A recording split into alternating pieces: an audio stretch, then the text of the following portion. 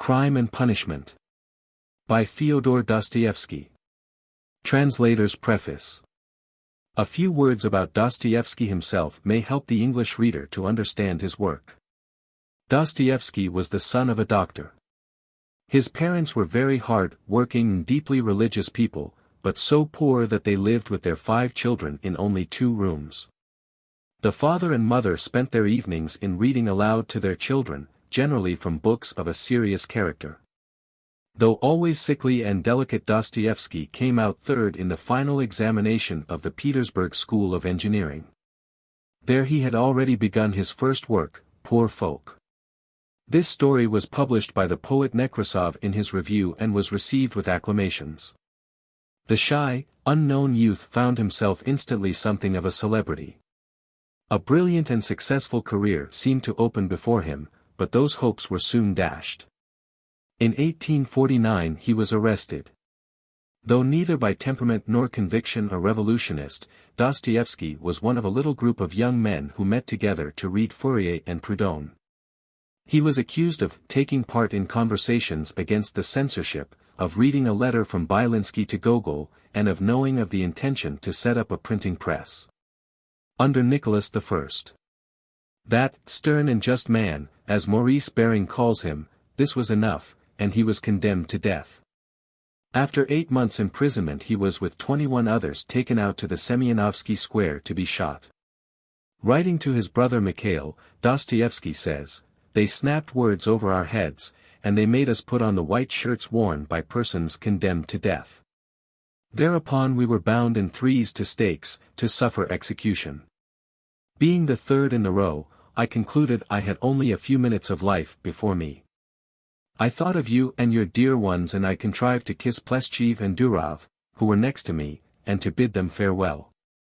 Suddenly the troops beat a tattoo, we were unbound, brought back upon the scaffold, and informed that His Majesty had spared us our lives. The sentence was commuted to hard labor. One of the prisoners, Grigoriev, went mad as soon as he was untied, and never regained his sanity." The intense suffering of this experience left a lasting stamp on Dostoevsky's mind. Though his religious temper led him in the end to accept every suffering with resignation and to regard it as a blessing in his own case, he constantly recurs to the subject in his writings. He describes the awful agony of the condemned man and insists on the cruelty of inflicting such torture. Then followed 4 years of penal servitude, spent in the company of common criminals in Siberia, where he began the dead house, and some years of service in a disciplinary battalion. He had shown signs of some obscure nervous disease before his arrest, and this now developed into violent attacks of epilepsy, from which he suffered for the rest of his life. The fits occurred 3 or 4 times a year and were more frequent in periods of great strain. In 1859 he was allowed to return to Russia. He started a journal, Vremya, which was forbidden by the censorship through a misunderstanding. In 1864 he lost his first wife and his brother Mikhail. He was in terrible poverty, yet he took upon himself the payment of his brother's debts. He started another journal, The Epoch, which within a few months was also prohibited. He was weighed down by debt, his brother's family was dependent on him, he was forced to write at heartbreaking speed, and is said never to have corrected his work. The later years of his life were much softened by the tenderness and devotion of his second wife. In June 1880 he made his famous speech at the unveiling of the monument to Pushkin in Moscow, and he was received with extraordinary demonstrations of love and honor. A few months later Dostoevsky died. He was followed to the grave by a vast multitude of mourners, who gave the hapless man the funeral of a king. He is still probably the most widely read writer in Russia. In the words of a Russian critic, who seeks to explain the feeling inspired by Dostoevsky, he was one of ourselves, a man of our blood and our bone. But one who has suffered and has seen so much more deeply than we have. His insight impresses us as wisdom, that wisdom of the heart which we seek, that we may learn from it how to live. All his other gifts came to him from nature, this he won for himself, and through it he became great. Part 1. Chapter 1. On an exceptionally hot evening early in July a young man came out of the garret in which he lodged in S. Place and walked slowly, as though in hesitation, towards K Bridge. He had successfully avoided meeting his landlady on the staircase. His garret was under the roof of a high, 5-storied house and was more like a cupboard than a room. The landlady who provided him with garret, dinners, and attendance, lived on the floor below, and every time he went out he was obliged to pass her kitchen, the door of which invariably stood open. And each time he passed, the young man had a sick, frightened feeling, which made him scowl and feel ashamed. He was hopelessly in debt to his landlady, and was afraid of meeting her. This was not because he was cowardly and abject, quite the contrary, but for some time past he had been in an overstrained irritable condition, verging on hypochondria. He had become so completely absorbed in himself, and isolated from his fellows that he dreaded meeting, not only his landlady, but anyone at all. He was crushed by poverty, but the anxieties of his position had of late ceased to weigh upon him. He had given up attending to matters of practical importance, he had lost all desire to do so. Nothing that any landlady could do had a real terror for him. But to be stopped on the stairs, to be forced to listen to her trivial, irrelevant gossip, to pestering demands for payment, threats and complaints, and to rack his brains for excuses, to prevaricate, to lie, no, rather than that. He would creep down the stairs like a cat and slip out unseen. This evening, however, on coming out into the street, he became acutely aware of his fears. I want to attempt a thing like that and am frightened by these trifles, he thought, with an odd smile. Yes, all is in a man's hands and he lets it all slip from cowardice, that's an axiom. It would be interesting to know what it is men are most afraid of. Taking a new step, uttering a new word is what they fear most. But I am talking too much. It's because I chatter that I do nothing. Or perhaps it is that I chatter because I do nothing. I've learned to chatter this last month, lying for days together in my den thinking, of Jack the Giant Killer. Why am I going there now? Am I capable of that? Is that serious? It is not serious at all. It's simply a fantasy to amuse myself, a plaything.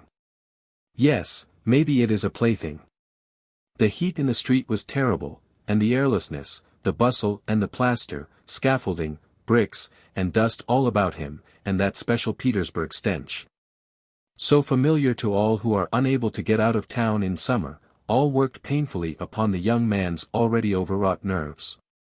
The insufferable stench from the pot houses, which are particularly numerous in that part of the town, and the drunken men whom he met continually, although it was a working day, completed the revolting misery of the picture. An expression of the profoundest disgust gleamed for a moment in the young man's refined face. He was, by the way, exceptionally handsome, above the average in height, slim, well-built, with beautiful dark eyes and dark brown hair. Soon he sank into deep thought, or more accurately speaking into a complete blankness of mind. He walked along not observing what was about him and not caring to observe it. From time to time, he would mutter something, from the habit of talking to himself, to which he had just confessed. At these moments he would become conscious that his ideas were sometimes in a tangle and that he was very weak. For 2 days he had scarcely tasted food. He was so badly dressed that even a man accustomed to shabbiness would have been ashamed to be seen in the street in such rags. In that quarter of the town, however, scarcely any shortcoming in dress would have created surprise.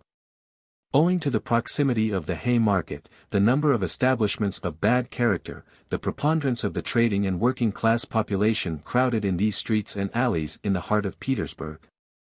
Types so various were to be seen in the streets that no figure, however queer, would have caused surprise.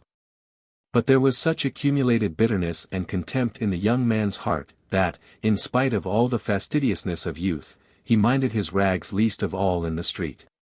It was a different matter when he met with acquaintances or with former fellow students, whom, indeed, he disliked meeting at any time. And yet when a drunken man who, for some unknown reason, was being taken somewhere in a huge wagon dragged by a heavy dray horse, suddenly shouted at him as he drove past, "Hey there!" German Hatter, bawling at the top of his voice and pointing at him, the young man stopped suddenly and clutched tremulously at his hat. It was a tall round hat from Zimmermann's, but completely worn out, rusty with age, all torn and bespattered, brimless and bent on one side in a most unseemly fashion. Not shame, however, but quite another feeling akin to terror had overtaken him. "I knew it," he muttered in confusion, "I thought so. That's the worst of all.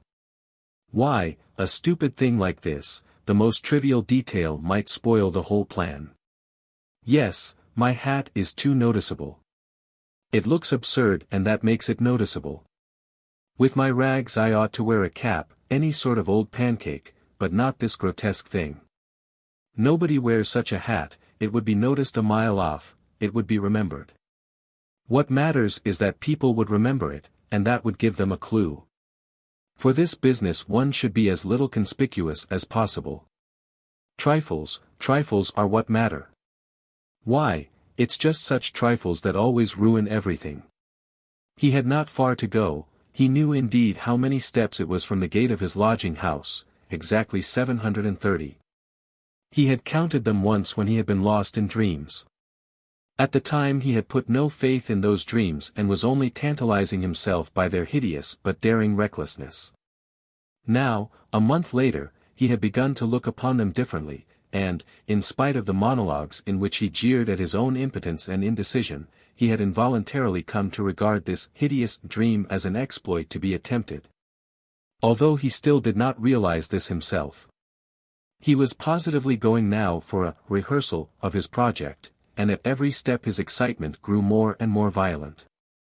With a sinking heart and a nervous tremor, he went up to a huge house which on one side looked on to the canal, and on the other into the street. This house was let out in tiny tenements and was inhabited by working people of all kinds, tailors, locksmiths, cooks, Germans of sorts, girls picking up a living as best they could, petty clerks, etc. There was a continual coming and going through the two gates and in the two courtyards of the house. 3 or 4 doorkeepers were employed on the building. The young man was very glad to meet none of them, and at once slipped unnoticed through the door on the right, and up the staircase. It was a back staircase, dark and narrow, but he was familiar with it already, and knew his way, and he liked all these surroundings. In such darkness even the most inquisitive eyes were not to be dreaded. "If I am so scared now, what would it be if it somehow came to pass that I were really going to do it?" he could not help asking himself as he reached the 4th story. There his progress was barred by some porters who were engaged in moving furniture out of a flat. He knew that the flat had been occupied by a German clerk in the civil service, and his family. This German was moving out then, and so the 4th floor on this staircase would be untenanted except by the old woman. "That's a good thing anyway," he thought to himself, as he rang the bell of the old woman's flat. The bell gave a faint tinkle as though it were made of tin and not of copper. The little flats in such houses always have bells that ring like that. He had forgotten the note of that bell, and now its peculiar tinkle seemed to remind him of something and to bring it clearly before him. He started, his nerves were terribly overstrained by now. In a little while, the door was opened a tiny crack, the old woman eyed her visitor with evident distrust through the crack, and nothing could be seen but her little eyes, glittering in the darkness. But, seeing a number of people on the landing, she grew bolder, and opened the door wide. The young man stepped into the dark entry, which was partitioned off from the tiny kitchen. The old woman stood facing him in silence and looking inquiringly at him. She was a diminutive, withered-up old woman of 60, with sharp malignant eyes and a sharp little nose. Her colorless, somewhat grizzled hair was thickly smeared with oil, and she wore no kerchief over it. Round her thin long neck, which looked like a hen's leg, was knotted some sort of flannel rag, and, in spite of the heat, there hung flapping on her shoulders, a mangy fur cape, yellow with age. The old woman coughed and groaned at every instant. The young man must have looked at her with a rather peculiar expression, for a gleam of mistrust came into her eyes again. "Raskolnikov, a student, I came here a month ago," the young man made haste to mutter, with a half-bow, remembering that he ought to be more polite. "I remember, my good sir, I remember quite well your coming here," the old woman said distinctly, still keeping her inquiring eyes on his face. "And here. I am again on the same errand, Raskolnikov continued, a little disconcerted and surprised at the old woman's mistrust. Perhaps she is always like that though, only I did not notice it the other time, he thought with an uneasy feeling. The old woman paused, as though hesitating, then stepped on one side, and pointing to the door of the room, she said, letting her visitor pass in front of her. "Step in, my good sir." The little room into which the young man walked, with yellow paper on the walls, geraniums and muslin curtains in the windows, was brightly lighted up at that moment by the setting sun.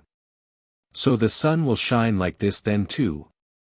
Flashed as it were by chance through Raskolnikov's mind, and with a rapid glance he scanned everything in the room, trying as far as possible to notice and remember its arrangement. But there was nothing special in the room. The furniture, all very old and of yellow wood, consisted of a sofa with a huge bent wooden back, an oval table in front of the sofa, a dressing table with a looking-glass fixed on it between the windows. Chairs along the walls and 2 or 3 halfpenny prints in yellow frames, representing German damsels with birds in their hands, that was all. In the corner a light was burning before a small icon. Everything was very clean, the floor and the furniture were brightly polished, everything shone. Lizaveta's work, thought the young man. There was not a speck of dust to be seen in the whole flat. It's in the houses of spiteful old widows that one finds such cleanliness, Raskolnikov thought again, and he stole a curious glance at the cotton curtain over the door leading into another tiny room, in which stood the old woman's bed and chest of drawers and into which he had never looked before. These 2 rooms made up the whole flat. "What do you want?" the old woman said severely, coming into the room and, as before, standing in front of him so as to look him straight in the face. "I've brought something to pawn here," and he drew out of his pocket an old-fashioned flat silver watch, on the back of which was engraved a globe. The chain was of steel. "But the time is up for your last pledge. The month was up the day before yesterday. I will bring you the interest for another month, wait a little. But that's for me to do as I please, my good sir, to wait or to sell your pledge at once. How much will you give me for the watch, Alyona Ivanovna? You come with such trifles, my good sir, it's scarcely worth anything. I gave you 2 rubles last time for your ring and one could buy it quite new at a jeweller's for 1.5 rubles. Give me 4 rubles for it, I shall redeem it, it was my father's. I shall be getting some money soon. 1.5 rubles, and interest in advance, if you like." 1.5 rubles, cried the young man. "Please yourself," and the old woman handed him back the watch. The young man took it, and was so angry that he was on the point of going away.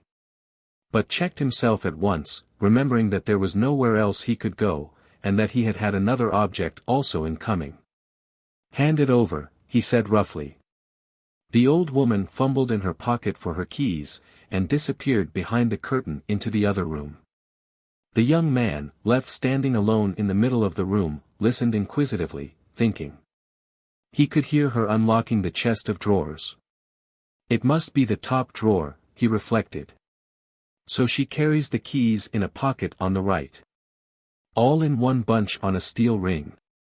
And there's one key there, 3 times as big as all the others, with deep notches. That can't be the key of the chest of drawers, then there must be some other chest or strongbox, that's worth knowing. Strongboxes always have keys like that, but how degrading it all is. The old woman came back. "Here, sir, as we say 10 kopecks the ruble a month, so I must take 15 kopecks from 1.5 rubles for the month in advance. But for the 2 rubles I lent you before, you owe me now 20 kopecks on the same reckoning in advance. That makes 35 kopecks altogether. So I must give you 1.15 rubles for the watch. Here it is." "What? Only 1.15 rubles now?" "Just so." The young man did not dispute it and took the money. He looked at the old woman, and was in no hurry to get away, as though there was still something he wanted to say or to do, but he did not himself quite know what. "I may be bringing you something else in a day or 2, Alyona Ivanovna, a valuable thing, silver, a cigarette box, as soon as I get it back from a friend." He broke off in confusion. Well, we will talk about it then, sir. Goodbye. Are you always at home alone? Your sister is not here with you? He asked her as casually as possible as he went out into the passage. What business is she of yours, my good sir? Oh, nothing particular, I simply asked. You are too quick. Good day, Alyona Ivanovna. Raskolnikov went out in complete confusion. This confusion became more and more intense. As he went down the stairs, he even stopped short, 2 or 3 times, as though suddenly struck by some thought. When he was in the street he cried out, "Oh, God, how loathsome it all is! And can I possibly? No, it's nonsense, it's rubbish," he added resolutely. And how could such an atrocious thing come into my head? What filthy things my heart is capable of. Yes, filthy above all, disgusting, loathsome, and for a whole month I've been. But no words, no exclamations, could express his agitation. The feeling of intense repulsion, which had begun to oppress and torture his heart while he was on his way to the old woman, had by now reached such a pitch and had taken such a definite form that he did not know what to do with himself to escape from his wretchedness. He walked along the pavement like a drunken man, regardless of the passers-by, and jostling against them, and only came to his senses when he was in the next street. Looking round, he noticed that he was standing close to a tavern which was entered by steps leading from the pavement to the basement. At that instant 2 drunken men came out at the door, and abusing and supporting one another, they mounted the steps without stopping to think. Raskolnikov went down the steps at once. Till that moment he had never been into a tavern, but now he felt giddy and was tormented by a burning thirst. He longed for a drink of cold beer, and attributed his sudden weakness to the want of food. He sat down at a sticky little table in a dark and dirty corner, ordered some beer, and eagerly drank off the first glassful. At once he felt easier, and his thoughts became clear. All that's nonsense, he said hopefully, and there is nothing in it all to worry about. It's simply physical derangement. Just a glass of beer, a piece of dry bread, and in one moment the brain is stronger, the mind is clearer and the will is firm. Phew, how utterly petty it all is. But in spite of this scornful reflection, he was by now looking cheerful as though he were suddenly set free from a terrible burden, and he gazed round in a friendly way at the people in the room. But even at that moment he had a dim foreboding that this happier frame of mind was also not normal. There were few people at the time in the tavern. Besides the 2 drunken men he had met on the steps, a group consisting of about 5 men and a girl with a concertina had gone out at the same time. Their departure left the room quiet and rather empty. The persons still in the tavern were a man who appeared to be an artisan, drunk, but not extremely so, sitting before a pot of beer, and his companion, a huge, stout man with a grey beard, in a short full-skirted coat. He was very drunk, and had dropped asleep on the bench. Every now and then, he began as though in his sleep, cracking his fingers, with his arms wide apart and the upper part of his body bounding about on the bench, while he hummed some meaningless refrain. Trying to recall some such lines as these. His wife a year he fondly loved his wife a year he, fondly loved. Or suddenly waking up again. Walking along the crowded row he met the one he used to know. But no one shared his enjoyment, his silent companion looked with positive hostility and mistrust at all these manifestations. There was another man in the room who looked somewhat like a retired government clerk. He was sitting apart, now and then sipping from his pot and looking round at the company.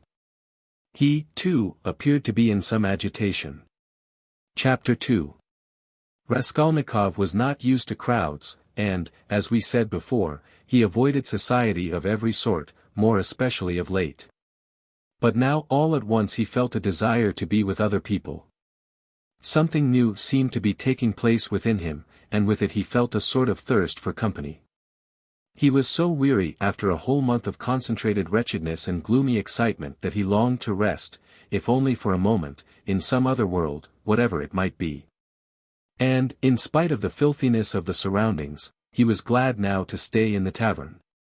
The master of the establishment was in another room, but he frequently came down some steps into the main room, his jaunty, tarred boots with red turnover tops coming into view each time before the rest of his person.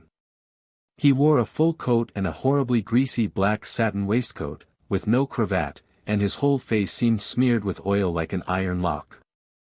At the counter stood a boy of about 14, and there was another boy somewhat younger who handed whatever was wanted. On the counter lay some sliced cucumber, some pieces of dried black bread, and some fish, chopped up small, all smelling very bad. It was insufferably close, and so heavy with the fumes of spirits that 5 minutes in such an atmosphere might well make a man drunk. There are chance meetings with strangers that interest us from the first moment, before a word is spoken. Such was the impression made on Raskolnikov by the person sitting a little distance from him, who looked like a retired clerk. The young man often recalled this impression afterwards, and even ascribed it to presentiment. He looked repeatedly at the clerk, partly no doubt because the latter was staring persistently at him, obviously anxious to enter into conversation. At the other persons in the room, including the tavern keeper, the clerk looked as though he were used to their company, and weary of it, showing a shade of condescending contempt for them as persons of station and culture inferior to his own, with whom it would be useless for him to converse. He was a man over 50, bald and grizzled, of medium height, and stoutly built. His face, bloated from continual drinking, was of a yellow, even greenish, tinge, with swollen eyelids out of which keen reddish eyes gleamed like little chinks. But there was something very strange in him, there was a light in his eyes as though of intense feeling, perhaps there were even thought and intelligence, but at the same time there was a gleam of something like madness. He was wearing an old and hopelessly ragged black dress coat, with all its buttons missing except one, and that one he had buttoned, evidently clinging to this last trace of respectability. A crumpled shirt front, covered with spots and stains, protruded from his canvas waistcoat. Like a clerk, he wore no beard, nor mustache, but had been so long unshaven that his chin looked like a stiff grayish brush. And there was something respectable and like an official about his manner too. But he was restless, he ruffled up his hair and from time to time let his head drop into his hands, dejectedly resting his ragged elbows on the stained and sticky table. At last he looked straight at Raskolnikov, and said loudly and resolutely, "May I venture, honored sir, to engage you in polite conversation? Forasmuch as, though your exterior would not command respect, my experience admonishes me that you are a man of education and not accustomed to drinking. I have always respected education when in conjunction with genuine sentiments, and I am besides a titular counselor in rank. Marmeladov, such is my name, titular counselor. I make bold to inquire, have you been in the service?"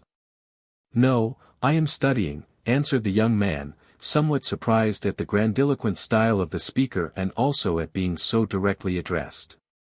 In spite of the momentary desire he had just been feeling for company of any sort, on being actually spoken to he felt immediately his habitual irritable and uneasy aversion for any stranger who approached or attempted to approach him. "A student then, or formerly a student," cried the clerk. "Just what I thought. I'm a man of experience, immense experience, sir," and he tapped his forehead with his fingers in self-approval. "You've been a student or have attended some learned institution. But allow me." He got up, staggered, took up his jug and glass, and sat down beside the young man, facing him a little sideways. He was drunk, but spoke fluently and boldly, only occasionally losing the thread of his sentences and drawling his words. He pounced upon Raskolnikov as greedily as though he too had not spoken to a soul for a month. "Honored sir," he began almost with solemnity, "poverty is not a vice, that's a true saying. Yet I know too that drunkenness is not a virtue, and that that's even truer. But beggary, honored sir, beggary is a vice. In poverty you may still retain your innate nobility of soul, but in beggary, never, no one. For beggary a man is not chased out of human society with a stick, he is swept out with a broom, so as to make it as humiliating as possible. And quite right, too, forasmuch as in beggary I am ready to be the first to humiliate myself. Hence the pot-house. Honored sir, a month ago Mr. Lebeziatnikov gave my wife a beating, and my wife is a very different matter from me. Do you understand? Allow me to ask you another question out of simple curiosity. Have you ever spent a night on a hay barge, on the Neva? No, I have not happened to, answered Raskolnikov. What do you mean? Well, I've just come from one and it's the 5th night I've slept so. He filled his glass, emptied it and paused. Bits of hay were in fact clinging to his clothes and sticking to his hair. It seemed quite probable that he had not undressed or washed for the last 5 days. His hands, particularly, were filthy. They were fat and red, with black nails. His conversation seemed to excite a general though languid interest. The boys at the counter fell to sniggering. The innkeeper came down from the upper room, apparently on purpose to listen to the funny fellow, and sat down at a little distance, yawning lazily, but with dignity. Evidently Marmeladov was a familiar figure here, and he had most likely acquired his weakness for high-flown speeches from the habit of frequently entering into conversation with strangers of all sorts in the tavern. This habit develops into a necessity in some drunkards, and especially in those who are looked after sharply and kept in order at home. Hence in the company of other drinkers they try to justify themselves and even if possible obtain consideration. Funny fellow, pronounced the innkeeper. And why don't you work, why aren't you at your duty, if you are in the service? Why am I not at my duty, honored sir, Marmeladov went on, addressing himself exclusively to Raskolnikov, as though it had been he who put that question to him. Why am I not at my duty? Does not my heart ache to think what a useless worm I am? A month ago when Mr. Lebeziatnikov beat my wife with his own hands, and I lay drunk, didn't I suffer? Excuse me, young man, has it ever happened to you, well, to petition hopelessly for a loan? Yes, it has. But what do you mean by hopelessly? Hopelessly in the fullest sense, when you know beforehand that you will get nothing by it. You know, for instance, beforehand with positive certainty that this man, this most reputable and exemplary citizen, will on no consideration give you money, and indeed I ask you why should he? For he knows of course that I shan't pay it back. From compassion? But Mr. Lebeziatnikov, who keeps up with modern ideas, explained the other day that compassion is forbidden nowadays by science itself, and that that's what is done now in England, where there is political economy. Why, I ask you, should he give it to me? And yet though I know beforehand that he won't, I set off to him and... Why do you go? Put in Raskolnikov. Well, when one has no one, nowhere else one can go. For every man must have somewhere to go. Since there are times when one absolutely must go somewhere. When my own daughter first went out with a yellow ticket, then I had to go. For my daughter has a yellow passport, he added in parenthesis, looking with a certain uneasiness at the young man. No matter, sir, no matter. He went on hurriedly and with apparent composure when both the boys at the counter guffawed and even the innkeeper smiled. No matter, I am not confounded by the wagging of their heads. For everyone knows everything about it already, and all that is secret is made open. And I accept it all, not with contempt, but with humility. So be it. So be it. Behold the man. Excuse me, young man, can you? No, to put it more strongly and more distinctly, not can you but dare you, looking upon me, assert that I am not a pig? The young man did not answer a word. Well, the orator began again stolidly and with even increased dignity, after waiting for the laughter in the room to subside. Well, so be it, I am a pig, but she is a lady. I have the semblance of a beast, but Katerina Ivanovna, my spouse, is a person of education and an officer's daughter. Granted, I am a scoundrel, but she is a woman of a noble heart, full of sentiments, refined by education. And yet, oh, if only she felt for me. Honored sir, you know every man ought to have at least one place where people feel for him. But Katerina Ivanovna, though she is magnanimous, she is unjust. And yet, although I realize that when she pulls my hair she only does it out of pity, for I repeat without being ashamed, she pulls my hair, young man, he declared with redoubled dignity, hearing the sniggering again, but, my God! If she would but once. But no, no. It's all in vain and it's no use talking. No use talking. For more than once, my wish did come true and more than once she has felt for me but, such is my fate and I am a beast by nature. Rather, assented the innkeeper yawning. Marmeladov struck his fist resolutely on the table. Such is my fate. Do you know, sir, do you know, I have sold her very stockings for drink? Not her shoes, that would be more or less in the order of things, but her stockings I have sold for drink. Her mohair shawl I sold for drink, a present to her long ago, her own property, not mine. And we live in a cold room and she caught cold this winter and has begun coughing and spitting blood too. We have 3 little children and Katerina Ivanovna is at work from morning till night. She is scrubbing and cleaning and washing the children, for she's been used to cleanliness from a child. But her chest is weak and she has a tendency to consumption and I feel it. Do you suppose I don't feel it? And the more I drink the more I feel it. That's why I drink too.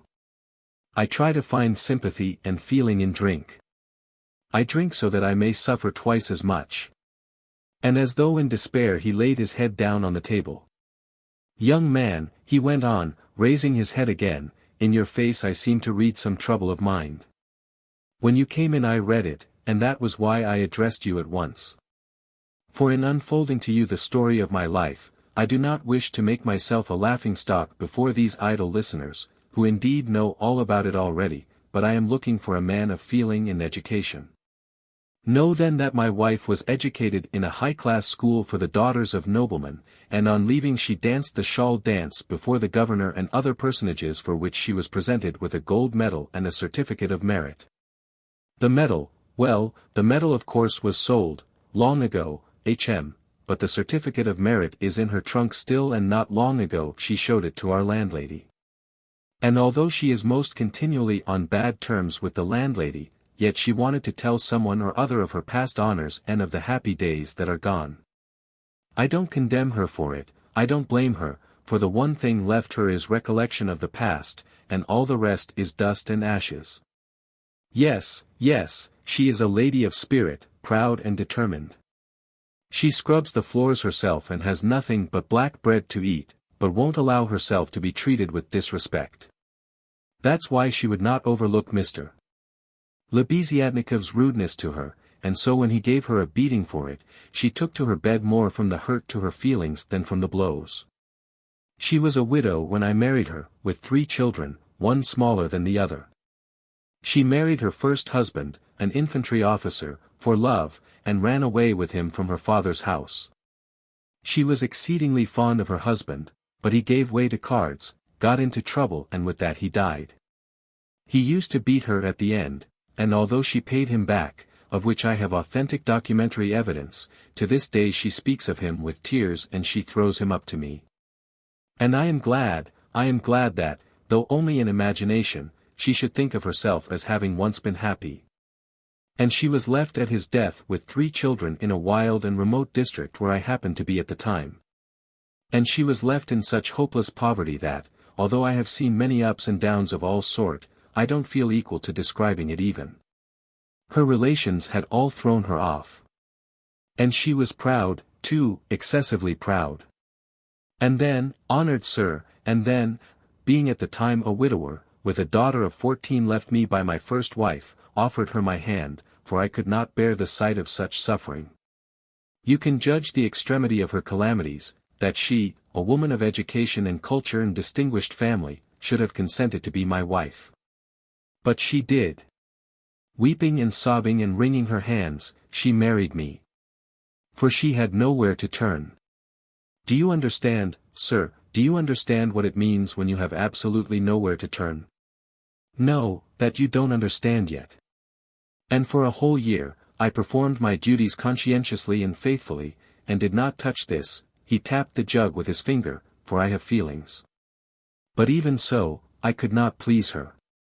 And then I lost my place too, and that through no fault of mine but through changes in the office, and then I did touch it. It will be a year and a half ago soon since we found ourselves at last after many wanderings and numerous calamities in this magnificent capital, adorned with innumerable monuments. Here I obtained a situation. I obtained it and I lost it again. Do you understand? This time it was through my own fault I lost it, for my weakness had come out. We have now part of a room at Amalia Fyodorovna Lipovexel's, and what we live upon and what we pay our rent with, I could not say. There are a lot of people living there besides ourselves. Dirt and disorder, a perfect bedlam, yes. And meanwhile my daughter by my first wife has grown up. And what my daughter has had to put up with from her stepmother whilst she was growing up, I won't speak of. For, though Katerina Ivanovna is full of generous feelings, she is a spirited lady, irritable and short-tempered. Yes. But it's no use going over that. Sonia, as you may well fancy, has had no education. I did make an effort 4 years ago to give her a course of geography and universal history, but as I was not very well up in those subjects myself and we had no suitable books, and what books we had, anyway we have not even those now. So all our instruction came to an end. We stopped at Cyrus of Persia. Since she has attained years of maturity, she has read other books of romantic tendency and of late she had read with great interest a book she got through Mr. Lebeziatnikov, Louis' Physiology, do you know it? And even recounted extracts from it to us, and that's the whole of her education. And now may I venture to address you, honored sir, on my own account with a private question. Do you suppose that a respectable poor girl can earn much by honest work? Not 15 farthings a day can she earn, if she is respectable and has no special talent and that without putting her work down for an instant. And what's more, Ivan Ivanitch Klopstock the civil councillor, have you heard of him? Has not to this day paid her for the half-dozen linen shirts she made him and drove her roughly away, stamping and reviling her, on the pretext that the shirt collars were not made like the pattern and were put in askew. And there are the little ones hungry. And Katerina Ivanovna walking up and down and wringing her hands, her cheeks flushed red, as they always are in that disease. Here you live with us, says she, you eat and drink and are kept warm and you do nothing to help. And much she gets to eat and drink when there is not a crust for the little ones for 3 days. I was lying at the time, well, what of it? I was lying drunk and I heard my Sonia speaking. She is a gentle creature with a soft little voice, fair hair and such a pale, thin little face, she said, Katerina Ivanovna, am I really to do a thing like that? And Darya Frantsovna, a woman of evil character and very well known to the police, had 2 or 3 times tried to get at her through the landlady. And why not? Said Katerina Ivanovna with a jeer, you are something mighty precious to be so careful of. But don't blame her, honored sir, don't blame her. She was not herself when she spoke, but driven to distraction by her illness and the crying of the hungry children, and it was said more to wound her than anything else. For that's Katerina Ivanovna's character, and when children cry, even from hunger, she falls to beating them at once. At 6 o'clock I saw Sonia get up, put on her kerchief and her cape, and go out of the room, and about 9 o'clock she came back. She walked straight up to Katerina Ivanovna and she laid 30 rubles on the table before her in silence. She did not utter a word, she did not even look at her, she simply picked up our big green drap de dame's shawl, we have a shawl, made of drap de dames, put it over her head and face and lay down on the bed with her face to the wall. Only her little shoulders and her body kept shuddering. And I went on lying there, just as before. And then I saw, young man, I saw Katerina Ivanovna, in the same silence go up to Sonia's little bed. She was on her knees all the evening kissing Sonia's feet, and would not get up, and then they both fell asleep in each other's arms, together, yes, and I, lay drunk.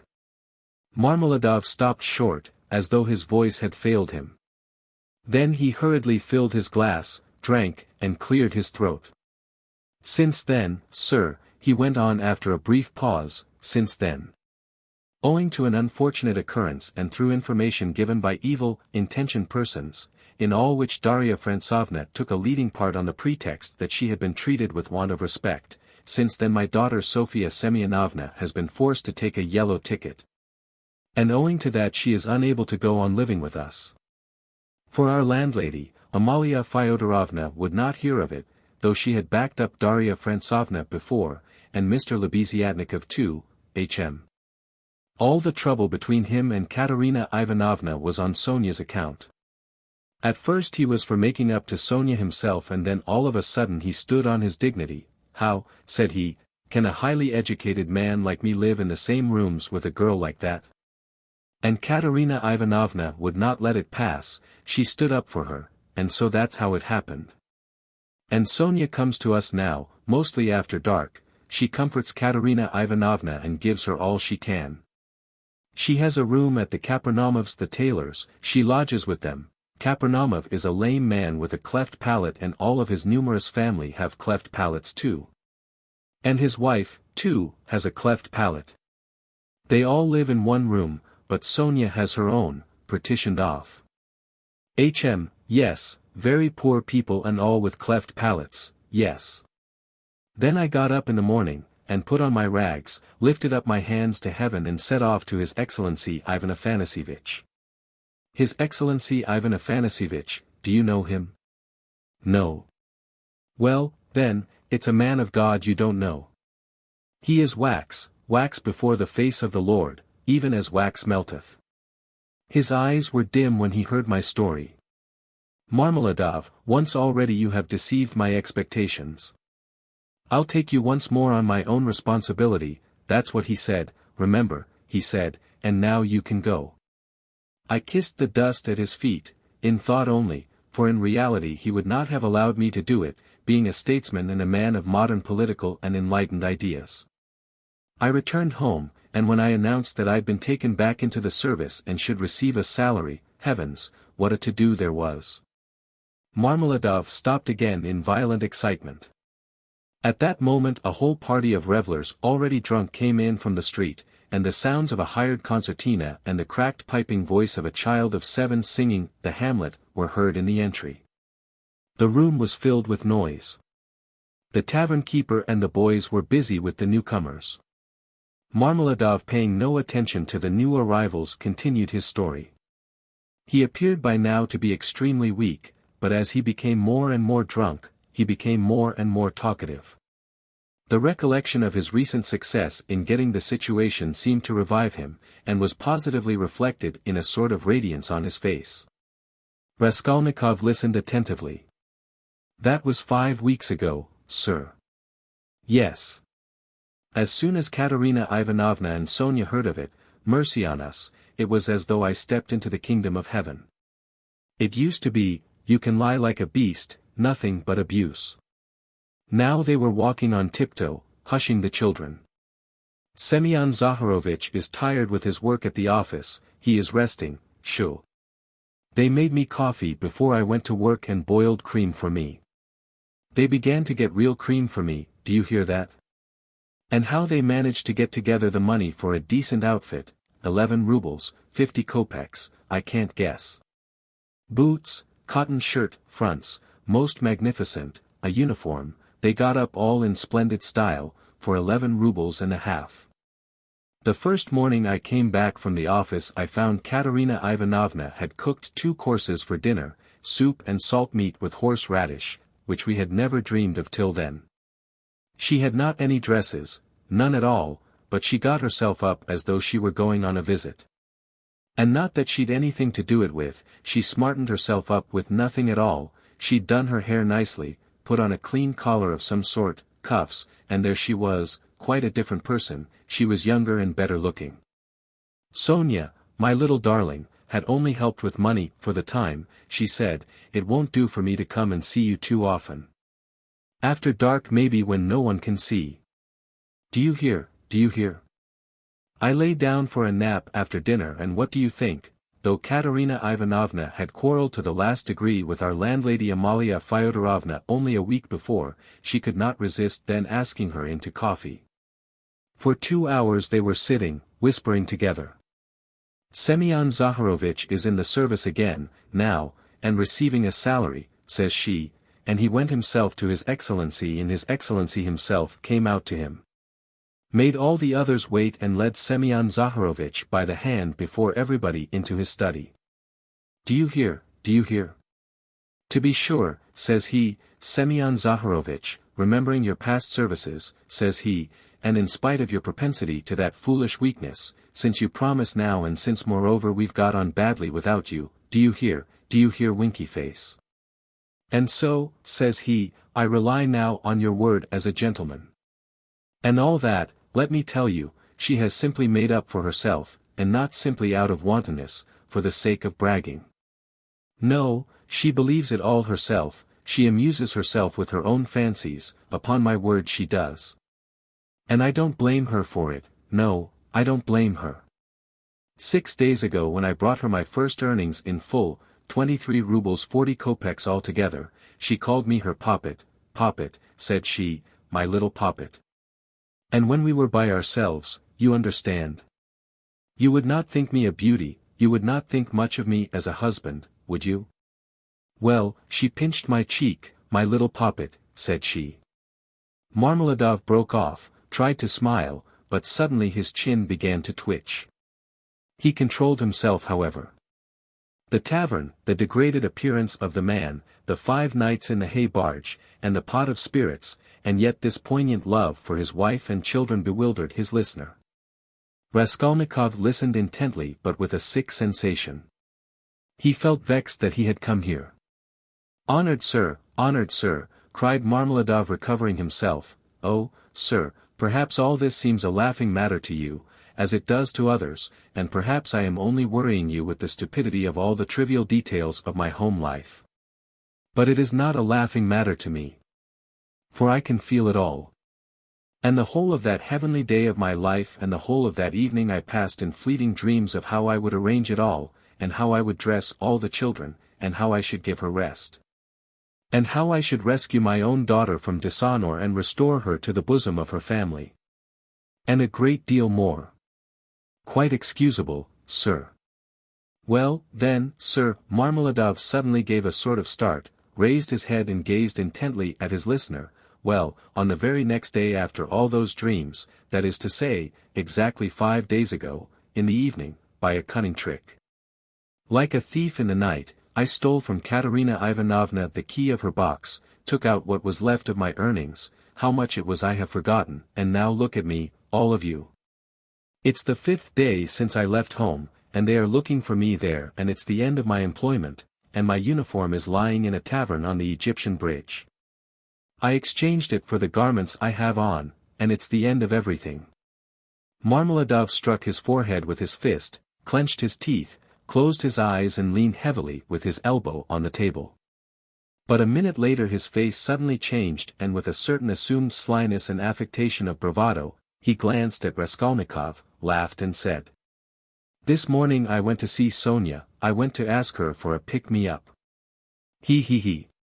You don't say she gave it to you, cried one of the newcomers. He shouted the words and went off into a guffaw. This very quart was bought with her money, Marmeladov declared, addressing himself exclusively to Raskolnikov. 30 kopecks she gave me with her own hands, her last, all she had, as I saw. She said nothing, she only looked at me without a word. Not on earth, but up yonder, they grieve over men, they weep, but they don't blame them.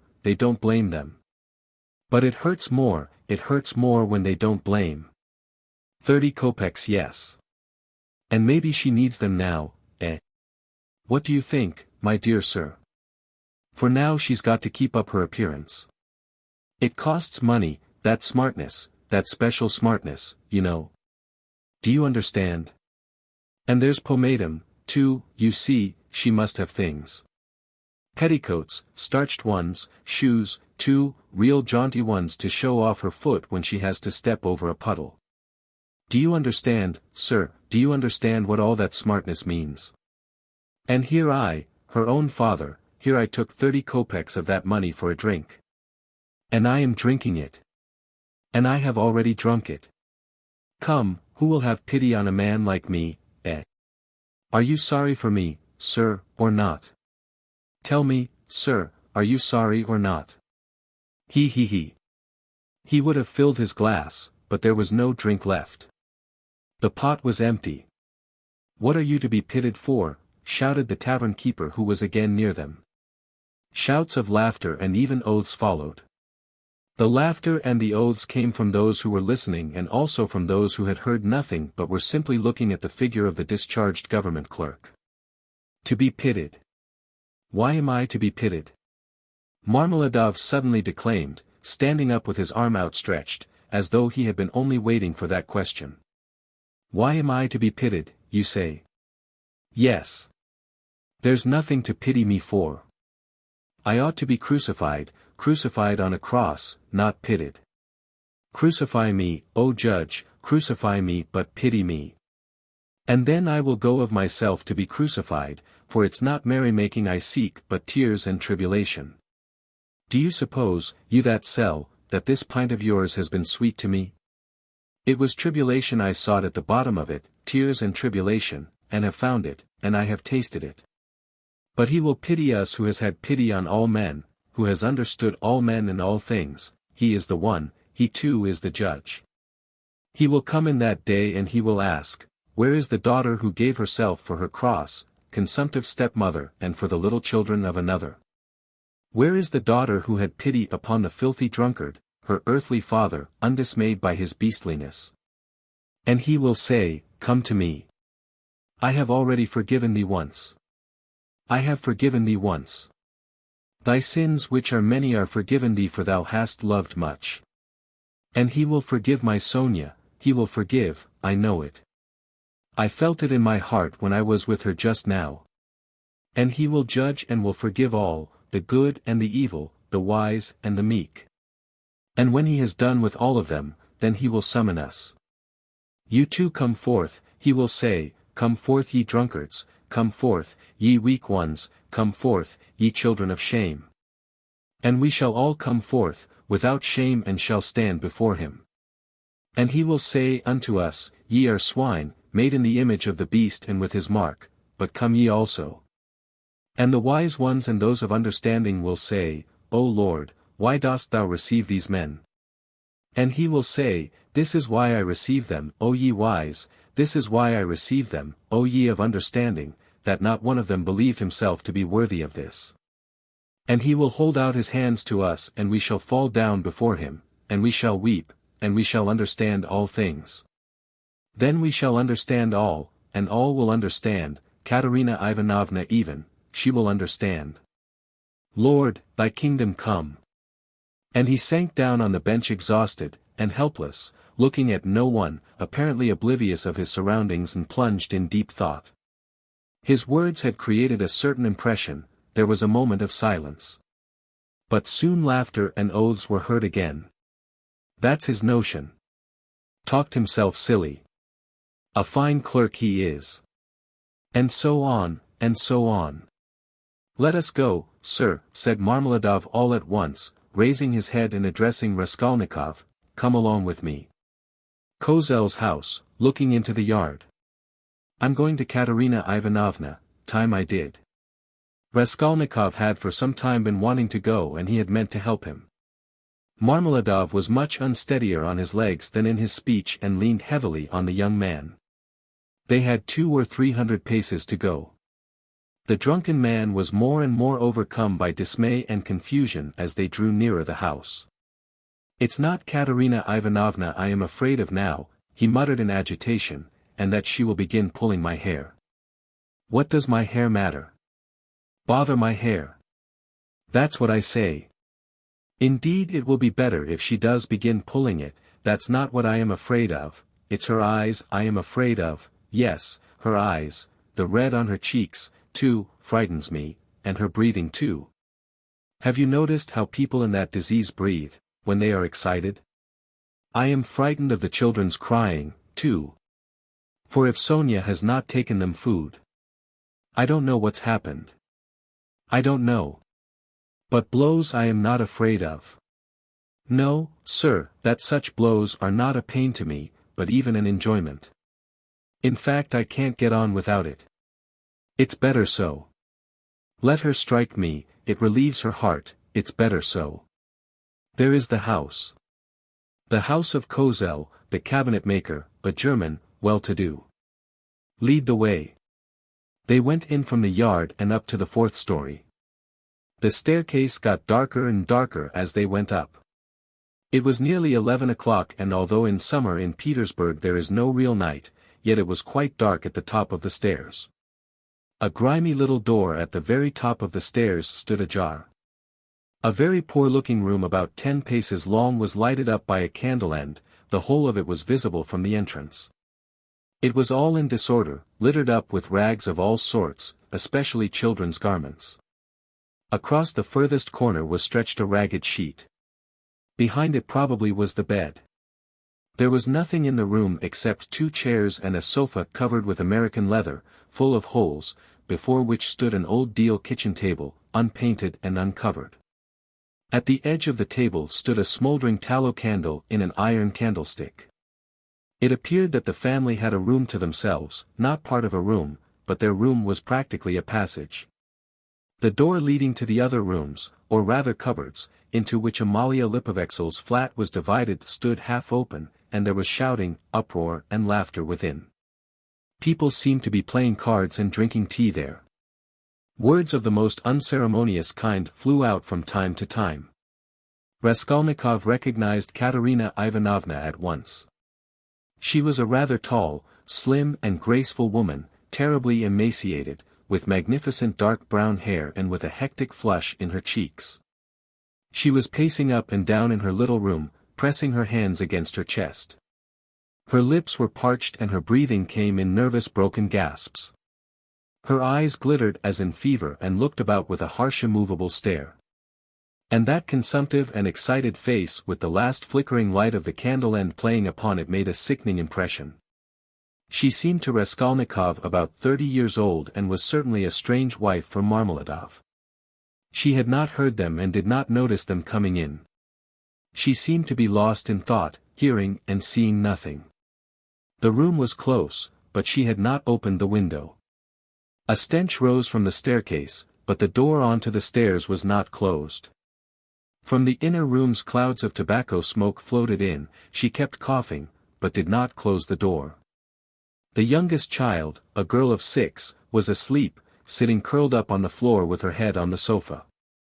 A boy a year older stood crying and shaking in the corner, probably he had just had a beating. Beside him stood a girl of 9 years old, tall and thin, wearing a thin and ragged chemise with an ancient cashmere pelisse flung over her bare shoulders, long outgrown and barely reaching her knees. Her arm, as thin as a stick, was round her brother's neck. She was trying to comfort him, whispering something to him, and doing all she could to keep him from whimpering again. At the same time her large dark eyes, which looked larger still from the thinness of her frightened face, were watching her mother with alarm. Marmeladov did not enter the door, but dropped on his knees in the very doorway, pushing Raskolnikov in front of him. The woman seeing a stranger stopped indifferently facing him, coming to herself for a moment and apparently wondering what he had come for. But evidently she decided that he was going into the next room, as he had to pass through hers to get there. Taking no further notice of him, she walked towards the outer door to close it and uttered a sudden scream on seeing her husband on his knees in the doorway. "Ah," she cried out in a frenzy, "he has come back. The criminal. The monster. And where is the money? What's in your pocket, show me. And your clothes are all different. Where are your clothes? Where is the money? Speak." And she fell to searching him. Marmeladov submissively and obediently held up both arms to facilitate the search. Not a farthing was there. "Where is the money?" she cried, "mercy on us, can he have drunk it all?" There were 12 silver rubles left in the chest. And in a fury she seized him by the hair and dragged him into the room. Marmeladov seconded her efforts by meekly crawling along on his knees. "And this is a consolation to me. This does not hurt me, but is a positive consolation, honored sir," he called out, shaken to and fro by his hair and even once striking the ground with his forehead. The child asleep on the floor woke up, and began to cry. The boy in the corner, losing all control, began trembling and screaming and rushed to his sister in violent terror, almost in a fit. The eldest girl was shaking like a leaf. "He's drunk it. He's drunk it all," the poor woman screamed in despair, "and his clothes are gone. And they are hungry, hungry." And wringing her hands she pointed to the children. "Oh, accursed life! And you, are you not ashamed?" She pounced all at once upon Raskolnikov, from the tavern. "Have you been drinking with him? You have been drinking with him, too. Go away."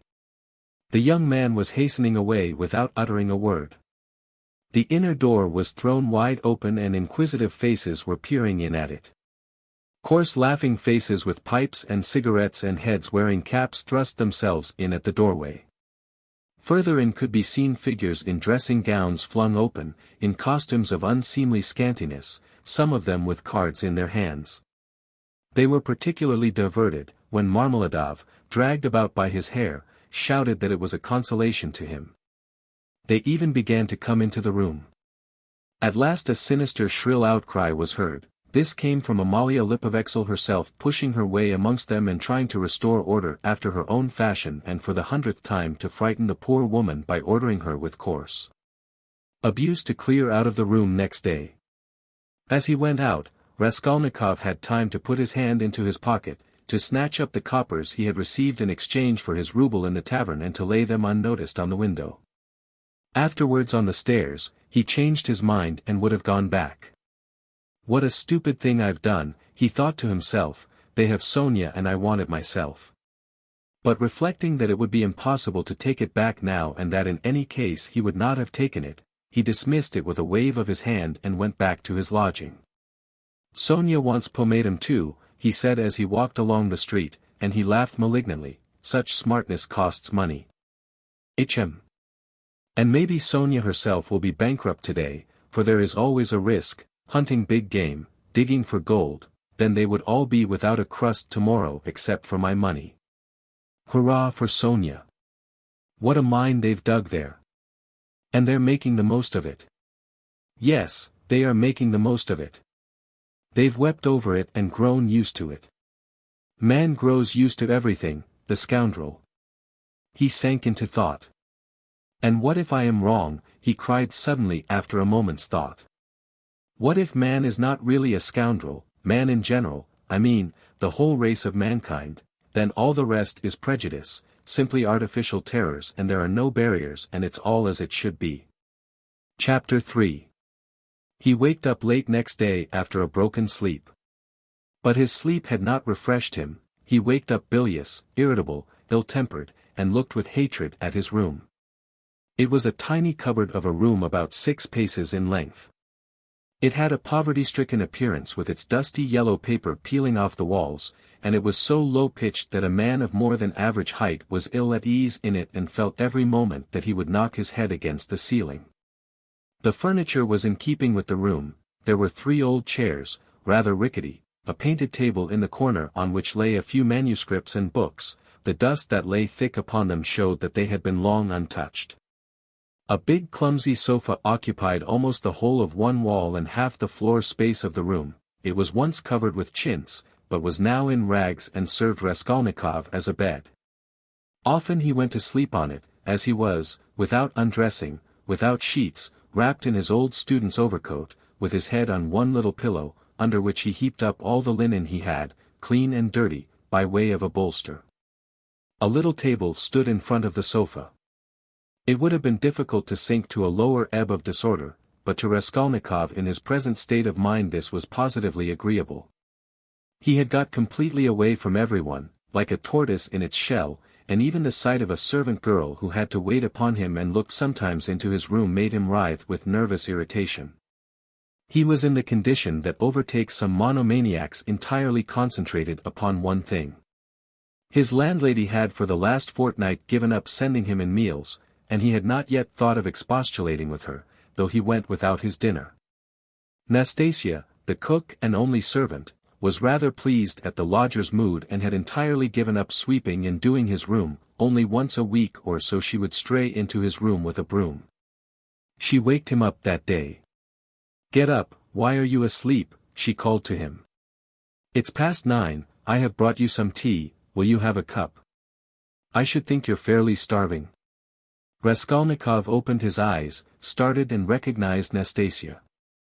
From the landlady, eh? He asked, slowly and with a sickly face sitting up on the sofa. From the landlady, indeed. She set before him her own cracked teapot full of weak and stale tea and laid 2 yellow lumps of sugar by the side of it. Here, Nastasia, take it please, he said, fumbling in his pocket, for he had slept in his clothes, and taking out a handful of coppers, run and buy me a loaf. And get me a little sausage, the cheapest, at the pork butcher's. The loaf I'll fetch you this very minute, but wouldn't you rather have some cabbage soup instead of sausage? It's capital soup, yesterday's. I saved it for you yesterday, but you came in late. It's fine soup. When the soup had been brought, and he had begun upon it, Nastasia sat down beside him on the sofa and began chatting. She was a country peasant woman and a very talkative one. Praskovia Pavlovna means to complain to the police about you, she said. He scowled. To the police? What does she want? You don't pay her money and you won't turn out of the room. That's what she wants, to be sure. The devil, that's the last straw, he muttered, grinding his teeth. No, that would not suit me, just now. She is a fool, he added aloud. I'll go and talk to her today. Fool she is and no mistake, just as I am. But why, if you are so clever, do you lie here like a sack and have nothing to show for it? One time you used to go out, you say, to teach children.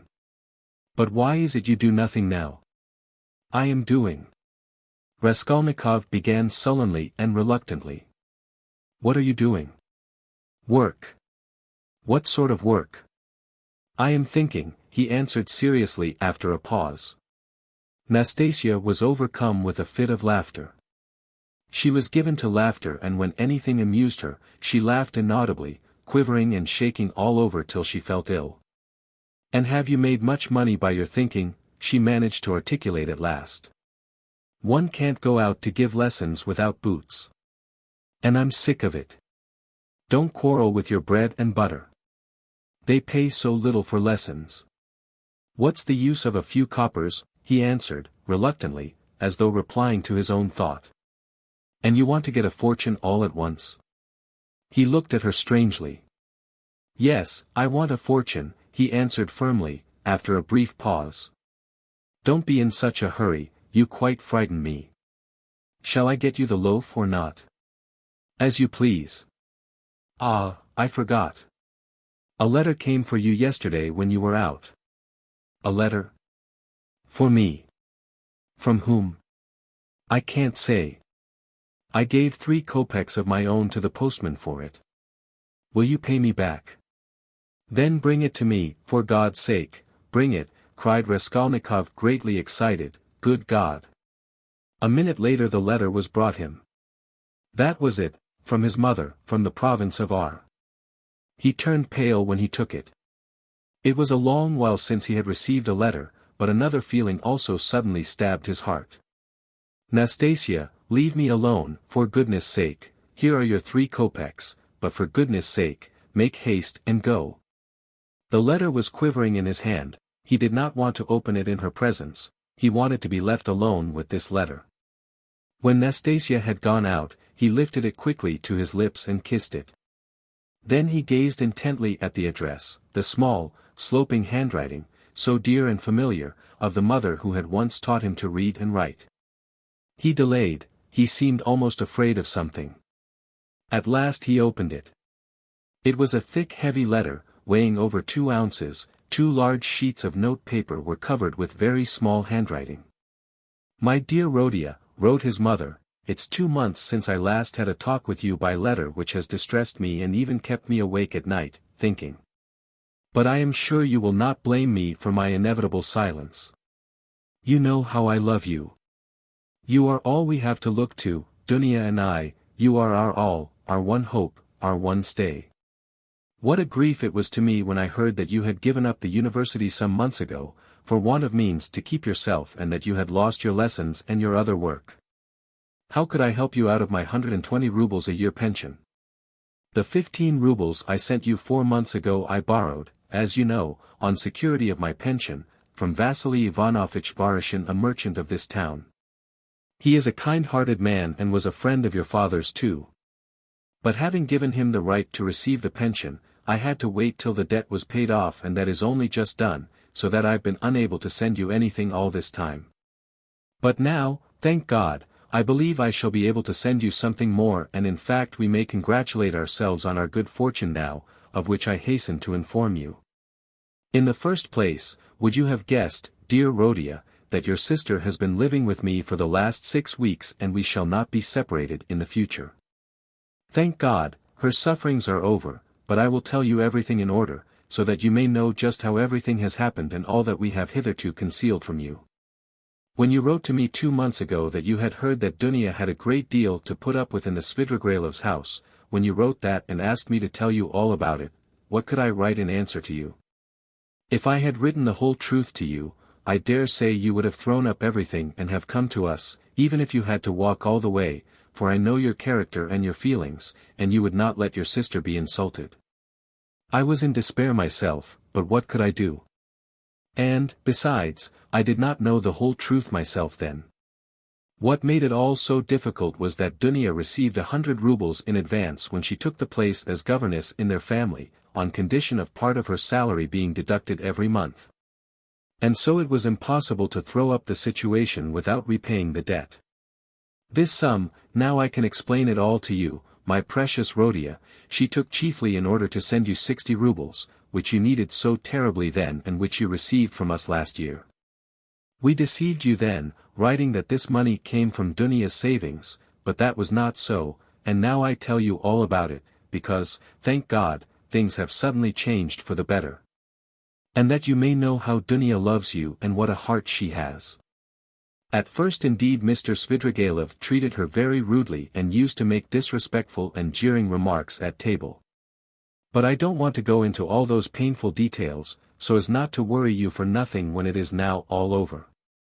In short, in spite of the kind and generous behavior of Marfa Petrovna, Mr. Svidrigaïlov's wife, and all the rest of the household, Dunya had a very hard time, especially when Mr. Svidrigaïlov, relapsing into his old regimental habits, was under the influence of Bacchus. And how do you think it was all explained later on? Would you believe that the crazy fellow had conceived a passion for Dunya from the beginning, but had concealed it under a show of rudeness and contempt? Possibly he was ashamed and horrified himself at his own flighty hopes, considering his years and his being the father of a family, and that made him angry with Dunya. And possibly, too, he hoped by his rude and sneering behavior to hide the truth from others. But at last he lost all control and had the face to make Dunya an open and shameful proposal, promising her all sorts of inducements and offering, besides, to throw up everything and take her to another estate of his, or even abroad. You can imagine all she went through. To leave her situation at once was impossible, not only on account of the money debt, but also to spare the feelings of Marfa Petrovna, whose suspicions would have been aroused, and then Dunya would have been the cause of a rupture in the family. And it would have meant a terrible scandal for Dunya too, that would have been inevitable. There were various other reasons owing to which Dunya could not hope to escape from that awful house for another 6 weeks. You know Dunya, of course. You know how clever she is and what a strong will she has. Dunya can endure a great deal, and even in the most difficult cases she has the fortitude to maintain her firmness. She did not even write to me about everything for fear of upsetting me, although we were constantly in communication. It all ended very unexpectedly. Marfa Petrovna accidentally overheard her husband imploring Dunya in the garden, and, putting quite a wrong interpretation on the position, threw the blame upon her, believing her to be the cause of it all. An awful scene took place between them on the spot in the garden. Marfa Petrovna went so far as to strike Dunya, refused to hear anything and was shouting at her for a whole hour, and then gave orders that Dunya should be packed off at once to me in a plain peasant's cart, into which they flung all her things. Her linen and her clothes, all pell-mell, without folding it up and packing it. And a heavy shower of rain came on, too, and Dunya, insulted and put to shame, had to drive with a peasant in an open cart all the 17 versts into town. Only think now, what answer could I have sent to the letter I received from you 2 months ago, and what could I have written? I was in despair. I dared not write to you the truth because you would have been very unhappy, mortified and indignant, and yet what could you do? You could only perhaps ruin yourself, and, besides, Dunya would not allow it. And fill up my letter with trifles when my heart was so full of sorrow, I could not.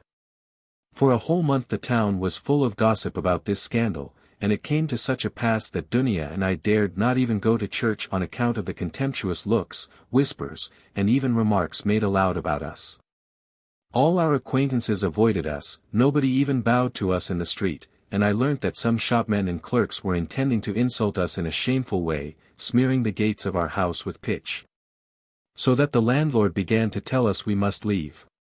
All this was set going by Marfa Petrovna, who managed to slander Dunya and throw dirt at her in every family.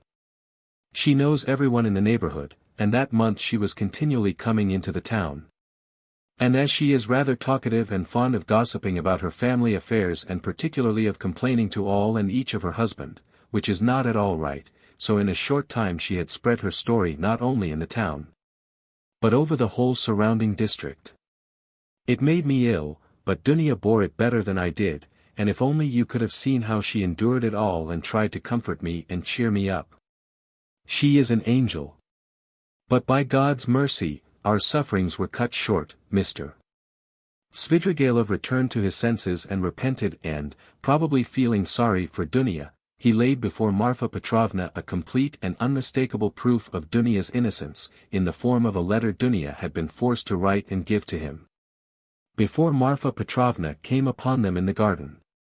This letter, which remained in Mr. Svidrigailov's hands after her departure, she had written to refuse personal explanations and secret interviews, for which he was entreating her. In that letter she reproached him with great heat and indignation for the baseness of his behavior in regard to Marfa Petrovna, reminding him that he was the father and head of a family and telling him how infamous it was of him to torment and make unhappy a defenseless girl, unhappy enough already. Indeed, dear Rhodia, the letter was so nobly and touchingly written that I sobbed when I read it, and to this day I cannot read it without tears. Moreover, the evidence of the servants, too, cleared Dunya's reputation.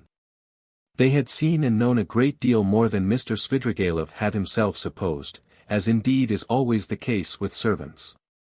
Marfa Petrovna was completely taken aback, and again crushed, as she said herself to us, but she was completely convinced of Dunya's innocence.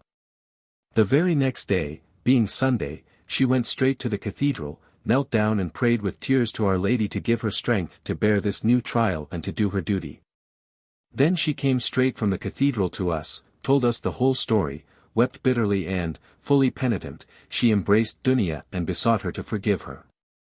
The same morning, without any delay, she went round to all the houses in the town and everywhere, shedding tears, she asserted in the most flattering terms Dunya's innocence and the nobility of her feelings and her behavior. What was more, she showed and read to everyone the letter in Dunya's own handwriting to Mr. Svidrigailov, and even allowed them to take copies of it, which I must say I think was superfluous. In this way she was busy for several days in driving about the whole town, because some people had taken offense through precedence having been given to others. And therefore they had to take turns, so that in every house she was expected before she arrived. And everyone knew that on such and such a day Marfa Petrovna would be reading the letter in such and such a place, and people assembled for every reading of it. Even many who had heard it several times already, both in their own houses and in other people's. In my opinion a very great deal of all this was unnecessary, but that's Marfa Petrovna's character. Anyway, she succeeded in completely re-establishing Dunya's reputation, and the whole ignominy of this affair rested as an indelible disgrace upon her husband, as the only person to blame, so that I really began to feel sorry for him. It was really treating the crazy fellow too harshly. Dunya was at once asked to give lessons in several families, but she refused.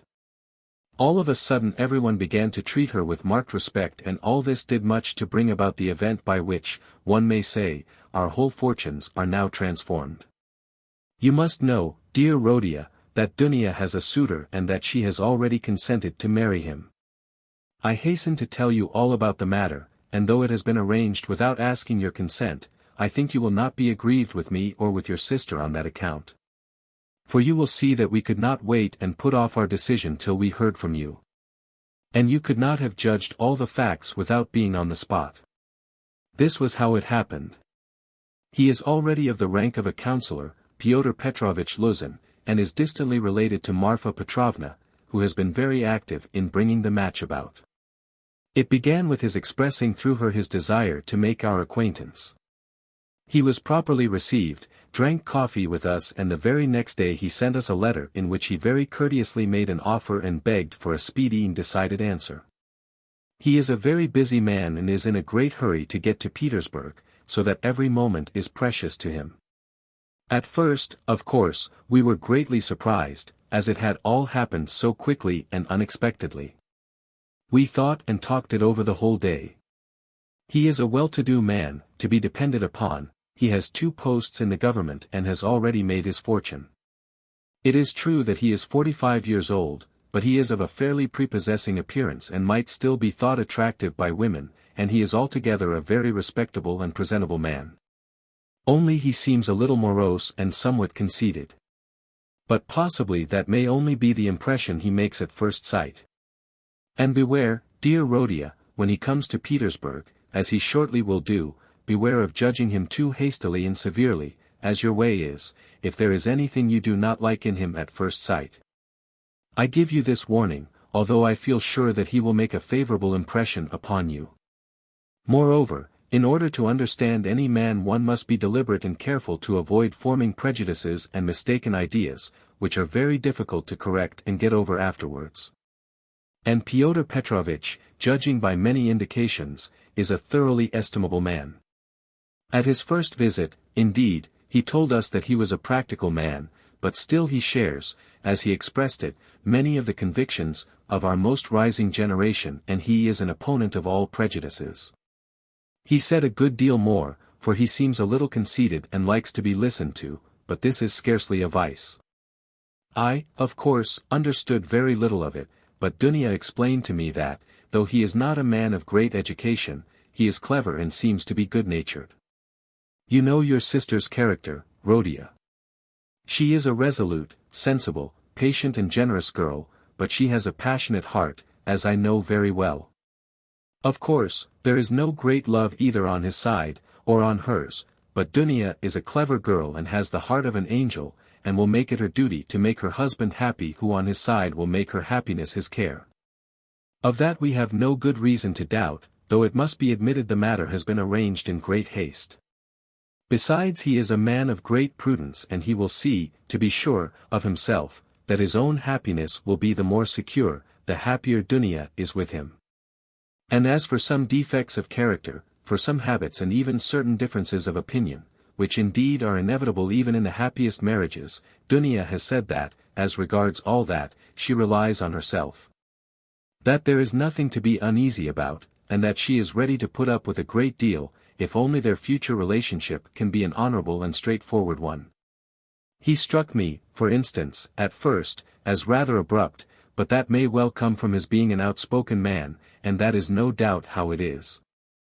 For instance, at his second visit, after he had received Dunya's consent, in the course of conversation, he declared that before making Dunya's acquaintance, he had made up his mind to marry a girl of good reputation, without dowry and, above all, one who had experienced poverty, because, as he explained, a man ought not to be indebted to his wife, but that it is better for a wife to look upon her husband as her benefactor.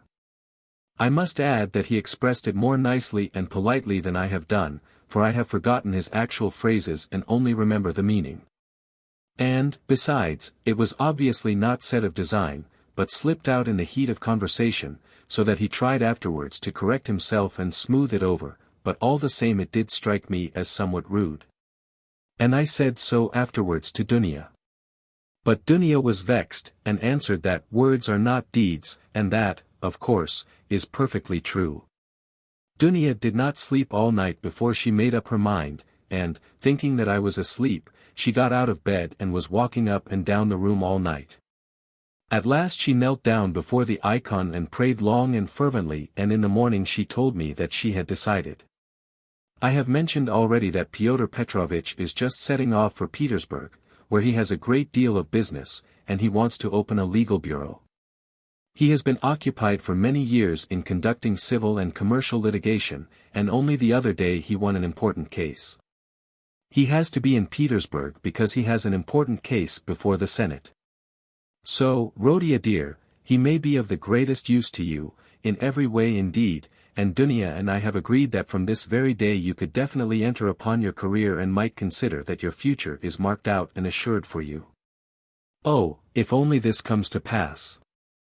This would be such a benefit that we could only look upon it as a providential blessing. Dunya is dreaming of nothing else. We have even ventured already to drop a few words on the subject to Pyotr Petrovitch. He was cautious in his answer, and said that, of course, as he could not get on without a secretary, it would be better to be paying a salary to a relation than to a stranger. If only the former were fitted for the duties, as though there could be doubt of your being fitted. But then he expressed doubts whether your studies at the university would leave you time for work at his office.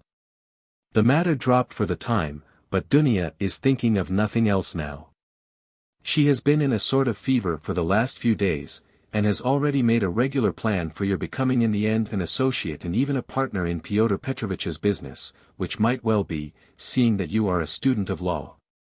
I am in complete agreement with her, Rodia, and share all her plans and hopes, and think there is every probability of realizing them. And in spite of Pyotr Petrovitch's evasiveness, very natural at present, since he does not know you, Dunya is firmly persuaded that she will gain everything by her good influence over her future husband, this she is reckoning upon. Of course we are careful not to talk of any of these more remote plans to Pyotr Petrovitch, especially of your becoming his partner. He is a practical man and might take this very coldly, it might all seem to him simply a daydream. Nor has either Dunya or I breathed a word to him of the great hopes we have of his helping us to pay for your university studies. We have not spoken of it in the first place, because it will come to pass of itself, later on, and he will no doubt without wasting words offer to do it of himself. As though he could refuse Dunya that, the more readily since you may by your own efforts become his right hand in the office, and receive this assistance not as a charity, but as a salary earned by your own work. Dunya wants to arrange it all like this and I quite agree with her. And we have not spoken of our plans for another reason, that is, because I particularly wanted you to feel on an equal footing when you first meet him. When Dunya spoke to him with enthusiasm about you, he answered that one could never judge of a man without seeing him close, for oneself, and that he looked forward to forming his own opinion when he makes your acquaintance. Do you know, my precious Rodia, I think that perhaps for some reasons, nothing to do with Pyotr Petrovitch though, simply for my own personal, perhaps old, womanish, fancies, I should do better to go on living by myself, apart, than with them. After the wedding. I am convinced that he will be generous and delicate enough to invite me and to urge me to remain with my daughter for the future, and if he has said nothing about it hitherto, it is simply because it has been taken for granted, but I shall refuse. I have noticed more than once in my life that husbands don't quite get on with their mothers-in-law, and I don't want to be the least bit in anyone's way, and for my own sake, too, would rather be quite independent. So long as I have a crust of bread of my own, and such children as you and Dunya. If possible, I would settle somewhere near you, for the most joyful piece of news, dear Rodia, I have kept for the end of my letter. Know then, my dear boy, that we may, perhaps, be all together in a very short time and may embrace one another again after a separation of almost 3 years. It is settled for certain that Dunya and I are to set off for Petersburg, exactly when I don't know, but very, very soon, possibly in a week. It all depends on Pyotr Petrovitch, who will let us know when he has had time to look round him in Petersburg. To suit his own arrangements he is anxious to have the ceremony as soon as possible, even before the fast of Our Lady, if it could be managed, or if that is too soon to be ready, immediately after. Oh, with what happiness I shall press you to my heart. Dunya is all excitement at the joyful thought of seeing you, she said one day in joke that she would be ready to marry Pyotr Petrovitch for that alone. She is an angel. She is not writing anything to you now, and has only told me to write that she has so much to tell you that she is not going to take up her pen now, for a few lines would tell you nothing, and it would only mean upsetting herself. She bids me send you her love and innumerable kisses. But although we shall be meeting so soon, perhaps I shall send you as much money as I can in a day or two. Now that everyone has heard that Dunya is to marry Pyotr Petrovitch, my credit has suddenly improved, and I know that Afanasy Ivanovitch will trust me now even to 75 rubles on the security of my pension. So that perhaps I shall be able to send you 25 or even 30 rubles. I would send you more, but I am uneasy about our traveling expenses. For though Pyotr Petrovitch has been so kind as to undertake part of the expenses of the journey, that is to say, he has taken upon himself the conveyance of our bags and big trunk, which will be conveyed through some acquaintances of his. We must reckon upon some expense on our arrival in Petersburg, where we can't be left without a halfpenny, at least for the first few days. But we have calculated it all, Dunya and I, to the last penny, and we see that the journey will not cost very much. It is only 90 versts from us to the railway, and we have come to an agreement with a driver we know, so as to be in readiness. And from there Dunya and I can travel quite comfortably third class. So that I may very likely be able to send to you not 25, but 30 rubles. But enough, I have covered 2 sheets already and there is no space left for more. Our whole history, but so many events have happened.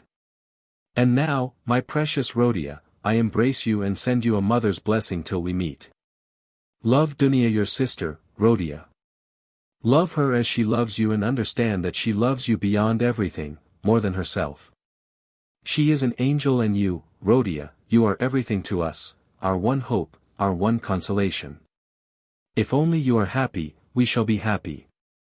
Do you still say your prayers, Rhodia, and believe in the mercy of our Creator and our Redeemer? I am afraid in my heart that you may have been visited by the new spirit of infidelity that is abroad today. If it is so, I pray for you. Remember, dear boy, how in your childhood, when your father was living, you used to lisp your prayers at my knee, and how happy we all were in those days. Goodbye, till we meet then, I embrace you warmly, with many kisses. Yours till death. Pulcheria Raskolnikov. Almost from the first, while he read the letter, Raskolnikov's face was wet with tears, but when he finished it, his face was pale and distorted, and a bitter, wrathful and malignant smile was on his lips. He laid his head down on his threadbare dirty pillow and pondered a long time. His heart was beating violently, and his brain was in a turmoil. At last he felt cramped and stifled in the little yellow room that was like a cupboard or a box. His eyes and his mind craved for space. He took up his hat and went out, this time without dread of meeting anyone. He had forgotten his dread. He turned in the direction of the Vasilyevsky Ostrov, walking along Vasilyevsky Prospect, as though hastening on some business, but he walked, as his habit was, without noticing his way, muttering and even speaking aloud to himself. To the astonishment of the passers-by. Many of them took him to be drunk. Chapter 4. His mother's letter had been a torture to him, but as regards the chief fact in it, he had felt not one moment's hesitation, even whilst he was reading the letter. The essential question was settled, and irrevocably settled, in his mind: never such a marriage while I am alive and Mr. Luzin be damned. The thing is perfectly clear, he muttered to himself, with a malignant smile anticipating the triumph of his decision. No, mother, no, Dunya, you won't deceive me. And then they apologize for not asking my advice and for taking the decision without me. I dare say. They imagine it is arranged now and can't be broken off, but we will see whether it can or not. A magnificent excuse. Pyotr Petrovitch is such a busy man that even his wedding has to be in post-haste, almost by express. No, Dunya, I see it all and I know what you want to say to me. And I know too what you were thinking about, when you walked up and down all night, and what your prayers were like before the Holy Mother of Kazan who stands in Mother's bedroom. Bitter is the ascent to Golgotha. So it is finally settled. You have determined to marry a sensible business man, Avdotia Romanovna, one who has a fortune, has already made his fortune. That is so much more solid and impressive, a man who holds 2 government posts and who shares the ideas of our most rising generation, as mother writes, and who seems to be kind, as Dunya herself observes. That seems beats everything. And that very Dunya for that very seems is marrying him. Splendid. Splendid. But I should like to know why mother has written to me about our most rising generation. Simply as a descriptive touch, or with the idea of prepossessing me in favor of Mr. Luzin. Oh, the cunning of them. I should like to know one thing more, how far they were open with one another that day and night and all this time since. Was it all put into words, or did both understand that they had the same thing at heart and in their minds, so that there was no need to speak of it aloud, and better not to speak of it? Most likely it was partly like that. From mother's letter it's evident, he struck her as rude a little, and mother in her simplicity took her observations to Dunya. And she was sure to be vexed and answered her angrily. I should think so. Who would not be angered when it was quite clear without any naive questions, and when it was understood that it was useless to discuss it? And why does she write to me, love Dunya, Rodia, and she loves you more than herself? Has she a secret conscience prick at sacrificing her daughter to her son? You are our one comfort, you are everything to us. Oh, mother! His bitterness grew more and more intense, and if he had happened to meet Mr. Luzin at the moment, he might have murdered him. Yes, that's true, he continued, pursuing the whirling ideas that chased each other in his brain. It is true that it needs time and care to get to know a man, but there is no mistake about Mr. Luzin. The chief thing is he is a man of business and seems kind. That was something, wasn't it, to send the bags and big box for them? A kind man, no doubt after that. But his bride and her mother are to drive in a peasant's cart covered with sacking. I know, I have been driven in it. No matter. It is only 90 versts and then they can travel very comfortably, 3rd class, for 1,000 versts. Quite right, too. One must cut one's coat according to one's cloth, but what about you, Mr. Luzin? She is your bride. And you must be aware that her mother has to raise money on her pension for the journey. To be sure it's a matter of business, a partnership for mutual benefit, with equal shares and expenses, food and drink provided, but pay for your tobacco. The business man has got the better of them, too. The luggage will cost less than their fares and very likely go for nothing. How is it that they don't both see all that, or is it that they don't want to see? And they are pleased. And to think that this is only the first blossoming, and that the real fruits are to come. But what really matters is not the stinginess, is not the meanness, but the tone of the whole thing. For that will be the tone after marriage, it's a foretaste of it. And mother too, why should she be so lavish? What will she have by the time she gets to Petersburg? 3 silver rubles or 2 paper ones as she says. That old woman, H.M. What does she expect to live upon in Petersburg afterwards? She has her reasons already for guessing that she could not live with Dunya after the marriage, even for the first few months. The good man has no doubt let slip something on that subject also, though mother would deny it. I shall refuse, says she. On whom is she reckoning then? Is she counting on what is left of her 120 rubles of pension when Afanasy Ivanovich's debt is paid? She knits woolen shawls and embroiders cuffs, ruining her old eyes. And all her shawls don't add more than 20 rubles a year to her 120, I know that. So she is building all her hopes all the time on Mr. Luzin's generosity. He will offer it of himself, he will press it on me. You may wait a long time for that. That's how it always is with these Schilleresque noble hearts. Till the last moment every goose is a swan with them, till the last moment, they hope for the best and will see nothing wrong, and although they have an inkling of the other side of the picture, yet they won't face the truth till they are forced to. The very thought of it makes them shiver, they thrust the truth away with both hands, until the man they deck out in false colors puts a fool's cap on them with his own hands. I should like to know whether Mr. Luzin has any orders of merit.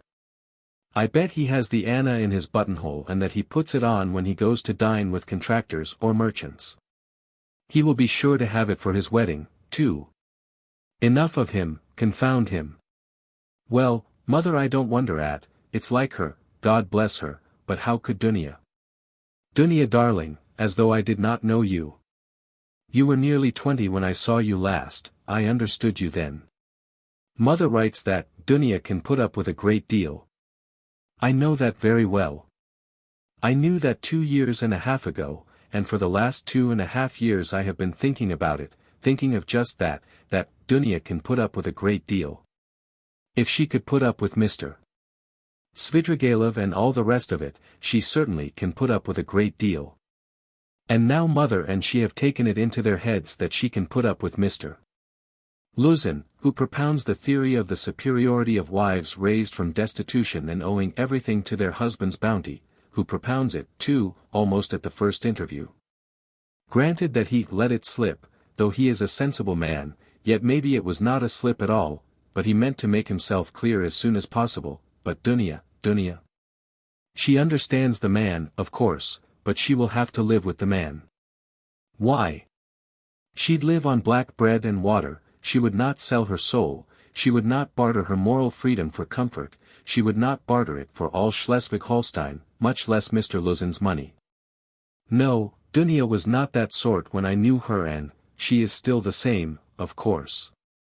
Yes, there's no denying, the Svidrigailovs are a bitter pill. It's a bitter thing to spend one's life a governess in the provinces for 200 rubles, but I know she would rather be a nigger on a plantation or a let with a German master than degrade her soul, and her moral dignity, by binding herself forever to a man whom she does not respect and with whom she has nothing in common, for her own advantage. And if Mr. Luzin had been of unalloyed gold, or one huge diamond, she would never have consented to become his legal concubine. Why is she consenting then? What's the point of it? What's the answer? It's clear enough, for herself, for her comfort, to save her life she would not sell herself, but for someone else she is doing it. For one she loves, for one she adores, she will sell herself. That's what it all amounts to. For her brother, for her mother, she will sell herself. She will sell everything. In such cases, we overcome our moral feeling if necessary, freedom, peace, conscience even, all are brought into the market. Let my life go, if only my dear ones may be happy. More than that, we become casuists, we learn to be Jesuitical, and for a time maybe we can soothe ourselves, we can persuade ourselves that it is one's duty for a good object.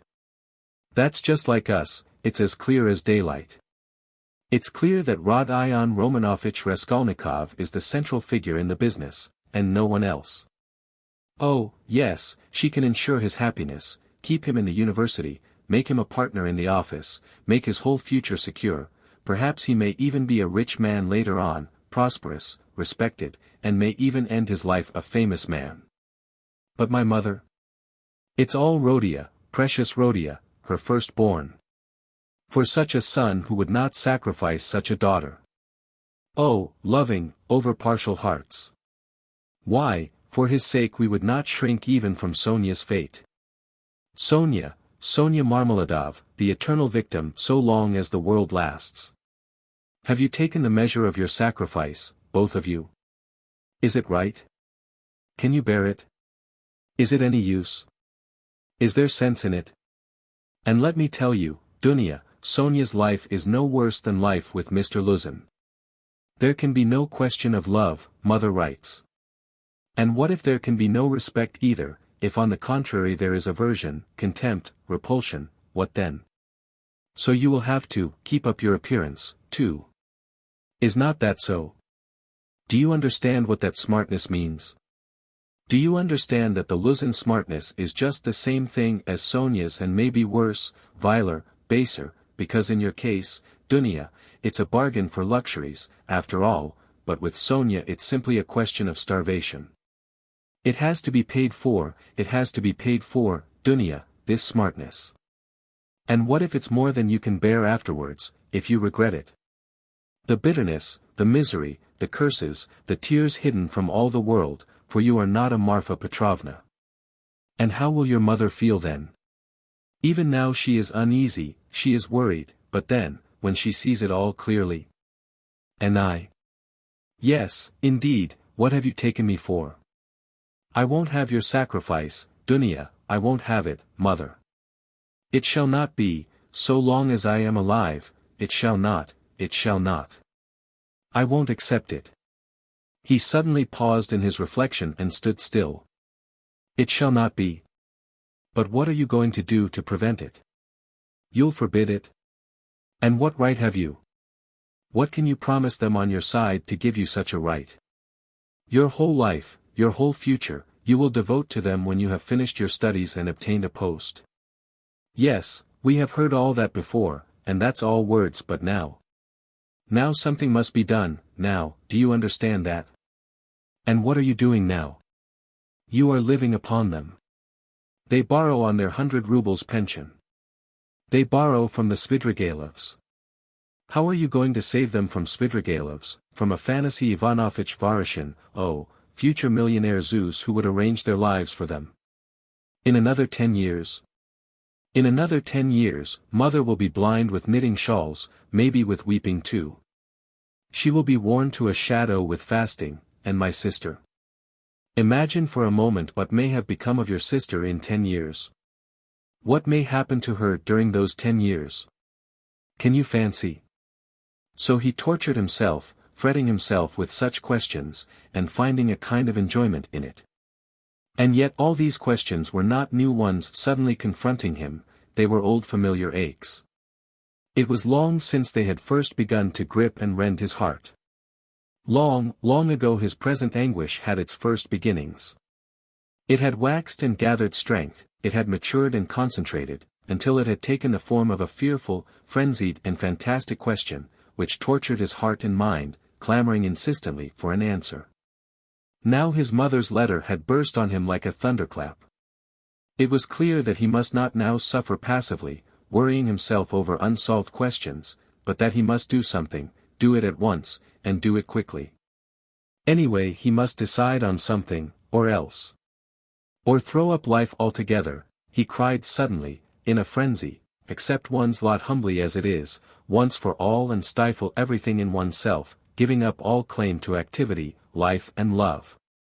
Do you understand, sir, do you understand what it means when you have absolutely nowhere to turn? Marmeladov's question came suddenly into his mind, for every man must have somewhere to turn. He gave a sudden start. Another thought, that he had had yesterday, slipped back into his mind. But he did not start at the thought recurring to him, for he knew, he had felt beforehand that it must come back, he was expecting it. Besides, it was not only yesterday's thought. The difference was that a month ago, yesterday even, the thought was a mere dream, but now it appeared not a dream at all, it had taken a new menacing and quite unfamiliar shape, and he suddenly became aware of this himself. He felt a hammering in his head, and there was a darkness before his eyes. He looked round hurriedly, he was searching for something. He wanted to sit down and was looking for a seat, he was walking along the quay, boulevard. There was a seat about 100 paces in front of him. He walked towards it as fast he could, but on the way he met with a little adventure which absorbed all his attention. Looking for the seat, he had noticed a woman walking some 20 paces in front of him, but at first he took no more notice of her than of other objects that crossed his path. It had happened to him many times going home not to notice the road by which he was going, and he was accustomed to walk like that. But there was at first sight something so strange about the woman in front of him, that gradually his attention was riveted upon her, at first reluctantly and, as it were, resentfully, and then more and more intently. He felt a sudden desire to find out what it was that was so strange about the woman. In the first place, she appeared to be a girl quite young, and she was walking in the great heat bareheaded and with no parasol or gloves, waving her arms about in an absurd way. She had on a dress of some light silky material, but put on strangely awry, not properly hooked up, and torn open at the top of the skirt, close to the waist, a great piece was rent and hanging loose. A little kerchief was flung about her bare throat, but lay slanting on one side. The girl was walking unsteadily, too, stumbling and staggering from side to side. She drew Raskolnikov's whole attention at last.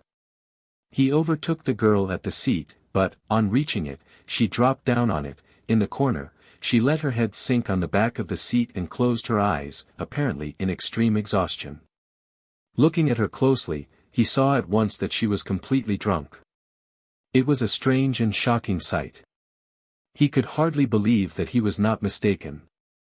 He saw before him the face of a quite young, fair-haired girl, 16, perhaps not more than 15, years old, pretty little face, but flushed and heavy-looking and, as it were, swollen.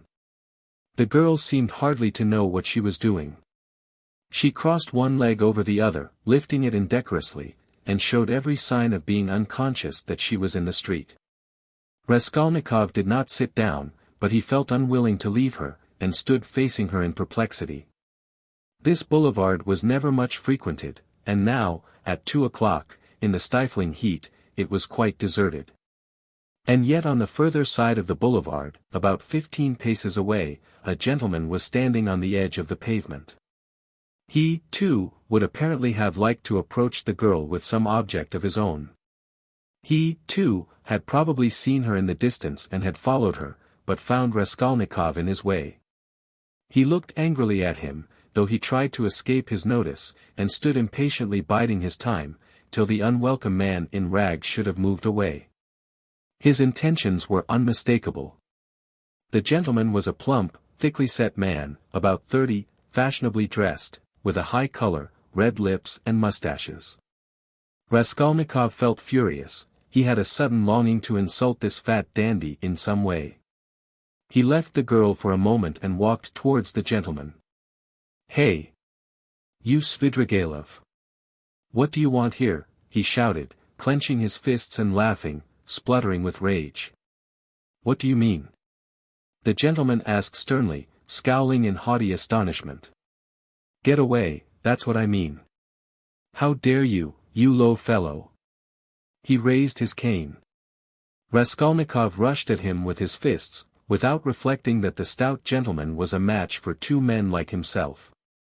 But at that instant someone seized him from behind, and a police constable stood between them.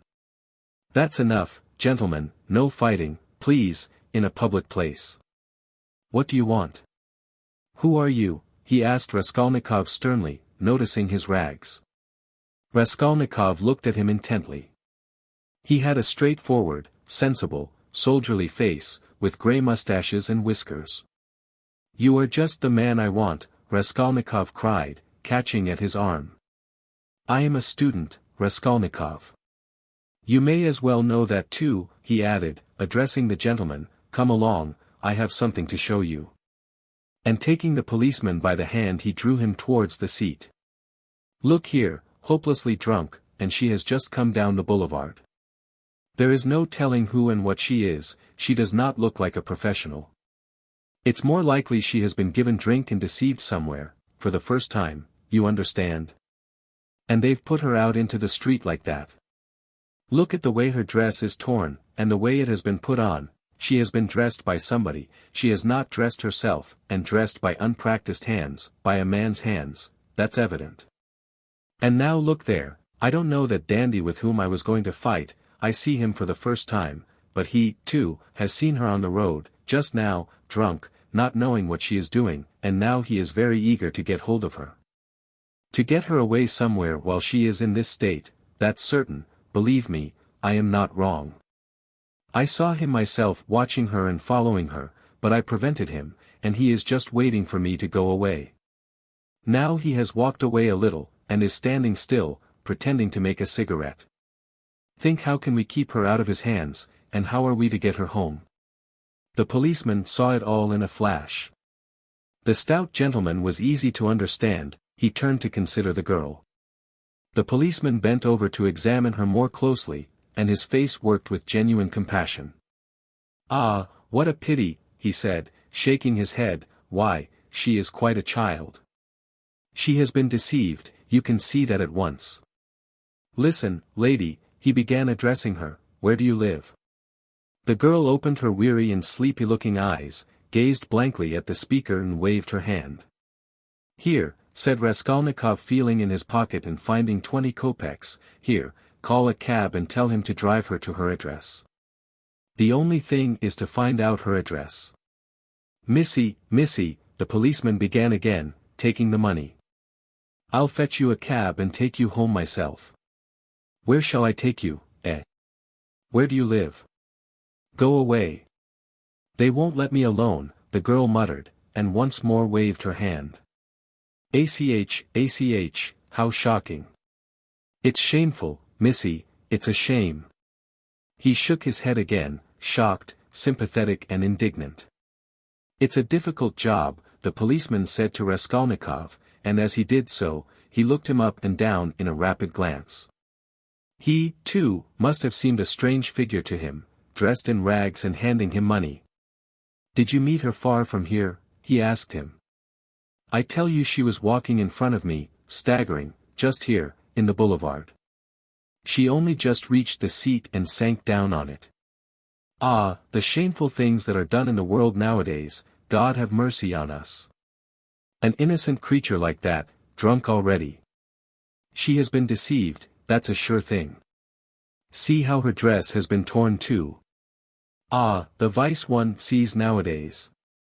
And as likely as not she belongs to gentlefolk too, poor ones maybe. There are many like that nowadays. She looks refined, too, as though she were a lady, and he bent over her once more. Perhaps he had daughters growing up like that, looking like ladies and refined, with pretensions to gentility and smartness. The chief thing is, Raskolnikov persisted, to keep her out of this scoundrel's hands. Why should he outrage her? It's as clear as day what he is after. Ah, the brute, he is not moving off. Raskolnikov spoke aloud and pointed to him. The gentleman heard him, and seemed about to fly into a rage again, but thought better of it, and confined himself to a contemptuous look. He then walked slowly another 10 paces away and again halted. Keep her out of his hands we can, said the constable thoughtfully, if only she'd tell us where to take her, but as it is. Missy, hey, Missy, he bent over her once more. She opened her eyes fully all of a sudden, looked at him intently, as though realizing something, got up from the seat and walked away in the direction from which she had come. Oh, shameful wretches, they won't let me alone, she said, waving her hand again. She walked quickly, though staggering as before. The dandy followed her, but along another avenue, keeping his eye on her. Don't be anxious, I won't let him have her, the policeman said resolutely, and he set off after them. Ah, the vice one sees nowadays, he repeated aloud, sighing. At that moment something seemed to sting Raskolnikov. In an instant a complete revulsion of feeling came over him. Hey, here, he shouted after the policeman. The latter turned round. Let them be. What is it to do with you? Let her go. Let him amuse himself. He pointed at the dandy, what is it to do with you? The policeman was bewildered, and stared at him open-eyed. Raskolnikov laughed. Well! Ejaculated the policeman, with a gesture of contempt, and he walked after the dandy and the girl, probably taking Raskolnikov for a madman or something even worse. He has carried off my 20 kopecks, Raskolnikov murmured angrily when he was left alone. Well, let him take as much from the other fellow to allow him to have the girl and so let it end. And why did I want to interfere? Is it for me to help? Have I any right to help? Let them devour each other alive, what is to me? How did I dare to give him 20 kopecks? Were they mine? In spite of those strange words he felt very wretched. He sat down on the deserted seat. His thoughts strayed aimlessly. He found it hard to fix his mind on anything at that moment. He longed to forget himself altogether, to forget everything, and then to wake up and begin life anew. Poor girl!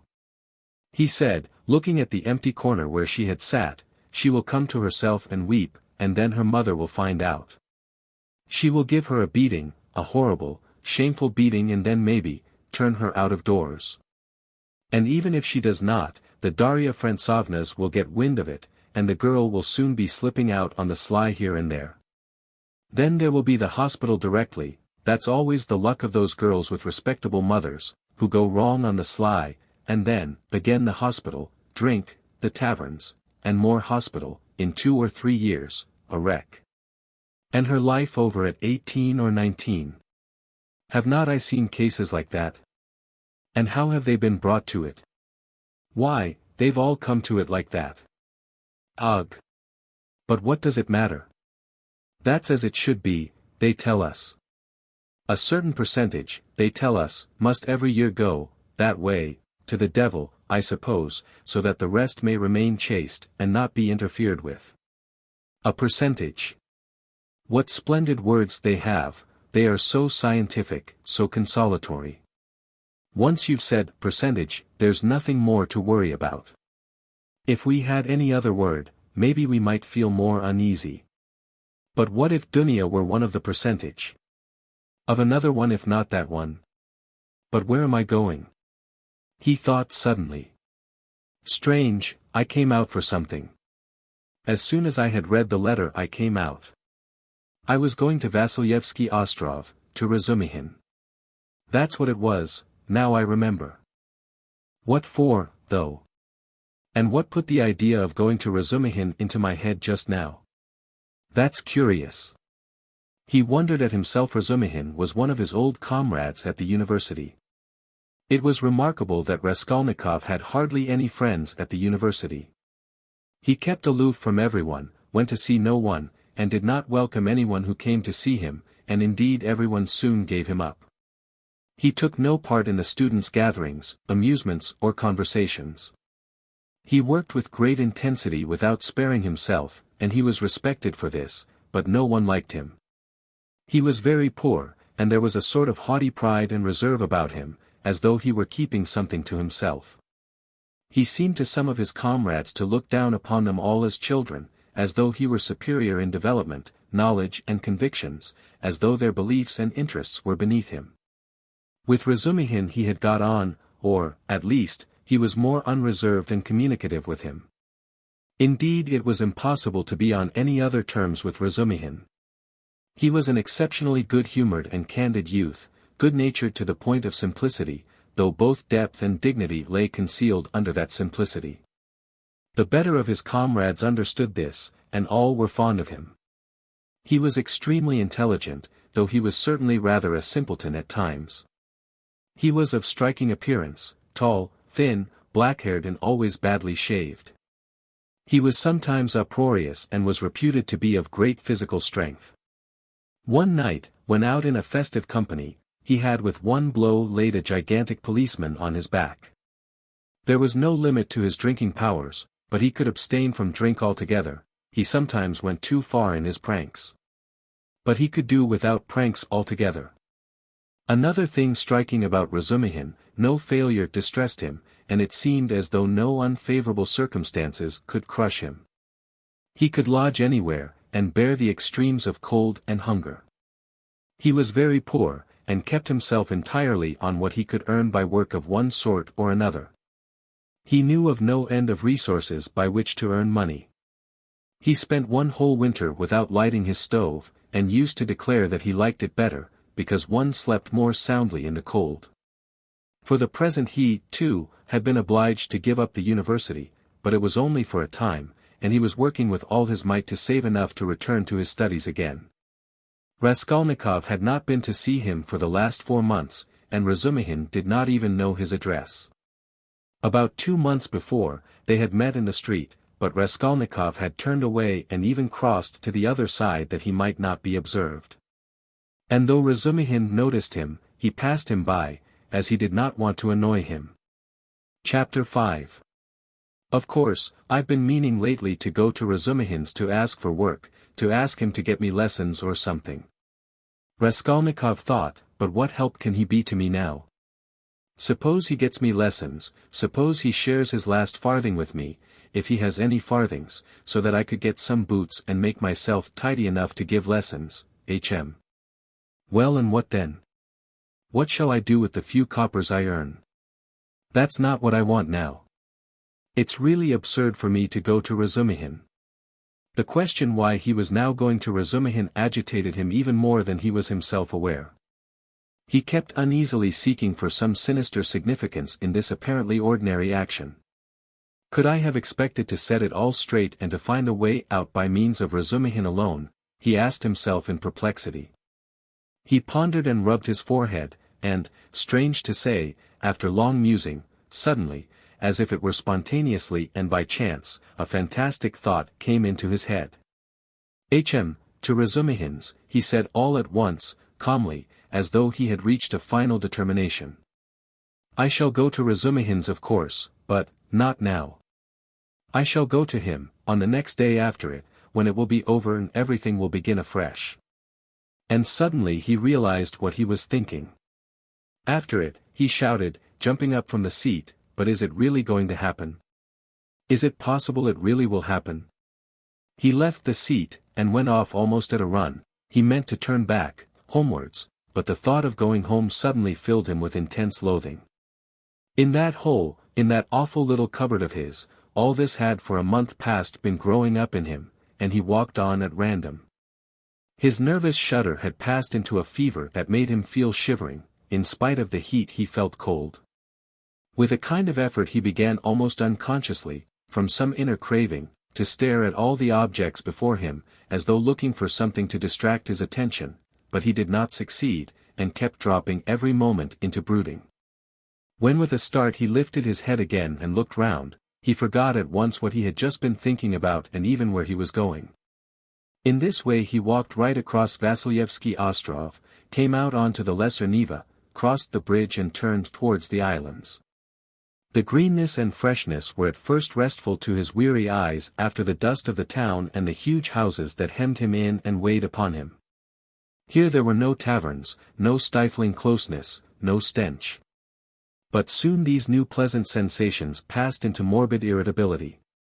Sometimes he stood still before a brightly painted summer villa standing among green foliage. He gazed through the fence, he saw in the distance smartly dressed women on the verandas and balconies, and children running in the gardens. The flowers especially caught his attention, he gazed at them longer than at anything. He was met, too, by luxurious carriages and by men and women on horseback. He watched them with curious eyes and forgot about them before they had vanished from his sight. Once he stood still and counted his money, he found he had 30 kopecks. 20 to the policeman, 3 to Nastasia for the letter, so I must have given 47 or 50 to the Marmeladovs yesterday, he thought, reckoning it up for some unknown reason. But he soon forgot with what object he had taken the money out of his pocket. He recalled it on passing an eating-house or tavern, and felt that he was hungry. Going into the tavern he drank a glass of vodka and ate a pie of some sort. He finished eating it as he walked away. It was a long while since he had taken vodka and it had an effect upon him at once, though he only drank a wineglassful. His legs felt suddenly heavy and a great drowsiness came upon him. He turned homewards, but reaching Petrovsky Ostrov he stopped completely exhausted, turned off the road into the bushes, sank down upon the grass and instantly fell asleep. In a morbid condition of the brain, dreams often have a singular actuality, vividness, an extraordinary semblance of reality.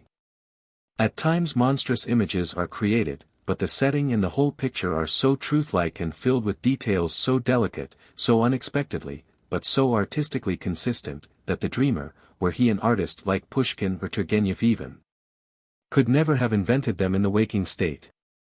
Such sick dreams always remain long in the memory and make a powerful impression on the overwrought and deranged nervous system. Raskolnikov had a fearful dream. He dreamt he was back in his childhood in the little town of his birth. He was a child about 7 years old, walking into the country with his father on the evening of a holiday. It was a grey and heavy day, the country was exactly as he remembered it. Indeed he recalled it far more vividly in his dream than he had done in memory. The little town stood on a level flat as bare as the hand, not even a willow near it, only in the far distance, a copse lay, a dark blur on the very edge of the horizon. A few paces beyond the last market garden stood a tavern, a big tavern, which had always aroused in him a feeling of aversion, even of fear, when he walked by it with his father. There was always a crowd there, always shouting, laughter and abuse, hideous hoarse singing and often fighting. Drunken and horrible-looking figures were hanging about the tavern. He used to cling close to his father, trembling all over when he met them. Near the tavern the road became a dusty track, the dust of which was always black. It was a winding road, and about 100 paces further on, it turned to the right to the graveyard. In the middle of the graveyard stood a stone church with a green cupola where he used to go to mass 2 or 3 times a year with his father and mother, when a service was held in memory of his grandmother, who had long been dead, and whom he had never seen. On these occasions they used to take on a white dish tied up in a table napkin a special sort of rice pudding with raisins stuck in it in the shape of a cross. He loved that church, the old-fashioned, unadorned icons and the old priest with the shaking head. Near his grandmother's grave, which was marked by a stone, was the little grave of his younger brother who had died at 6 months old.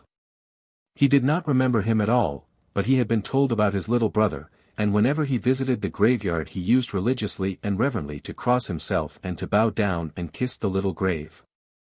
And now he dreamt that he was walking with his father past the tavern on the way to the graveyard. He was holding his father's hand and looking with dread at the tavern. A peculiar circumstance attracted his attention. There seemed to be some kind of festivity going on. There were crowds of gaily dressed townspeople, peasant women, their husbands, and riff-raff of all sorts, all singing and all more or less drunk. Near the entrance of the tavern stood a cart, but a strange cart. It was one of those big carts usually drawn by heavy cart horses and laden with casks of wine or other heavy goods. He always liked looking at those great cart horses, with their long manes, thick legs, and slow even pace, drawing along a perfect mountain with no appearance of effort, as though it were easier going with a load than without it. But now, strange to say, in the shafts of such a cart he saw a thin little sorrel beast, one of those peasants' nags which he had often seen straining their utmost under a heavy load of wood or hay, especially when the wheels were stuck in the mud or in a rut. And the peasants would beat them so cruelly, sometimes even about the nose and eyes, and he felt so sorry for them that he almost cried, and his mother always used to take him away from the window. All of a sudden there was a great uproar of shouting, singing in the balalaika, and from the tavern a number of big and very drunken peasants came out, wearing red and blue shirts and coats thrown over their shoulders. "Get in, get in!" shouted one of them, a young thick-necked peasant with a fleshy face red as a carrot. "I'll take you all, get in." But at once there was an outbreak of laughter and exclamations in the crowd. "Take us all with a beast like that! Why, Mikolka, are you crazy to put a nag like that in such a cart? And this mare is 20 if she is a day, mates. Get in, I'll take you all," Mikolka shouted again, leaping first into the cart, seizing the reins and standing straight up in front. "The bay has gone with Matvey," he shouted from the cart, "and this brute, mates, is just breaking my heart. I feel as if I could kill her. She's just eating her head off. Get in, I tell you. I'll make her gallop. She'll gallop." And he picked up the whip, preparing himself with relish to flog the little mare. "Get in. Come along." The crowd laughed. "Jew here, she'll gallop. Gallop indeed. She has not had a gallop in her for the last 10 years. She'll jog along. Don't you mind her, mates, bring a whip each of you, get ready. All right. Give it to her." They all clambered into Mikolka's cart, laughing and making jokes. 6 men got in and there was still room for more. They hauled in a fat, rosy-cheeked woman. She was dressed in red cotton, in a pointed, beaded headdress and thick leather shoes. She was cracking nuts and laughing. The crowd round them was laughing too, and indeed, how could they help laughing? That wretched nag was to drag all the cart-load of them at a gallop. 2 young fellows in the cart were just getting whips ready to help Mikolka.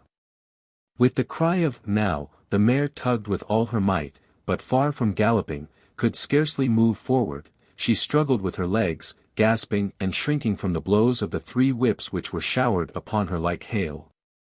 The laughter in the cart and in the crowd was redoubled, but Mikolka flew into a rage and furiously thrashed the mare, as though he supposed she really could gallop. "Let me get in, too, mates," shouted a young man in the crowd whose appetite was aroused. "Get in, all get in," cried Mikolka, "she will draw you all. I'll beat her to death." And he thrashed and thrashed at the mare, beside himself with fury. "Father, father," he cried, "father, what are they doing? Father, they are beating the poor horse." come along," said his father. "They are drunken and foolish, they are in fun, come away, don't look." And he tried to draw him away, but he tore himself away from his hand, and, beside himself with horror, ran to the horse. The poor beast was in a bad way. She was gasping, standing still, then tugging again and almost falling. "Beat her to death," cried Mikolka, "it's come to that. I'll do for her." "What are you about, are you a Christian, you devil?" shouted an old man in the crowd. "Did anyone ever see the like? A wretched nag like that pulling such a cartload," said another. "You'll kill her," shouted the third. "Don't meddle. It's my property, I'll do what I choose. Get in, more of you. Get in, all of you. I will have her go at a gallop." All at once laughter broke into a roar and covered everything. The mare, roused by the shower of blows, began feebly kicking. Even the old man could not help smiling. To think of a wretched little beast like that trying to kick. 2 lads in the crowd snatched up whips and ran to the mare to beat her about the ribs. 1 ran each side. "Hit her in the face, in the eyes," cried Mikolka. "Give us a song, mates," shouted someone in the cart, and everyone in the cart joined in a riotous song, jingling a tambourine and whistling. The woman went on cracking nuts and laughing. He ran beside the mare, ran in front of her, saw her being whipped across the eyes, right in the eyes. He was crying, he felt choking, his tears were streaming. One of the men gave him a cut with the whip across the face, he did not feel it. Wringing his hands and screaming, he rushed up to the grey-headed old man with the grey beard, who was shaking his head in disapproval. One woman seized him by the hand and would have taken him away, but he tore himself from her and ran back to the mare. She was almost at the last gasp, but began kicking once more. "I'll teach you to kick," Mikolka shouted ferociously. He threw down the whip, bent forward and picked up from the bottom of the cart a long, thick shaft. He took hold of one end with both hands and with an effort brandished it over the mare. "He'll crush her," was shouted round him. "He'll kill her." "It's my property," shouted Mikolka and brought the shaft down with a swinging blow. There was a sound of a heavy thud. "Thrash her, thrash her." "Why have you stopped?" shouted voices in the crowd. And Mikolka swung the shaft a second time and it fell a second time on the spine of the luckless mare. She sank back on her haunches, but lurched forward and tugged forward with all her force, tugged first on one side and then on the other, trying to move the cart. But the 6 whips were attacking her in all directions, and the shaft was raised again and fell upon her a third time, then a fourth, with heavy measured blows. Mikolka was in a fury that he could not kill her at one blow. "She's a tough one," was shouted in the crowd. "She'll fall in a minute, mates, there will soon be an end of her," said an admiring spectator in the crowd. "Fetch an axe to her." "Finish her off," shouted a third.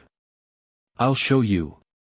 "Stand off," Mikolka screamed frantically. He threw down the shaft, stooped down in the cart and picked up an iron crowbar. "Look out," he shouted, and with all his might he dealt a stunning blow at the poor mare. The blow fell. The mare staggered, sank back, tried to pull, but the bar fell again with a swinging blow on her back and she fell on the ground like a log. "Finish her off," shouted Mikolka, and he leapt beside himself, out of the cart. Several young men, also flushed with drink, seized anything they could come across, whips, sticks, poles, and ran to the dying mare. Mikolka stood on one side and began dealing random blows with the crowbar. The mare stretched out her head, drew a long breath and died. "You butchered her," someone shouted in the crowd. "Why wouldn't she gallop then?" "My property," shouted Mikolka, with bloodshot eyes, brandishing the bar in his hands. He stood as though regretting that he had nothing more to beat. "No mistake about it, you are not a Christian," many voices were shouting in the crowd. But the poor boy, beside himself, made his way, screaming, through the crowd to the sorrel nag, put his arms round her bleeding dead head and kissed it, kissed the eyes and kissed the lips. Then he jumped up and flew in a frenzy with his little fists out at Mikolka. At that instant his father, who had been running after him, snatched him up and carried him out of the crowd. "Come along, come.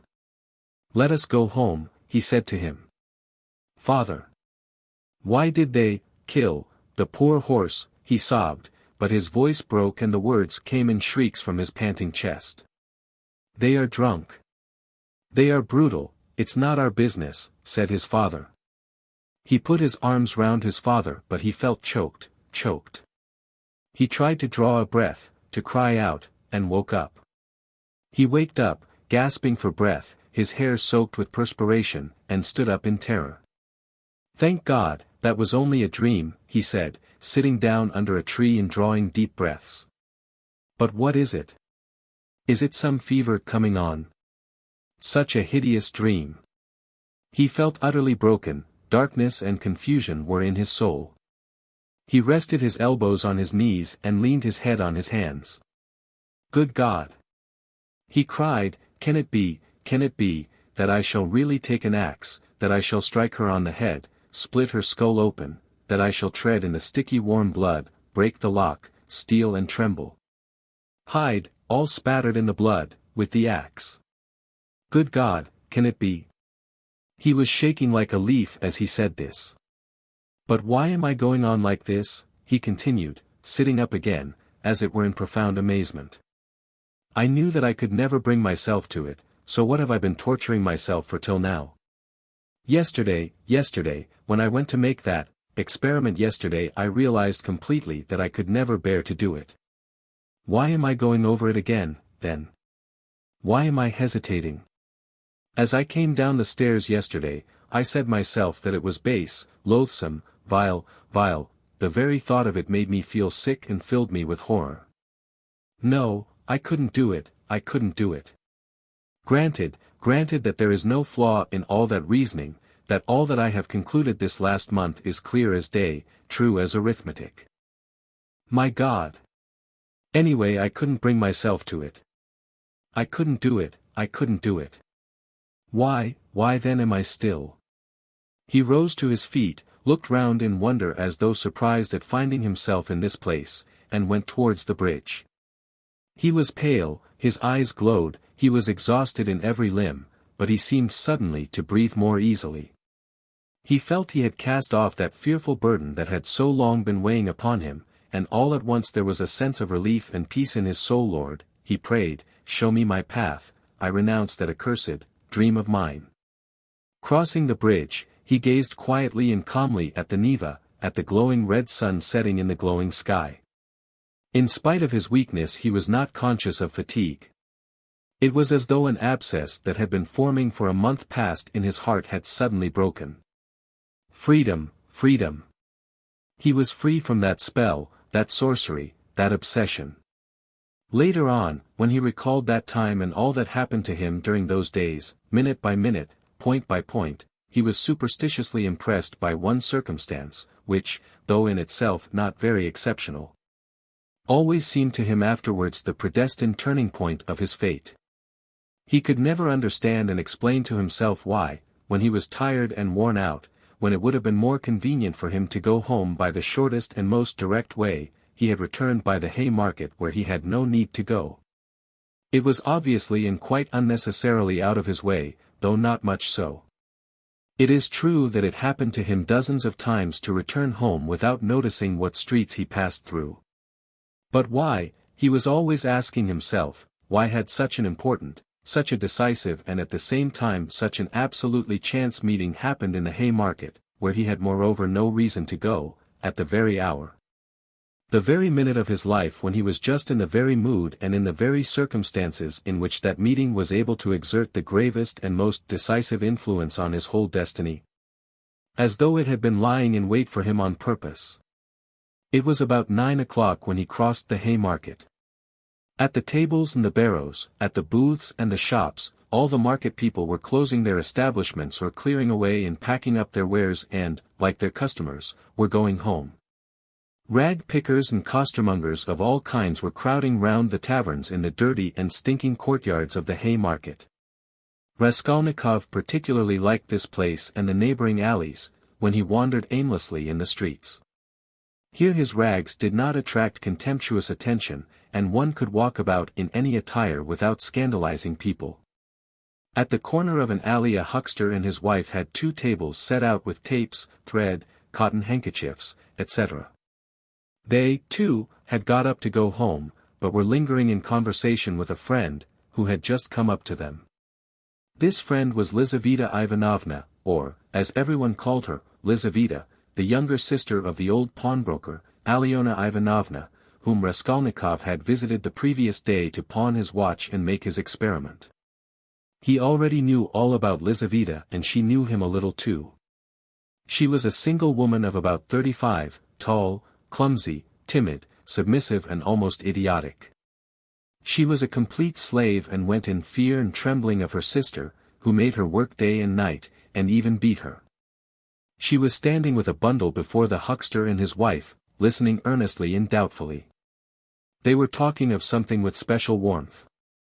The moment Raskolnikov caught sight of her, he was overcome by a strange sensation as it were of intense astonishment, though there was nothing astonishing about this meeting. You could make up your mind for yourself, Lizaveta Ivanovna, the huckster was saying aloud. Come round tomorrow about 7. They will be here too. Tomorrow, said Lizaveta slowly and thoughtfully, as though unable to make up her mind. Upon my word, what a fright you are in of Alyona Ivanovna, gabbled the huckster's wife, a lively little woman. I look at you, you are like some little babe. And she is not your own sister either, nothing but a stepsister, and what a hand she keeps over you. But this time don't say a word to Alyona Ivanovna, her husband interrupted, that's my advice, but come round to us without asking. It will be worth your while. Later on your sister herself may have a notion. Am I to come? About 7 o'clock tomorrow. And they will be here. You will be able to decide for yourself. And we'll have a cup of tea, added his wife. All right, I'll come, said Lizaveta, still pondering, and she began slowly moving away. Raskolnikov had just passed and heard no more. He passed softly, unnoticed, trying not to miss a word. His first amazement was followed by a thrill of horror, like a shiver running down his spine. He had suddenly quite unexpectedly learnt, that the next day at 7 o'clock Lizaveta, the old woman's sister and only companion, would be away from home, and that therefore at 7 o'clock precisely the old woman would be left alone. He was only a few steps from his lodging. He went in like a man condemned to death. He thought of nothing and was incapable of thinking. But he felt suddenly in his whole being that he had no more freedom of thought, no will, and that everything was suddenly and irrevocably decided. Certainly, if he had to wait whole years for a suitable opportunity, he could not reckon on a more certain step towards the success of the plan than that which had just presented itself. In any case, it would have been difficult to find out beforehand and with certainty, with greater exactness and less risk, and without dangerous inquiries and investigations, that next day at a certain time an old woman, on whose life an attempt was contemplated, would be at home and entirely alone. Chapter 6. Later on Raskolnikov happened to find out why the huckster and his wife had invited Lizaveta. It was a very ordinary matter and there was nothing exceptional about it. A family who had come to the town and been reduced to poverty were selling their household goods and clothes, all women's things. As the things would have fetched little in the market, they were looking for a dealer. This was Lizaveta's business. She undertook such jobs and was frequently employed, as she was very honest and always fixed a fair price and stuck to it. She spoke as a rule little and, as we have said already, she was very submissive and timid. But Raskolnikov had become superstitious of late. The traces of superstition remained in him long after, and were almost ineradicable. And in all this he was always afterwards disposed to see something strange and mysterious, as it were, the presence of some peculiar influences and coincidences. In the previous winter a student he knew called Pokarev, who had left for Kharkov, had chanced in conversation to give him the address of Alyona Ivanovna, the old pawnbroker, in case he might want to pawn anything. For a long while he did not go to her, for he had lessons and managed to get along somehow. 6 weeks ago he had remembered the address. He had 2 articles that could be pawned, his father's old silver watch and a little gold ring with 3 red stones, a present from his sister at parting. He decided to take the ring. When he found the old woman he had felt an insurmountable repulsion for her at the first glance, though he knew nothing special about her. He got 2 rubles from her and went into a miserable little tavern on his way home. He asked for tea, sat down and sank into deep thought. A strange idea was pecking at his brain like a chicken in the egg, and very, very much absorbed him. Almost beside him at the next table there was sitting a student, whom he did not know and had never seen, and with him a young officer. They had played a game of billiards and began drinking tea. All at once he heard the student mention to the officer the pawnbroker Alyona Ivanovna and give him her address. This of itself seemed strange to Raskolnikov, he had just come from her and here at once he heard her name. Of course it was a chance, but he could not shake off a very extraordinary impression, and here someone seemed to be speaking expressly for him. The student began telling his friend various details about Alyona Ivanovna. "She is first-rate," he said. "You can always get money from her. She is as rich as a Jew, she can give you 5,000 rubles at a time and she is not above taking a pledge for a ruble. Lots of our fellows have had dealings with her. But she is an awful old harpy." And he began describing how spiteful and uncertain she was, how if you were only a day late with your interest the pledge was lost. How she gave a quarter of the value of an article and took 5 and even 7% a month on it and so on. The student chattered on, saying that she had a sister Lizaveta, whom the wretched little creature was continually beating, and kept in complete bondage like a small child, though Lizaveta was at least 6 feet high. "There's a phenomenon for you," cried the student and he laughed. They began talking about Lizaveta. The student spoke about her with a peculiar relish and was continually laughing and the officer listened with great interest and asked him to send Lizaveta to do some mending for him. Raskolnikov did not miss a word and learned everything about her. Lizaveta was younger than the old woman and was her half-sister, being the child of a different mother. She was 35. She worked day and night for her sister, and besides doing the cooking and the washing, she did sewing and worked as a charwoman and gave her sister all she earned. She did not dare to accept an order or job of any kind without her sister's permission. The old woman had already made her will, and Lizaveta knew of it, and by this will she would not get a farthing, nothing but the movables, chairs and so on. All the money was left to a monastery in the province of N, that prayers might be said for her in perpetuity. Lizaveta was of lower rank than her sister, unmarried and awfully uncouth in appearance, remarkably tall with long feet that looked as if they were bent outwards. She always wore battered goatskin shoes, and was clean in her person. What the student expressed most surprise and amusement about was the fact that Lizaveta was continually with child. "But you say she is hideous," observed the officer.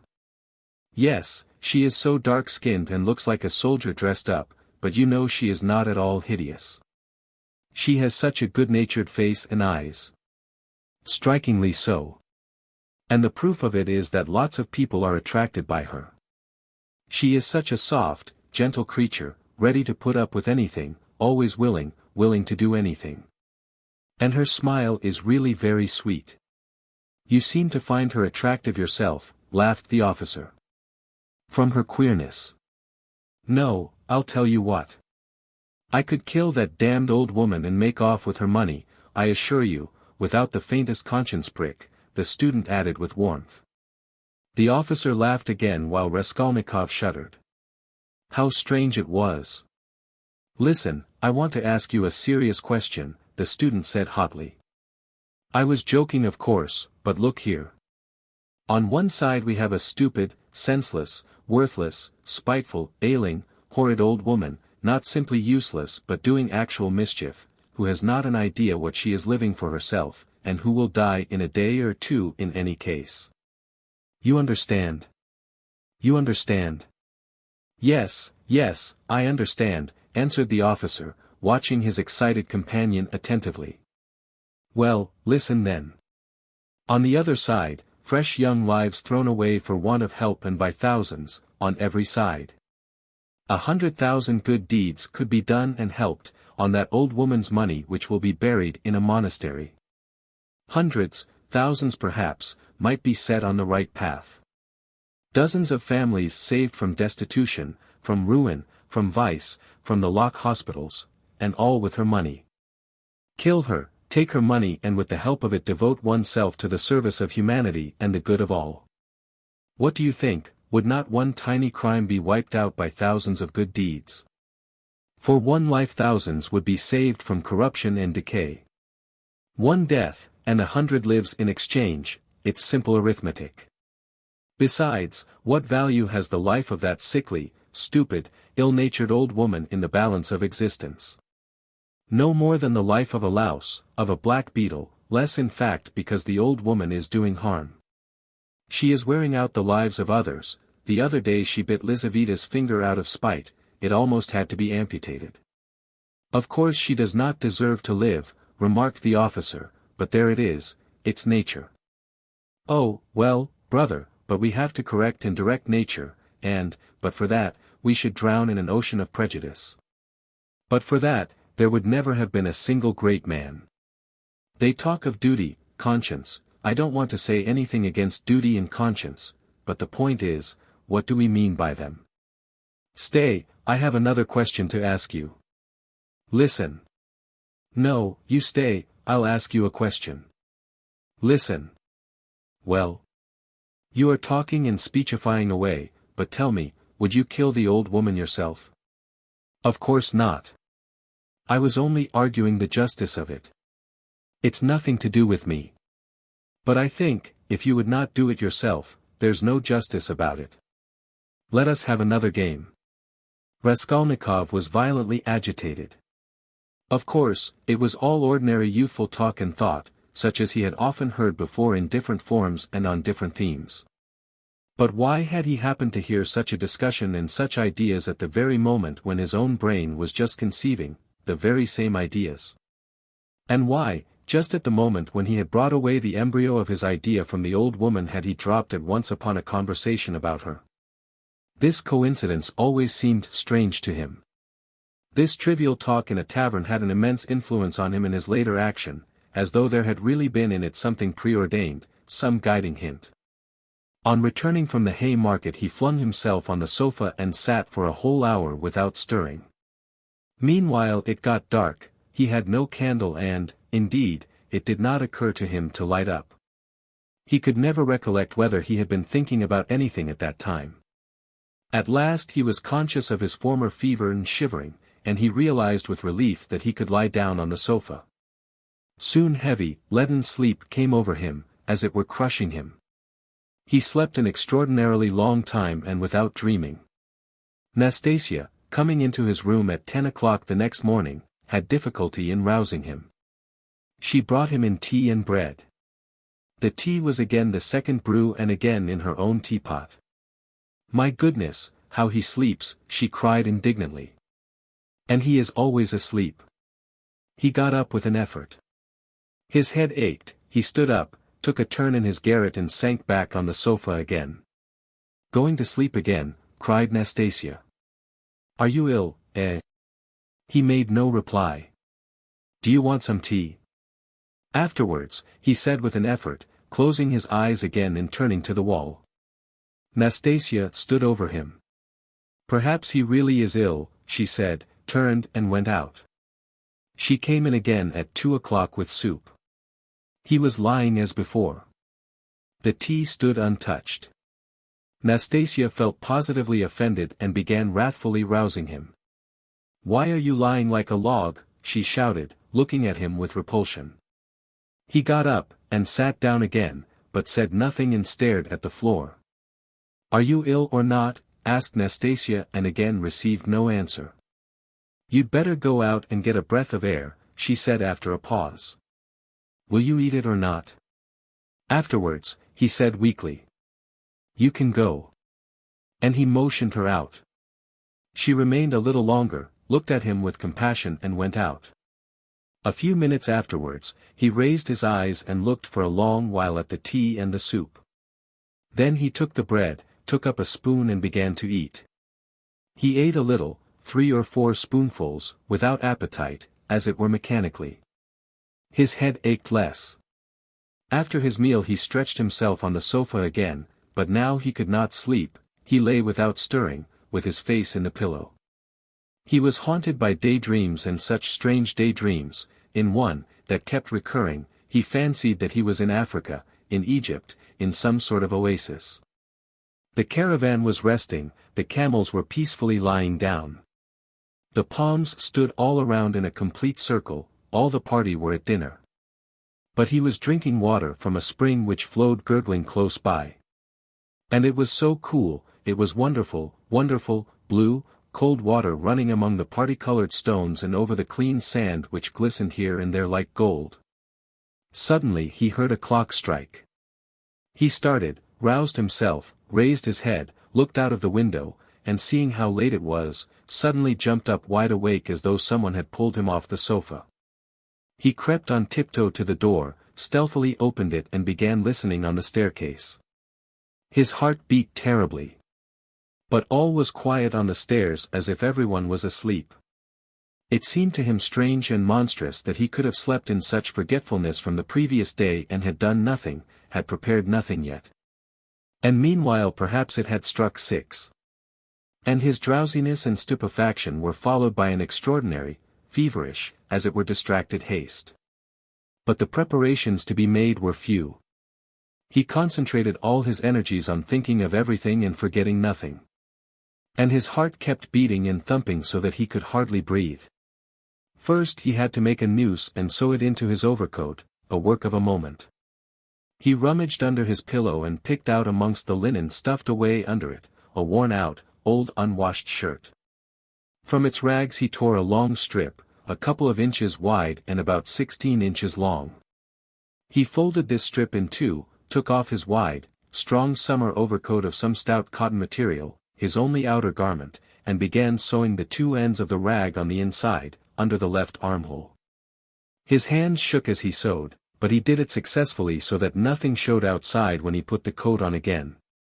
The needle and thread he had got ready long before, and they lay on his table in a piece of paper. As for the noose, it was a very ingenious device of his own. The noose was intended for the axe. It was impossible for him to carry the axe through the street in his hands. And if hidden under his coat he would still have had to support it with his hand, which would have been noticeable. Now he had only to put the head of the axe in the noose, and it would hang quietly under his arm on the inside. Putting his hand in his coat pocket, he could hold the end of the handle all the way, so that it did not swing. And as the coat was very full, a regular sack in fact, it could not be seen from outside that he was holding something with the hand that was in the pocket. This noose, too, he had designed a fortnight before. When he had finished with this, he thrust his hand into a little opening between his sofa and the floor, fumbled in the left corner and drew out the pledge which he had got ready long before and hidden there. This pledge was, however, only a smoothly planed piece of wood the size and thickness of a silver cigarette case. He picked up this piece of wood in one of his wanderings in a courtyard where there was some sort of a workshop. Afterwards he had added to the wood a thin smooth piece of iron, which he had also picked up at the same time in the street. Putting the iron which was a little the smaller on the piece of wood, he fastened them very firmly, crossing and recrossing the thread round them. Then wrapped them carefully and daintily in clean white paper and tied up the parcel so that it would be very difficult to untie it. This was in order to divert the attention of the old woman for a time, while she was trying to undo the knot, and so to gain a moment. The iron strip was added to give weight, so that the woman might not guess the first minute that the thing was made of wood. All this had been stored by him beforehand under the sofa. He had only just got the pledge out when he heard someone suddenly about in the yard. It struck 6 long ago. Long ago. My God! He rushed to the door, listened, caught up his hat and began to descend his 13 steps cautiously, noiselessly, like a cat. He had still the most important thing to do, to steal the axe from the kitchen. That the deed must be done with an axe he had decided long ago. He had also a pocket pruning knife, but he could not rely on the knife and still less on his own strength, and so resolved finally on the axe. We may note in passing, one peculiarity in regard to all the final resolutions taken by him in the matter: they had one strange characteristic: the more final they were, the more hideous and the more absurd they at once became in his eyes. In spite of all his agonizing inward struggle, he never for a single instant all that time could believe in the carrying out of his plans. And, indeed, if it had ever happened that everything to the least point could have been considered and finally settled, and no uncertainty of any kind had remained, he would, it seems, have renounced it all as something absurd, monstrous and impossible. But a whole mass of unsettled points and uncertainties remained. As for getting the axe, that trifling business cost him no anxiety, for nothing could be easier. Nastasia was continually out of the house, especially in the evenings. She would run into the neighbors or to a shop, and always left the door ajar. It was the one thing the landlady was always scolding her about. And so, when the time came, he would only have to go quietly into the kitchen and to take the axe, and an hour later, when everything was over, go in and put it back again. But these were doubtful points. Supposing he returned an hour later to put it back, and Nastasia had come back and was on the spot. He would of course have to go by and wait till she went out again. But supposing she were in the meantime to miss the axe, look for it, make an outcry, that would mean suspicion or at least grounds for suspicion. But those were all trifles which he had not even begun to consider, and indeed he had no time. He was thinking of the chief point, and put off trifling details, until he could believe in it all. But that seemed utterly unattainable. So it seemed to himself at least. He could not imagine, for instance, that he would sometime leave off thinking, get up and simply go there. Even his late experiment, i.e., his visit with the object of a final survey of the place, was simply an attempt at an experiment, far from being the real thing, as though one should say, come, let us go and try it, why dream about it? And at once he had broken down and had run away cursing, in a frenzy with himself. Meanwhile it would seem, as regards the moral question, that his analysis was complete. His casuistry had become keen as a razor, and he could not find rational objections in himself. But in the last resort he simply ceased to believe in himself, and doggedly, slavishly sought arguments in all directions, fumbling for them, as though someone were forcing and drawing him to it. At first, long before indeed, he had been much occupied with one question: why almost all crimes are so badly concealed and so easily detected, and why almost all criminals leave such obvious traces. He had come gradually to many different and curious conclusions, and in his opinion the chief reason lay not so much in the material impossibility of concealing the crime, as in the criminal himself. Almost every criminal is subject to a failure of will and reasoning power by a childish and phenomenal heedlessness, at the very instant when prudence and caution are most essential. It was his conviction that this eclipse of reason and failure of will power attacked a man like a disease, developed gradually and reached its highest point just before the perpetration of the crime, continued with equal violence at the moment of the crime and for longer or shorter time after, according to the individual case, and then passed off like any other disease. The question whether the disease gives rise to the crime, or whether the crime from its own peculiar nature is always accompanied by something of the nature of disease, he did not yet feel able to decide. When he reached these conclusions, he decided that in his own case there could not be such a morbid reaction, that his reason and will would remain unimpaired at the time of carrying out his design. For the simple reason that his design was not a crime. We will omit all the process by means of which he arrived at this last conclusion, we have run too far ahead already. We may add only that the practical, purely material difficulties of the affair occupied a secondary position in his mind. One has but to keep all one's will power and reason to deal with them, and they will all be overcome at the time when once one has familiarized oneself with the minutest details of the business. But this preparation had never been begun. His final decisions were what he came to trust least, and when the hour struck, it all came to pass quite differently, as it were accidentally and unexpectedly. One trifling circumstance upset his calculations, before he had even left the staircase. When he reached the landlady's kitchen, the door of which was open as usual, he glanced cautiously in to see whether, in Nastasia's absence, the landlady herself was there, or if not, whether the door to her own room was closed, so that she might not peep out when he went in for the axe.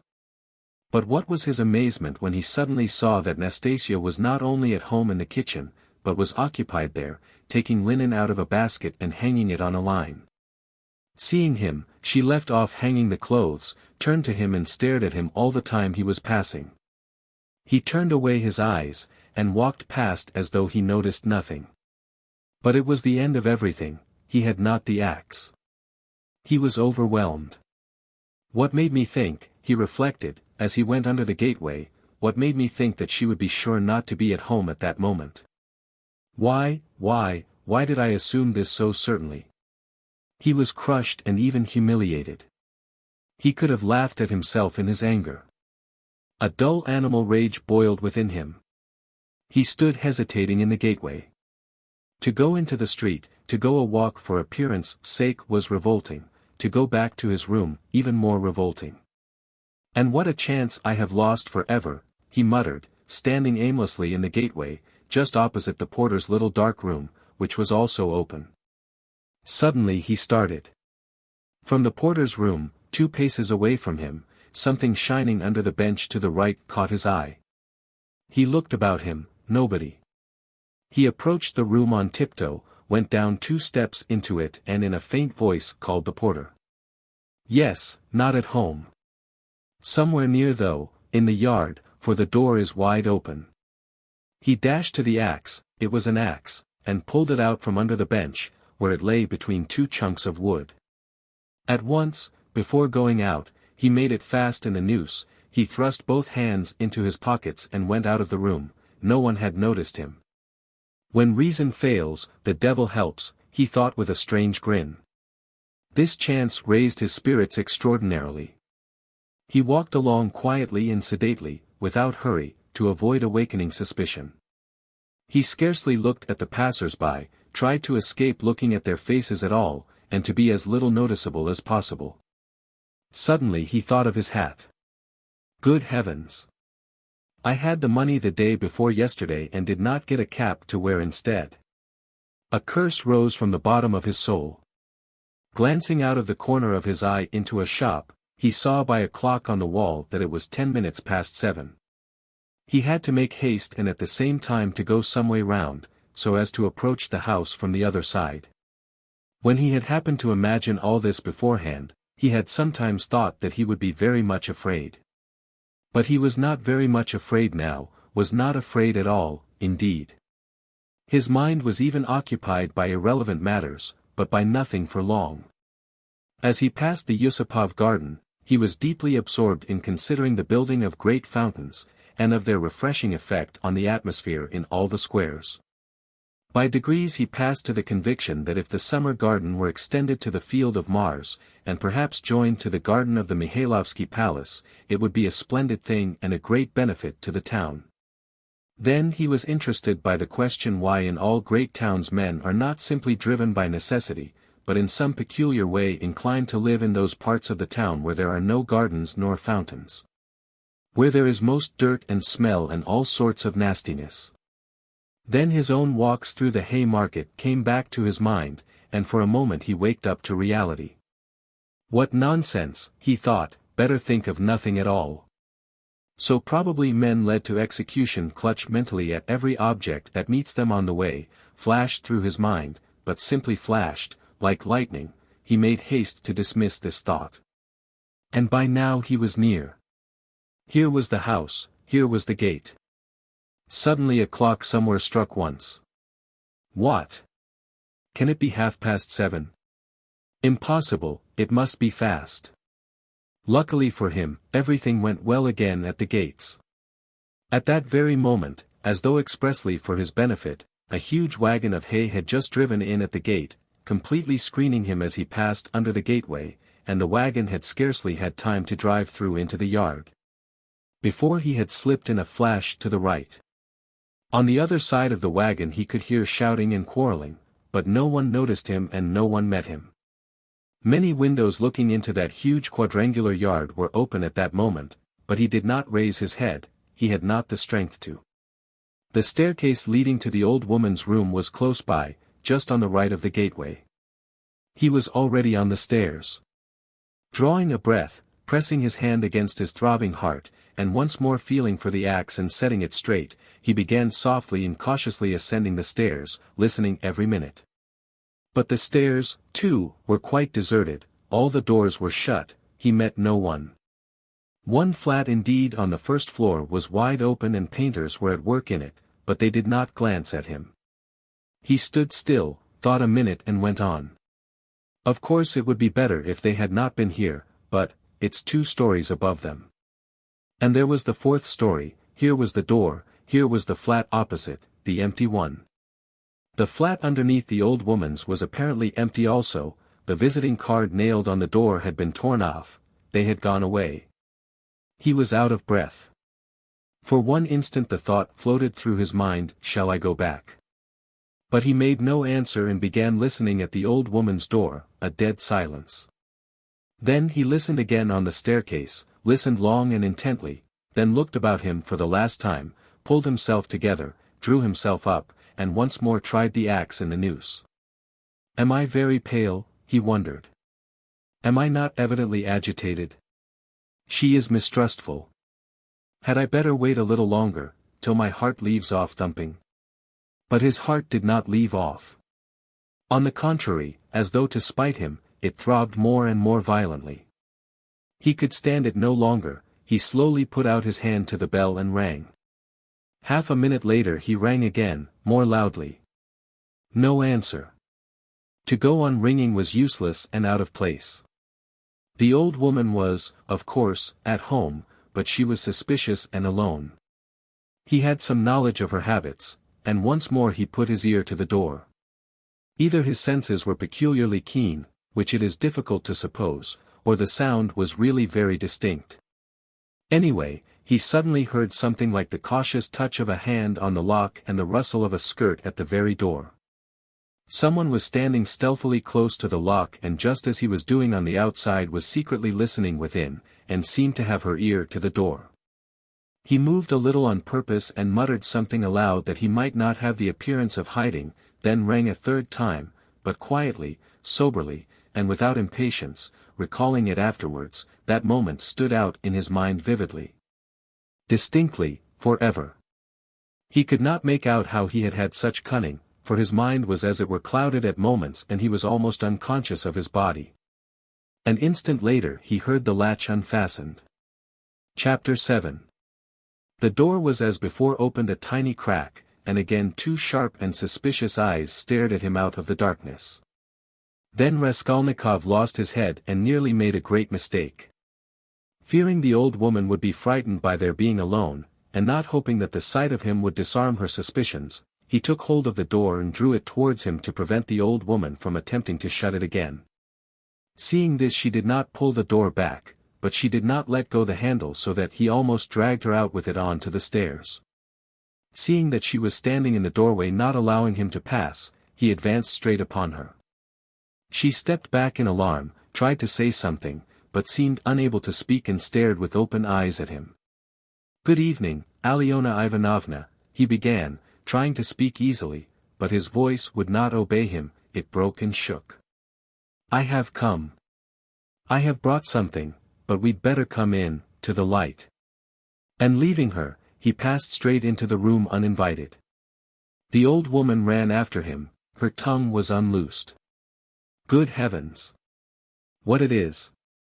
Who is it? What do you want? Why, Alyona Ivanovna, you know me. Raskolnikov, here, I brought you the pledge I promised the other day. And he held out the pledge. The old woman glanced for a moment at the pledge, but at once stared in the eyes of her uninvited visitor. She looked intently, maliciously and mistrustfully. A minute passed. He even fancied something like a sneer in her eyes, as though she had already guessed everything. He felt that he was losing his head, that he was almost frightened, so frightened that if she were to look like that and not say a word for another half-minute, he thought he would have run away from her. "Why do you look at me as though you did not know me?" he said suddenly, also with malice. "Take it if you like, if not I'll go elsewhere, I am in a hurry." He had not even thought of saying this, but it was suddenly said of itself. The old woman recovered herself, and her visitor's resolute tone evidently restored her confidence. "But why, my good sir, all of a minute? What is it?" she asked, looking at the pledge. "The silver cigarette case. I spoke of it last time, you know." She held out her hand. "But how pale you are, to be sure, and your hands are trembling too. Have you been bathing, or what?" "Fever," he answered abruptly. "You can't help getting pale, if you've nothing to eat," he added, with difficulty articulating the words. His strength was failing him again. But his answer sounded like the truth. The old woman took the pledge. "What is it?" she asked once more, scanning Raskolnikov intently, and weighing the pledge in her hand. "A thing, cigarette case. Silver. Look at it. It does not seem somehow like silver. How he has wrapped it up." Trying to untie the string and turning to the window, to the light, all her windows were shut, in spite of the stifling heat, she left him altogether for some seconds and stood with her back to him. He unbuttoned his coat and freed the axe from the noose, but did not yet take it out altogether, simply holding it in his right hand under the coat. His hands were fearfully weak, he felt them every moment growing more numb and more wooden. He was afraid he would let the axe slip and fall. A sudden giddiness came over him. "But what has he tied it up like this for?" the old woman cried with vexation and moved towards him. He had not a minute more to lose. He pulled the axe quite out, swung it with both arms, scarcely conscious of himself, and almost without effort, almost mechanically, brought the blunt side down on her head. He seemed not to use his own strength in this. But as soon as he had once brought the axe down, his strength returned to him. The old woman was as always bareheaded. Her thin, light hair, streaked with grey, thickly smeared with grease, was plaited in a rat's tail and fastened by a broken horn comb which stood out on the nape of her neck. As she was so short, the blow fell on the very top of her skull. She cried out, but very faintly, and suddenly sank all of a heap on the floor, raising her hands to her head. In one hand she still held the pledge. Then he dealt her another and another blow with the blunt side and on the same spot. The blood gushed as from an overturned glass, the body fell back. He stepped back, let it fall, and at once bent over her face. She was dead. Her eyes seemed to be starting out of their sockets, the brow and the whole face were drawn and contorted convulsively. He laid the axe on the ground near the dead body and felt at once in her pocket, trying to avoid the streaming body, the same right-hand pocket from which she had taken the key on his last visit. He was in full possession of his faculties, free from confusion or giddiness, but his hands were still trembling. He remembered afterwards that he had been particularly collected and careful, trying all the time not to get smeared with blood. He pulled out the keys at once, they were all, as before, in one bunch on a steel ring. He ran at once into the bedroom with them. It was a very small room with a whole shrine of holy images. Against the other wall stood a big bed, very clean and covered with a silk patchwork wadded quilt. Against a third wall was a chest of drawers. Strange to say, so soon as he began to fit the keys into the chest, so soon as he heard their jingling, a convulsive shudder passed over him. He suddenly felt tempted again to give it all up and go away. But that was only for an instant. It was too late to go back. He positively smiled at himself, when suddenly another terrifying idea occurred to his mind. He suddenly fancied that the old woman might be still alive and might recover her senses. Leaving the keys in the chest, he ran back to the body, snatched up the axe and lifted it once more over the old woman, but did not bring it down. There was no doubt that she was dead. Bending down and examining her again more closely, he saw clearly that the skull was broken and even battered in on one side. He was about to feel it with his finger, but drew back his hand, and indeed it was evident without that. Meanwhile there was a perfect pool of blood. All at once he noticed a string on her neck. He tugged at it, but the string was strong and did not snap, and besides, it was soaked with blood. He tried to pull it out from the front of the dress, but something held it and prevented its coming. In his impatience he raised the axe again to cut the string from above on the body, but did not dare, and with difficulty, smearing his hand and the axe in the blood, after 2 minutes' hurried effort, he cut the string and took it off without touching the body with the axe. He was not mistaken, it was a purse. On the string were 2 crosses, one of cypress wood and one of copper, and an image in silver filigree, and with them a small greasy chamois leather purse with a steel rim and ring. The purse was stuffed very full. Raskolnikov thrust it in his pocket without looking at it, flung the crosses on the old woman's body and rushed back into the bedroom, this time taking the axe with him. He was in terrible haste. He snatched the keys, and began trying them again. But he was unsuccessful. They would not fit in the locks. It was not so much that his hands were shaking, but that he kept making mistakes. Though he saw for instance that a key was not the right one and would not fit, still he tried to put it in. Suddenly he remembered and realized that the big key with the deep notches, which was hanging there with the small keys, could not possibly belong to the chest of drawers. On his last visit this had struck him, but to some strong box. And that everything perhaps was hidden in that box. He left the chest of drawers, and at once felt under the bedstead, knowing that old women usually keep boxes under their beds. And so it was. There was a good-sized box under the bed, at least a yard in length, with an arched lid covered with red leather and studded with steel nails. The notched key fitted at once and unlocked it. At the top, under a white sheet, was a coat of red brocade lined with hareskin, under it was a silk dress, then a shawl, and it seemed as though there was nothing below but clothes. The first thing he did was to wipe his blood-stained hands on the red brocade. It's red, and on red blood will be less noticeable, the thought passed through his mind. Then he suddenly came to himself. Good God, am I going out of my senses? He thought with terror.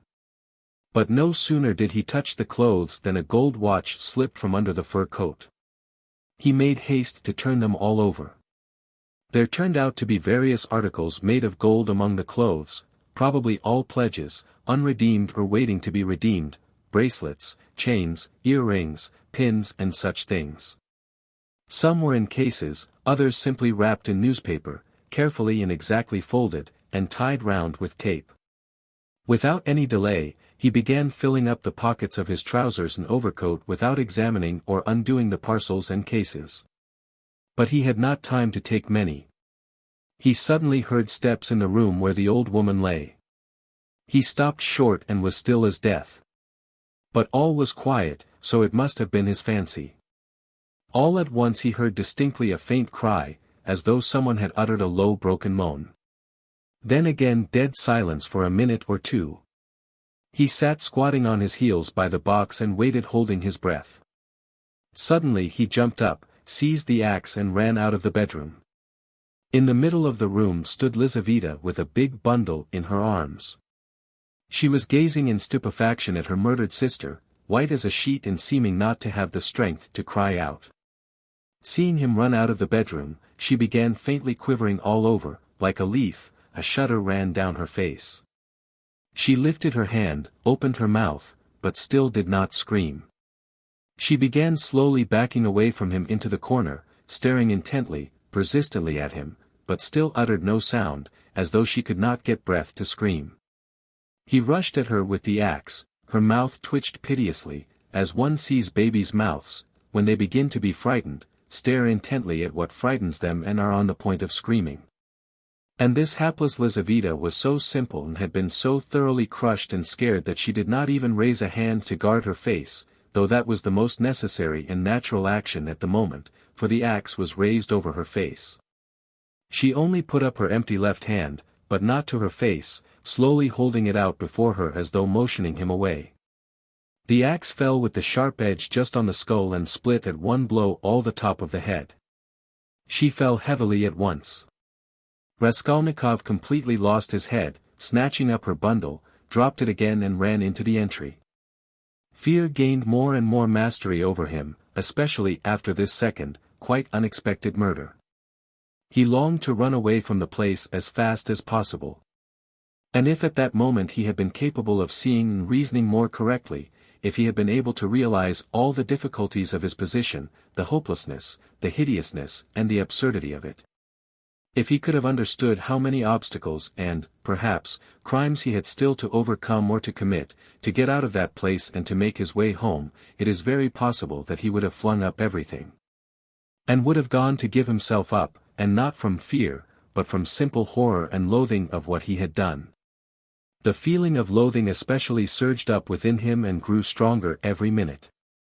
He would not now have gone to the box or even into the room for anything in the world. But a sort of blankness, even dreaminess, had begun by degrees to take possession of him. At moments he forgot himself, or rather, forgot what was of importance, and caught at trifles. Glancing, however, into the kitchen and seeing a bucket half full of water on a bench, he bethought him of washing his hands and the axe. His hands were sticky with blood. He dropped the axe with the blade in the water, snatched a piece of soap that lay in a broken saucer on the window, and began washing his hands in the bucket. When they were clean, he took out the axe, washed the blade and spent a long time, about 3 minutes, washing the wood where there were spots of blood, rubbing them with soap. Then he wiped it all with some linen that was hanging to dry on a line in the kitchen, and then he was a long while attentively examining the axe at the window. There was no trace left on it, only the wood was still damp. He carefully hung the axe in the noose under his coat. Then, as far as was possible, in the dim light in the kitchen, he looked over his overcoat, his trousers, and his boots. At the first glance there seemed to be nothing but stains on the boots. He wetted the rag and rubbed the boots. But he knew he was not looking thoroughly, that there might be something quite noticeable that he was overlooking. He stood in the middle of the room, lost in thought. Dark agonizing ideas rose in his mind, the idea that he was mad and that at that moment he was incapable of reasoning, of protecting himself, that he ought perhaps to be doing something utterly different from what he was now doing. Good God! He muttered, "I must fly, fly," and he rushed into the entry. But here a shock of terror awaited him such as he had never known before. He stood and gazed and could not believe his eyes. The door, the outer door from the stairs, at which he had not long before waited and rung, was standing unfastened and at least 6 inches open. No lock, no bolt, all that time. The old woman had not shut it after him, perhaps as a precaution. But, good God! Why, he had seen Lizaveta afterwards. And how could he have failed to reflect that she must have come in somehow? She could not have come through the wall. He dashed to the door and fastened the latch. But no, the wrong thing again. I must get away, get away. He unfastened the latch, opened the door and began listening on the staircase. He listened a long time. Somewhere far away, it might be in the gateway, 2 voices were loudly and shrilly shouting, quarreling and scolding. What are they about? He waited patiently. At last all was still, as though suddenly cut off. They had separated. He was meaning to go out, but suddenly, on the floor below, a door was noisily opened and someone began going downstairs humming a tune. How is it they all make such a noise? Flashed through his mind. Once more he closed the door and waited. At last all was still, not a soul stirring. He was just taking a step towards the stairs when he heard fresh footsteps. The steps sounded very far off, at the very bottom of the stairs, but he remembered quite clearly and distinctly that from the first sound he began for some reason to suspect that this was someone coming there to the 4th floor, to the old woman. Why? Were the sounds somehow peculiar, significant? The steps were heavy, even and unhurried. Now he had passed the 1st floor, now he was mounting higher, it was growing more and more distinct. He could hear his heavy breathing. And now the 3rd story had been reached. Coming here. And it seemed to him all at once that he was turned to stone, that it was like a dream in which one is being pursued, nearly caught and will be killed, and is rooted to the spot and cannot even move one's arms. At last, when the unknown was mounting to the 4th floor, he suddenly started, and succeeded in slipping neatly and quickly back into the flat and closing the door behind him. Then he took the hook and softly, noiselessly, fixed it in the catch. Instinct helped him. When he had done this, he crouched holding his breath, by the door. The unknown visitor was by now also at the door. They were now standing opposite one another, as he had just before been standing with the old woman, when the door divided them and he was listening. The visitor panted several times. He must be a big, fat man, thought Raskolnikov, squeezing the axe in his hand. It seemed like a dream indeed. The visitor took hold of the bell and rang it loudly. As soon as the tin bell tinkled, Raskolnikov seemed to be aware of something moving in the room. For some seconds he listened quite seriously. The unknown rang again, waited and suddenly tugged violently and impatiently at the handle of the door. Raskolnikov gazed in horror at the hook shaking in its fastening, and in blank terror expected every minute that the fastening would be pulled out. It certainly did seem possible, so violently was he shaking it. He was tempted to hold the fastening, but he might be aware of it. A giddiness came over him again. "I shall fall down," flashed through his mind, but the unknown began to speak and he recovered himself at once. "What's up? Are they asleep or murdered? Damn them," he bawled in a thick voice. "Hey, Alyona Ivanovna, old witch. Lizaveta Ivanovna, hey, my beauty. Open the door. Oh, damn them. Are they asleep or what?" And again, enraged, he tugged with all his might a dozen times at the bell. He must certainly be a man of authority and an intimate acquaintance. At this moment light hurried steps were heard not far off, on the stairs. Someone else was approaching. Raskolnikov had not heard them at first. "You don't say there's no one at home," the newcomer cried in a cheerful, ringing voice, addressing the first visitor, who still went on pulling the bell. "Good evening, Coke." From his voice he must be quite young, thought Raskolnikov.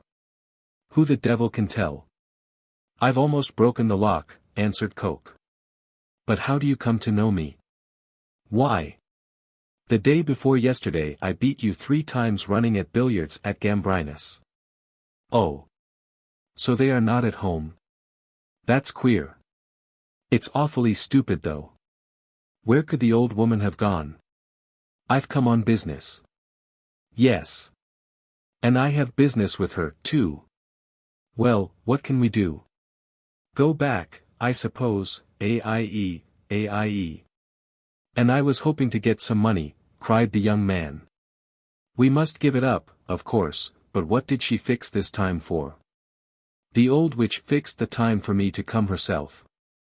It's out of my way. And where the devil she can have got to, I can't make out. She sits here from year's end to year's end, the old hag. Her legs are bad and yet here all of a sudden she is out for a walk. Hadn't we better ask the porter?" "What? Where she's gone and when she'll be back?" "HM. Damn it all. We might ask. But you know she never does go anywhere." And he once more tugged at the door handle. "Damn it all. There's nothing to be done, we must go." "Stay," cried the young man suddenly. "Do you see how the door shakes if you pull it? Well, that shows it's not locked, but fastened with the hook. Do you hear how the hook clanks? Well, why, don't you see? That proves that one of them is at home. If they were all out, They would have locked the door from the outside with the key and not with the hook from inside. There, do you hear how the hook is clanking? To fasten the hook on the inside they must be at home, don't you see? So there they are sitting inside and don't open the door. Well. And so they must be, cried Coke, astonished. What are they about in there? And he began furiously shaking the door. Stay, cried the young man again. Don't pull at it. There must be something wrong. Here, you've been ringing and pulling at the door and still they don't open. So either they've both fainted or... What? I tell you what. Let's go fetch the porter, let him wake them up. All right. Both were going down. Stay. You stop here while I run down for the porter. What for? Well, you'd better. All right. I'm studying the law, you see. It's evident, extent there's something wrong here. The young man cried hotly, and he ran downstairs. Coke remained. Once more he softly touched the bell which gave one tinkle, then gently, as though reflecting and looking about him, began touching the door handle, pulling it and letting it go to make sure once more that it was only fastened by the hook. Then puffing and panting he bent down and began looking at the keyhole, but the key was in the lock on the inside and so nothing could be seen. Raskolnikov stood keeping tight hold of the axe. He was in a sort of delirium. He was even making ready to fight when they should come in. While they were knocking and talking together, the idea several times occurred to him to end it all at once and shout to them through the door. Now and then he was tempted to swear at them, to jeer at them, while they could not open the door. Only make haste, was the thought that flashed through his mind. But what the devil is he about? Time was passing, 1 minute and another, no one came. Coke began to be restless. What the devil, he cried suddenly, and in impatience deserting his sentry duty, he, too, went down, hurrying and thumping with his heavy boots on the stairs. The steps died away. Good heavens! What am I to do? Raskolnikov unfastened the hook, opened the door, there was no sound. Abruptly, without any thought at all, he went out, closing the door as thoroughly as he could, and went downstairs. He had gone down 3 flights when he suddenly heard a loud voice below. Where could he go? There was nowhere to hide. He was just going back to the flat. Hey there! Catch the brute! Somebody dashed out of a flat below, shouting, and rather fell than ran down the stairs, bawling at the top of his voice. Mitka! Mitka! Mitka! Mitka! Mitka! Blast him! The shout ended in a shriek, the last sounds came from the yard, all was still. But at the same instant several men talking loud and fast began noisily mounting the stairs. There were 3 or 4 of them. He distinguished the ringing voice of the young man. They. Filled with despair he went straight to meet them, feeling, come what must. If they stopped him, all was lost, if they let him pass, all was lost too, they would remember him. They were approaching. They were only a flight from him, and suddenly deliverance. A few steps from him on the right, there was an empty flat with the door wide open, the flat on the 2nd floor where the painters had been at work, and which, as though for his benefit, they had just left. It was they, no doubt, who had just run down, shouting. The floor had only just been painted, in the middle of the room stood a pail and a broken pot with paint and brushes. In one instant he had whisked in at the open door and hidden behind the wall, and only in the nick of time, they had already reached the landing. Then they turned and went on up to the 4th floor, talking loudly. He waited, went out on tiptoe and ran down the stairs. No one was on the stairs, nor in the gateway. He passed quickly through the gateway and turned to the left in the street. He knew perfectly well that at that moment they were at the flat, that they were greatly astonished at finding it unlocked, as the door had just been fastened, that by now they were looking at the bodies. That before another minute had passed they would guess and completely realize that the murderer had just been there, and had succeeded in hiding somewhere, slipping by them and escaping. They would guess most likely that he had been in the empty flat, while they were going upstairs. And meanwhile he dared not quicken his pace much, though the next turning was still nearly 100 yards away. Should he slip through some gateway and wait somewhere in an unknown street? No, hopeless. Should he fling away the axe? Should he take a cab? Hopeless, hopeless. At last he reached the turning. He turned down it more dead than alive. Here he was halfway to safety, and he understood it. It was less risky because there was a great crowd of people, and he was lost in it like a grain of sand. But all he had suffered had so weakened him that he could scarcely move. Perspiration ran down him in drops, his neck was all wet. My word, he has been going it, someone shouted at him when he came out on the canal bank. He was only dimly conscious of himself now, and the farther he went the worse it was. He remembered, however, that on coming out onto the canal bank, he was alarmed at finding few people there and so being more conspicuous, and he had thought of turning back. Though he was almost falling from fatigue, he went a long way round so as to get home from quite a different direction. He was not fully conscious when he passed through the gateway of his house. He was already on the staircase before he recollected the axe. And yet he had a very grave problem before him, to put it back and to escape observation as far as possible in doing so. He was of course incapable of reflecting that it might perhaps be far better not to restore the axe at all, but to drop it later on in somebody's yard.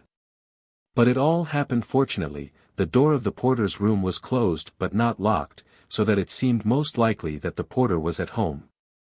But he had so completely lost all power of reflection that he walked straight to the door and opened it. If the porter had asked him, "What do you want?" he would perhaps have simply handed him the axe.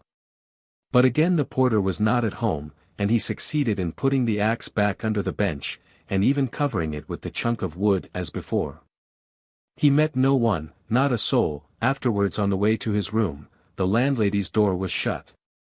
When he was in his room, he flung himself on the sofa just as he was. He did not sleep, but sank into blank forgetfulness.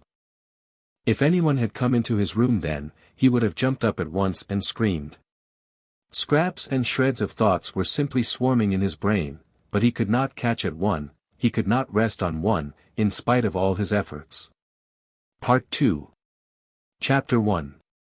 So he lay a very long while.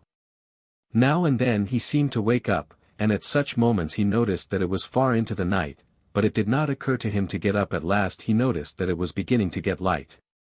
He was lying on his back, still dazed from his recent oblivion.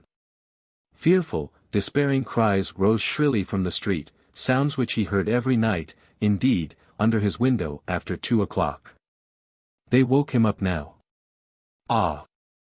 The drunken men are coming out of the taverns, he thought. It's past 2 o'clock, and at once he leaped up, as though someone had pulled him from the sofa. What? Past 2 o'clock. He sat down on the sofa, and instantly recollected everything. All at once, in one flash, he recollected everything. For the first moment he thought he was going mad. A dreadful chill came over him, but the chill was from the fever that had begun long before in his sleep. Now he was suddenly taken with violent shivering, so that his teeth chattered and all his limbs were shaking. He opened the door and began listening. Everything in the house was asleep. With amazement he gazed at himself and everything in the room around him, wondering how he could have come in the night before without fastening the door, and have flung himself on the sofa without undressing, without even taking his hat off. It had fallen off and was lying on the floor near his pillow. If anyone had come in, what would he have thought? That I'm drunk, but... He rushed to the window. There was light enough, and he began hurriedly looking himself all over from head to foot. All his clothes, were there no traces? But there was no doing it like that. Shivering with cold, he began taking off everything and looking over again. He turned everything over to the last threads and rags, and mistrusting himself, went through his search 3 times. But there seemed to be nothing, no trace, except in one place, where some thick drops of congealed blood were clinging to the frayed edge of his trousers. He picked up a big clasp knife and cut off the frayed threads. There seemed to be nothing more. Suddenly he remembered that the purse and the things he had taken out of the old woman's box were still in his pockets. He had not thought till then of taking them out and hiding them. He had not even thought of them while he was examining his clothes. What next? Instantly he rushed to take them out and fling them on the table. When he had pulled out everything, and turned the pocket inside out to be sure there was nothing left, he carried the whole heap to the corner. The paper had come off the bottom of the wall and hung there in tatters. He began stuffing all the things into the hole under the paper, therein. All out of sight, and the purse too, he thought gleefully, getting up and gazing blankly at the hole which bulged out more than ever. Suddenly he shuddered all over with horror. My God, he whispered in despair, what's the matter with me? Is that hidden? Is that the way to hide things? He had not reckoned on having trinkets to hide. He had only thought of money, and so had not prepared a hiding place. But now, what am I glad of, he thought, is that hiding things. My reason's deserting me, simply. He sat down on the sofa in exhaustion and was at once shaken by another unbearable fit of shivering. Mechanically he drew from a chair beside him his old student's winter coat, which was still warm though almost in rags, covered himself up with it and once more sank into drowsiness and delirium. He lost consciousness. Not more than 5 minutes had passed when he jumped up a second time, and at once pounced in a frenzy on his clothes again. How could I go to sleep again with nothing done? Yes, I have not taken the loop off the armhole. I forgot a thing like that. Such a piece of evidence. He pulled off the noose, hurriedly cut it to pieces and threw the bits among his linen under the pillow. Pieces of torn linen couldn't rouse suspicion, whatever happened. I think not, anyway, he repeated, standing in the middle of the room, and with painful concentration he fell to gazing about him again, at the floor and everywhere, trying to make sure he had not forgotten anything. The conviction that all his faculties, even memory, and the simplest power of reflection were failing him, began to be an insufferable torture. Surely it isn't beginning already. Surely it isn't my punishment coming upon me. It is. The frayed rags he had cut off his trousers were actually lying on the floor in the middle of the room, where anyone coming in would see them. What is the matter with me? He cried again, like one distraught. Then a strange idea entered his head. That, perhaps, all his clothes were covered with blood, that, perhaps, there were a great many stains, but that he did not see them, did not notice them because his perceptions were failing, were going to pieces, his reason was clouded. Suddenly he remembered that there had been blood on the purse too. Ah! Then there must be blood on the pocket too, for I put the wet purse in my pocket. In a flash he had turned the pocket inside out and, yes. There were traces, stains on the lining of the pocket. So my reason has not quite deserted me, so I still have some sense and memory, since I guessed it of myself, he thought triumphantly, with a deep sigh of relief. It's simply the weakness of fever, a moment's delirium, and he tore the whole lining out of the left pocket of his trousers.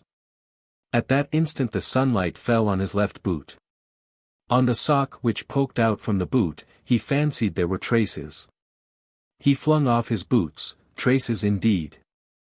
The tip of the sock was soaked with blood, he must have unwarily stepped into that pool. But what am I to do with this now? Where am I to put the sock and rags and pocket? He gathered them all up in his hands and stood in the middle of the room. In the stove. But they would ransack the stove first of all. Burn them? But what can I burn them with? There are no matches even. No, better go out and throw it all away somewhere.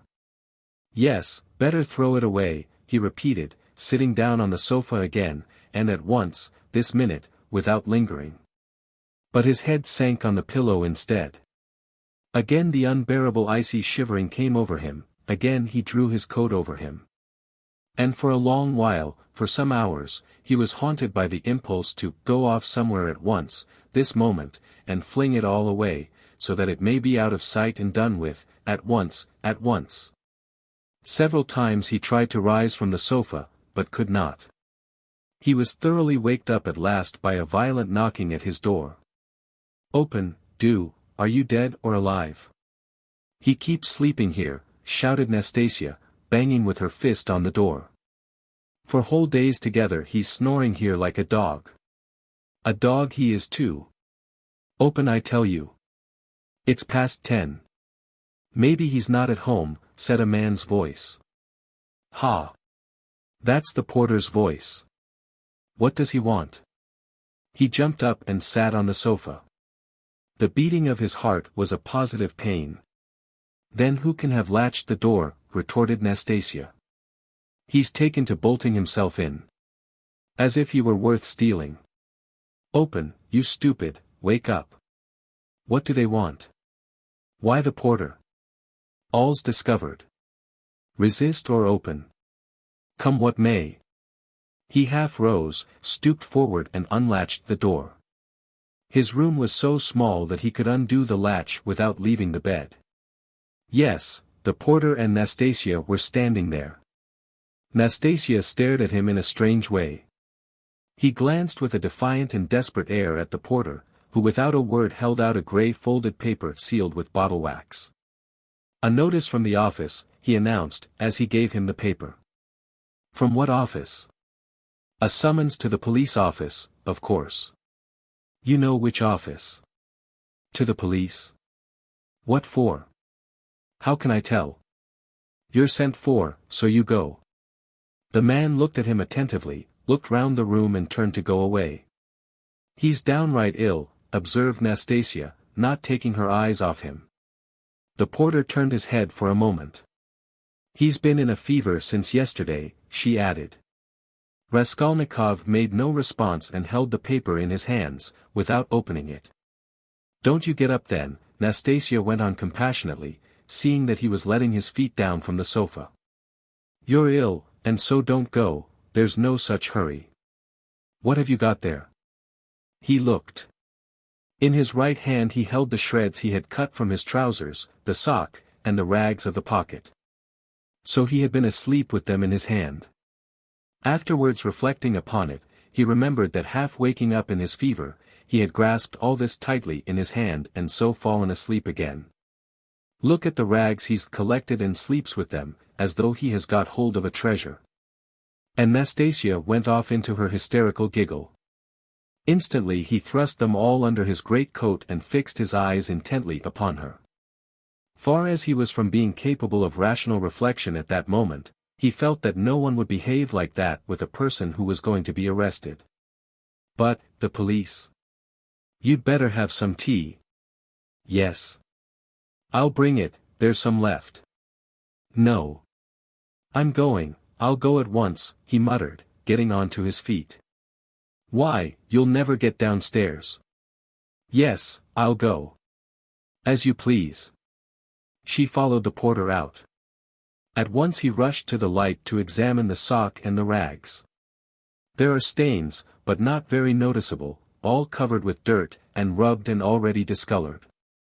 No one who had no suspicion could distinguish anything. Nastasia from a distance could not have noticed, thank God. Then with a tremor he broke the seal of the notice and began reading. He was a long while reading, before he understood.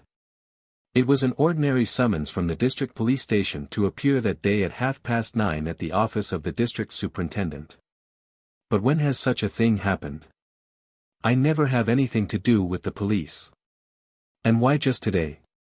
He thought in agonizing bewilderment. Good God, only get it over soon. He was flinging himself on his knees to pray, but broke into laughter, not at the idea of prayer, but at himself. He began, hurriedly dressing. "If I'm lost, I am lost, I don't care. Shall I put the sock on?" he suddenly wondered. "It will get dustier still and the traces will be gone." But no sooner had he put it on than he pulled it off again in loathing and horror. He pulled it off, but reflecting that he had no other socks, he picked it up and put it on again, and again he laughed.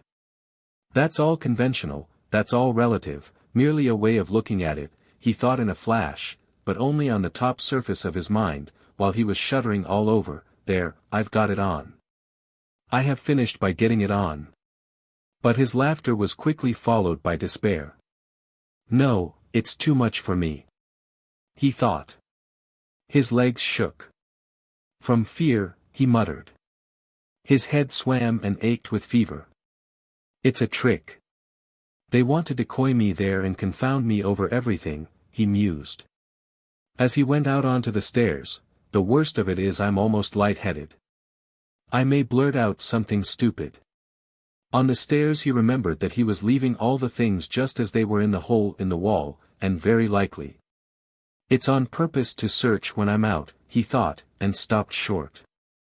But he was possessed by such despair, such cynicism of misery, if one may so call it, that with a wave of his hand he went on. Only to get it over. In the street the heat was insufferable again, not a drop of rain had fallen all those days. Again dust, bricks and mortar, again the stench from the shops and pothouses, again the drunken men, the Finnish pedlars and half-broken-down cabs. The sun shone straight in his eyes, so that it hurt him to look out of them, and he felt his head going round, as a man in a fever is apt to feel when he comes out into the street on a bright sunny day. When he reached the turning into the street, in an agony of trepidation he looked down it, at the house, and at once averted his eyes. If they question me, perhaps I'll simply tell, he thought, as he drew near the police station. The police station was about a quarter of a mile off. It had lately been moved to new rooms on the 4th floor of a new house. He had been once for a moment in the old office but long ago. Turning in at the gateway, he saw on the right a flight of stairs which a peasant was mounting with a book in his hand. A house porter, no doubt, so then, the office is here, and he began ascending the stairs on the chance. He did not want to ask questions of anyone. I'll go in, fall on my knees, and confess everything, he thought, as he reached the 4th floor. The staircase was steep, narrow and all sloppy with dirty water. The kitchens of the flats opened on to the stairs and stood open almost the whole day. So there was a fearful smell and heat. The staircase was crowded with porters going up and down with their books under their arms, policemen, and persons of all sorts and both sexes. The door of the office, too, stood wide open. Peasants stood waiting within. There, too, the heat was stifling and there was a sickening smell of fresh paint and stale oil from the newly decorated rooms. After waiting a little, he decided to move forward into the next room. All the rooms were small and low-pitched. A fearful impatience drew him on and on. No one paid attention to him. In the second room some clerk sat writing, dressed hardly better than he was, and rather a queer-looking set. He went up to one of them. What is it? He showed the notice he had received. You are a student? The man asked, glancing at the notice. Yes, formerly a student. The clerk looked at him, but without the slightest interest. He was a particularly unkempt person with the look of a fixed idea in his eye. There would be no getting anything out of him, because he has no interest in anything, thought Raskolnikov. Go in there to the head clerk, said the clerk, pointing towards the furthest room. He went into that room, the 4th in order. It was a small room and packed full of people, rather better dressed than in the outer rooms. Among them were 2 ladies. One, poorly dressed in mourning, sat at the table opposite the chief clerk, writing something at his dictation. The other, a very stout, buxom woman with a purplish-red, blotchy face, excessively smartly dressed with a brooch on her bosom as big as a saucer, was standing on one side, apparently waiting for something. Raskolnikov thrust his notice upon the head clerk. The latter glanced at it, said, "Wait a minute," and went on attending to the lady in mourning. He breathed more freely. It can't be that. By degrees he began to regain confidence. He kept urging himself to have courage and be calm. Some foolishness, some trifling carelessness, and I may betray myself. It's a pity there's no air here, he added, it's stifling. It makes one's head dizzier than ever, and one's mind too. He was conscious of a terrible inner turmoil. He was afraid of losing his self-control. He tried to catch at something and fix his mind on it, something quite irrelevant, but he could not succeed in this at all. Yet the head clerk greatly interested him, he kept hoping to see through him and guess something from his face. He was a very young man, about 22, with a dark mobile face that looked older than his years. He was fashionably dressed and foppish, with his hair parted in the middle, well combed and pomaded, and wore a number of rings on his well-scrubbed fingers and a gold chain on his waistcoat. He said a couple of words in French to a foreigner who was in the room, and said them fairly correctly. "Louise Ivanovna, you can sit down," he said casually to the gaily dressed, purple-faced lady, who was still standing as though not venturing to sit down, though there was a chair beside her. "Ich danke," said the latter, and softly, with a rustle of silk she sank into the chair. Her light blue dress trimmed with white lace floated about the table like an air balloon and filled almost half the room. She smelt of scent. But she was obviously embarrassed at filling half the room and smelling so strongly of scent, and though her smile was impudent as well as cringing, it betrayed evident uneasiness. The lady in mourning had done at last, and got up. All at once, with some noise, an officer walked in very jauntily, with a peculiar swing of his shoulders at each step. He tossed his cockaded cap on the table and sat down in an easy chair. The small lady positively skipped from her seat on seeing him, and fell to curtsying in a sort of ecstasy, but the officer took not the smallest notice of her, and she did not venture to sit down again in his presence. He was the assistant superintendent. He had a reddish mustache that stood out horizontally on each side of his face, and extremely small features, expressive of nothing much except a certain insolence. He looked askance and rather indignantly at Raskolnikov. He was so very badly dressed, and in spite of his humiliating position, his bearing was by no means in keeping with his clothes. Raskolnikov had unwarily fixed a very long and direct look on him, so that he felt positively affronted. "What do you want?" he shouted, apparently astonished that such a ragged fellow was not annihilated by the majesty of his glance. "I was summoned, by a notice." Raskolnikov faltered.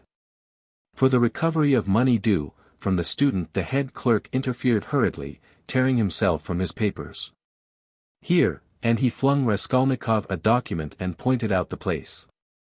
"Read that." "Money? What money?" thought Raskolnikov, but, then, it's certainly not that. And he trembled with joy. He felt sudden intense indescribable relief. A load was lifted from his back. "And pray, what time were you directed to appear, sir?" shouted the assistant superintendent, seeming for some unknown reason more and more aggrieved. "You are told to come at 9, and now it's 12. "The notice was only brought me a quarter of an hour ago," Raskolnikov answered loudly over his shoulder. To his own surprise he, too, grew suddenly angry and found a certain pleasure in it.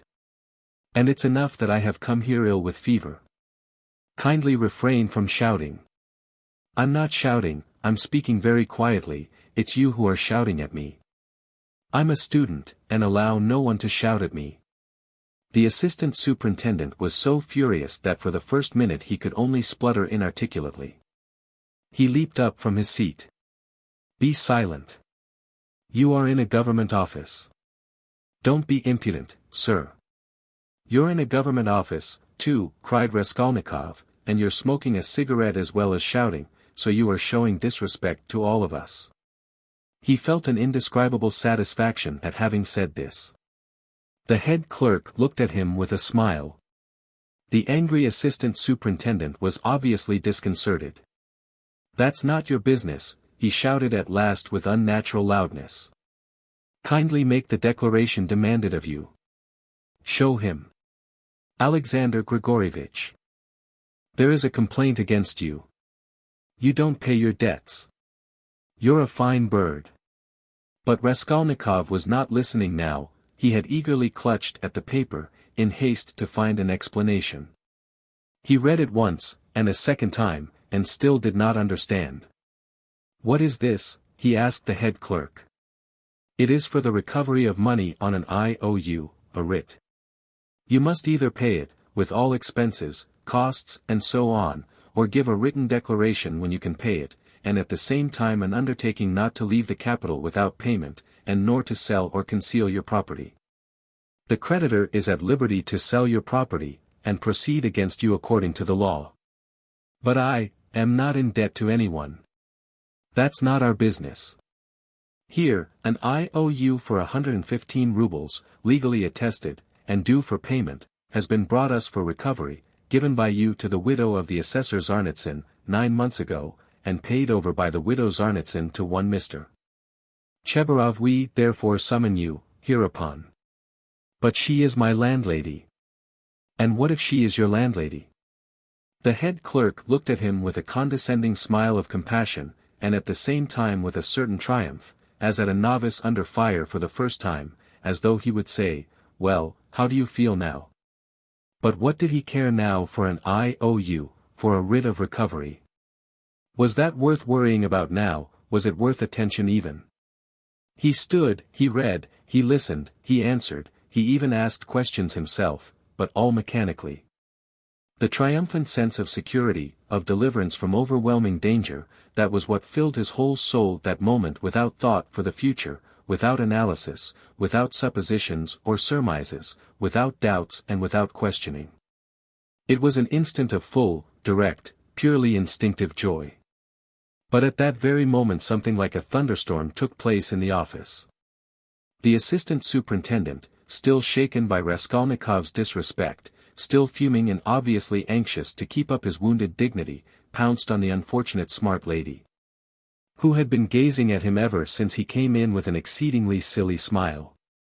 "You shameful hussy," he shouted suddenly at the top of his voice. The lady in mourning had left the office. "What was going on at your house last night?" "A disgrace again, you're a scandal to the whole street. Fighting and drinking again. Do you want the house of correction? Why, I have warned you 10 times over that I would not let you off the 11th. And here you are again, you. The paper fell out of Raskolnikov's hands, and he looked wildly at the smart lady who was so unceremoniously treated. But he soon saw what it meant, and at once began to find positive amusement in the scandal. He listened with pleasure, so that he longed to laugh and laugh, all his nerves were on edge. "Ilya Petrovitch." The head clerk was beginning anxiously, but stopped short, for he knew from experience that the enraged assistant could not be stopped except by force. As for the smart lady, at first she positively trembled before the storm. But, strange to say, the more numerous and violent the terms of abuse became, the more amiable she looked, and the more seductive the smiles she lavished on the terrible assistant. She moved uneasily, and curtsied incessantly, waiting impatiently for a chance of putting in her word, and at last she found it. "There was no sort of noise or fighting in my house, Mr. Captain," she pattered all at once, like peas dropping, speaking Russian confidently, though with a strong German accent, "and no sort of scandal, and his honor came drunk, and it's the whole truth I am telling, Mr. Captain, and I am not to blame. Mine is an honorable house, Mr. Captain, and honorable behavior, Mr. Captain, and I always dislike any scandal myself." But he came quite tipsy, and asked for 3 bottles again, and then he lifted up one leg, and began playing the pianoforte with one foot, and that is not at all right in an honorable house, and he Gans broke the piano. And it was very bad manners indeed, and I said so. And he took up a bottle and began hitting everyone with it. And then I called the porter, and Karl came, and he took Karl and hit him in the eye, and he hit Henriette in the eye, too, and gave me 5 slaps on the cheek. And it was so ungentlemanly in an honorable house, Mr. Captain, and I screamed. And he opened the window over the canal, and stood in the window, squealing like a little pig. It was a disgrace. The idea of squealing like a little pig at the window into the street. Fie upon him. And Karl pulled him away from the window by his coat, and it is true, Mr. Captain, he tore Seine Rock. And then he shouted that man must pay him 15 rubles damages. And I did pay him, Mr. Captain, 5 rubles for Seine Rock. And he is an ungentlemanly visitor and caused all the scandal. "I will show you up," he said, "for I can write to all the papers about you." Then he was an author. Yes, Mr. Captain, and what an ungentlemanly visitor in an honorable house. Now then. Enough. I have told you already. Ilya Petrovitch. The head clerk repeated significantly. The assistant glanced rapidly at him, the head clerk slightly shook his head.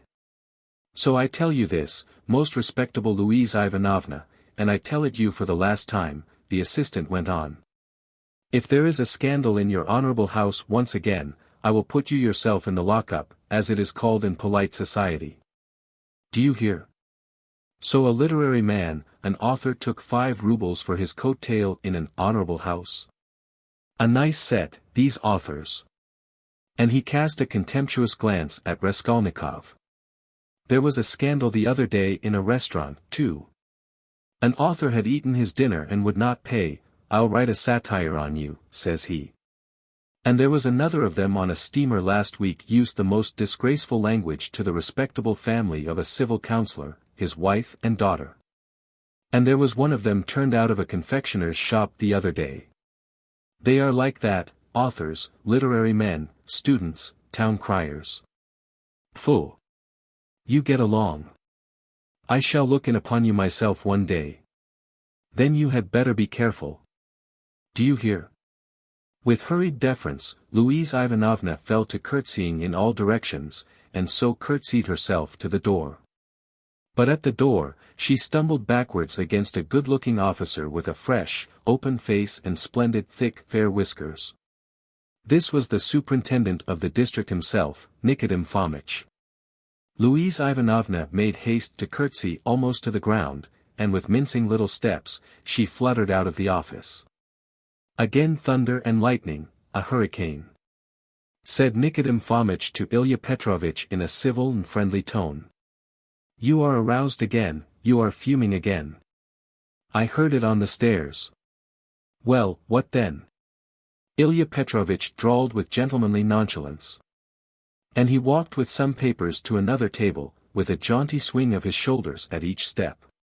Here, if you will kindly look, an author, or a student, has been one at least, does not pay his debts, has given an IOU, won't clear out of his room, and complaints are constantly being lodged against him. And here he has been pleased to make a protest against my smoking in his presence. He behaves like a cat himself, and just look at him, please.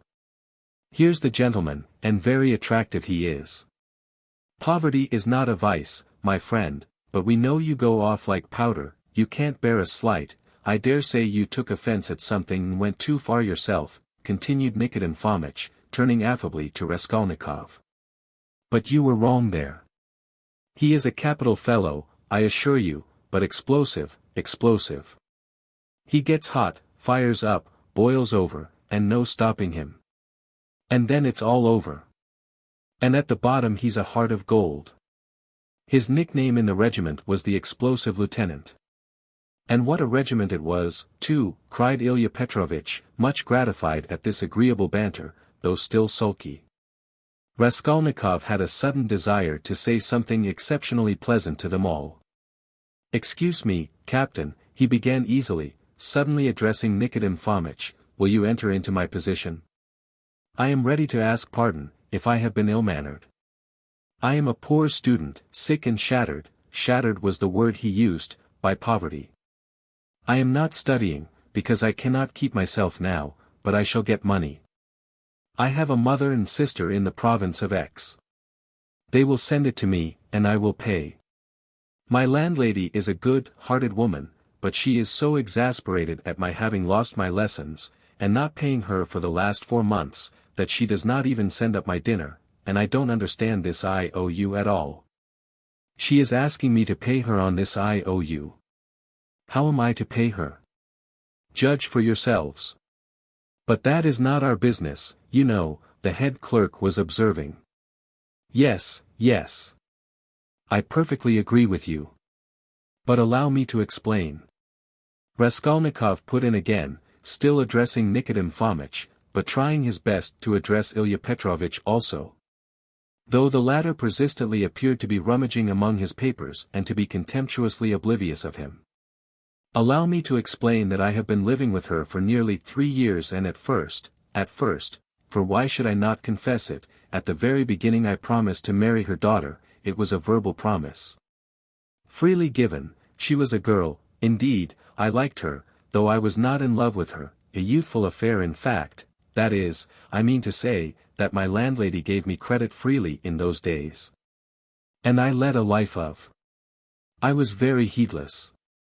Nobody asks you for these personal details, sir, we've no time to waste, Ilya Petrovitch interposed roughly and with a note of triumph. But Raskolnikov stopped him hotly, though he suddenly found it exceedingly difficult to speak. But excuse me. It is for me to explain how it all happened. In my turn, though I agree with you, it is unnecessary. But a year ago, the girl died of typhus. I remained lodging there as before, and when my landlady moved into her present quarters, she said to me, and in a friendly way, that she had complete trust in me, but still, would I not give her an IOU for 115 rubles. All the debt I owed her. She said if only I gave her that, she would trust me again, as much as I liked, and that she would never, those were her own words, make use of that IOU till I could pay of myself, and now, when I have lost my lessons and have nothing to eat, she takes action against me. What am I to say to that? All these affecting details are no business of ours. Ilya Petrovitch interrupted rudely.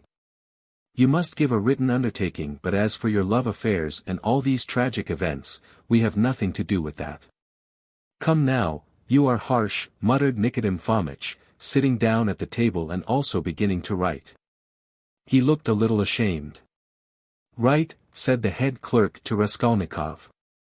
Write what? The latter asked, gruffly. I will dictate to you. Raskolnikov fancied that the head clerk treated him more casually and contemptuously after his speech, but strange to say he suddenly felt completely indifferent to anyone's opinion, and this revulsion took place in a flash, in one instant. If he had cared to think a little, he would have been amazed indeed that he could have talked to them like that a minute before, forcing his feelings upon them. And where had those feelings come from?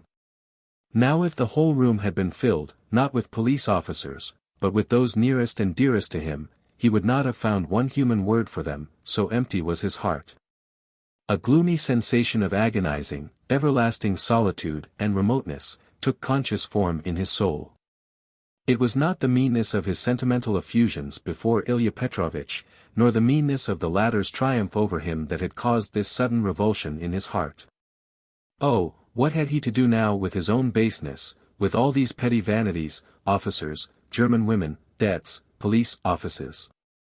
If he had been sentenced to be burnt at that moment, he would not have stirred, would hardly have heard the sentence to the end.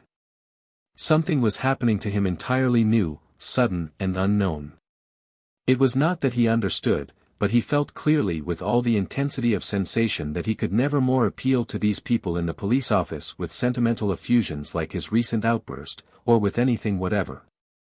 And that if they had been his own brothers and sisters and not police officers, it would have been utterly out of the question to appeal to them in any circumstance of life. He had never experienced such a strange and awful sensation. And what was most agonizing, it was more a sensation than a conception or idea, a direct sensation, the most agonizing of all the sensations he had known in his life. The head clerk began dictating to him the usual form of declaration, that he could not pay, that he undertook to do so at a future date, that he would not leave the town, nor sell his property, and so on. But you can't write, you can hardly hold the pen, observed the head clerk, looking with curiosity at Raskolnikov. Are you ill? Yes, I am giddy. Go on. That's all. Sign it. The head clerk took the paper, and turned to attend to others. Raskolnikov gave back the pen, but instead of getting up and going away, he put his elbows on the table and pressed his head in his hands. He felt as if a nail were being driven into his skull. A strange idea suddenly occurred to him, to get up at once, to go up to Nikidim Fomitch, and tell him everything that had happened yesterday, and then to go with him to his lodgings and to show him the things in the hole in the corner. The impulse was so strong that he got up from his seat to carry it out. Hadn't I better think a minute, flashed through his mind. No, better cast off the burden without thinking. But all at once he stood still, rooted to the spot. Nikodem Fomitch was talking eagerly with Ilya Petrovitch, and the words reached him. It's impossible, they'll both be released. To begin with, the whole story contradicts itself. Why should they have called the porter, if it had been their doing? To inform against themselves? Or as a blind? No, that would be too cunning. Besides, Pestryakov, the student, was seen at the gate by both the porters and a woman as he went in. He was walking with 3 friends, who left him only at the gate, and he asked the porters to direct him, in the presence of the friends. Now, would he have asked his way if he had been going with such an object? As for Coke, he spent half an hour at the silversmith's below, before he went up to the old woman, and he left him at exactly 7:45. Now just consider. But excuse me, how do you explain this contradiction? They state themselves that they knocked and the door was locked, yet 3 minutes later when they went up with the porter, it turned out the door was unfastened. That's just it, the murderer must have been there and bolted himself in. And they'd have caught him for a certainty if Coke had not been an ass and gone to look for the porter too. He must have seized the interval to get downstairs and slip by them somehow. Coke keeps crossing himself and saying, if I had been there, he would have jumped out and killed me with his axe. He is going to have a Thanksgiving service, ha, ha. And no one saw the murderer. They might well not see him. The house is a regular Noah's Ark, said the head clerk, who was listening. It's clear, quite clear, Nikodem Fomitch repeated warmly. No, it is anything but clear, Ilya Petrovitch maintained. Raskolnikov picked up his hat and walked towards the door, but he did not reach it. When he recovered consciousness, he found himself sitting in a chair, supported by someone on the right side, while someone else was standing on the left, holding a yellowish glass filled with yellow water, and Nikodem Fomitch standing before him, looking intently at him. He got up from the chair. What's this? Are you ill? Nikodem Fomitch asked, rather sharply. He could hardly hold his pen when he was signing, said the head clerk, settling back in his place, and taking up his work again. Have you been ill long? Cried Ilya Petrovitch from his place, where he, too, was looking through papers. He had, of course, come to look at the sick man when he fainted, but retired at once when he recovered. Since yesterday, muttered Raskolnikov in reply. Did you go out yesterday? Yes. Though you were ill? Yes. At what time? About 7. And where did you go, may I ask? Along the street. Short and clear. Raskolnikov, white as a handkerchief, had answered sharply, jerkily, without dropping his black feverish eyes before Ilya Petrovitch's stare. He can scarcely stand upright. And you? Nikodem Fomitch was beginning. No matter, Ilya Petrovitch pronounced rather peculiarly. Nikodem Fomitch would have made some further protest, but glancing at the head clerk who was looking very hard at him, he did not speak. There was a sudden silence. It was strange. Very well, then, concluded Ilya Petrovitch, we will not detain you. Raskolnikov went out. He caught the sound of eager conversation on his departure, and above the rest rose the questioning voice of Nikodem Fomitch. In the street, his faintness passed off completely. A search, there will be a search at once, he repeated to himself, hurrying home. The brutes. They suspect. His former terror mastered him completely again. Chapter 2. And what if there has been a search already? What if I find them in my room? But here was his room. Nothing and no one in it. No one had peeped in. Even Nastasia had not touched it. But heavens! How could he have left all those things in the hole? He rushed to the corner, slipped his hand under the paper, pulled the things out and lined his pockets with them. There were 8 articles in all, 2 little boxes with earrings or something of the sort, he hardly looked to see, then 4 small leather cases. There was a chain, too, merely wrapped in newspaper and something else in newspaper, that looked like a decoration. He put them all in the different pockets of his overcoat, and the remaining pocket of his trousers, trying to conceal them as much as possible. He took the purse, too. Then he went out of his room, leaving the door open. He walked quickly and resolutely, and though he felt shattered, he had his senses about him. He was afraid of pursuit, he was afraid that in another half-hour, another quarter of an hour perhaps, instructions would be issued for his pursuit, and so at all costs, he must hide all traces before then. He must clear everything up while he still had some strength, some reasoning power left him. Where was he to go? That had long been settled. Fling them into the canal, and all traces hidden in the water, the thing would be at an end. So he had decided in the night of his delirium, when several times he had had the impulse to get up and go away, to make haste, and get rid of it all. But to get rid of it, turned out to be a very difficult task. He wandered along the bank of the Ekaterininsky Canal for half an hour or more and looked several times at the steps running down to the water, but he could not think of carrying out his plan.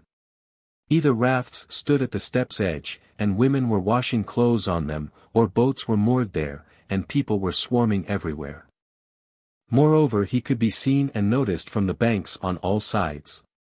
It would look suspicious for a man to go down on purpose, stop, and throw something into the water, and what if the boxes were to float instead of sinking? And of course they would.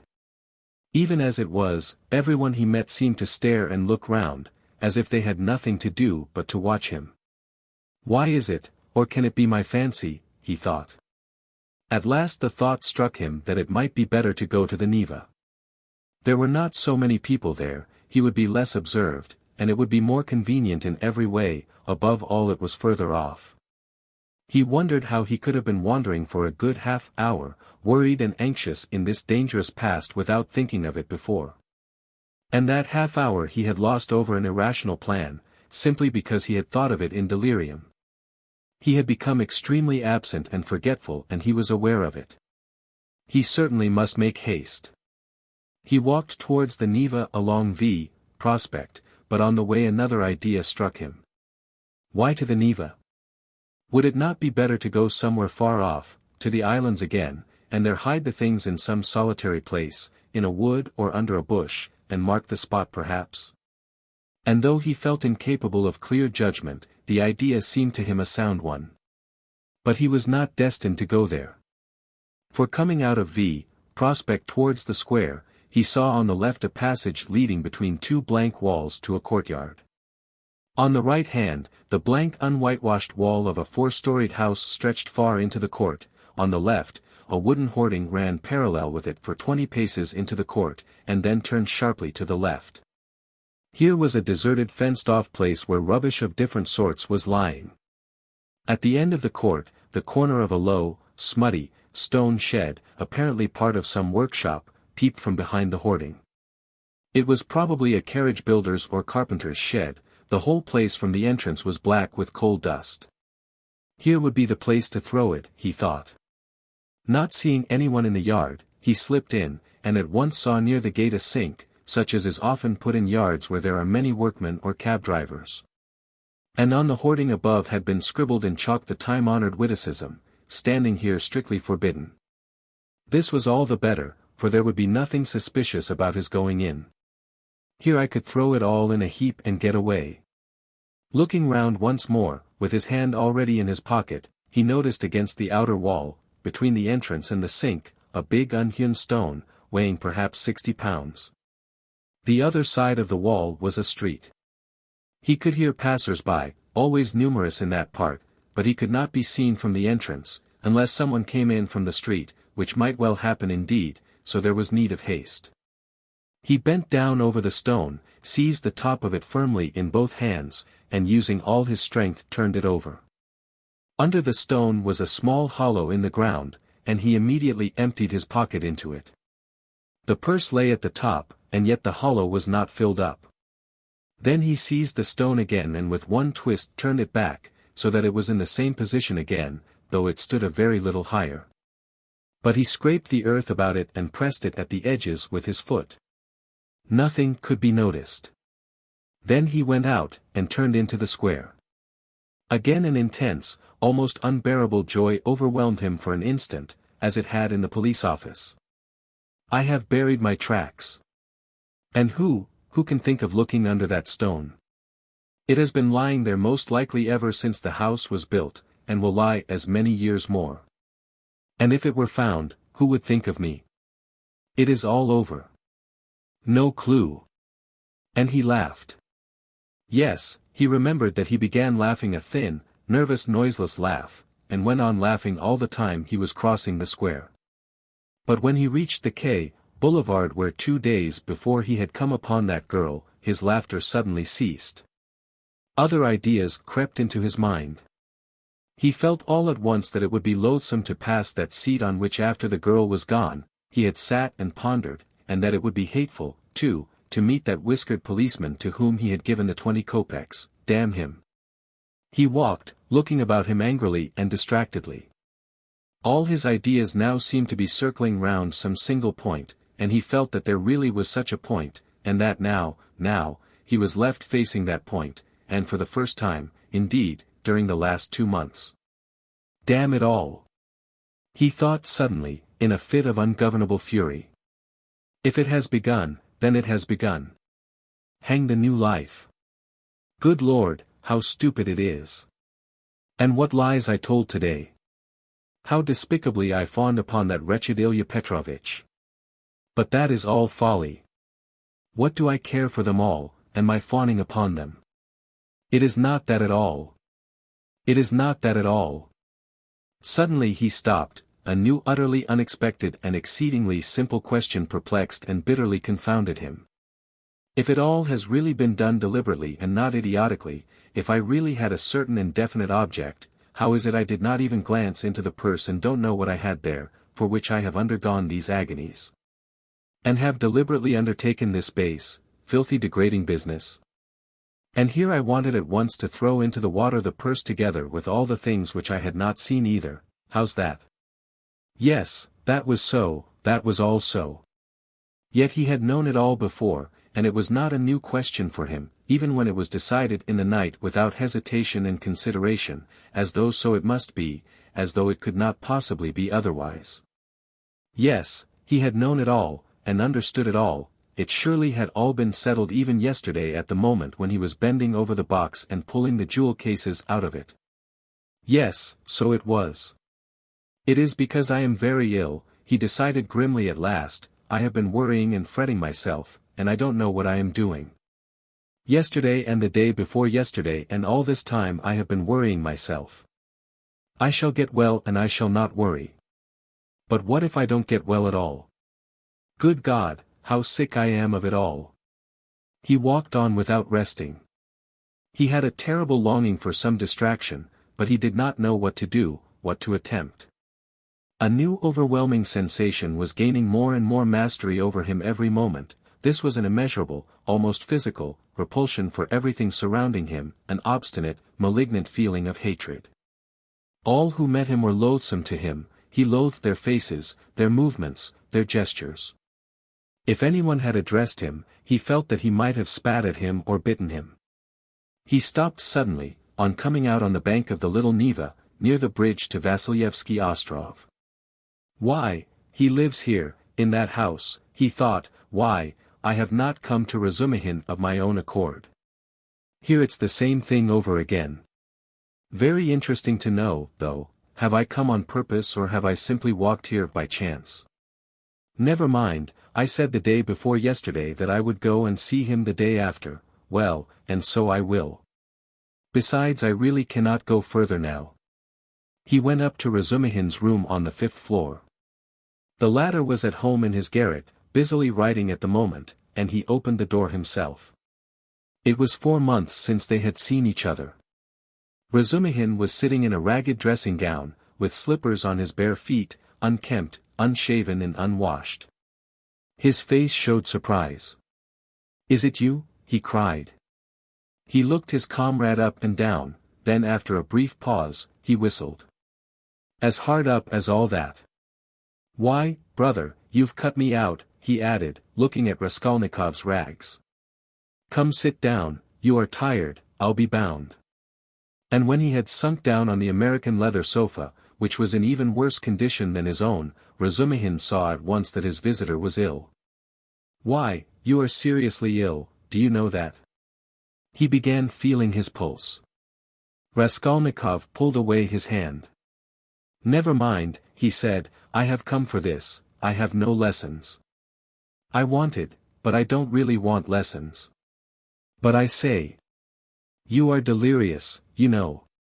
Razumihin observed, watching him carefully. No, I am not. Raskolnikov got up from the sofa.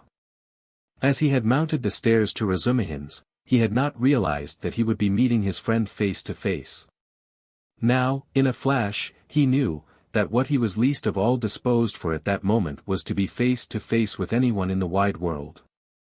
His spleen rose within him.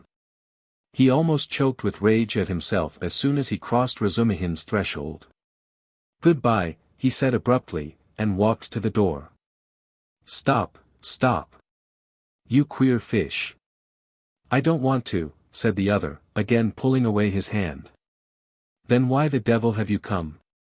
Are you mad, or what? Why, this is, almost insulting. I won't let you go like that. Well, then, I came to you because I know no one but you who could help, to begin, because you are kinder than anyone, clever, I mean, and can judge, and now I see that I want nothing. Do you hear? Nothing at all, no one's services, no one's sympathy. I am by myself, alone. Come, that's enough. Leave me alone. Stay a minute, you sweep. You are a perfect madman. As you like for all I care. I have no lessons, do you see, and I don't care about that, but there's a bookseller, Horovimov, and he takes the place of a lesson. I would not exchange him for 5 lessons. He's doing publishing of a kind, and issuing natural science manuals, and what a circulation they have. The very titles are worth the money. You always maintained that I was a fool, but by Jove, my boy, there are greater fools than I am. Now he is setting up for being advanced, not that he has an inkling of anything, but, of course, I encourage him. Here are 2 signatures of the German text, in my opinion, the crudest charlatanism. It discusses the question, is woman a human being? And, of course, triumphantly proves that she is. Horovimov is going to bring out this work as a contribution to the woman question, I am translating it. He will expand these 2.5 signatures into 6, we shall make up a gorgeous title half a page long and bring it out at half a ruble. It will do. He pays me 6 rubles the signature, it works out to about 15 rubles for the job, and I've had 6 already in advance. When we have finished this, we are going to begin a translation about Wales, and then some of the dullest scandals out of the second part of Les Confessions we have marked for translation. Somebody has told Horovimov, that Rousseau was a kind of Radishchev. You may be sure I don't contradict him, hang him. Well, would you like to do the second signature of, Is Woman a Human Being? If you would, take the German and pens and paper, all those are provided, and take 3 rubles, for as I have had 6 rubles in advance on the whole thing, 3 rubles come to you for your share. And when you have finished the signature there will be another 3 rubles for you. And please don't think I am doing you a service, quite the contrary, as soon as you came in, I saw how you could help me. To begin with, I am weak in spelling, and secondly, I am sometimes utterly adrift in German, so that I make it up as I go along for the most part. The only comfort is, that it's bound to be a change for the better. Though who can tell, maybe it's sometimes for the worse. Will you take it? Raskolnikov took the German sheets in silence, took the 3 rubles and without a word went out. Razumihin gazed after him in astonishment. But when Raskolnikov was in the next street, he turned back, mounted the stairs to Razumihin's again and laying on the table the German article and the 3 rubles, went out again, still without uttering a word. Are you raving, or what? Razumihin shouted, roused to fury at last. What farce is this? You'll drive me crazy too. What did you come to see me for, damn you? I don't want, translation, muttered Raskolnikov from the stairs. Then what the devil do you want? Shouted Razumihin from above. Raskolnikov continued descending the staircase in silence.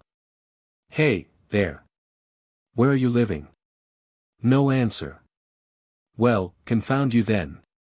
But Raskolnikov was already stepping into the street. On the Nikolaevsky Bridge he was roused to full consciousness again by an unpleasant incident.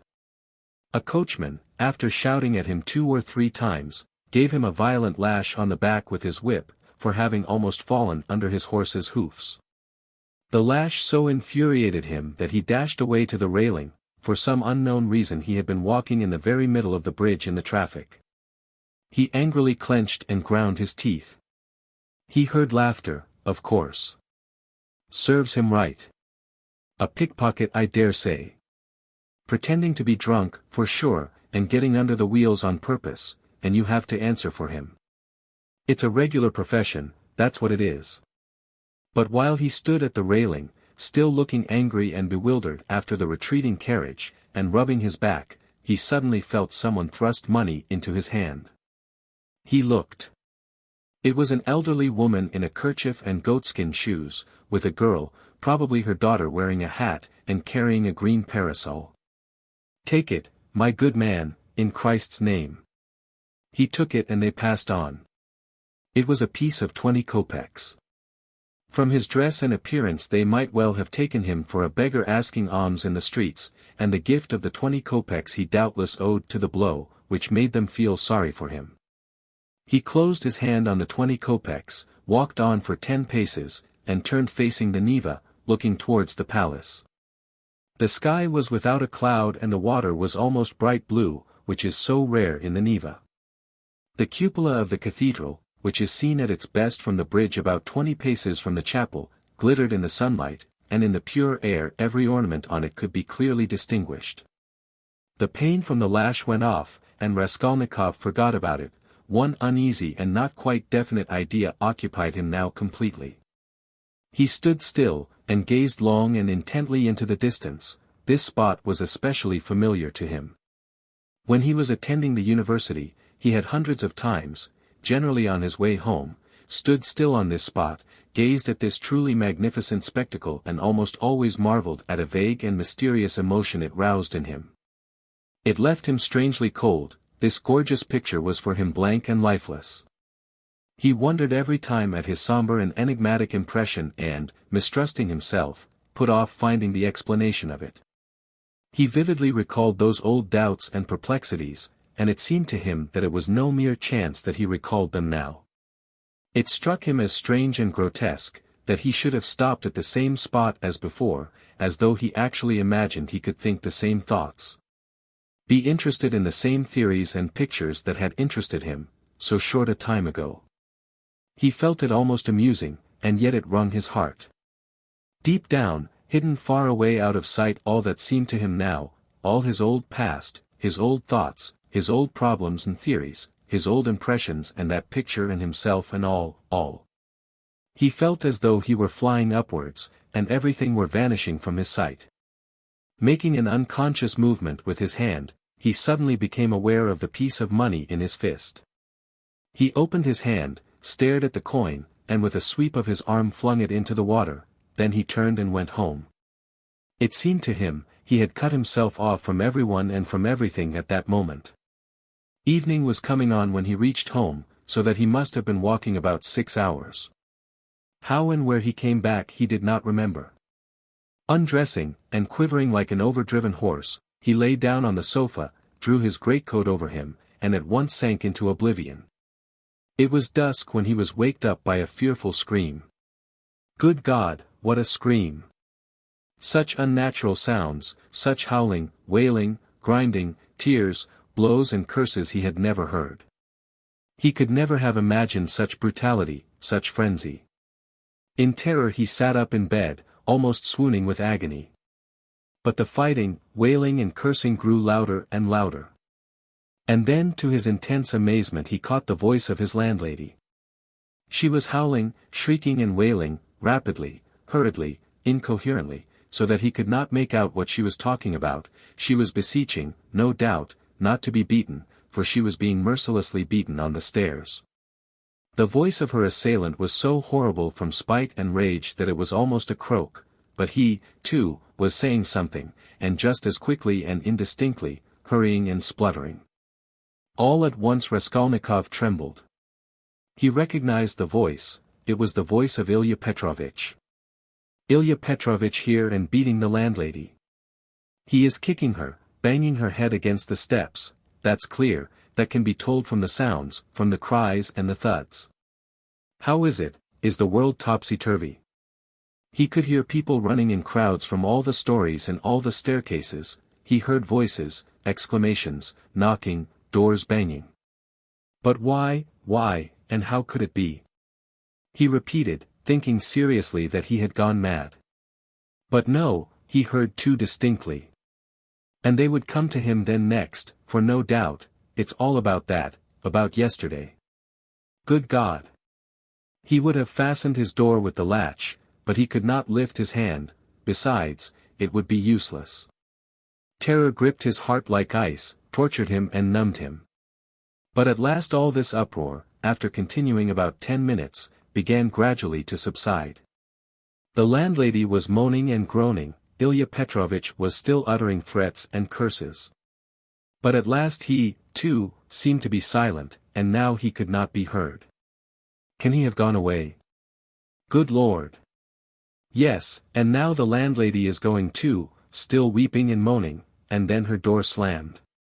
Now the crowd was going from the stairs to their rooms, exclaiming, disputing, calling to one another, raising their voices to a shout, dropping them to a whisper.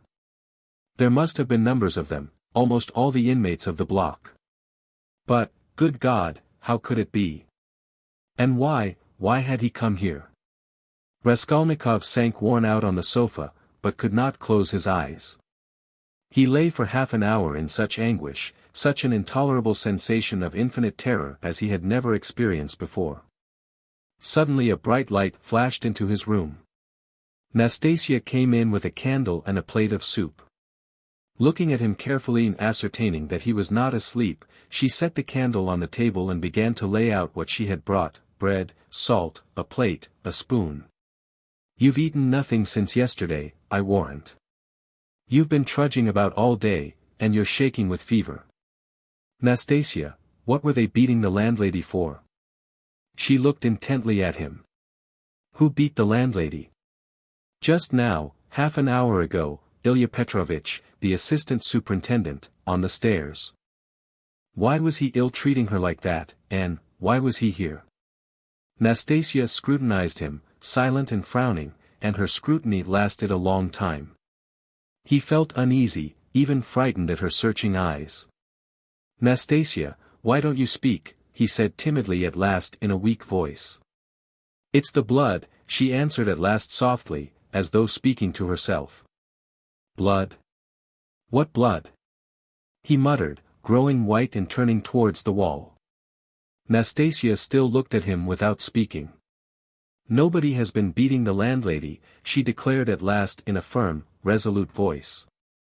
He gazed at her, hardly able to breathe. I heard it myself, I was not asleep. I was sitting up, he said still more timidly. I listened a long while. The assistant superintendent came. Everyone ran out onto the stairs from all the flats. No one has been here. That's the blood crying in your ears. When there's no outlet for it and it gets clotted, you begin fancying things. Will you eat something? He made no answer. Nastasia still stood over him, watching him. Give me something to drink. Nastasia. She went downstairs and returned with a white earthenware jug of water. He remembered only swallowing one sip of the cold water and spilling some on his neck. Then followed forgetfulness. Chapter 3.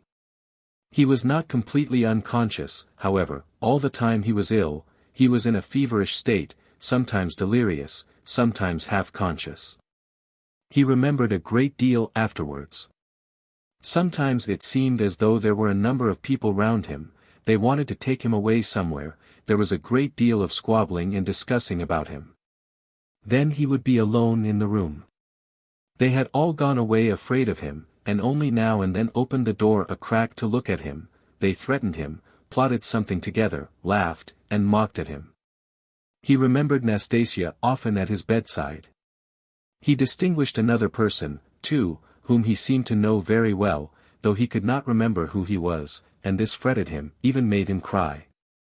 Sometimes he fancied he had been lying there a month. At other times it all seemed part of the same day. But of that he had no recollection, and yet every minute he felt that he had forgotten something he ought to remember.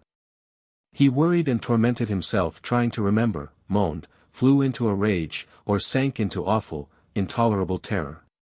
Then he struggled to get up, would have run away, but someone always prevented him by force, and he sank back into impotence and forgetfulness. At last he returned to complete consciousness. It happened at 10 o'clock in the morning.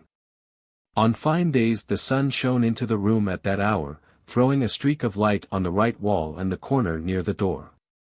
Nastasia was standing beside him with another person, a complete stranger, who was looking at him very inquisitively. He was a young man with a beard, wearing a full, short-waisted coat, and looked like a messenger. The landlady was peeping in at the half-opened door. Raskolnikov sat up. "Who is this, Nastasia?" he asked, pointing to the young man. "I say, he's himself again," she said. "He is himself," echoed the man. Concluding that he had returned to his senses, the landlady closed the door and disappeared. She was always shy and dreaded conversations or discussions. She was a woman of 40, not at all bad-looking, fat and buxom, with black eyes and eyebrows, good-natured from fatness and laziness, and absurdly bashful. "Who are you?" he went on, addressing the man. But at that moment the door was flung open, and, stooping a little, as he was so tall, Razumihin came in. "What a cabin it is," he cried. "I am always knocking my head. You call this a lodging? So you are conscious, brother?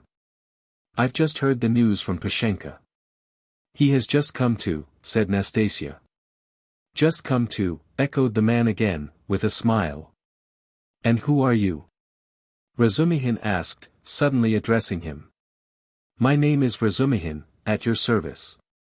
"Not Razumihin, as I am always called, but Razumihin, a student and gentleman, and he is my friend." "And who are you?" "I am the messenger from our office, from the merchant Shelepiv, and I've come on business." "Please sit down." Razumihin seated himself on the other side of the table. "It's a good thing you've come to, brother," he went on to Raskolnikov. "For the last 4 days you have scarcely eaten or drunk anything. We had to give you tea in spoonfuls. I brought Zosimov to see you twice. You remember Zosimov? He examined you carefully and said at once it was nothing serious, something seemed to have gone to your head. Some nervous nonsense, the result of bad feeding. He says you have not had enough beer and radish, but it's nothing much, it will pass and you will be all right. Zosimov is a first-rate fellow. He is making quite a name. Come, I won't keep you," he said, addressing the man again. "Will you explain what you want? You must know, Rodia, this is the second time they have sent from the office, but it was another man last time, and I talked to him." "Who was it came before?" "That was the day before yesterday, I venture to say, if you please, sir. That was Alexei Semyonovitch, he is in our office, too. He was more intelligent than you, don't you think so?" "Yes, indeed, sir, he is of more weight than I am." "Quite so, go on." "At your mamma's request, through Afanasy Ivanovitch Varashin, of whom I presume you have heard more than once, a remittance is sent to you from our office," the man began, addressing Raskolnikov. "If you are in an intelligible condition, I've 35 rubles to remit to you, as Semyon Semyonovitch has received from Afanasy Ivanovitch at your mamma's request instructions to that effect, as on previous occasions." "Do you know him, sir?" "Yes, I remember." "Varashin," Raskolnikov said dreamily. "You hear, he knows Varashin, cried Razumihin. He is in an intelligible condition. And I see you are an intelligent man too. Well, it's always pleasant to hear words of wisdom. That's the gentleman, Varushin, Afanasy Ivanovitch. And at the request of your mamma, who has sent you a remittance once before in the same manner through him, he did not refuse this time also.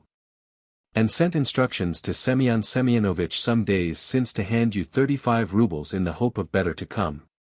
That hoping for better to come is the best thing you've said, though your mamma is not bad either.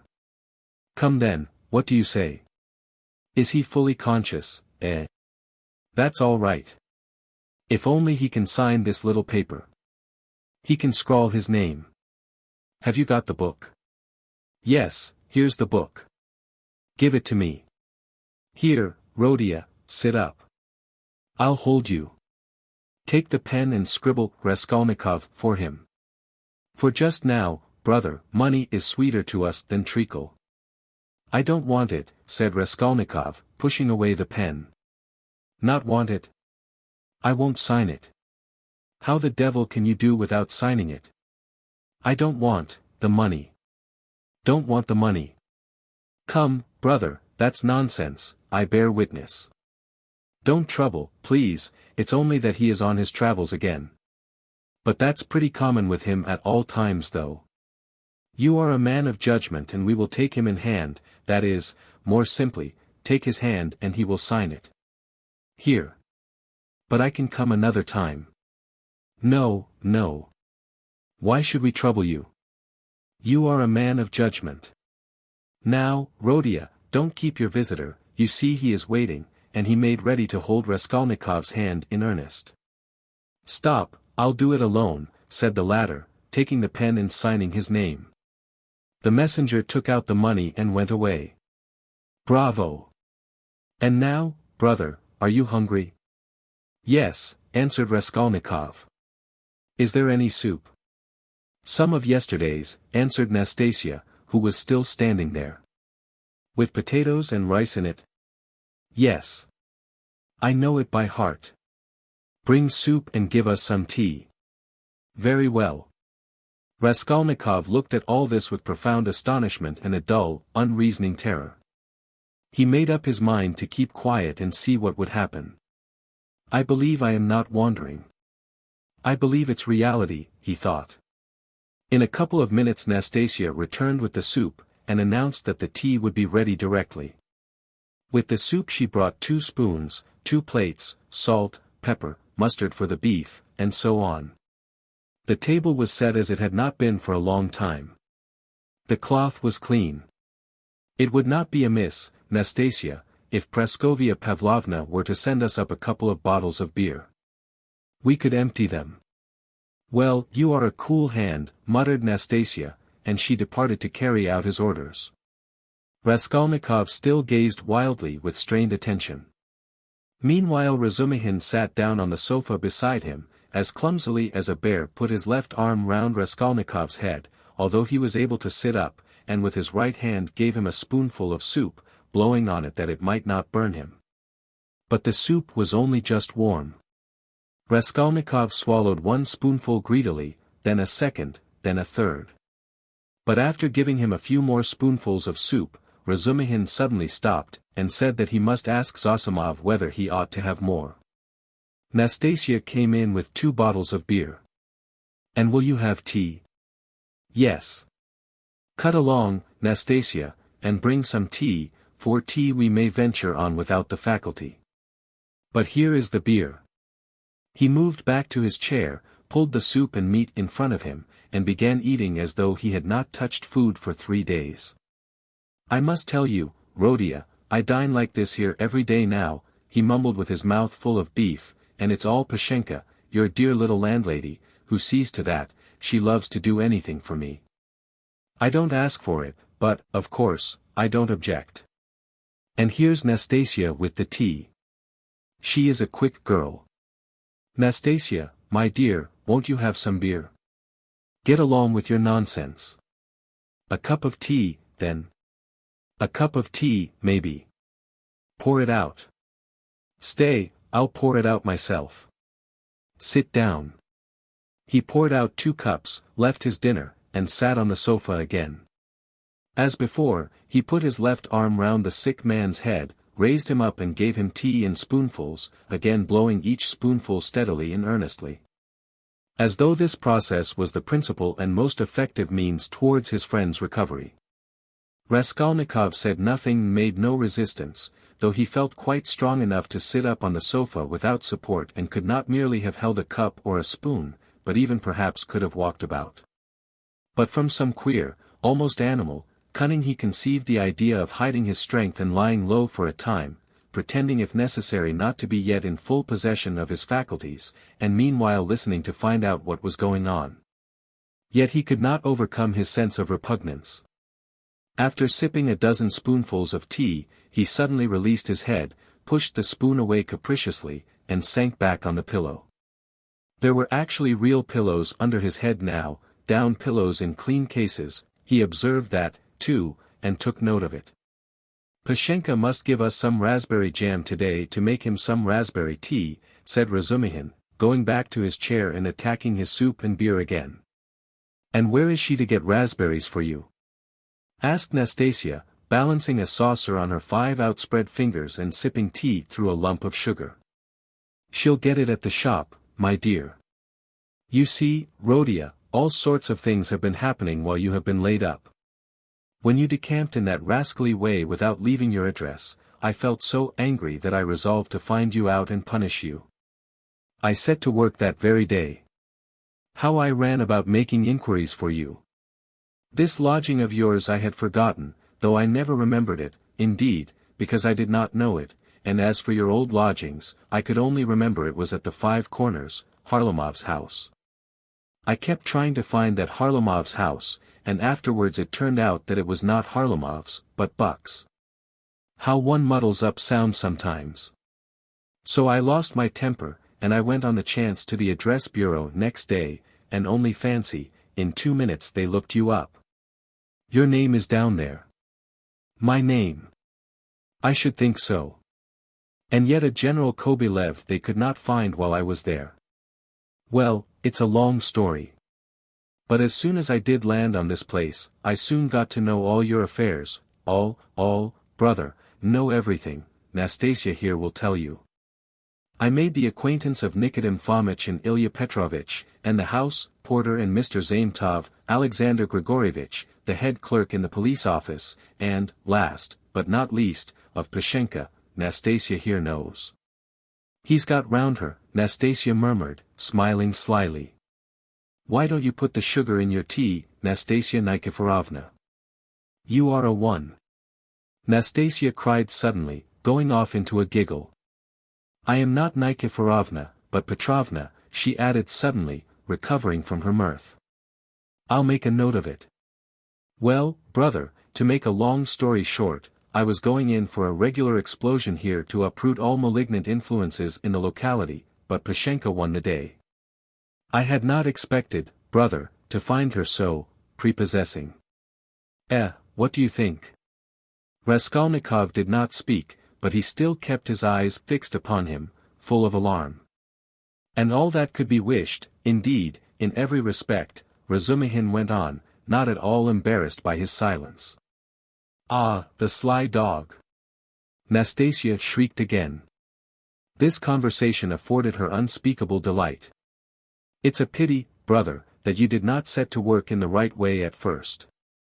You ought to have approached her differently. She is, so to speak, a most unaccountable character. But we will talk about her character later. How could you let things come to such a pass that she gave up sending you your dinner? And that IOU? You must have been mad to sign an IOU. And that promise of marriage when her daughter, Natalia Yegorovna, was alive? I know all about it.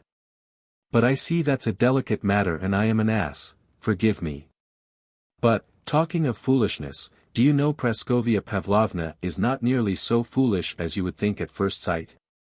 "No," mumbled Raskolnikov, looking away, but feeling that it was better to keep up the conversation. "She isn't, is she?" cried Razumihin, delighted to get an answer out of him. "But she is not very clever either, eh?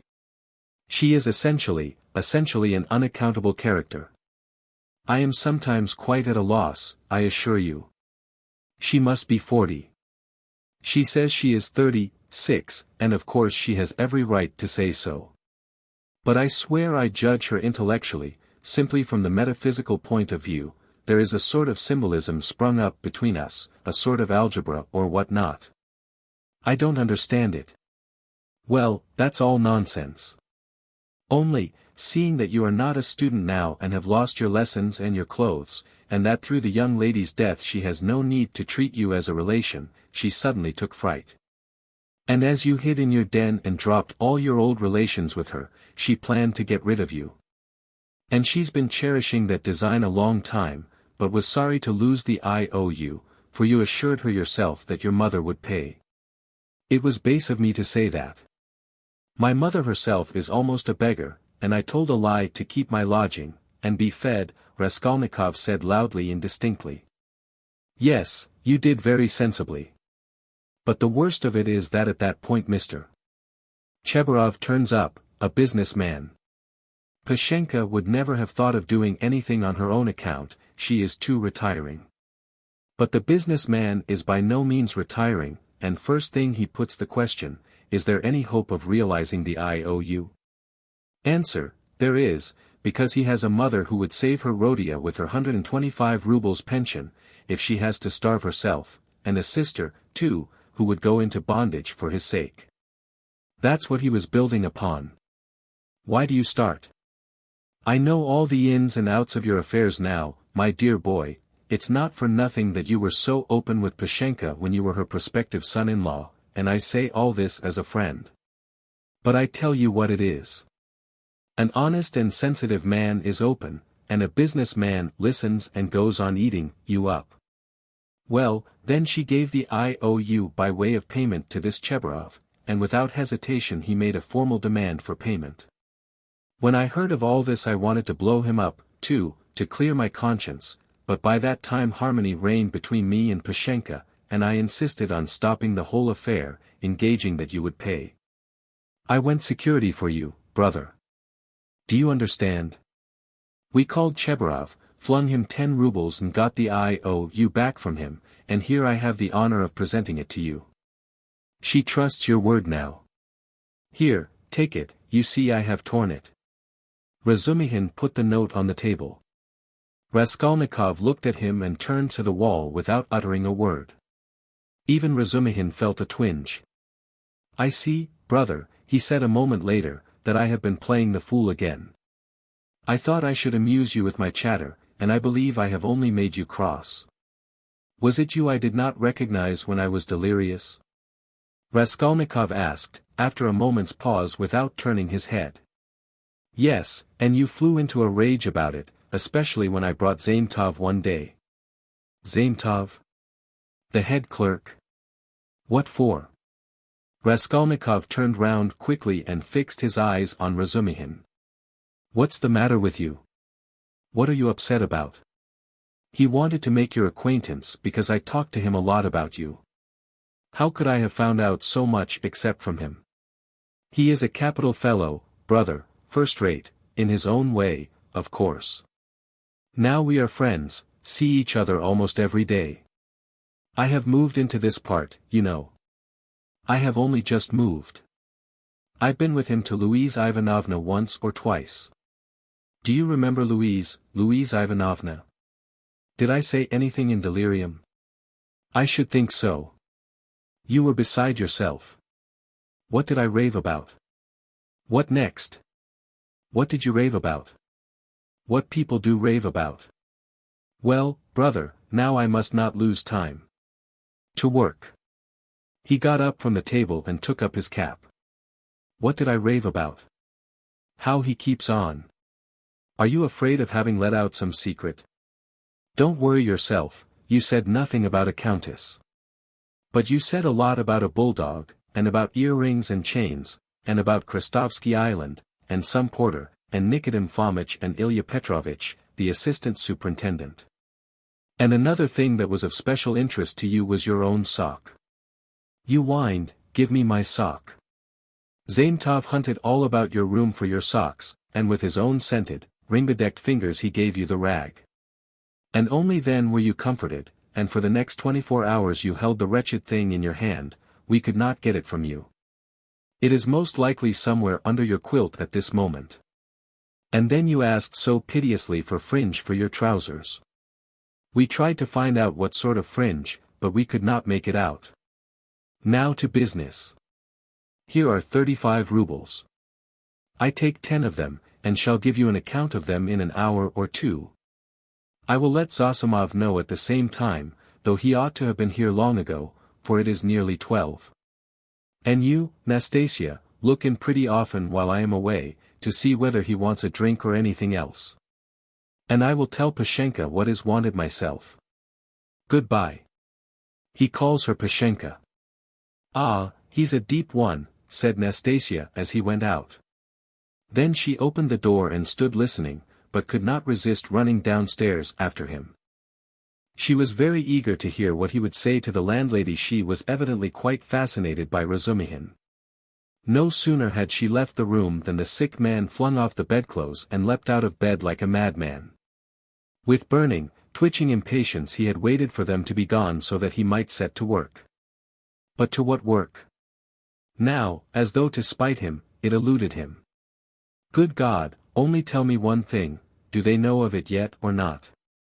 What if they know it and are only pretending, mocking me while I am laid up, and then they will come in and tell me that it's been discovered long ago and that they have only.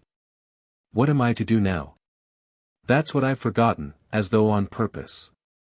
Forgotten it all at once, I remembered a minute ago. He stood in the middle of the room and gazed in miserable bewilderment about him. He walked to the door, opened it, listened, but that was not what he wanted.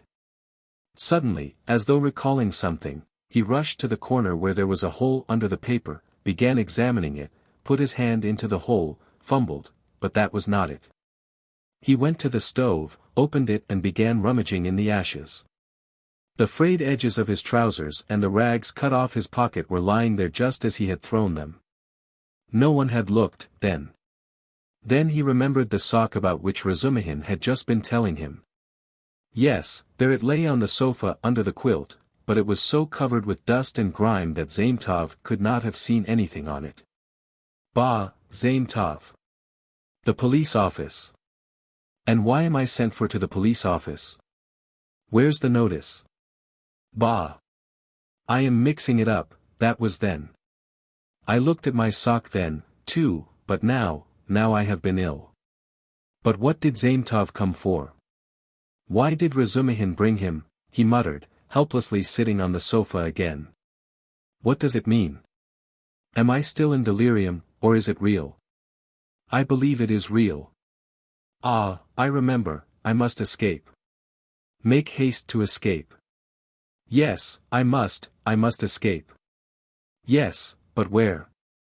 And where are my clothes? I've no boots. They've taken them away. They've hidden them. I understand. Ah, here is my coat, they passed that over. And here is money on the table, thank God.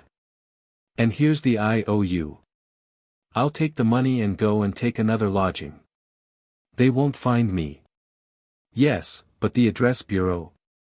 They'll find me, Razumihin will find me. Better escape altogether, far away, to America, and let them do their worst. And take the IOU, it would be of use there. What else shall I take? They think I am ill. They don't know that I can walk, ha ha ha. I could see by their eyes that they know all about it. If only I could get downstairs. And what if they have set a watch there, policeman? What's this tea? Ah, and here is beer left, half a bottle, cold. He snatched up the bottle, which still contained a glassful of beer, and gulped it down with relish, as though quenching a flame in his breast. But in another minute the beer had gone to his head, and a faint and even pleasant shiver ran down his spine. He lay down and pulled the quilt over him. His sick and incoherent thoughts grew more and more disconnected, and soon a light, pleasant drowsiness came upon him.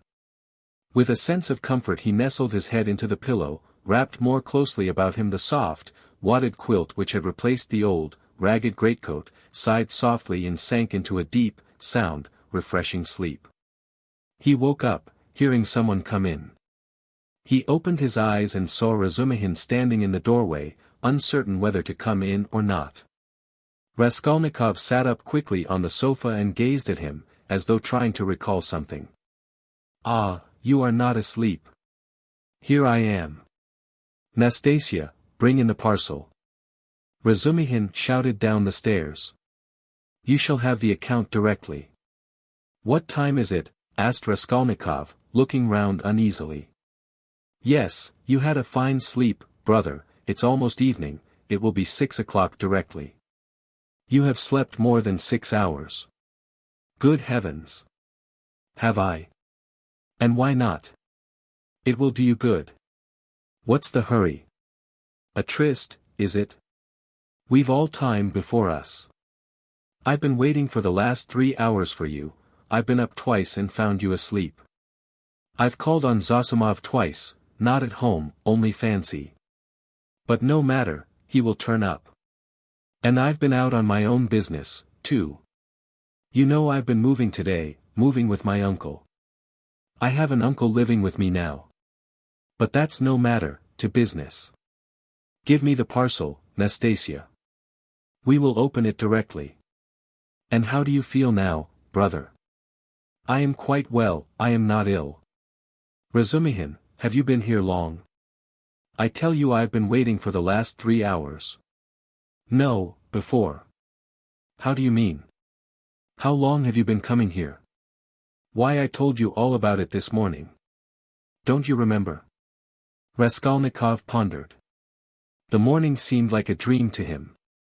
He could not remember alone, and looked inquiringly at Razumihin. Said the latter, "he has forgotten. I fancied then that you were not quite yourself. Now you are better for your sleep. You really look much better. First rate. Well, to business. Look here, my dear boy." He began untying the bundle, which evidently interested him. "Believe me, brother, this is something specially near my heart. For we must make a man of you. Let's begin from the top. Do you see this cap?" he said, taking out of the bundle a fairly good though cheap and ordinary cap. "Let me try it on." "Presently, afterwards," said Raskolnikov, waving it off pettishly.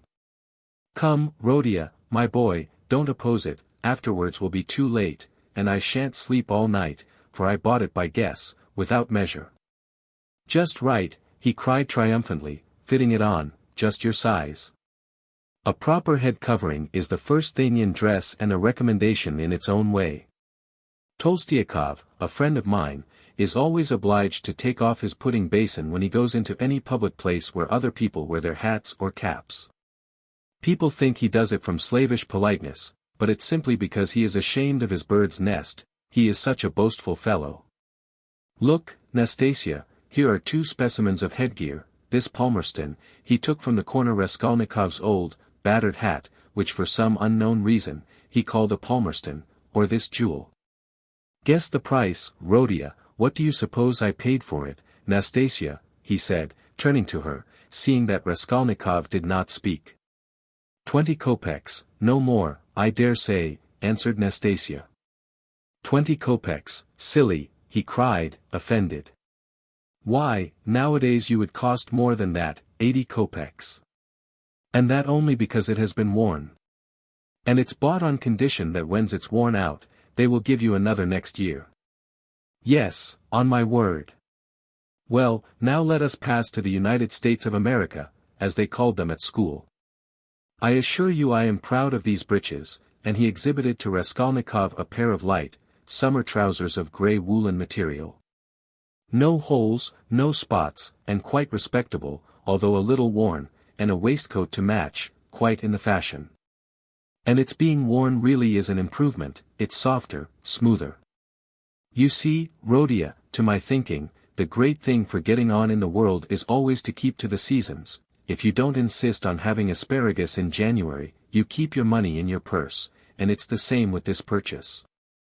It's summer now, so I've been buying summer things. Warmer materials will be wanted for autumn. So you will have to throw these away in any case, especially as they will be done for by then from their own lack of coherence if not your higher standard of luxury. Come, price them. What do you say? 2 rubles 25 kopecks. And remember the condition, if you wear these out, you will have another suit for nothing.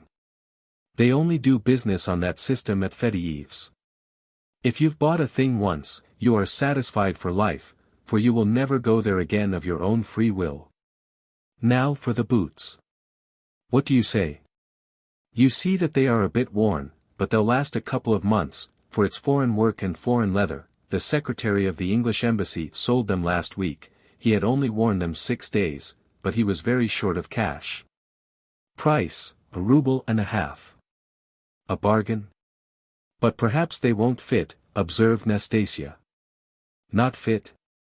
Just look, and he pulled out of his pocket Raskolnikov's old, broken boot, stiffly coated with dry mud. I did not go empty-handed, they took the size from this monster. We all did our best. And as to your linen, your landlady has seen to that. Here, to begin with are 3 shirts, hempen but with a fashionable front. Well now then, 80 kopecks the cap, 2 rubles 25 kopecks the suit, together 3 rubles 5 kopecks, 1.5 rubles for the boots, for, you see, they are very good, and that makes 4 rubles 55 kopecks. 5 rubles for the underclothes, they were bought in the low, which makes exactly 9 rubles 55 kopecks. 45 kopecks change in coppers. Will you take it? And so, Rhodia, you are set up with a complete new rig out, for your overcoat will serve, and even has a style of its own. That comes from getting one's clothes from Sharmer's. As for your socks and other things, I leave them to you. We've 25 rubles left. And as for Pashenka and paying for your lodging, don't you worry. I tell you she'll trust you for anything. And now, brother, let me change your linen, for I dare say you will throw off your illness with your shirt. Let me be. I don't want to. Raskolnikov waved him off. He had listened with disgust to Razumihin's efforts to be playful about his purchases. Come, brother, don't tell me I've been trudging around for nothing, Razumihin insisted. Nastasia, don't be bashful, but help me, that's it, and in spite of Raskolnikov's resistance he changed his linen. The latter sank back on the pillows and for a minute or two said nothing. It will be long before I get rid of them, he thought. What money was all that bought with? He asked at last, gazing at the wall. Money? Why, your own, what the messenger brought from Vareshin, your mother sent it. Have you forgotten that, too? I remember now, said Raskolnikov after a long, sullen silence. Razumihin looked at him, frowning and uneasy. The door opened and a tall, stout man whose appearance seemed familiar to Raskolnikov came in. Chapter 4. Zosimov was a tall, fat man with a puffy, colorless, clean-shaven face and straight flaxen hair. He wore spectacles, and a big gold ring on his fat finger. He was 27.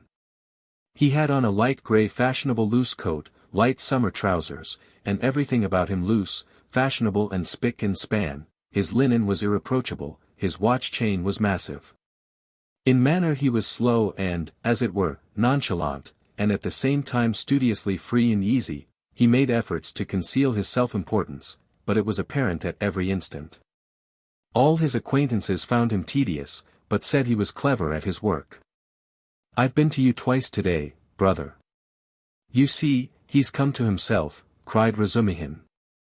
I see, and how do we feel now, eh? Said Zosimov to Raskolnikov, watching him carefully and, sitting down at the foot of the sofa, he settled himself as comfortably as he could. He is still depressed, Razumihin went on. We've just changed his linen and he almost cried. That's very natural, you might have put it off if he did not wish it. His pulse is first-rate. Is your head still aching, eh? I am well, I am perfectly well. Raskolnikov declared positively and irritably.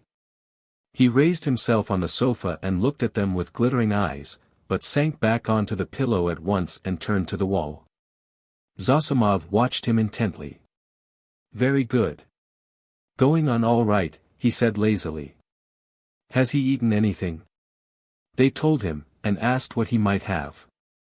He may have anything, soup, tea, mushrooms and cucumbers, of course, you must not give him, he'd better not have meat either, but no need to tell you that. Razumihin and he looked at each other. No more medicine or anything. I'll look at him again tomorrow. Perhaps, today even, but never mind. Tomorrow evening I shall take him for a walk, said Razumihin. We are going to the Yusupov garden and then to the Palais de Cristal. I would not disturb him tomorrow at all, but I don't know, a little, maybe, but we'll see. What a nuisance. I've got a housewarming party tonight, it's only a step from here. Couldn't he come? He could lie on the sofa. You are coming? Razumihin said to Zosimov. Don't forget, you promised. All right, only rather later. What are you going to do? Oh, nothing, tea, vodka, herrings. There will be a pie, just our friends. And who? All neighbors here, almost all new friends, except my old uncle, and he is new too, he only arrived in Petersburg yesterday to see to some business of his. We meet once in 5 years. What is he? He's been stagnating all his life as a district postmaster, gets a little pension. He is 65, not worth talking about. But I am fond of him. Porfiry Petrovitch, the head of the investigation department here. But you know him. Is he a relation of yours, too? A very distant one. But why are you scowling? Because you quarreled once, won't you come then? I don't care a damn for him. So much the better. Well, there will be some students, a teacher, a government clerk, a musician, an officer, and Zametov. Do tell me, please, what you or he, Zosimov nodded at Raskolnikov, can have in common with this Zametov. Oh, you particular gentleman. Principles. You are worked by principles, as it were by springs, you won't venture to turn round on your own account. If a man is a nice fellow, that's the only principle I go upon. Zametov is a delightful person. Though he does take bribes. Well, he does. And what of it? I don't care if he does take bribes, Razumihin cried with unnatural irritability. I don't praise him for taking bribes. I only say he is a nice man in his own way. But if one looks at men in all ways, are there many good ones left? Why, I am sure I shouldn't be worth a baked onion myself, perhaps with you thrown in. That's too little, I'd give 2 for you. And I wouldn't give more than 1 for you. No more of your jokes. Zametov is no more than a boy. I can pull his hair and one must draw him not repel him. You'll never improve a man by repelling him, especially a boy. One has to be twice as careful with a boy. Oh, you progressive dullards. You don't understand. You harm yourselves running another man down. But if you want to know, we really have something in common. I should like to know what. Why, it's all about a house painter. We are getting him out of a mess. Though indeed there's nothing to fear now. The matter is absolutely self-evident. We only put on steam. A painter? Why, haven't I told you about it? I only told you the beginning then about the murder of the old pawnbroker woman. Well, the painter is mixed up in it. Oh, I heard about that murder before and was rather interested in it, partly, for one reason. I read about it in the papers, too. Lizaveta was murdered, too, Nastasia blurted out, suddenly addressing Raskolnikov. She remained in the room all the time, standing by the door listening. Lizaveta, murmured Raskolnikov hardly audibly. Lizaveta, who sold old clothes. Didn't you know her? She used to come here. She mended a shirt for you, too. Raskolnikov turned to the wall where in the dirty, yellow paper he picked out one clumsy, white flower with brown lines on it and began examining how many petals there were in it, how many scallops in the petals and how many lines on them. He felt his arms and legs as lifeless as though they had been cut off. He did not attempt to move, but stared obstinately at the flower. But what about the painter? Zosimov interrupted Nastasia's chatter with marked displeasure. She sighed and was silent. Why, he was accused of the murder, Razumihin went on hotly. Was there evidence against him then? Evidence, indeed. Evidence that was no evidence, and that's what we have to prove. It was just as they pitched on those fellows, Koch and Pestryakov, at first. Phoo! How stupidly it's all done, it makes one sick, though it's not one's business. Pestryakov may be coming tonight. By the way, Rodia, you've heard about the business already. It happened before you were ill, the day before you fainted at the police office while they were talking about it. Zosimov looked curiously at Raskolnikov. He did not stir. But I say, Razumihin, I wonder at you. What a busybody you are. Zosimov observed. Maybe I am, but we will get him off anyway, shouted Razumihin, bringing his fist down on the table. What's the most offensive is not their lying, one can always forgive lying, lying is a delightful thing, for it leads to truth, what is offensive is that they lie and worship their own lying. I respect Porfiry, but what threw them out at first? The door was locked, and when they came back with the porter it was open. So it followed that Koch and Pestryakov were the murderers, that was their logic. But don't excite yourself, they simply detained them, they could not help that. And, by the way, I've met that man Koch. He used to buy unredeemed pledges from the old woman. Yes, he is a swindler. He buys up bad debts, too. He makes a profession of it. But enough of him. Do you know what makes me angry? It's their sickening rotten, petrified routine. And this case might be the means of introducing a new method. One can show from the psychological data alone how to get on the track of the real man. We have facts, they say.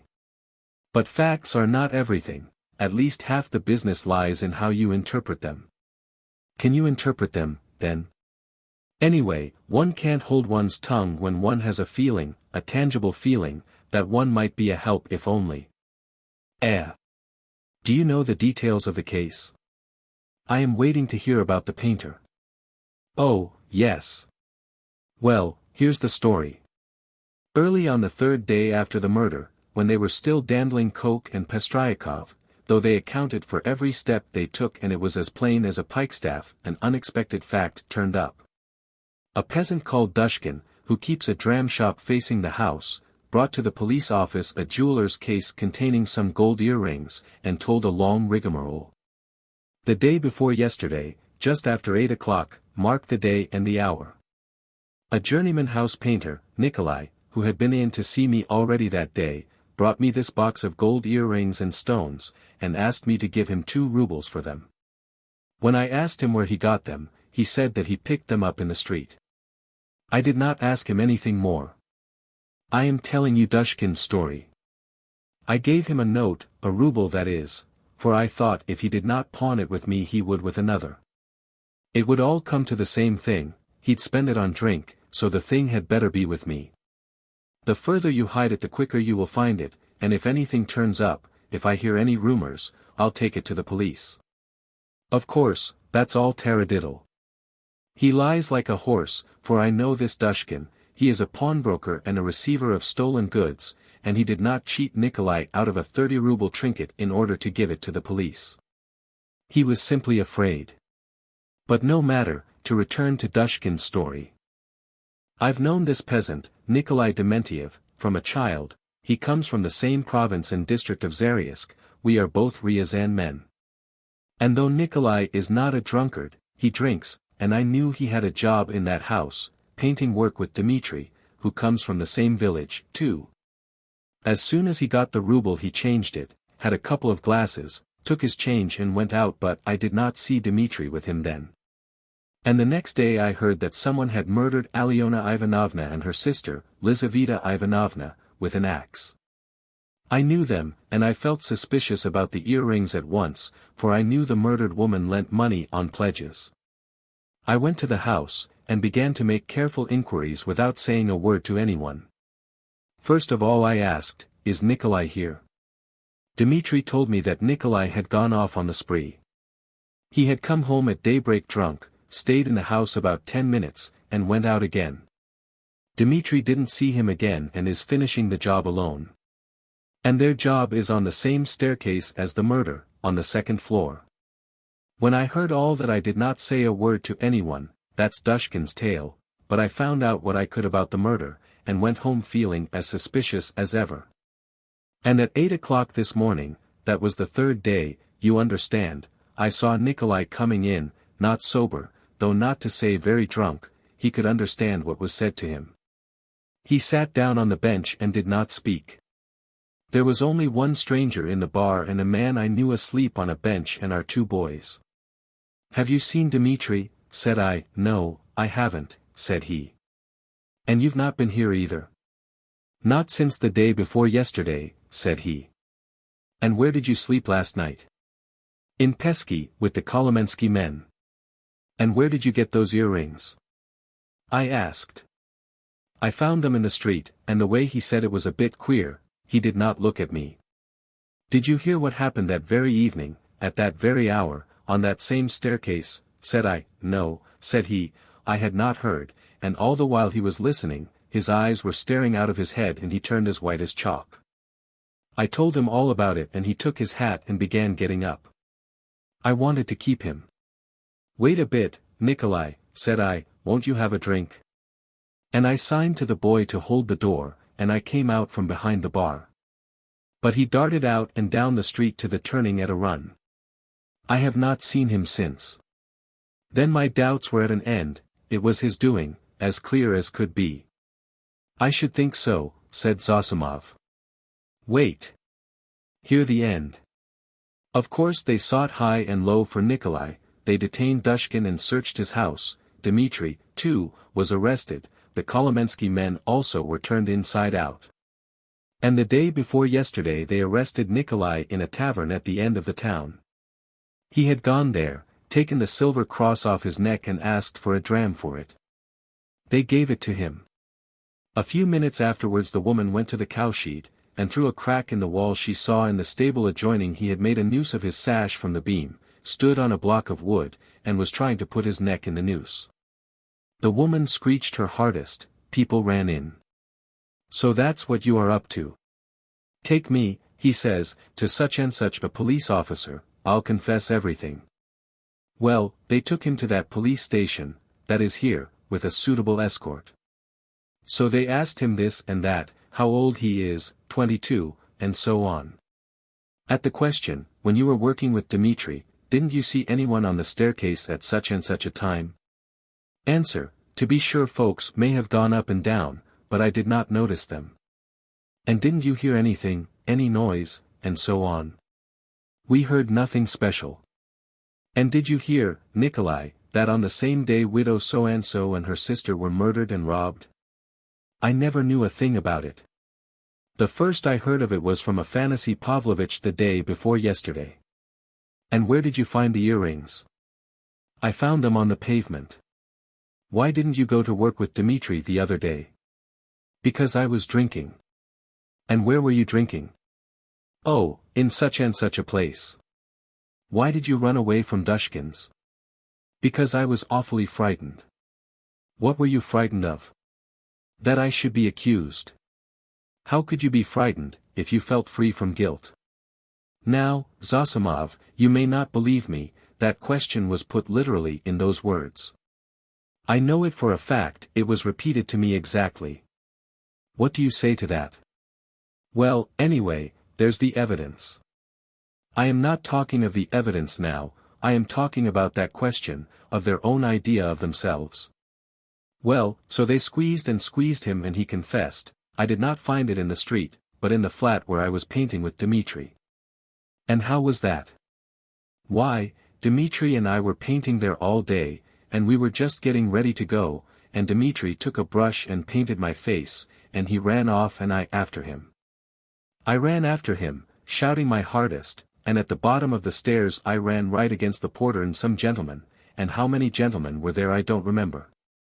And the porter swore at me, and the other porter swore, too, and the porter's wife came out, and swore at us, too, and a gentleman came into the entry with a lady, and he swore at us, too, for Dmitri and I lay right across the way. I got hold of Dmitri's hair and knocked him down and began beating him. And Dmitri, too, caught me by the hair and began beating me. But we did it all not for temper but in a friendly way, for sport. And then Dmitri escaped and ran into the street, and I ran after him, but I did not catch him, and went back to the flat alone. I had to clear up my things. I began putting them together, expecting Dmitri to come, and there in the passage, in the corner by the door, I stepped on the box. I saw it lying there wrapped up in paper. I took off the paper, saw some little hooks, undid them, and in the box were the earrings. Behind the door. Lying behind the door. Behind the door. Raskolnikov cried suddenly, staring with a blank look of terror at Razumihin, and he slowly sat up on the sofa, leaning on his hand. Yes, why? What's the matter? What's wrong? Razumihin, too, got up from his seat. Nothing, Raskolnikov answered faintly, turning to the wall. All were silent for a while. He must have waked from a dream, Razumihin said at last, looking inquiringly at Zosimov. The latter slightly shook his head. Well, go on, said Zosimov. What next?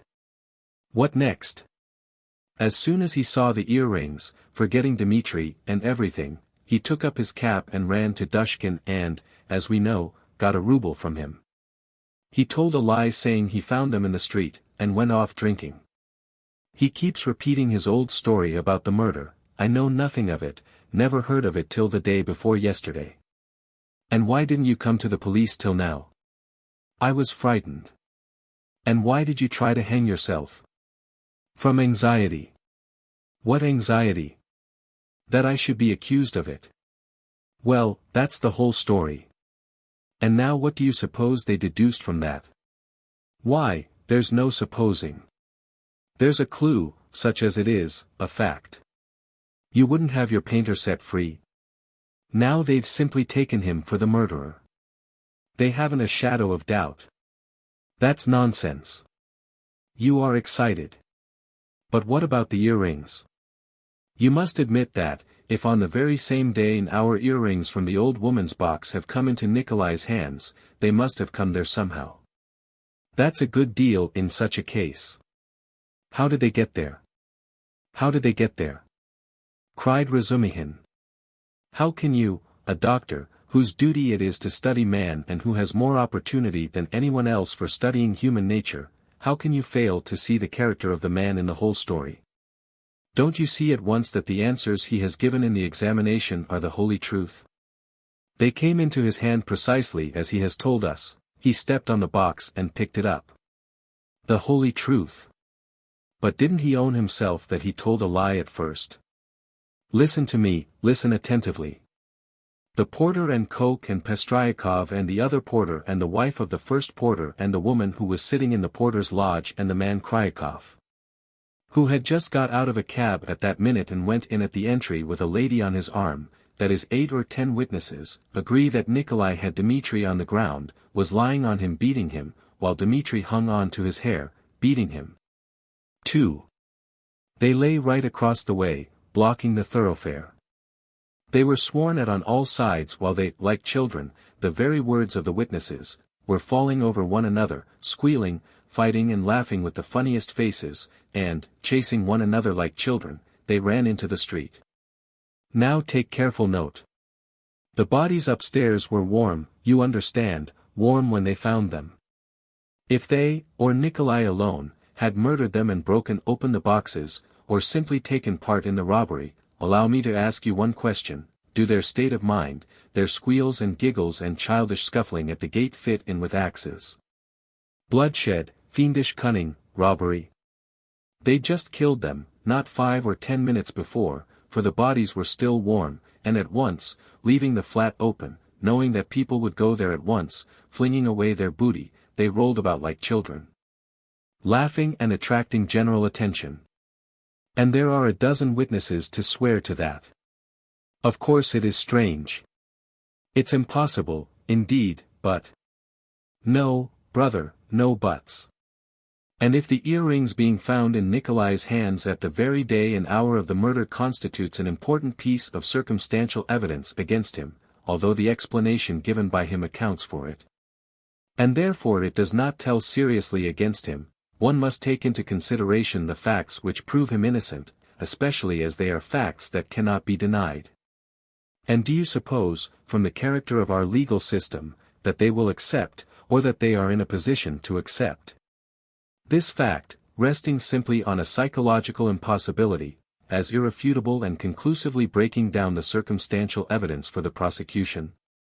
No, they won't accept it, they certainly won't, because they found the jewel case and the man tried to hang himself, which he could not have done if he hadn't felt guilty. That's the point, that's what excites me, you must understand. Oh, I see you are excited. Wait a bit. I forgot to ask you, what proof is there that the box came from the old woman? That's been proved, said Razumihin with apparent reluctance, frowning. Koch recognized the jewel case and gave the name of the owner, who proved conclusively that it was his. That's bad. Now another point. Did anyone see Nikolai at the time that Koch and Pestryakov were going upstairs at first, and is there no evidence about that? Nobody did see him, Razumihin answered with vexation. That's the worst of it. Even Koch and Pestryakov did not notice them on their way upstairs, though, indeed, their evidence could not have been worth much. They said they saw the flat was open, and that there must be work going on in it, but they took no special notice and could not remember whether there actually were men at work in it. Hm. So the only evidence for the defense is that they were beating one another and laughing. That constitutes a strong presumption, but... How do you explain the facts yourself? How do I explain them? What is there to explain? It's clear. At any rate, the direction in which explanation is to be sought is clear, and the jewel case points to it. The real murderer dropped those ear-rings. The murderer was upstairs, locked in, when Koch and Pestryakov knocked at the door. Koch, like an ass, did not stay at the door, so the murderer popped out and ran down, too, for he had no other way of escape. He hid from Koch, Pestryakov and the porter in the flat when Nikolai and Dmitri had just run out of it. He stopped there while the porter and others were going upstairs, waited till they were out of hearing, and then went calmly downstairs at the very minute when Dmitri and Nikolai ran out into the street and there was no one in the entry. Possibly he was seen, but not noticed. There are lots of people going in and out. He must have dropped the earrings out of his pocket when he stood behind the door, and did not notice he dropped them, because he had other things to think of. The jewel case is a conclusive proof that he did stand there. That's how I explain it. Too clever. No, my boy, you're too clever. That beats everything. But, why? Why, because everything fits too well, it's too melodramatic. AACH. Razumihin was exclaiming, but at that moment the door opened and a personage came in who was a stranger to all present. Chapter 5. This was a gentleman no longer young, of a stiff and portly appearance, and a cautious and sour countenance. He began by stopping short in the doorway, staring about him with offensive and undisguised astonishment, as though asking himself what sort of place he had come to. Mistrustfully and with an affectation of being alarmed and almost affronted, he scanned Raskolnikov's low and narrow cabin. With the same amazement he stared at Raskolnikov, who lay undressed, disheveled, unwashed, on his miserable dirty sofa, looking fixedly at him. Then with the same deliberation he scrutinized the uncouth, unkempt figure and unshaven face of Razumihin, who looked him boldly and inquiringly in the face without rising from his seat. A constrained silence lasted for a couple of minutes, and then, as might be expected, some scene-shifting took place.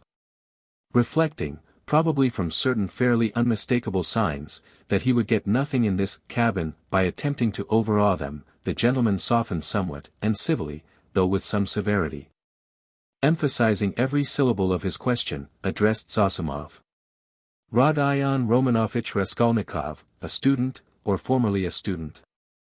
Zosimov made a slight movement, and would have answered, had not Razumihin anticipated him. Here he is lying on the sofa. What do you want? This familiar "what do you want" seemed to cut the ground from the feet of the pompous gentleman. He was turning to Razumihin, but checked himself in time and turned to Zosimov again. This is Raskolnikov, mumbled Zosimov, nodding towards him. Then he gave a prolonged yawn, opening his mouth as wide as possible. Then he lazily put his hand into his waistcoat pocket, pulled out a huge gold watch in a round hunter's case, opened it, looked at it and as slowly and lazily proceeded to put it back. Raskolnikov himself lay without speaking, on his back, gazing persistently, though without understanding, at the stranger. Now that his face was turned away from the strange flower on the paper, it was extremely pale and wore a look of anguish, as though he had just undergone an agonizing operation or just been taken from the rack. But the newcomer gradually began to arouse his attention, then his wonder, then suspicion and even alarm. When Zosimov said, "This is Raskolnikov," he jumped up quickly, sat on the sofa and with an almost defiant, but weak and breaking, voice articulated, "Yes, I am Raskolnikov. What do you want?" The visitor scrutinized him and pronounced impressively, "Pyotr Petrovich Luzin. I believe I have reason to hope that my name is not wholly unknown to you." But Raskolnikov, who had expected something quite different, gazed blankly and dreamily at him, making no reply, as though he heard the name of Pyotr Petrovich for the first time. "Is it possible that you can up to the present have received no information?" asked Pyotr Petrovich, somewhat disconcerted. In reply Raskolnikov sank languidly back on the pillow, put his hands behind his head and gazed at the ceiling. A look of dismay came into Luzin's face.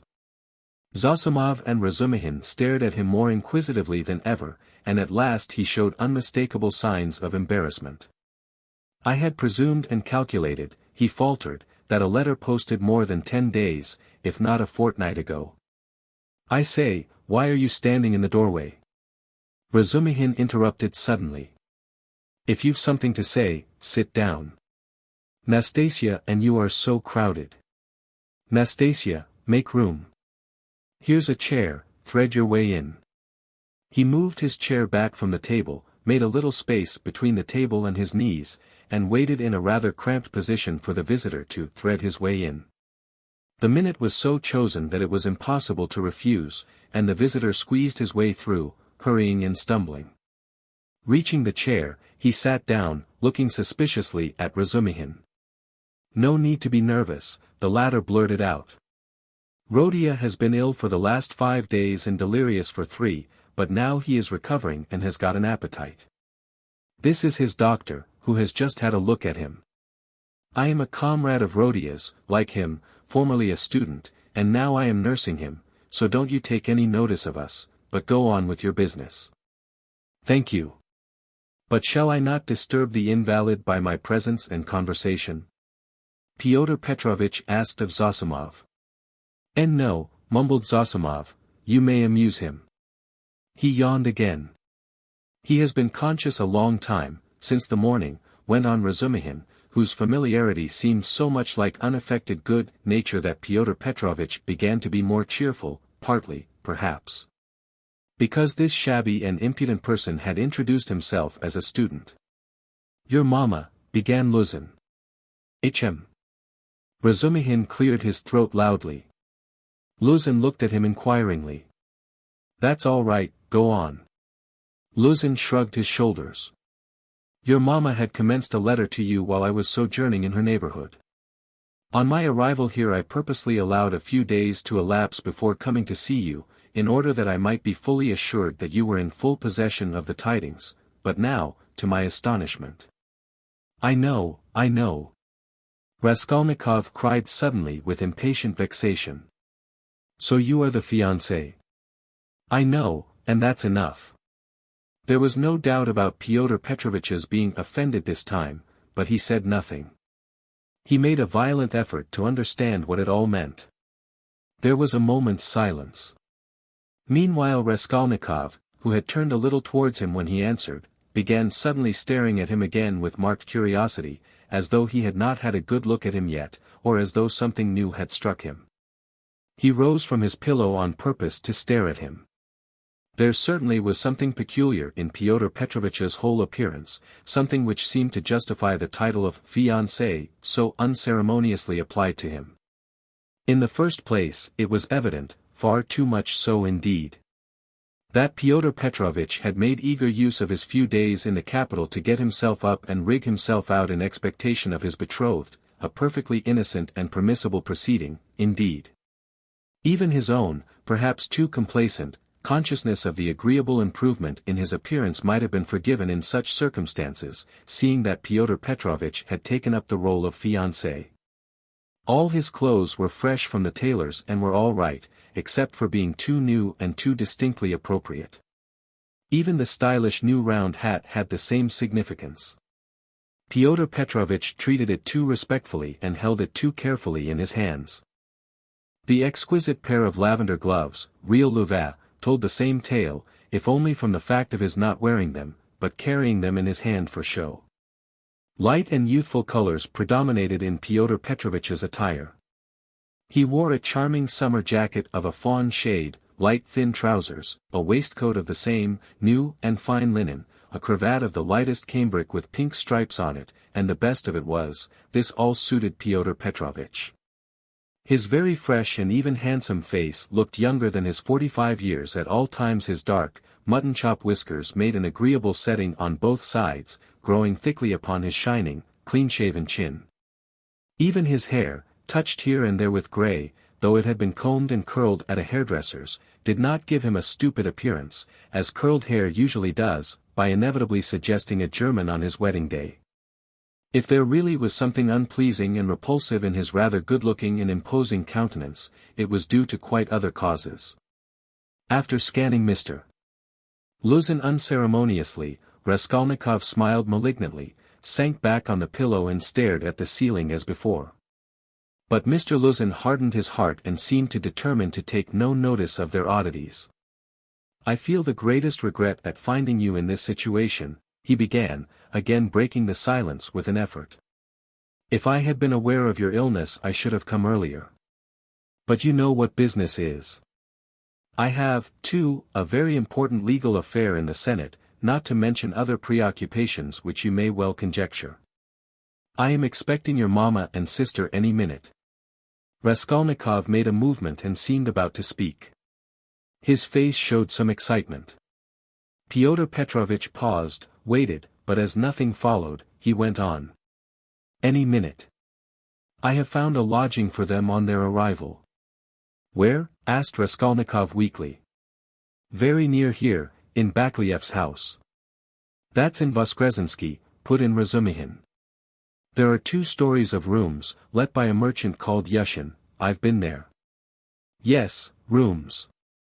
A disgusting place, filthy, stinking and, what's more, of doubtful character. Things have happened there, and there are all sorts of queer people living there. And I went there about a scandalous business. It's cheap, though. I could not, of course, find out so much about it, for I am a stranger in Petersburg myself," Pyotr Petrovitch replied huffily. "However, the 2 rooms are exceedingly clean, and as it is for so short a time. I have already taken a permanent, that is, our future flat," he said, addressing Raskolnikov, "and I am having it done up. And meanwhile I am myself cramped for room in a lodging with my friend Andrei Semyonovich Lebeziatnikov, in the flat of Madame Lipovexel. It was he who told me of Bakliev's house, too." "Lebeziatnikov?" said Raskolnikov slowly, as if recalling something. "Yes, Andrei Semyonovich Lebeziatnikov, a clerk in the ministry." "Do you know him?" "Yes, no," Raskolnikov answered. "Excuse me, I fancied so from your inquiry. I was once his guardian. A very nice young man and advanced. I like to meet young people, one learns new things from them. Luzin looked round hopefully at them all. How do you mean? Asked Razumihin. In the most serious and essential matters, Pyotr Petrovitch replied, as though delighted at the question. You see, it's 10 years since I visited Petersburg. All the novelties, reforms, ideas have reached us in the provinces, but to see it all more clearly one must be in Petersburg. And it's my notion that you observe and learn most by watching the younger generation. And I confess I am delighted. At what? Your question is a wide one. I may be mistaken, but I fancy I find clearer views, more, so to say, criticism, more practicality. That's true, Zosimov let drop. Nonsense. There's no practicality. Razumihin flew at him. Practicality is a difficult thing to find, it does not drop down from heaven. And for the last 200 years we have been divorced from all practical life. Ideas, if you like, are fermenting, he said to Pyotr Petrovitch, and desire for good exists, though it's in a childish form, and honesty you may find, although there are crowds of brigands. Anyway, there's no practicality. Practicality goes well shod. I don't agree with you, Pyotr Petrovitch replied, with evident enjoyment. Of course, people do get carried away and make mistakes, but one must have indulgence. Those mistakes are merely evidence of enthusiasm for the cause and of abnormal external environment. If little has been done, the time has been but short, of means I will not speak. It's my personal view, if you care to know, that something has been accomplished already. New valuable ideas, new valuable works are circulating in the place of our old dreamy and romantic authors. Literature is taking a maturer form, many injurious prejudices have been rooted up and turned into ridicule. In a word, we have cut ourselves off irrevocably from the past, and that, to my thinking, is a great thing. He's learned it by heart to show off. Raskolnikov pronounced suddenly. What? Asked Pyotr Petrovitch, not catching his words. But he received no reply. That's all true, Zosimov hastened to interpose. Isn't it so? Pyotr Petrovitch went on, glancing affably at Zosimov. You must admit, he went on, addressing Razumihin with a shade of triumph and superciliousness, he almost added, young man, that there is an advance, or, as they say now, progress in the name of science and economic truth. A commonplace. No, not a commonplace. Hitherto, for instance, if I were told, love thy neighbor, what came of it? Pyotr Petrovitch went on, perhaps with excessive haste. It came to my tearing my coat in half to share with my neighbor, and we both were left half naked. As a Russian proverb has it, catch several hares and you won't catch one. Science now tells us, love yourself before all men, for everything in the world rests on self-interest. You love yourself and manage your own affairs properly and your coat remains whole. Economic truth adds that the better private affairs are organized in society, the more whole coats, so to say, the firmer are its foundations and the better is the common welfare organized too. Therefore, in acquiring wealth solely and exclusively for myself, I am acquiring, so to speak, for all, and helping to bring to pass my neighbor's getting a little more than a torn coat. And that not from private, personal liberality, but as a consequence of the general advance. The idea is simple, but unhappily it has been a long time reaching us, being hindered by idealism and sentimentality. And yet it would seem to want very little wit to perceive it. Excuse me, I've very little wit myself, Razumihin cut in sharply, and so let us drop it.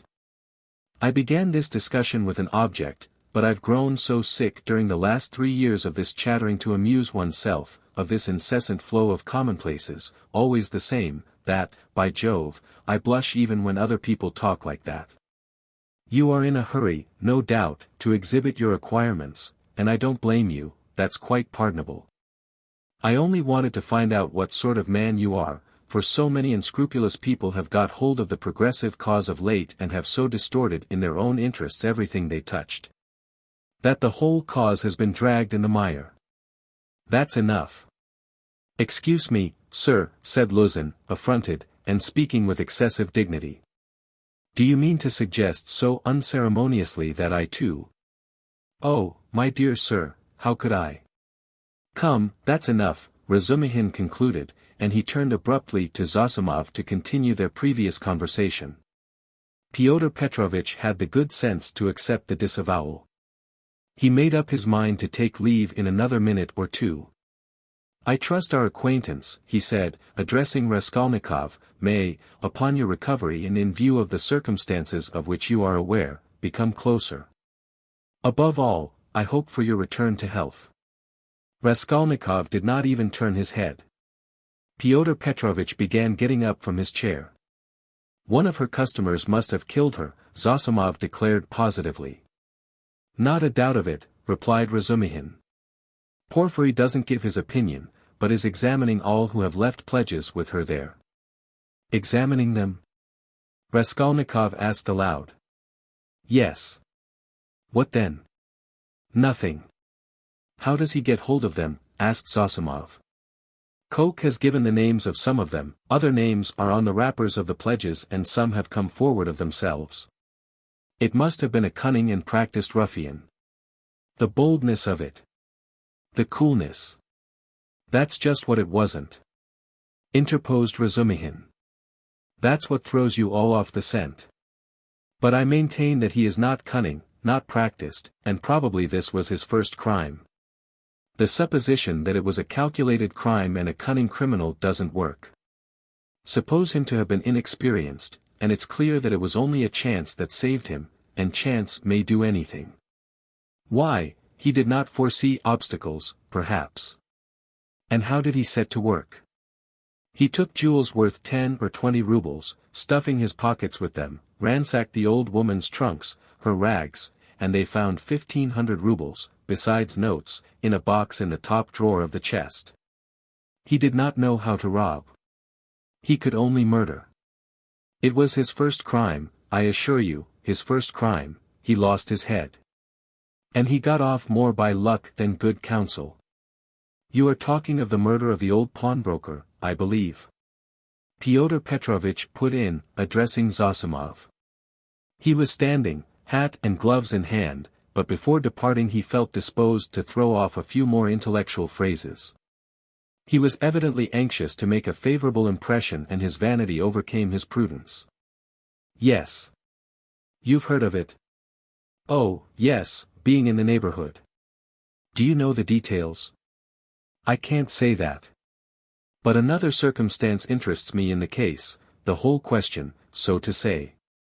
Not to speak of the fact that crime has been greatly on the increase among the lower classes during the last 5 years, not to speak of the cases of robbery and arson everywhere, what strikes me as the strangest thing is that in the higher classes, too, crime is increasing proportionately.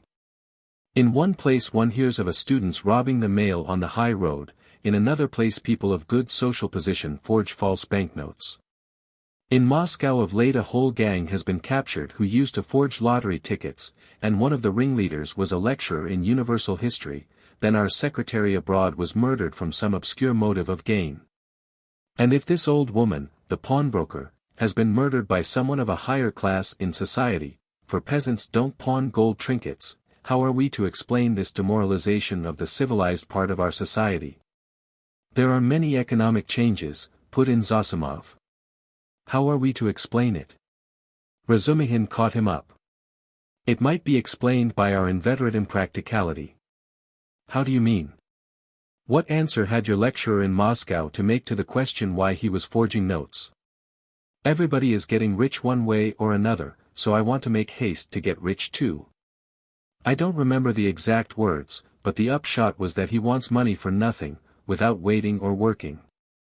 We've grown used to having everything ready-made, to walking on crutches, to having our food chewed for us. Then the great hour struck, and every man showed himself in his true colors. The emancipation of the serfs in 1861 is meant. Translator's note. But morality? And so to speak, principles. But why do you worry about it? Raskolnikov interposed suddenly. It's in accordance with your theory. In accordance with my theory? Why, Carry out logically the theory you were advocating just now, and it follows that people may be killed. Upon my word, cried Luzin. No, that's not so, put in Zosimov.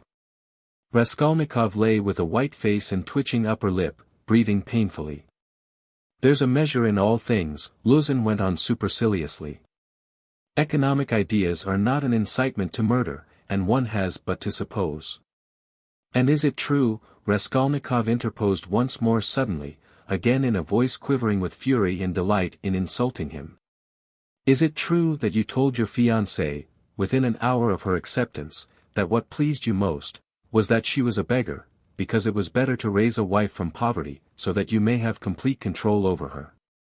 And reproach her with your being her benefactor? Upon my word, Luzin cried wrathfully and irritably, crimson with confusion, to distort my words in this way. Excuse me, allow me to assure you that the report which has reached you, or rather, let me say, has been conveyed to you, has no foundation in truth, and I suspect who, in a word, this arrow, in a word. Your mamma. She seemed to me in other things, with all her excellent qualities, of a somewhat high-flown and romantic way of thinking. But I was 1,000 miles from supposing that she would misunderstand and misrepresent things in so fanciful a way. And indeed. I tell you what, cried Raskolnikov, raising himself on his pillow and fixing his piercing, glittering eyes upon him, I tell you what. What? Luzin stood still, waiting with a defiant and offended face. Silence lasted for some seconds. Why, if ever again, you dare to mention a single word, about my mother, I shall send you flying downstairs.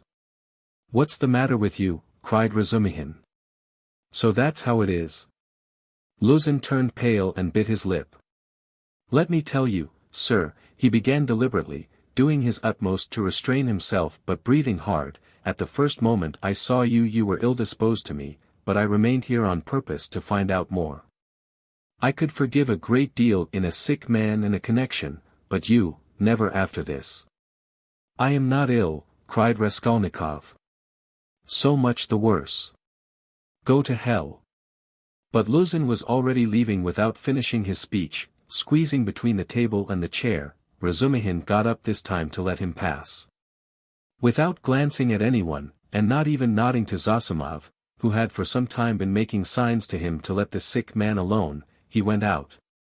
Lifting his hat to the level of his shoulders to avoid crushing it as he stooped to go out of the door. And even the curve of his spine was expressive of the horrible insult he had received. How could you? Razumihin said, shaking his head in perplexity. Let me alone, all of you. Raskolnikov cried in a frenzy. Will you ever leave off tormenting me? I am not afraid of you. I am not afraid of anyone now. Get away from me. I want to be alone. Come along, said Zosimov, nodding to Razumihin. But we can't leave him like this. Come along, Zosimov repeated insistently, and he went out. Razumihin thought a minute and ran to overtake him. It might be worse not to obey him, said Zosimov on the stairs. He mustn't be irritated. What's the matter with him? If only he could get some favorable shock, that's what would do it. At first he was better. You know he has got something on his mind. Some fixed idea weighing on him. I am very much afraid so, he must have. Perhaps it's that gentleman, Pyotr Petrovitch. From his conversation I gather he is going to marry his sister, and that he had received a letter about it just before his illness. Yes, confound the man. He may have upset the case altogether. But have you noticed, he takes no interest in anything, he does not respond to anything except one point on which he seems excited, that's the murder. Yes, Razumihin agreed, I noticed that, too. He is interested, frightened. It gave him a shock on the day he was ill in the police office, he fainted. Tell me more about that this evening and I'll tell you something afterwards. He interests me very much. In half an hour I'll go and see him again. There'll be no inflammation though. Thanks. And I'll wait with Pashenka meantime and will keep watch on him through Nastasia. Raskolnikov, left alone, looked with impatience and misery at Nastasia, but she still lingered. "Won't you have some tea now?" she asked. "Later. I am sleepy. Leave me." He turned abruptly to the wall. Nastasia went out. Chapter 6. But as soon as she went out, he got up, latched the door, undid the parcel which Razumihin had brought in that evening and had tied up again and began dressing. Strange to say, he seemed immediately to have become perfectly calm. Not a trace of his recent delirium nor of the panic fear that had haunted him of late. It was the first moment of a strange sudden calm. His movements were precise and definite, a firm purpose was evident in them. Today, he muttered to himself. He understood that he was still weak, but his intense spiritual concentration gave him strength and self-confidence. He hoped, moreover, that he would not fall down in the street. When he had dressed in entirely new clothes, he looked at the money lying on the table, and after a moment's thought put it in his pocket. It was 25 rubles. He took also all the copper change from the 10 rubles spent by Razumihin on the clothes. Then he softly unlatched the door, went out, slipped downstairs and glanced in at the open kitchen door. Nastasia was standing with her back to him, blowing up the landlady's samovar. She heard nothing. Who would have dreamed of his going out, indeed? A minute later he was in the street. It was nearly 8 o'clock, the sun was setting. It was as stifling as before, but he eagerly drank in the stinking, dusty town air. His head felt rather dizzy, a sort of savage energy gleamed suddenly in his feverish eyes and his wasted, pale and yellow face. He did not know and did not think where he was going, he had one thought only, that all this must be ended today, once for all, immediately, that he would not return home without it, because he would not go on living like that. How, with what to make an end?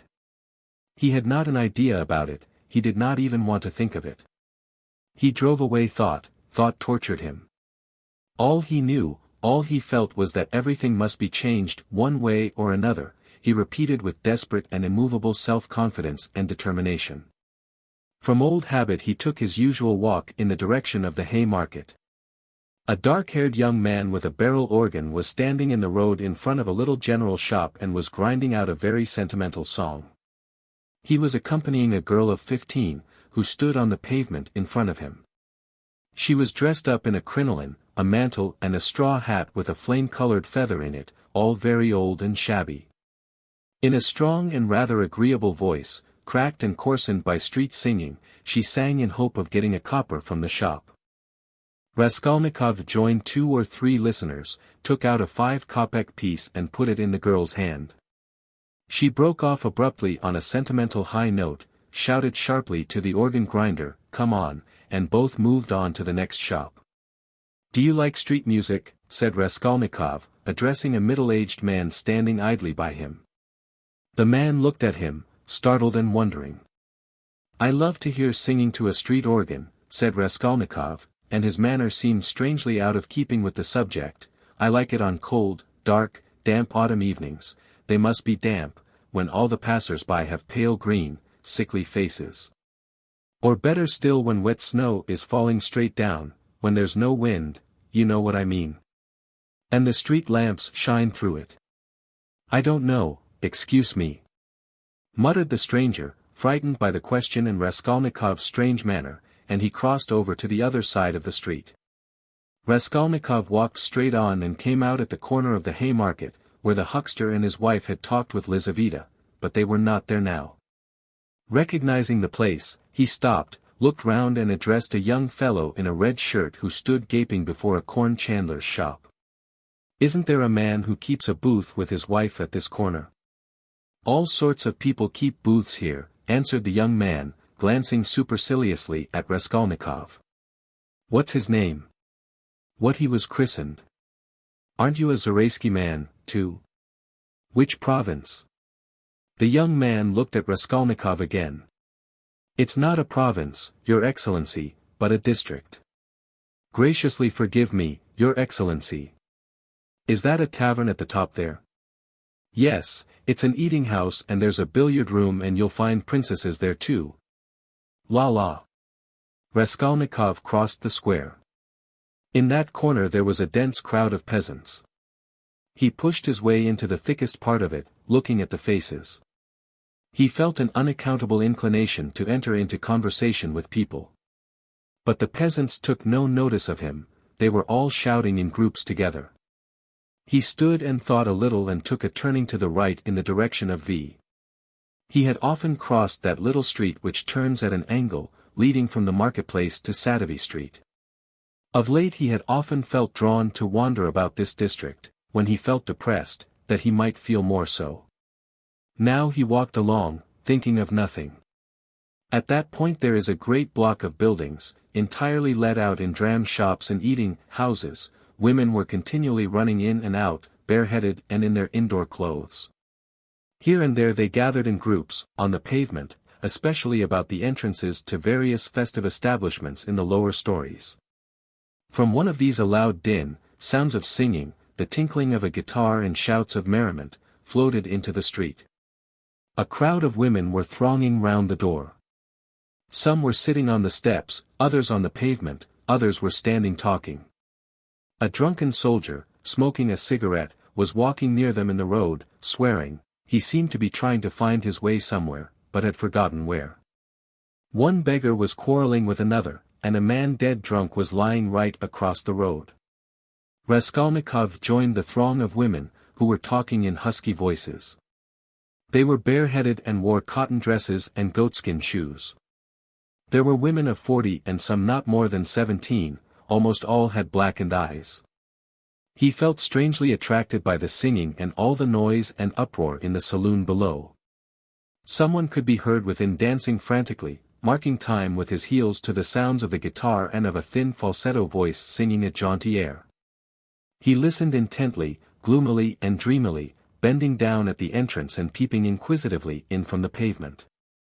"Oh, my handsome soldier, don't beat me for nothing," trilled the thin voice of the singer. Raskolnikov felt a great desire to make out what he was singing, as though everything depended on that. "Shall I go in?" he thought. "They are laughing. From drink. Shall I get drunk?" "Won't you come in?" one of the women asked him. Her voice was still musical and less thick than the others. She was young and not repulsive, the only one of the group. "Why, she's pretty," he said, drawing himself up and looking at her. She smiled, much pleased at the compliment. "You're very nice looking yourself," she said. "Isn't he thin though?" observed another woman in a deep bass. "Have you just come out of a hospital?" "They're all generals' daughters, it seems, but they have all snub noses," interposed a tipsy peasant with a sly smile on his face, wearing a loose coat. "See how jolly they are. Go along with you." "I'll go, sweetie." And he darted down into the saloon below. Raskolnikov moved on. "I say, sir," the girl shouted after him. "What is it?" She hesitated. "I'll always be pleased to spend an hour with you, kind gentleman, but now I feel shy. Give me 6 kopecks for a drink, there's a nice young man."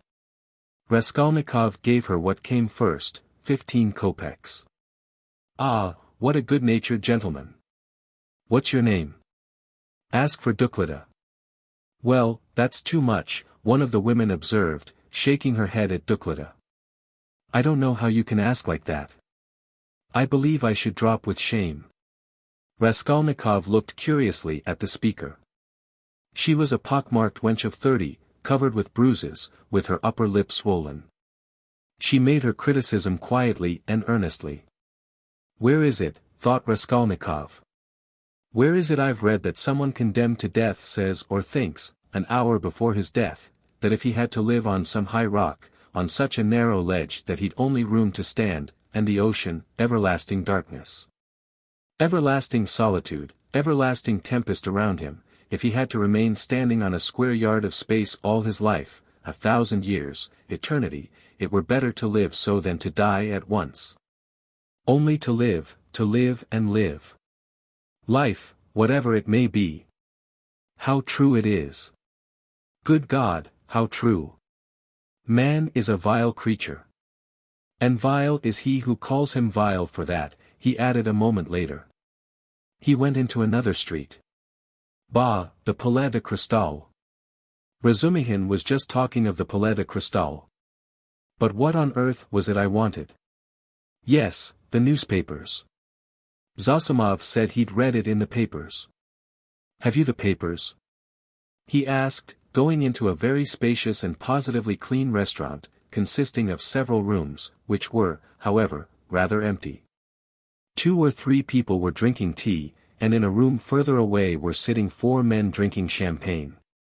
Raskolnikov fancied that Zametov was one of them, but he could not be sure at that distance. What if it is, he thought. Will you have vodka? Asked the waiter. Give me some tea and bring me the papers, the old ones for the last 5 days, and I'll give you something. Yes, sir, here's today's. No vodka. The old newspapers and the tea were brought. Raskolnikov sat down and began to look through them. Oh, damn, these are the items of intelligence. An accident on a staircase, spontaneous combustion of a shopkeeper from alcohol, a fire in Pesky, a fire in the Petersburg quarter, another fire in the Petersburg quarter, and another fire in the Petersburg quarter. Ah, here it is. He found at last what he was seeking and began to read it. The lines danced before his eyes, but he read it all and began eagerly seeking later editions in the following numbers. His hands shook with nervous impatience as he turned the sheets. Suddenly someone sat down beside him at his table. He looked up, it was the head clerk Zametov, looking just the same, with the rings on his fingers and the watch chain, with the curly, black hair, parted and pomaded, with the smart waistcoat, rather shabby coat and doubtful linen.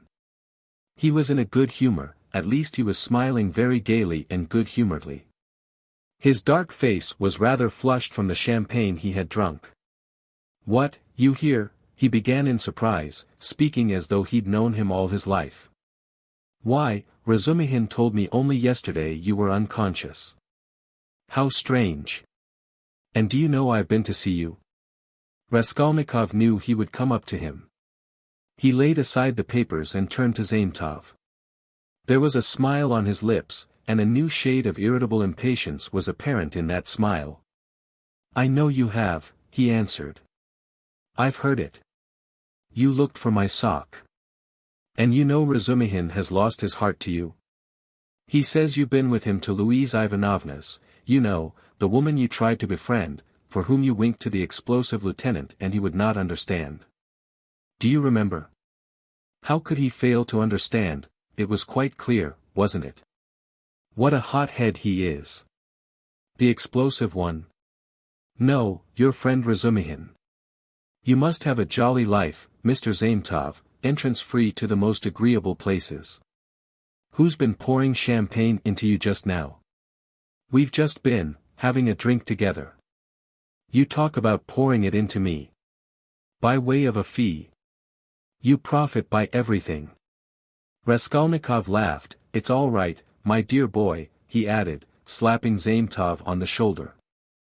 I am not speaking from temper, but in a friendly way, for sport, as that workman of yours said when he was scuffling with Dmitri, in the case of the old woman.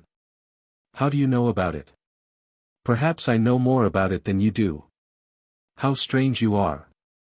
I am sure you are still very unwell. You oughtn't to have come out. Oh, do I seem strange to you? Yes. What are you doing, reading the papers? Yes.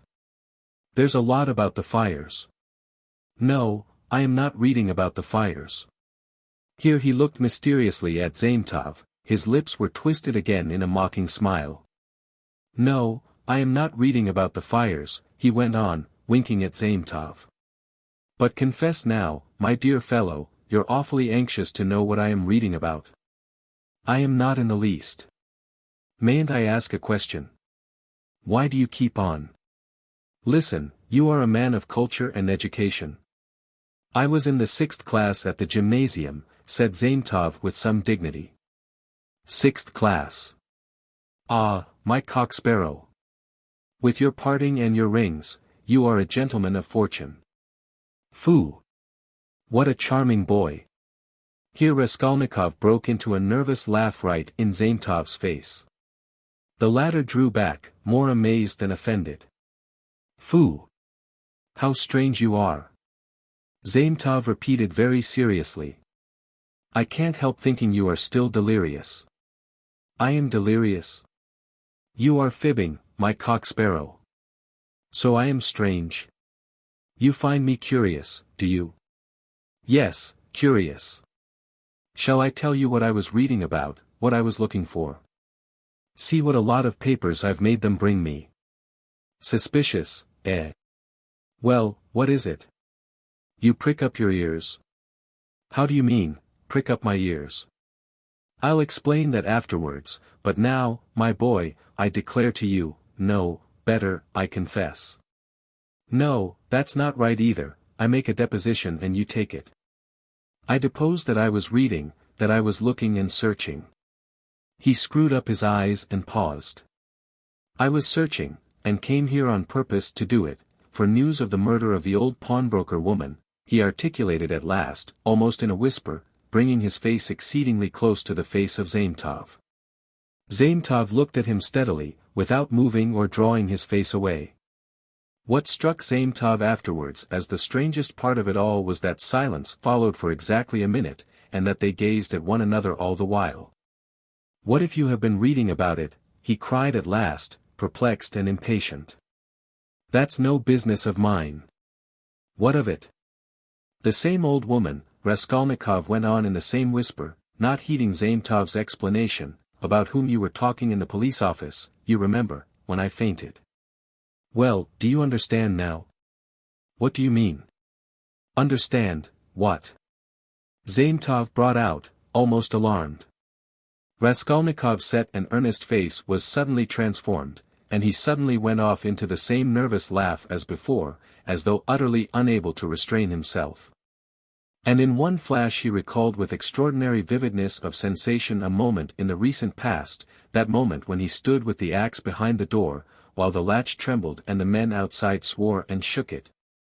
And he had a sudden desire to shout at them, to swear at them, to put out his tongue at them, to mock them, to laugh, and laugh, and laugh. You are either mad, or... began Zametov, and he broke off, as though stunned by the idea that had suddenly flashed into his mind. Or what? What? Come, tell me. Nothing, said Zametov, getting angry, it's all nonsense. Both were silent. After his sudden fit of laughter Raskolnikov became suddenly thoughtful and melancholy. He put his elbow on the table and leaned his head on his hand. He seemed to have completely forgotten Zametov. The silence lasted for some time. Why don't you drink your tea? It's getting cold, said Zametov. What? Tea? Oh, yes. Raskolnikov sipped the glass, put a morsel of bread in his mouth and, suddenly looking at Zametov, seemed to remember everything and pulled himself together. At the same moment his face resumed its original mocking expression. He went on drinking tea. There have been a great many of these crimes lately, said Zametov. Only the other day I read in the Moscow news that a whole gang of false coiners had been caught in Moscow. It was a regular society. They used to forge tickets. Oh, but it was a long time ago. I read about it a month ago, Raskolnikov answered calmly. So you consider them criminals, he added, smiling. Of course they are criminals. They are children, simpletons, not criminals. Why, 100 people meeting for such an object, what an idea. 3 would be too many, and then they want to have more faith in one another than in themselves. One has only to blab in his cups and it all collapses. Simpletons. They engaged untrustworthy people to change the notes, what a thing to trust to a casual stranger. Well, let us suppose that these simpletons succeed and each makes $1 million, and what follows for the rest of their lives? Each is dependent on the others for the rest of his life. Better hang oneself at once. And they did not know how to change the notes either, the man who changed the notes took 5,000 rubles, and his hands trembled. He counted the first 4,000, but did not count the 5,000, he was in such a hurry to get the money into his pocket and run away. Of course he roused suspicion. And the whole thing came to a crash through one fool. Is it possible? That his hands trembled, observed Zametov. Yes, that's quite possible. That, I feel quite sure, is possible. Sometimes one can't stand things. Can't stand that? Why, could you stand it then? No, I couldn't. For the sake of 100 rubles to face such a terrible experience. To go with false notes into a bank where it's their business to spot that sort of thing. No, I should not have the face to do it. Would you? Raskolnikov had an intense desire again to put his tongue out. Shivers kept running down his spine. I should do it quite differently, Raskolnikov began. This is how I would change the notes. I'd count the first 1,000 3 or 4 times backwards and forwards, looking at every note, and then I'd set to the second 1,000. I'd count that halfway through and then hold some 50-ruble note to the light, then turn it, then hold it to the light again, to see whether it was a good one. I am afraid, I would say, a relation of mine lost 25 rubles the other day through a false note, and then I'd tell them the whole story. And after I began counting the third, no, excuse me, I would say, I fancy I made a mistake in the 700 in that second 1,000, I am not sure. And so I would give up the third 1,000 and go back to the second and so on to the end. And when I had finished, I'd pick out one from the fifth and one from the second 1,000 and take them again to the light and ask again, change them, please, and put the clerk into such a stew that he would not know how to get rid of me. When I'd finished and had gone out, I'd come back, no, excuse me, and ask for some explanation. That's how I'd do it. Phoo! What terrible things you say, said Zametov, laughing. But all that is only talk. I dare say when it came to deeds you'd make a slip. I believe that even a practiced, desperate man cannot always reckon on himself, much less you and I. To take an example near home, that old woman murdered in our district. The murderer seems to have been a desperate fellow, he risked everything in open daylight, was saved by a miracle, but his hands shook, too. He did not succeed in robbing the place, he couldn't stand it. That was clear from the... Raskolnikov seemed offended. Clear. Why don't you catch him then, he cried, maliciously jibing at Zametov. Well, they will catch him. Who? You. Do you suppose you could catch him? You've a tough job. A great point for you is whether a man is spending money or not. If he had no money and suddenly begins spending, he must be the man. So that any child can mislead you. The fact is they always do that, though, answered Zametov. A man will commit a clever murder at the risk of his life and then at once he goes drinking in a tavern. They are caught spending money, they are not all as cunning as you are. You wouldn't go to a tavern, of course. Raskolnikov frowned and looked steadily at Zametov. You seem to enjoy the subject and would like to know how I should behave in that case, too, he asked with displeasure. I should like to, Zametov answered firmly and seriously. Somewhat too much earnestness began to appear in his words and looks. Very much. Very much. All right then. This is how I should behave, Raskolnikov began, again bringing his face close to Zametov's, again staring at him and speaking in a whisper, so that the latter positively shuddered. This is what I should have done. I should have taken the money and jewels, I should have walked out of there and have gone straight to some deserted place with fences round it and scarcely anyone to be seen, some kitchen garden or place of that sort. I should have looked out beforehand some stone weighing 100 or more which had been lying in the corner from the time the house was built. I would lift that stone, there would sure to be a hollow under it, and I would put the jewels and money in that hole. Then I'd roll the stone back so that it would look as before, would press it down with my foot and walk away. And for a year or 2, 3 maybe, I would not touch it. And, well, they could search. There'd be no trace. "You are a madman," said Zametov, and for some reason he too spoke in a whisper, and moved away from Raskolnikov, whose eyes were glittering. He had turned fearfully pale and his upper lip was twitching and quivering. He bent down as close as possible to Zametov, and his lips began to move without uttering a word. This lasted for half a minute. He knew what he was doing, but could not restrain himself. The terrible word trembled on his lips, like the latch on that door. In another moment it will break out, in another moment he will let it go, he will speak out. And what if it was I who murdered the old woman and Lizaveta? He said suddenly and realized what he had done. Zametov looked wildly at him and turned white as the tablecloth. His face wore a contorted smile. "But is it possible?" he brought out faintly. Raskolnikov looked wrathfully at him. "Own up that you believed it." "Yes, you did." "Not a bit of it, I believe it less than ever now," Zametov cried hastily. "I've caught my cock sparrow." "So you did believe it before, if now you believe less than ever?" "Not at all," cried Zametov, obviously embarrassed. "Have you been frightening me so as to lead up to this?" "You don't believe it then? What were you talking about behind my back when I went out of the police office? And why did the explosive lieutenant question me after I fainted? Hey, there," he shouted to the waiter, getting up and taking his cap. "How much?" 30 kopecks, the latter replied, running up. "And there is 20 kopecks for vodka.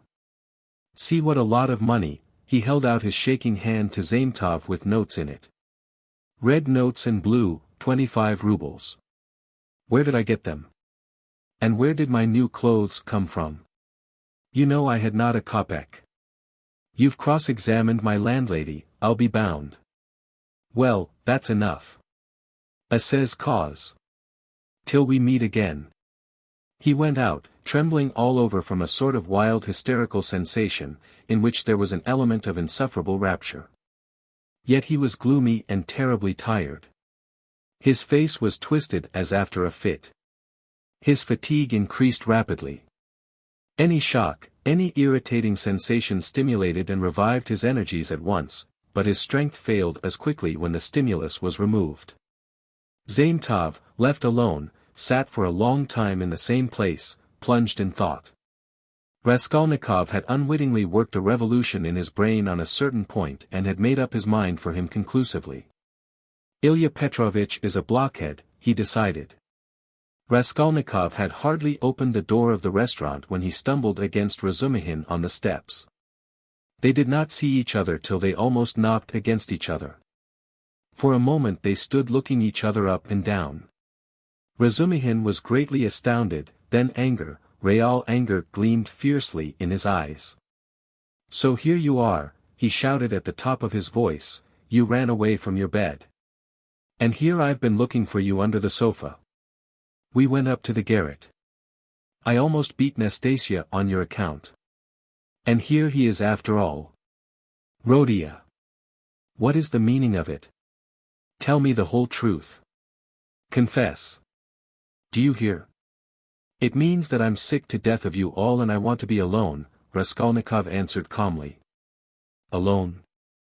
When you are not able to walk, when your face is as white as a sheet and you are gasping for breath. Idiot! What have you been doing in the Palais de Cristal? Own up at once." "Let me go," said Raskolnikov and tried to pass him. This was too much for Razumihin. He gripped him firmly by the shoulder. "Let you go? You dare tell me to let you go? Do you know what I'll do with you directly?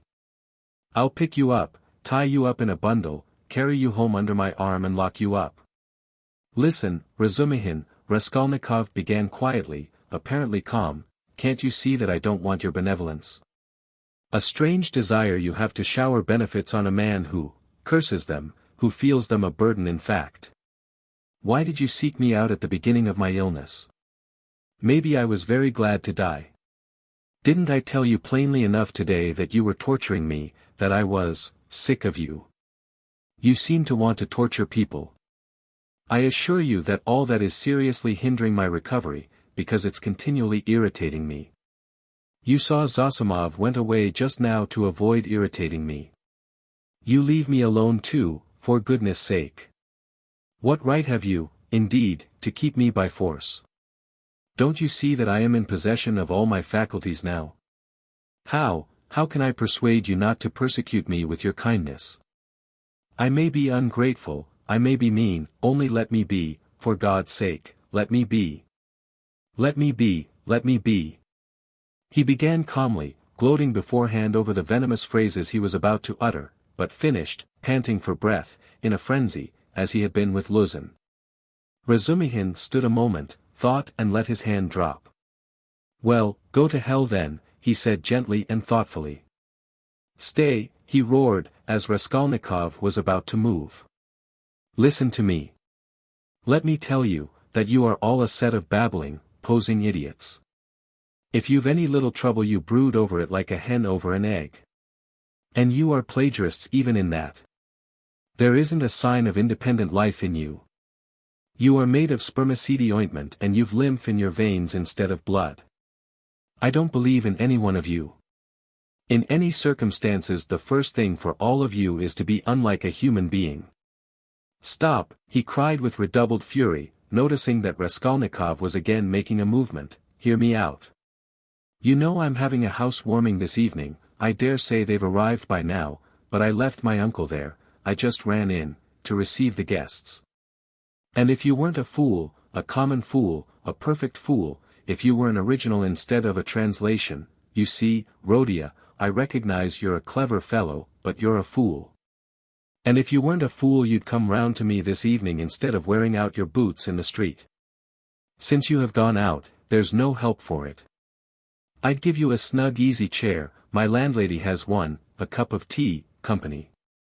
Or you could lie on the sofa, any way you would be with us. Zosimov will be there too. Will you come? No. Ah, rubbish. Razumihin shouted, out of patience. How do you know? You can't answer for yourself. You don't know anything about it. Thousands of times I've fought tooth and nail with people and run back to them afterwards. One feels ashamed and goes back to a man.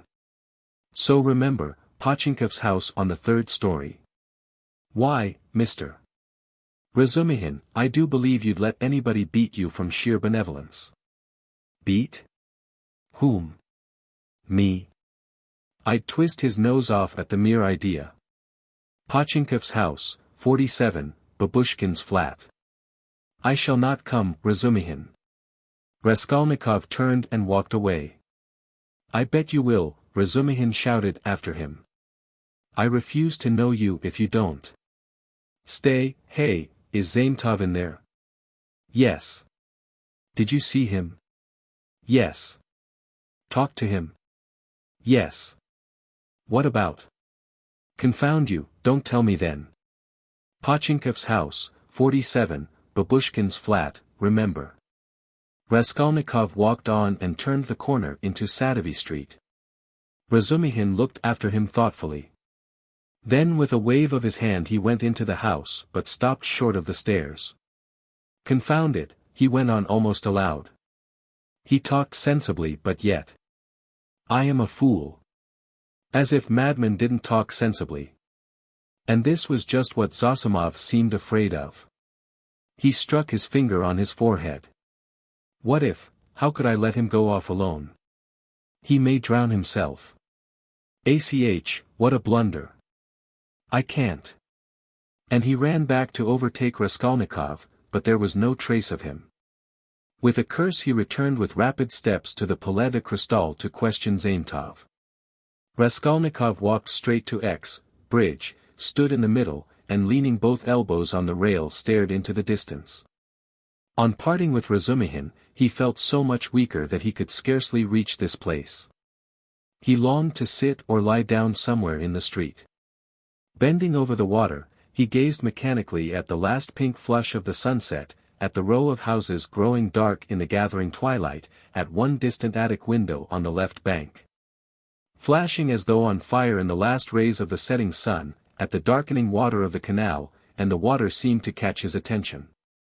At last red circles flashed before his eyes, the houses seemed moving, the passers-by, the canal banks, the carriages, all danced before his eyes.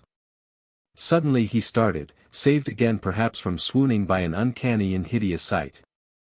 He became aware of someone standing on the right side of him. He looked and saw a tall woman with a kerchief on her head, with a long, yellow, wasted face and red sunken eyes.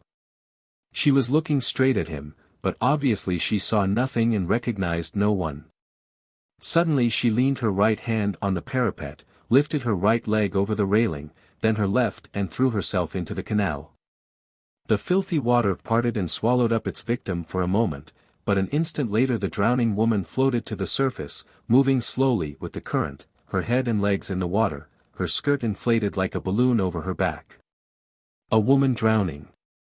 A woman drowning! Shouted dozens of voices. People ran up, both banks were thronged with spectators, on the bridge people crowded about Raskolnikov, pressing up behind him. Mercy on it!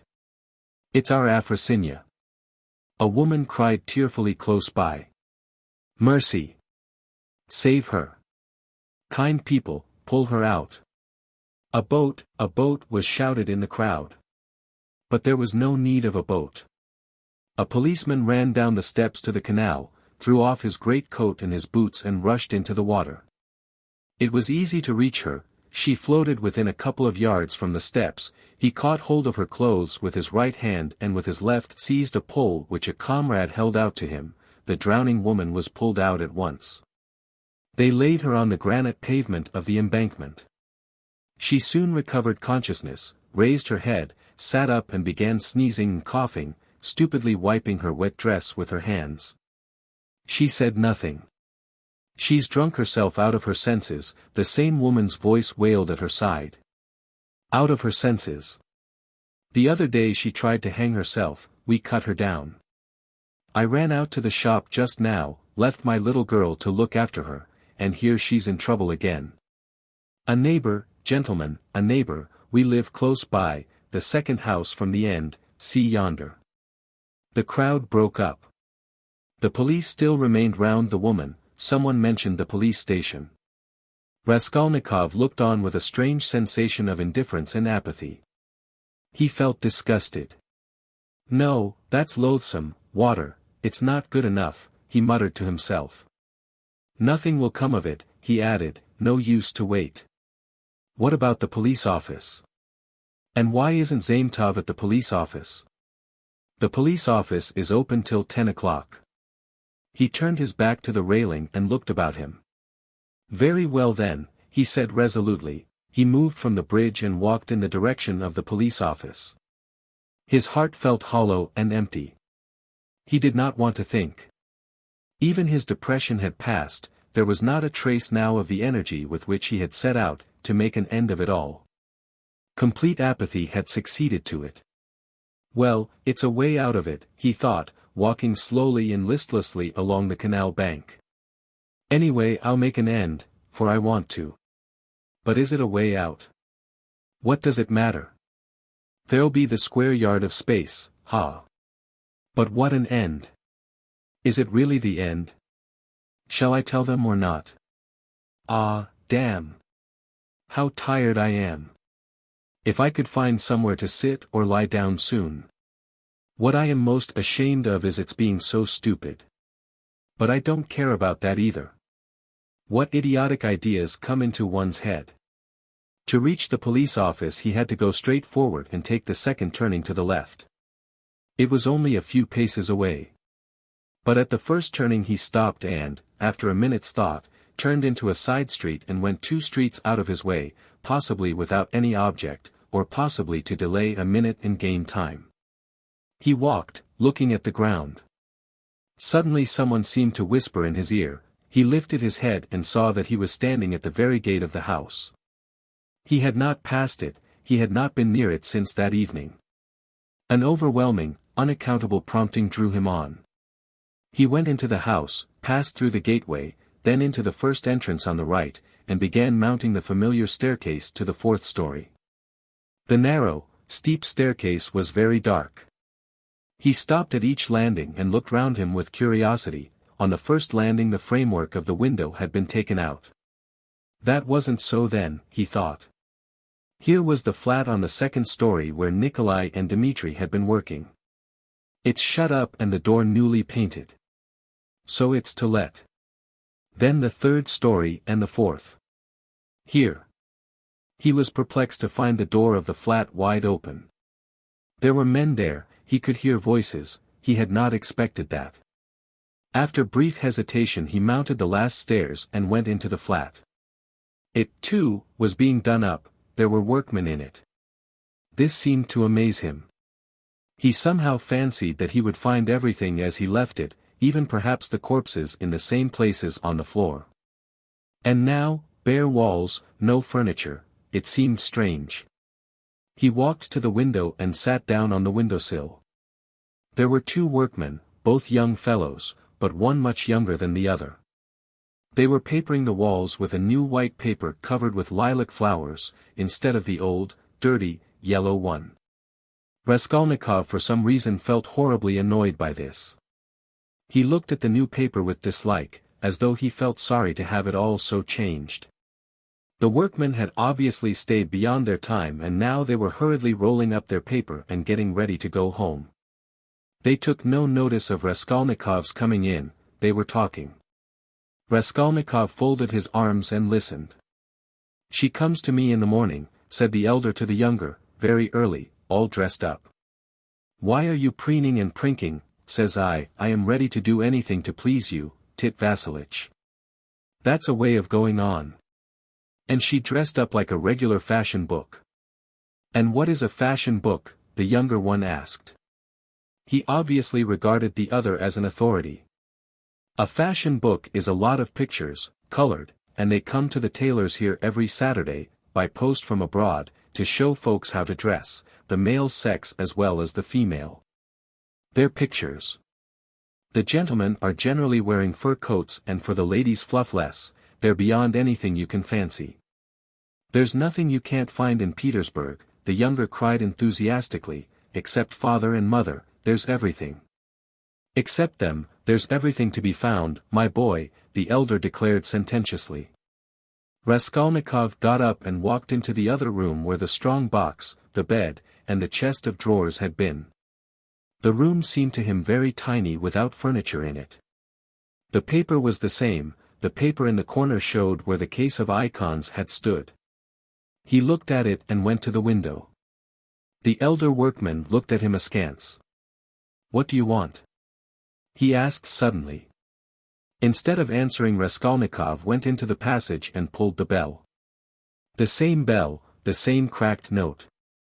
He rang it a second and a third time, he listened and remembered. The hideous and agonizingly fearful sensation he had felt then began to come back more and more vividly. He shuddered at every ring and it gave him more and more satisfaction. "Well, what do you want? Who are you?" the workman shouted, going out to him. Raskolnikov went inside again. "I want to take a flat," he said. "I am looking round. It's not the time to look at rooms at night. And you ought to come up with the porter. The floors have been washed, will they be painted?" Raskolnikov went on. "Is there no blood?" "What blood?" "Why, the old woman and her sister were murdered here. There was a perfect pool there."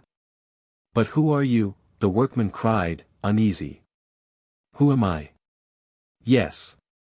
You want to know? Come to the police station, I'll tell you." The workman looked at him in amazement. "It's time for us to go, we are late." "Come along, Alyashka." "We must lock up," said the elder workman. "Very well, come along," said Raskolnikov indifferently, and going out first, he went slowly downstairs. "Hey, porter," he cried in the gateway. At the entrance several people were standing, staring at the passers-by. The two porters, a peasant woman, a man in a long coat and a few others. Raskolnikov went straight up to them. "What do you want?" asked one of the porters. "Have you been to the police office?" "I've just been there." "What do you want?"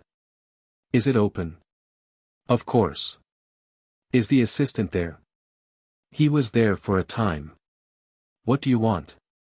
Raskolnikov made no reply, but stood beside them lost in thought. "He's been to look at the flat," said the elder workman, coming forward. "Which flat?" "Where we are at work." "Why have you washed away the blood?" says he. "There has been a murder here," says he, "and I've come to take it." And he began ringing at the bell, all but broke it. "Come to the police station," says he. "I'll tell you everything there." He wouldn't leave us. The porter looked at Raskolnikov, frowning and perplexed. "Who are you?" he shouted as impressively as he could. "I am Rodion Romanovich Raskolnikov, formerly a student. I live in Shill's house, not far from here, flat number 14, ask the porter, he knows me." Raskolnikov said all this in a lazy, dreamy voice, not turning round, but looking intently into the darkening street. "Why have you been to the flat?" "To look at it." "What is there to look at?" "Take him straight to the police station," the man in the long coat jerked in abruptly. Raskolnikov looked intently at him over his shoulder and said in the same slow, lazy tones. "Come along." "Yes, take him," the man went on more confidently. "Why was he going into that? What's in his mind, eh?" "He's not drunk, but God knows what's the matter with him," muttered the workman. "But what do you want?" the porter shouted again, beginning to get angry in earnest. "Why are you hanging about?" "You funked the police station then," said Raskolnikov jeeringly. "How funk it? Why are you hanging about?" "He's a rogue," shouted the peasant woman. "Why waste time talking to him?" cried the other porter, a huge peasant in a full open coat and with keys on his belt. "Get along. He is a rogue and no mistake. Get along." And seizing Raskolnikov by the shoulder he flung him into the street. He lurched forward, but recovered his footing, looked at the spectators in silence and walked away. "Strange man," observed the workman. "There are strange folks about nowadays," said the woman. "You should have taken him to the police station all the same," said the man in the long coat. "Better have nothing to do with him," decided the big porter. "A regular rogue.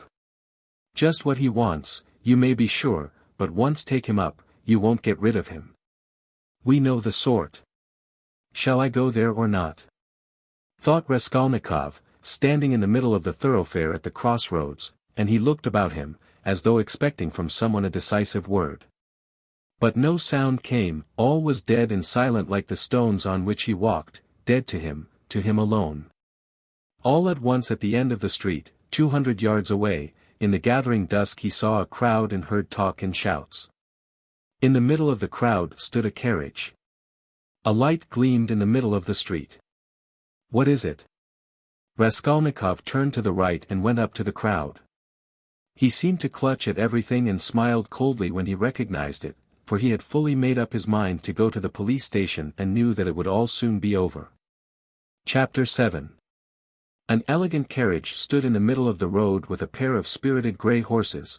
There was no one in it, and the coachman had got off his box and stood by. The horses were being held by the bridle.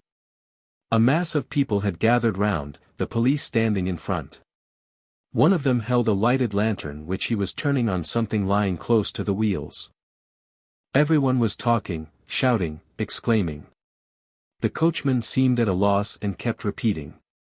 "What a misfortune! Good Lord, what a misfortune!"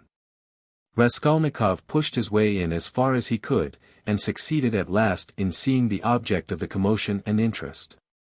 On the ground a man who had been run over lay apparently unconscious, and covered with blood. He was very badly dressed, but not like a workman. Blood was flowing from his head and face, his face was crushed, mutilated and disfigured. He was evidently badly injured. "Merciful heaven," wailed the coachman, "what more could I do? If I'd been driving fast or had not shouted to him, but I was going quietly, not in a hurry. Everyone could see I was going along just like everybody else. A drunken man can't walk straight, we all know. I saw him crossing the street, staggering and almost falling. I shouted again and a second and a third time, then I held the horses in, but he fell straight under their feet. Either he did it on purpose or he was very tipsy. The horses are young and ready to take fright, they started, he screamed, that made them worse. That's how it happened. That's just how it was, a voice in the crowd confirmed. He shouted, that's true, he shouted 3 times, another voice declared. 3 times it was, we all heard it, shouted a third. But the coachman was not very much distressed and frightened. It was evident that the carriage belonged to a rich and important person who was awaiting it somewhere. The police, of course, were in no little anxiety to avoid upsetting his arrangements. All they had to do was to take the injured man to the police station and the hospital. No one knew his name. Meanwhile Raskolnikov had squeezed in and stooped closer over him. The lantern suddenly lighted up the unfortunate man's face. He recognized him. I know him. I know him, he shouted, pushing to the front. It's a government clerk retired from the service, Marmeladov. He lives close by in Kozel's house. Make haste for a doctor. I will pay, see. He pulled money out of his pocket and showed it to the policeman. He was in violent agitation. The police were glad that they had found out who the man was. Raskolnikov gave his own name and address, and, as earnestly as if it had been his father, he besought the police to carry the unconscious Marmeladov to his lodging at once. Just here, 3 houses away, he said eagerly, the house belongs to Kozel, a rich German. He was going home, no doubt drunk. I know him, he is a drunkard. He has a family there, a wife, children, he has 1 daughter. It will take time to take him to the hospital, and there is sure to be a doctor in the house. I'll pay, I'll pay. At least he will be looked after at home, they will help him at once.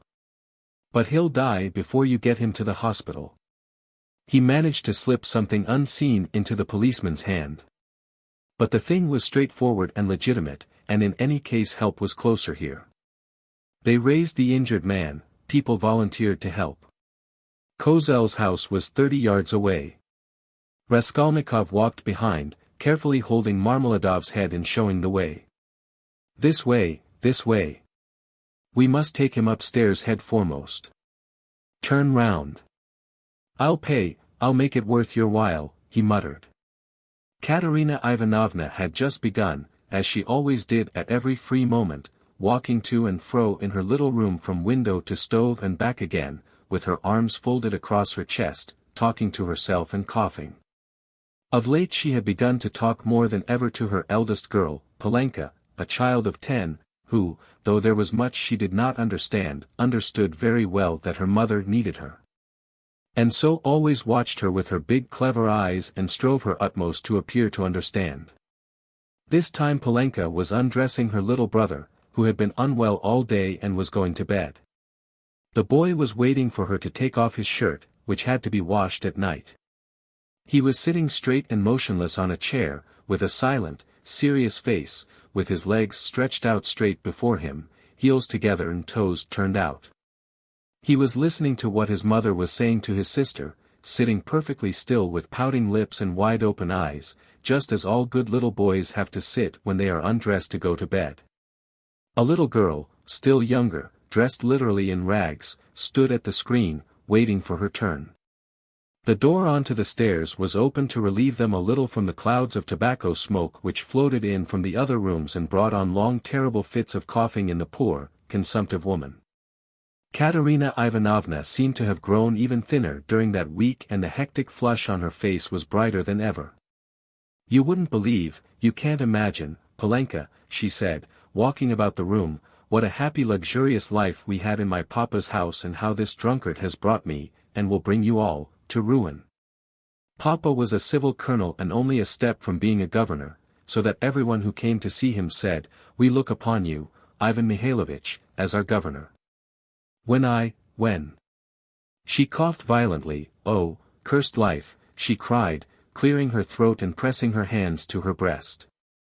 When at the last ball, at the Marshal's.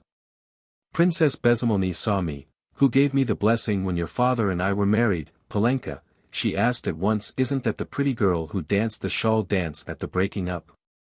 You must mend that tear, you must take your needle and darn it as I showed you, or tomorrow, cough, cough, cough, he will make the hole bigger," she articulated with effort. Prince Skigolskoy, a kammerjunker, had just come from Petersburg then. He danced the mazurka with me and wanted to make me an offer next day, but I thanked him in flattering expressions and told him that my heart had long been another's. "That other was your father, Polya," Papa was fearfully angry. "Is the water ready? Give me the shirt, and the stockings." "Lida," said she to the youngest one, "you must manage without your chemise tonight, and lay your stockings out with it. I'll wash them together. How is it that drunken vagabond doesn't come in? He has worn his shirt till it looks like a dish clout, he has torn it to rags. I'd do it all together, so as not to have to work 2 nights running. Oh, dear. Cough, cough, cough, cough. Again. What's this?" she cried, noticing a crowd in the passage and the men, who were pushing into her room, carrying a burden. "What is it? What are they bringing? Mercy on us. Where are we to put him?" asked the policeman, looking round when Marmeladov, unconscious and covered with blood, had been carried in. "On the sofa." "Put him straight on the sofa, with his head this way," Raskolnikov showed him. "Run over in the road. Drunk." Someone shouted in the passage.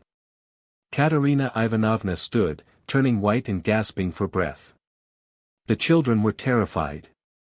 Little Lida screamed, rushed to Polenka and clutched at her, trembling all over. Having laid Marmeladov down, Raskolnikov flew to Katerina Ivanovna. "For God's sake be calm, don't be frightened," he said, speaking quickly. He was crossing the road and was run over by a carriage. "Don't be frightened, he will come to, I told them bring him here. I've been here already, you remember. He will come to, I'll pay. He's done it this time." Katerina Ivanovna cried despairingly and she rushed to her husband. Raskolnikov noticed at once that she was not one of those women who swoon easily. She instantly placed under the luckless man's head a pillow, which no one had thought of, and began undressing and examining him. She kept her head, forgetting herself, biting her trembling lips and stifling the screams which were ready to break from her. Raskolnikov meanwhile induced someone to run for a doctor. There was a doctor, it appeared, next door but one. "I've sent for a doctor," he kept assuring Katerina Ivanovna, "don't be uneasy, I'll pay. Haven't you water? And give me a napkin or a towel, anything, as quick as you can. He is injured, but not killed, believe me. We shall see what the doctor says." Katerina Ivanovna ran to the window. There, on a broken chair in the corner, a large earthenware basin full of water had been stood, in readiness for washing her children's and husband's linen that night. This washing was done by Katerina Ivanovna at night at least twice a week, if not oftener. For the family had come to such a pass that they were practically without change of linen, and Katerina Ivanovna could not endure uncleanliness and, rather than see dirt in the house, she preferred to wear herself out at night. Working beyond her strength when the rest were asleep, so as to get the wet linen hung on a line and dry by the morning. She took up the basin of water at Raskolnikov's request, but almost fell down with her burden. But the latter had already succeeded in finding a towel, wetted it and began washing the blood off Marmeladov's face. Katerina Ivanovna stood by, breathing painfully and pressing her hands to her breast. She was in need of attention herself. Raskolnikov began to realize that he might have made a mistake in having the injured man brought here. The policeman, too, stood in hesitation. "Polenka," cried Katerina Ivanovna, "run to Sonia, make haste. If you don't find her at home, leave word that her father has been run over and that she is to come here at once, when she comes in. Run, Polenka. There, put on the shawl. Run your fastest," cried the little boy on the chair suddenly, after which he relapsed into the same dumb rigidity, with round eyes, his heels thrust forward and his toes spread out. Meanwhile the room had become so full of people that you couldn't have dropped a pin. The policeman left, all except one, who remained for a time, trying to drive out the people who came in from the stairs. Almost all Madame Lipovexel's lodgers had streamed in from the inner rooms of the flat. At first they were squeezed together in the doorway, but afterwards they overflowed into the room. Katerina Ivanovna flew into a fury. "You might let him die in peace, at least," she shouted at the crowd. "Is it a spectacle for you to gape at? With cigarettes. Cough, cough, cough. You might as well keep your hats on. And there is one in his hat. Get away. You should respect the dead, at least." Her cough choked her, but her reproaches were not without result. They evidently stood in some awe of Katerina Ivanovna. The lodgers, one after another, squeezed back into the doorway with that strange inner feeling of satisfaction which may be observed in the presence of a sudden accident, even in those nearest and dearest to the victim. From which no living man is exempt, even in spite of the sincerest sympathy and compassion. Voices outside were heard, however, speaking of the hospital and saying that they'd no business to make a disturbance here. "No business to die!"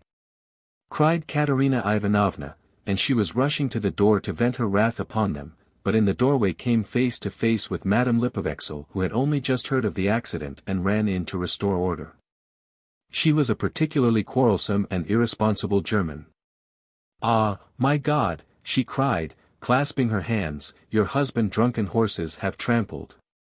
To the hospital with him. I am the landlady." "Amalia Ludwigovna, I beg you to recollect what you are saying," Katerina Ivanovna began haughtily. She always took a haughty tone with the landlady that she might remember her place, and even now could not deny herself this satisfaction. "Amalia Ludwigovna. I have you once before told that you to call me Amalia Ludwigovna may not dare. I am Amalia Ivanovna. You are not Amalia Ivanovna, but Amalia Ludwigovna, and as I am not one of your despicable flatterers like Mr. Lebeziatnikov, who's laughing behind the door at this moment," a laugh and a cry of, "They are at it again," was in fact audible at the door, "so I shall always call you Amalia Ludwigovna, though I fail to understand why you dislike that name. You can see for yourself what has happened to Semyon Zaharovich. He is dying. I beg you to close that door at once and to admit no one. Let him at least die in peace. Or I warn you the Governor-General, himself, shall be informed of your conduct tomorrow. The prince knew me as a girl, he remembers Semyon Zaharovich well and has often been a benefactor to him. Everyone knows that Semyon Zaharovich had many friends and protectors, whom he abandoned himself from an honorable pride, knowing his unhappy weakness, but now," she pointed to Raskolnikov, "a generous young man has come to our assistance. Who has wealth and connections and whom Semyon Zaharovich has known from a child. You may rest assured, Amalia Ludwigovna." All this was uttered with extreme rapidity, getting quicker and quicker, but a cough suddenly cut short Katerina Ivanovna's eloquence. At that instant the dying man recovered consciousness and uttered a groan. She ran to him. The injured man opened his eyes and without recognition or understanding gazed at Raskolnikov, who was bending over him. He drew deep, slow, painful breaths. Blood oozed at the corners of his mouth and drops of perspiration came out on his forehead. Not recognizing Raskolnikov, he began looking round uneasily. Katerina Ivanovna looked at him with a sad but stern face, and tears trickled from her eyes. "My God! His whole chest is crushed. How he is bleeding," she said in despair. "We must take off his clothes. Turn a little, Semyon Zaharovich, if you can," she cried to him. Marmeladov recognized her. "A priest," he articulated huskily. Katerina Ivanovna walked to the window, laid her head against the window frame and exclaimed in despair. "Oh, cursed life! A priest," the dying man said again after a moment's silence. "They've gone for him," Katerina Ivanovna shouted to him. He obeyed her shout and was silent. With sad and timid eyes he looked for her. She returned and stood by his pillow. He seemed a little easier but not for long. Soon his eyes rested on little Lida, his favorite, who was shaking in the corner, as though she were in a fit, and staring at him with her wondering childish eyes. He signed towards her uneasily. He wanted to say something. "What now?" cried Katerina Ivanovna. "Barefoot, barefoot," he muttered, indicating with frenzied eyes the child's bare feet. "Be silent," Katerina Ivanovna cried irritably, "you know why she is barefooted." "Thank God, the doctor," exclaimed Raskolnikov, relieved. The doctor came in, a precise little old man, a German, looking about him mistrustfully. He went up to the sick man, took his pulse, carefully felt his head, and with the help of Katerina Ivanovna he unbuttoned the blood-stained shirt and bared the injured man's chest. It was gashed, crushed and fractured, several ribs on the right side were broken. On the left side, just over the heart, was a large, sinister-looking yellowish-black bruise, a cruel kick from the horse's hoof. The doctor frowned. The policeman told him that he was caught in the wheel and turned round with it for 30 yards on the road. "It's wonderful that he has recovered consciousness," the doctor whispered softly to Raskolnikov. "What do you think of him?" he asked. "He will die immediately." "Is there really no hope?" "Not the faintest. He is at the last gasp. His head is badly injured, too. I could bleed him if you like, but it would be useless. He is bound to die within the next 5 or 10 minutes. Better bleed him then. If you like. But I warn you it will be perfectly useless." At that moment other steps were heard. The crowd in the passage parted, and the priest, a little, grey old man, appeared in the doorway bearing the sacrament. A policeman had gone for him at the time of the accident. The doctor changed places with him, exchanging glances with him. Raskolnikov begged the doctor to remain a little while. He shrugged his shoulders and remained. All stepped back. The confession was soon over. The dying man probably understood little, he could only utter indistinct broken sounds. Katerina Ivanovna took little Lida, lifted the boy from the chair, knelt down in the corner by the stove and made the children kneel in front of her. The little girl was still trembling. But the boy, kneeling on his little bare knees, lifted his hand rhythmically, crossing himself with precision and bowed down, touching the floor with his forehead, which seemed to afford him a special satisfaction. Katerina Ivanovna bit her lips and held back her tears. She prayed, too, now and then pulling straight the boy's shirt, and managed to cover the girl's bare shoulders with a kerchief, which she took from the chest without rising from her knees or ceasing to pray. Meanwhile the door from the inner rooms was opened inquisitively again. In the passage the crowd of spectators from all the flats on the staircase grew denser and denser, but they did not venture beyond the threshold. A single candle end lighted up the scene. At that moment Polenka forced her way through the crowd at the door. She came in panting from running so fast, took off her kerchief, looked for her mother, went up to her and said, "She's coming, I met her in the street." Her mother made her kneel beside her. Timidly and noiselessly a young girl made her way through the crowd, and strange was her appearance in that room, in the midst of want, rags, death and despair. She, too, was in rags, her attire was all of the cheapest, but decked out in gutter finery of a special stamp, unmistakably betraying its shameful purpose. Sonia stopped short in the doorway and looked about her bewildered, unconscious of everything. She forgot her fourth hand, gaudy silk dress, so unseemly here with its ridiculous long train, and her immense crinoline that filled up the whole doorway, and her light-colored shoes, and the parasol she brought with her. Though it was no use at night, and the absurd round straw hat with its flaring flame-colored feather. Under this rakishly tilted hat was a pale, frightened little face with lips parted and eyes staring in terror. Sonia was a small thin girl of 18 with fair hair, rather pretty, with wonderful blue eyes. She looked intently at the bed and the priest, she too was out of breath with running. At last whispers, some words in the crowd probably, reached her. She looked down and took a step forward into the room, still keeping close to the door. The service was over. Katerina Ivanovna went up to her husband again. The priest stepped back and turned to say a few words of admonition and consolation to Katerina Ivanovna on leaving. What am I to do with these? She interrupted sharply and irritably, pointing to the little ones. God is merciful, look to the Most High for succor, the priest began. Ach.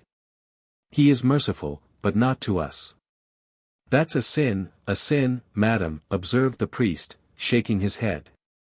And isn't that a sin? Cried Katerina Ivanovna, pointing to the dying man.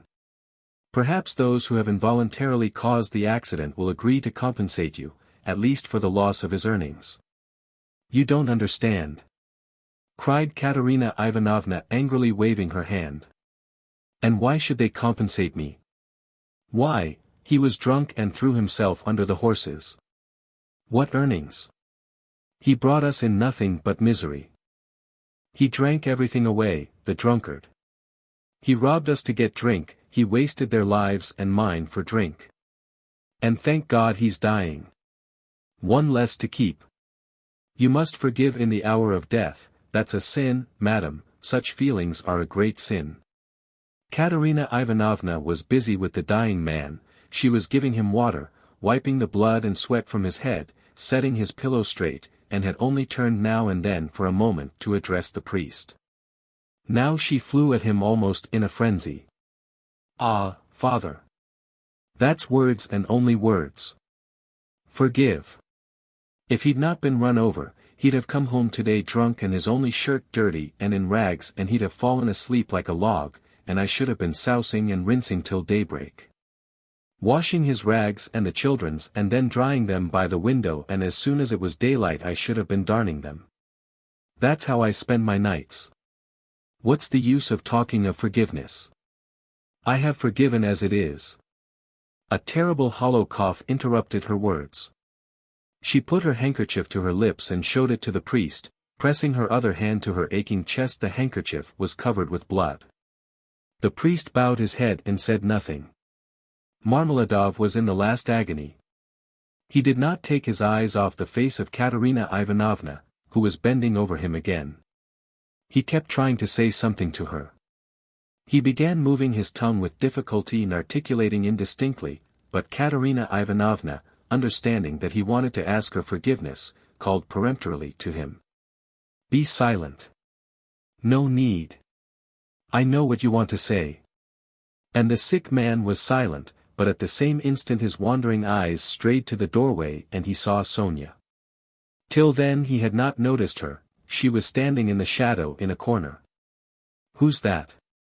Who's that? He said suddenly in a thick gasping voice, in agitation, turning his eyes in horror towards the door where his daughter was standing, and trying to sit up. Lie down. Lie down, cried Katerina Ivanovna. With unnatural strength he had succeeded in propping himself on his elbow. He looked wildly and fixedly for some time on his daughter, as though not recognizing her. He had never seen her before in such attire. Suddenly he recognized her, crushed and ashamed in her humiliation and gaudy finery, meekly awaiting her turn to say good-bye to her dying father. His face showed intense suffering. Sonia. Daughter. Forgive. He cried, and he tried to hold out his hand to her, but losing his balance, he fell off the sofa, face downwards on the floor. They rushed to pick him up, they put him on the sofa, but he was dying. Sonia with a faint cry ran up, embraced him and remained so without moving. He died in her arms. He's got what he wanted, Katerina Ivanovna cried, seeing her husband's dead body. Well, what's to be done now? How am I to bury him? What can I give them tomorrow to eat? Raskolnikov went up to Katerina Ivanovna. Katerina Ivanovna, he began, last week your husband told me all his life and circumstances. Believe me, he spoke of you with passionate reverence. From that evening, when I learned how devoted he was to you all and how he loved and respected you especially, Katerina Ivanovna, in spite of his unfortunate weakness, from that evening we became friends. Allow me now, to do something, to repay my debt to my dead friend. Here are 20 rubles, I think, and if that can be of any assistance to you, then. In short, I will come again, I will be sure to come again. I shall, perhaps, come again tomorrow. Goodbye. And he went quickly out of the room, squeezing his way through the crowd to the stairs. But in the crowd he suddenly jostled against Nikodem Fomitch, who had heard of the accident and had come to give instructions in person. They had not met since the scene at the police station, but Nikodem Fomitch knew him instantly. "Ah, is that you?" he asked him. "He's dead," answered Raskolnikov. "The doctor and the priest have been, all as it should have been. Don't worry the poor woman too much, she is in consumption as it is. Try and cheer her up, if possible, you are a kind-hearted man, I know." He added with a smile, looking straight in his face. "But you are spattered with blood," observed Nikodem Fomitch, noticing in the lamplight some fresh stains on Raskolnikov's waistcoat. "Yes. I'm covered with blood," Raskolnikov said with a peculiar air, then he smiled, nodded and went downstairs. He walked down slowly and deliberately, feverish but not conscious of it, entirely absorbed in a new overwhelming sensation of life and strength that surged up suddenly within him. This sensation might be compared to that of a man condemned to death who has suddenly been pardoned. Halfway down the staircase he was overtaken by the priest on his way home. Raskolnikov let him pass, exchanging a silent greeting with him. He was just descending the last steps when he heard rapid footsteps behind him. Someone overtook him, it was Polenka. She was running after him, calling, "Wait! Wait!" He turned round. She was at the bottom of the staircase and stopped short a step above him. A dim light came in from the yard. Raskolnikov could distinguish the child's thin but pretty little face, looking at him with a bright childish smile.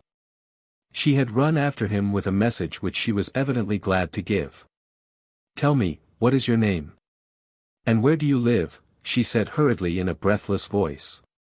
He laid both hands on her shoulders and looked at her with a sort of rapture. It was such a joy to him to look at her, he could not have said why. "Who sent you?" "Sister Sonia sent me," answered the girl, smiling still more brightly. "I knew it was Sister Sonia sent you. Mama sent me, too. When Sister Sonia was sending me, Mama came up, too, and said run fast, Polenka. Do you love Sister Sonia?" "I love her more than anyone," Polenka answered with a peculiar earnestness, and her smile became graver. "And will you love me?" By way of answer he saw the little girl's face approaching him, her full lips naively held out to kiss him. Suddenly her arms as thin as sticks held him tightly, her head rested on his shoulder and the little girl wept softly, pressing her face against him. "I am sorry for father," she said a moment later, raising her tear-stained face and brushing away the tears with her hands.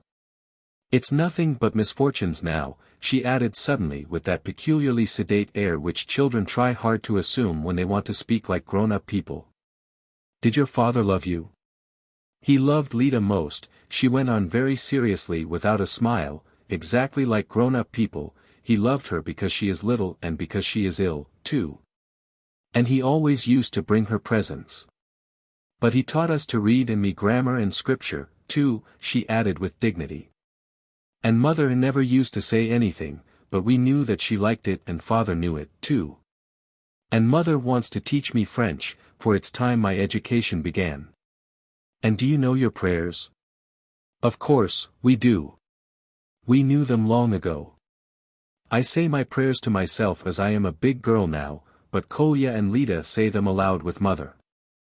First they repeat the Ave Maria, and then another prayer, Lord, forgive and bless Sister Sonia, and then another, Lord, forgive and bless our second father. For our elder father is dead and this is another one, but we do pray for the other as well. Polenka, my name is Rodion. Pray sometimes for me, too. And thy servant Rodion, nothing more. I'll pray for you all the rest of my life," the little girl declared hotly, and suddenly smiling again she rushed at him and hugged him warmly once more. Raskolnikov told her his name and address and promised to be sure to come next day. The child went away quite enchanted with him. It was past 10 when he came out into the street. In 5 minutes he was standing on the bridge at the spot where the woman had jumped in. "Enough," he pronounced resolutely and triumphantly. I've done with fancies, imaginary terrors and phantoms. Life is real. Haven't I lived just now? My life has not yet died with that old woman. The kingdom of heaven to her, and now enough, madam, leave me in peace. Now for the reign of reason and light, and of will, and of strength, and now we will see. We will try our strength, he added defiantly, as though challenging some power of darkness. And I was ready to consent to live in a square of space. I am very weak at this moment, but I believe my illness is all over. I knew it would be over when I went out. By the way, Pochinkov's house is only a few steps away. I certainly must go to Razumihin even if it were not close by. Let him win his bet. Let us give him some satisfaction, too, no matter. Strength is what one wants, you can get nothing without it, and strength must be won by strength, that's what they don't know, he added proudly and self-confidently, and he walked with flagging footsteps from the bridge. Pride and self-confidence grew continually stronger in him, he was becoming a different man every moment. What was it had happened to work this revolution in him? He did not know himself. Like a man catching at a straw, he suddenly felt that he, too, could live, that there was still life for him, that his life had not died with the old woman. Perhaps he was in too great a hurry with his conclusions, but he did not think of that. But I did ask her to remember, thy servant Rodion, in her prayers, the idea struck him. Well, that was, in case of emergency, he added and laughed himself at his boyish sally. He was in the best of spirits. He easily found Razumihin. The new lodger was already known at Pochinkov's and the porter at once showed him the way. Halfway upstairs he could hear the noise and animated conversation of a big gathering of people. The door was wide open on the stairs. He could hear exclamations and discussion. Razumihin's room was fairly large, the company consisted of 15 people. Raskolnikov stopped in the entry, where two of the landlady's servants were busy behind a screen with two samovars, bottles, plates and dishes of pie and savories, brought up from the landlady's kitchen. Raskolnikov sent in for Razumihin. He ran out delighted. At the first glance it was apparent that he had had a great deal to drink and, though no amount of liquor made Razumihin quite drunk, this time he was perceptibly affected by it. Listen, Raskolnikov hastened to say, I've only just come to tell you you've won your bet and that no one really knows what may not happen to him. I can't come in, I am so weak that I shall fall down directly. And so good evening and goodbye. Come and see me tomorrow. Do you know what? I'll see you home. If you say you're weak yourself, you must. And your visitors? Who is the curly-headed one who has just peeped out? He. Goodness only knows. Some friend of uncle's, I expect, or perhaps he has come without being invited. I'll leave uncle with them, he is an invaluable person, pity I can't introduce you to him now. But confound them all now. They won't notice me, and I need a little fresh air, for you've come just in the nick of time, another 2 minutes and I should have come to blows.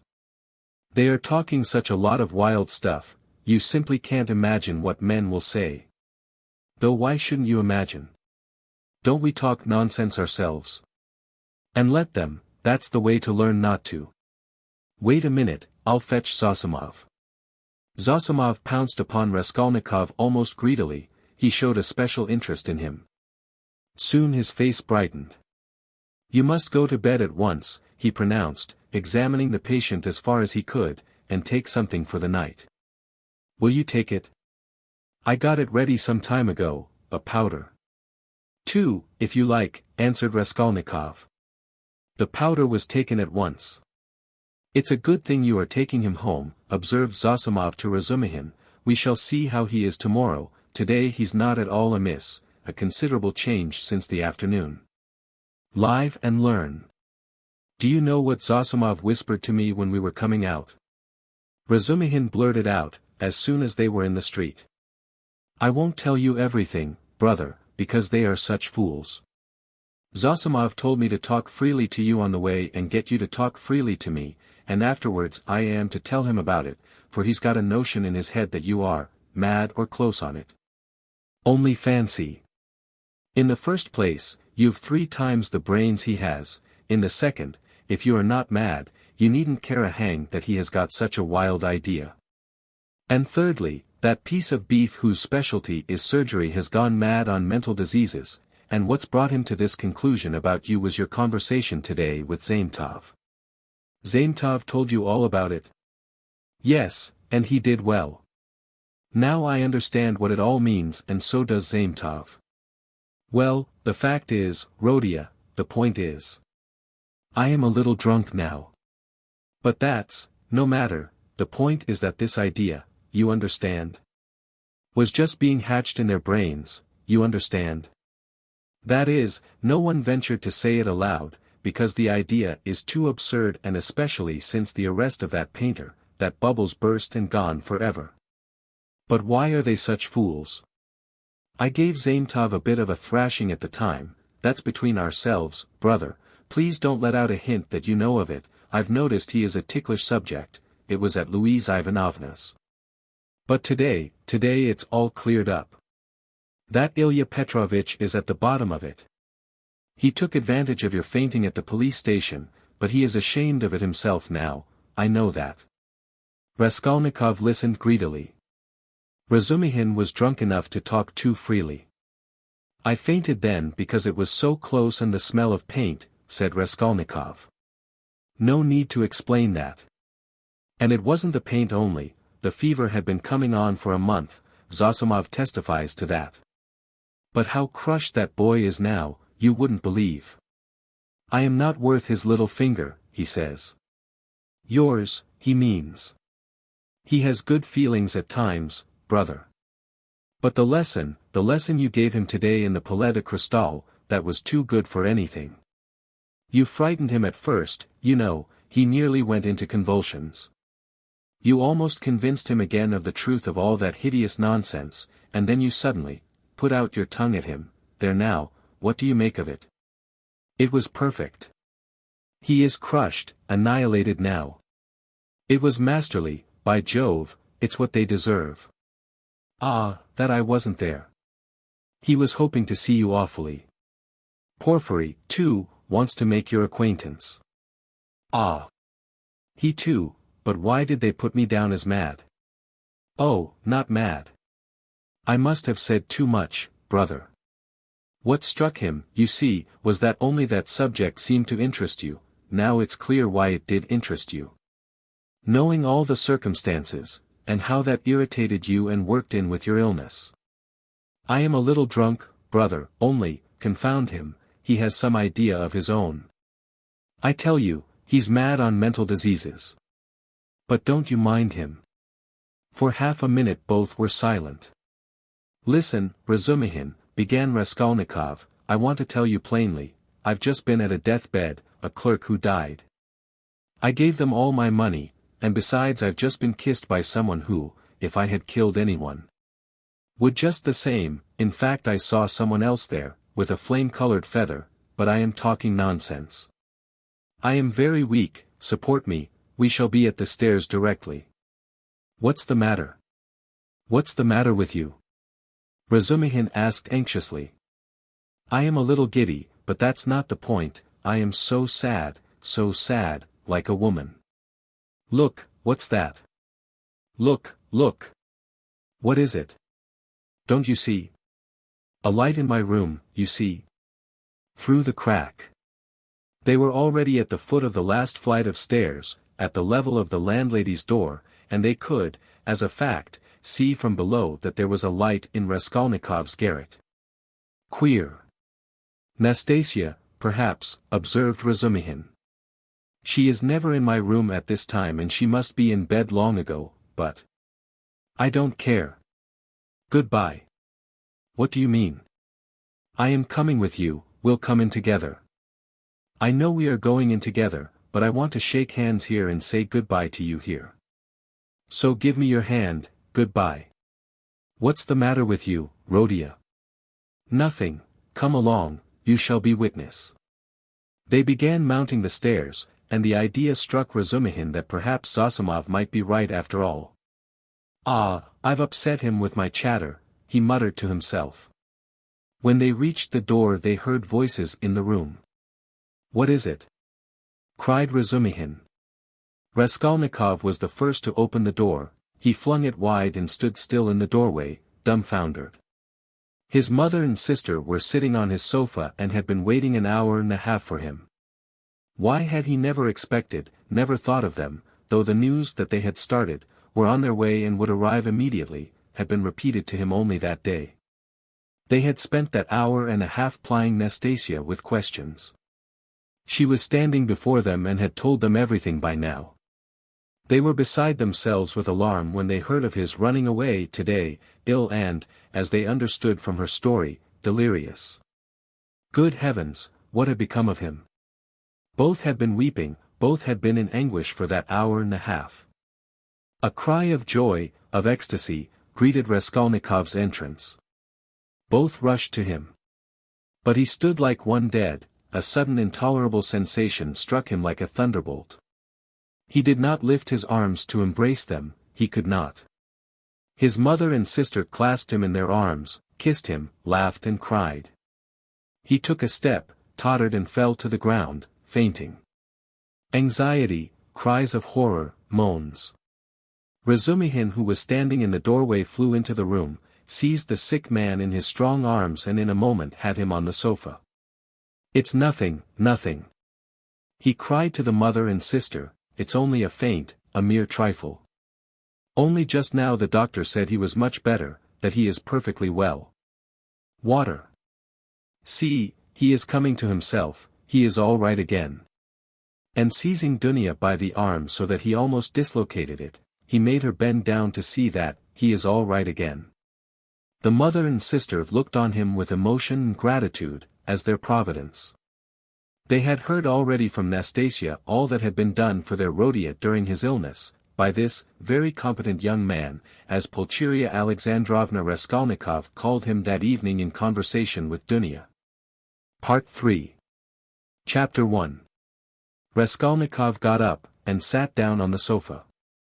He waved his hand weakly to Razumihin to cut short the flow of warm and incoherent consolations he was addressing to his mother and sister, took them both by the hand and for a minute or two gazed from one to the other without speaking. His mother was alarmed by his expression. It revealed an emotion agonizingly poignant, and at the same time something immovable, almost insane. Pulcheria Alexandrovna began to cry. Avdotya Romanovna was pale, her hand trembled in her brother's. "Go home, with him," he said in a broken voice, pointing to Razumihin, "goodbye till tomorrow, tomorrow everything. Is it long since you arrived?" "This evening, Rodion," answered Pulcheria Alexandrovna, "the train was awfully late. But, Rodion, nothing would induce me to leave you now. I will spend the night here, near you." "Don't torture me," he said with a gesture of irritation. "I will stay with him," cried Razumihin, "I won't leave him for a moment. Bother all my visitors. Let them rage to their heart's content. My uncle is presiding there. How can I thank you?" Pulcheria Alexandrovna was beginning, once more pressing Razumihin's hands, but Raskolnikov interrupted her again. "I can't have it. I can't have it," he repeated irritably, "don't worry me. Enough. Go away. I can't stand it." "Come, Mama, come out of the room at least for a minute," Dunya whispered in dismay, "we are distressing him, that's evident." "Mayn't I look at him after 3 years," wept Pulcheria Alexandrovna. "Stay," he stopped them again, "you keep interrupting me, and my ideas get muddled. Have you seen Luzin?" "No, Rodion, but he knows already of our arrival." "We have heard, Rodion, that Pyotr Petrovitch was so kind as to visit you today," Pulcheria Alexandrovna added somewhat timidly. "Yes, he was so kind. Dunya, I promised Luzin I'd throw him downstairs and told him to go to hell." "Rodion, what are you saying? Surely, you don't mean to tell us?" Pulcheria Alexandrovna began in alarm, but she stopped, looking at Dunya. Avdotya Romanovna was looking attentively at her brother, waiting for what would come next. Both of them had heard of the quarrel from Nastasia, so far as she had succeeded in understanding and reporting it, and were in painful perplexity and suspense. Dunya, Raskolnikov continued with an effort, I don't want that marriage, so at the first opportunity tomorrow you must refuse Luzin, so that we may never hear his name again.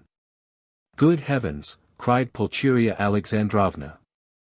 Brother, think what you are saying. Avdotya Romanovna began impetuously, but immediately checked herself.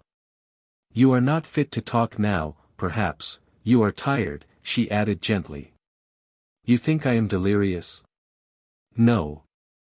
You are marrying Luzin for my sake. But I won't accept the sacrifice. And so write a letter before tomorrow, to refuse him. Let me read it in the morning and that will be the end of it. That I can't do. The girl cried, offended, what right have you?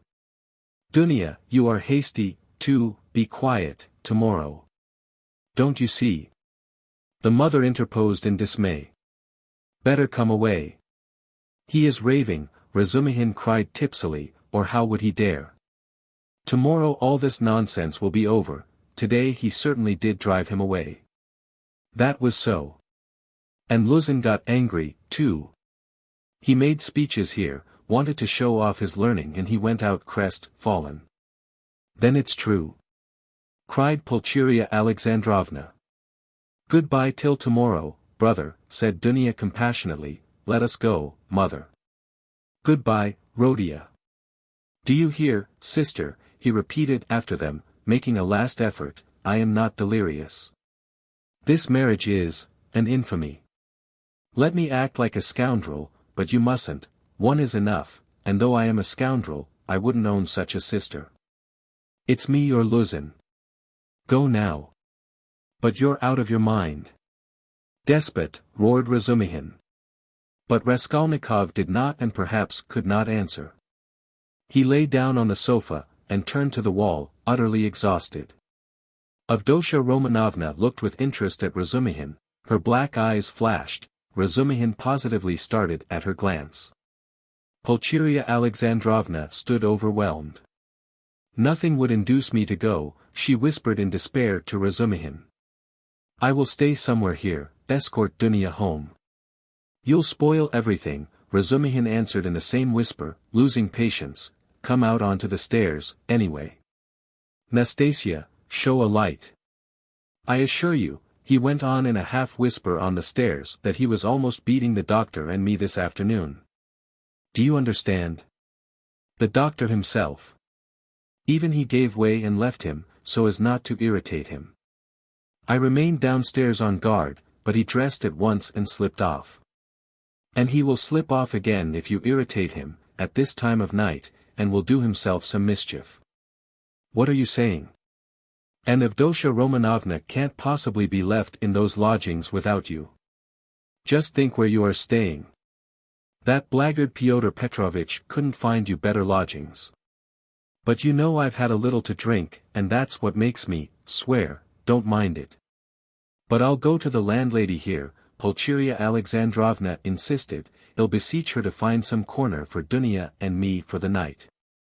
I can't leave him like that, I cannot. This conversation took place on the landing just before the landlady's door. Nastasia lighted them from a step below. Razumihin was in extraordinary excitement.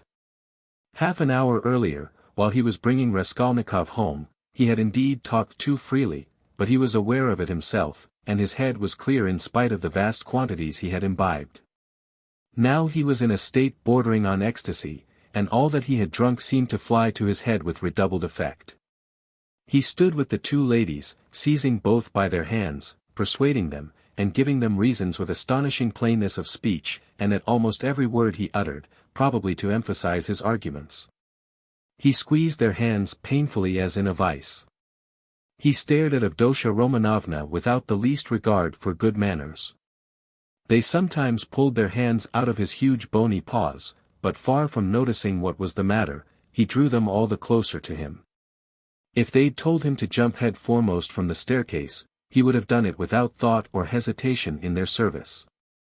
Though Pulcheria Alexandrovna felt that the young man was really too eccentric and pinched her hand too much, in her anxiety over her Rhodia she looked on his presence as providential, and was unwilling to notice all his peculiarities.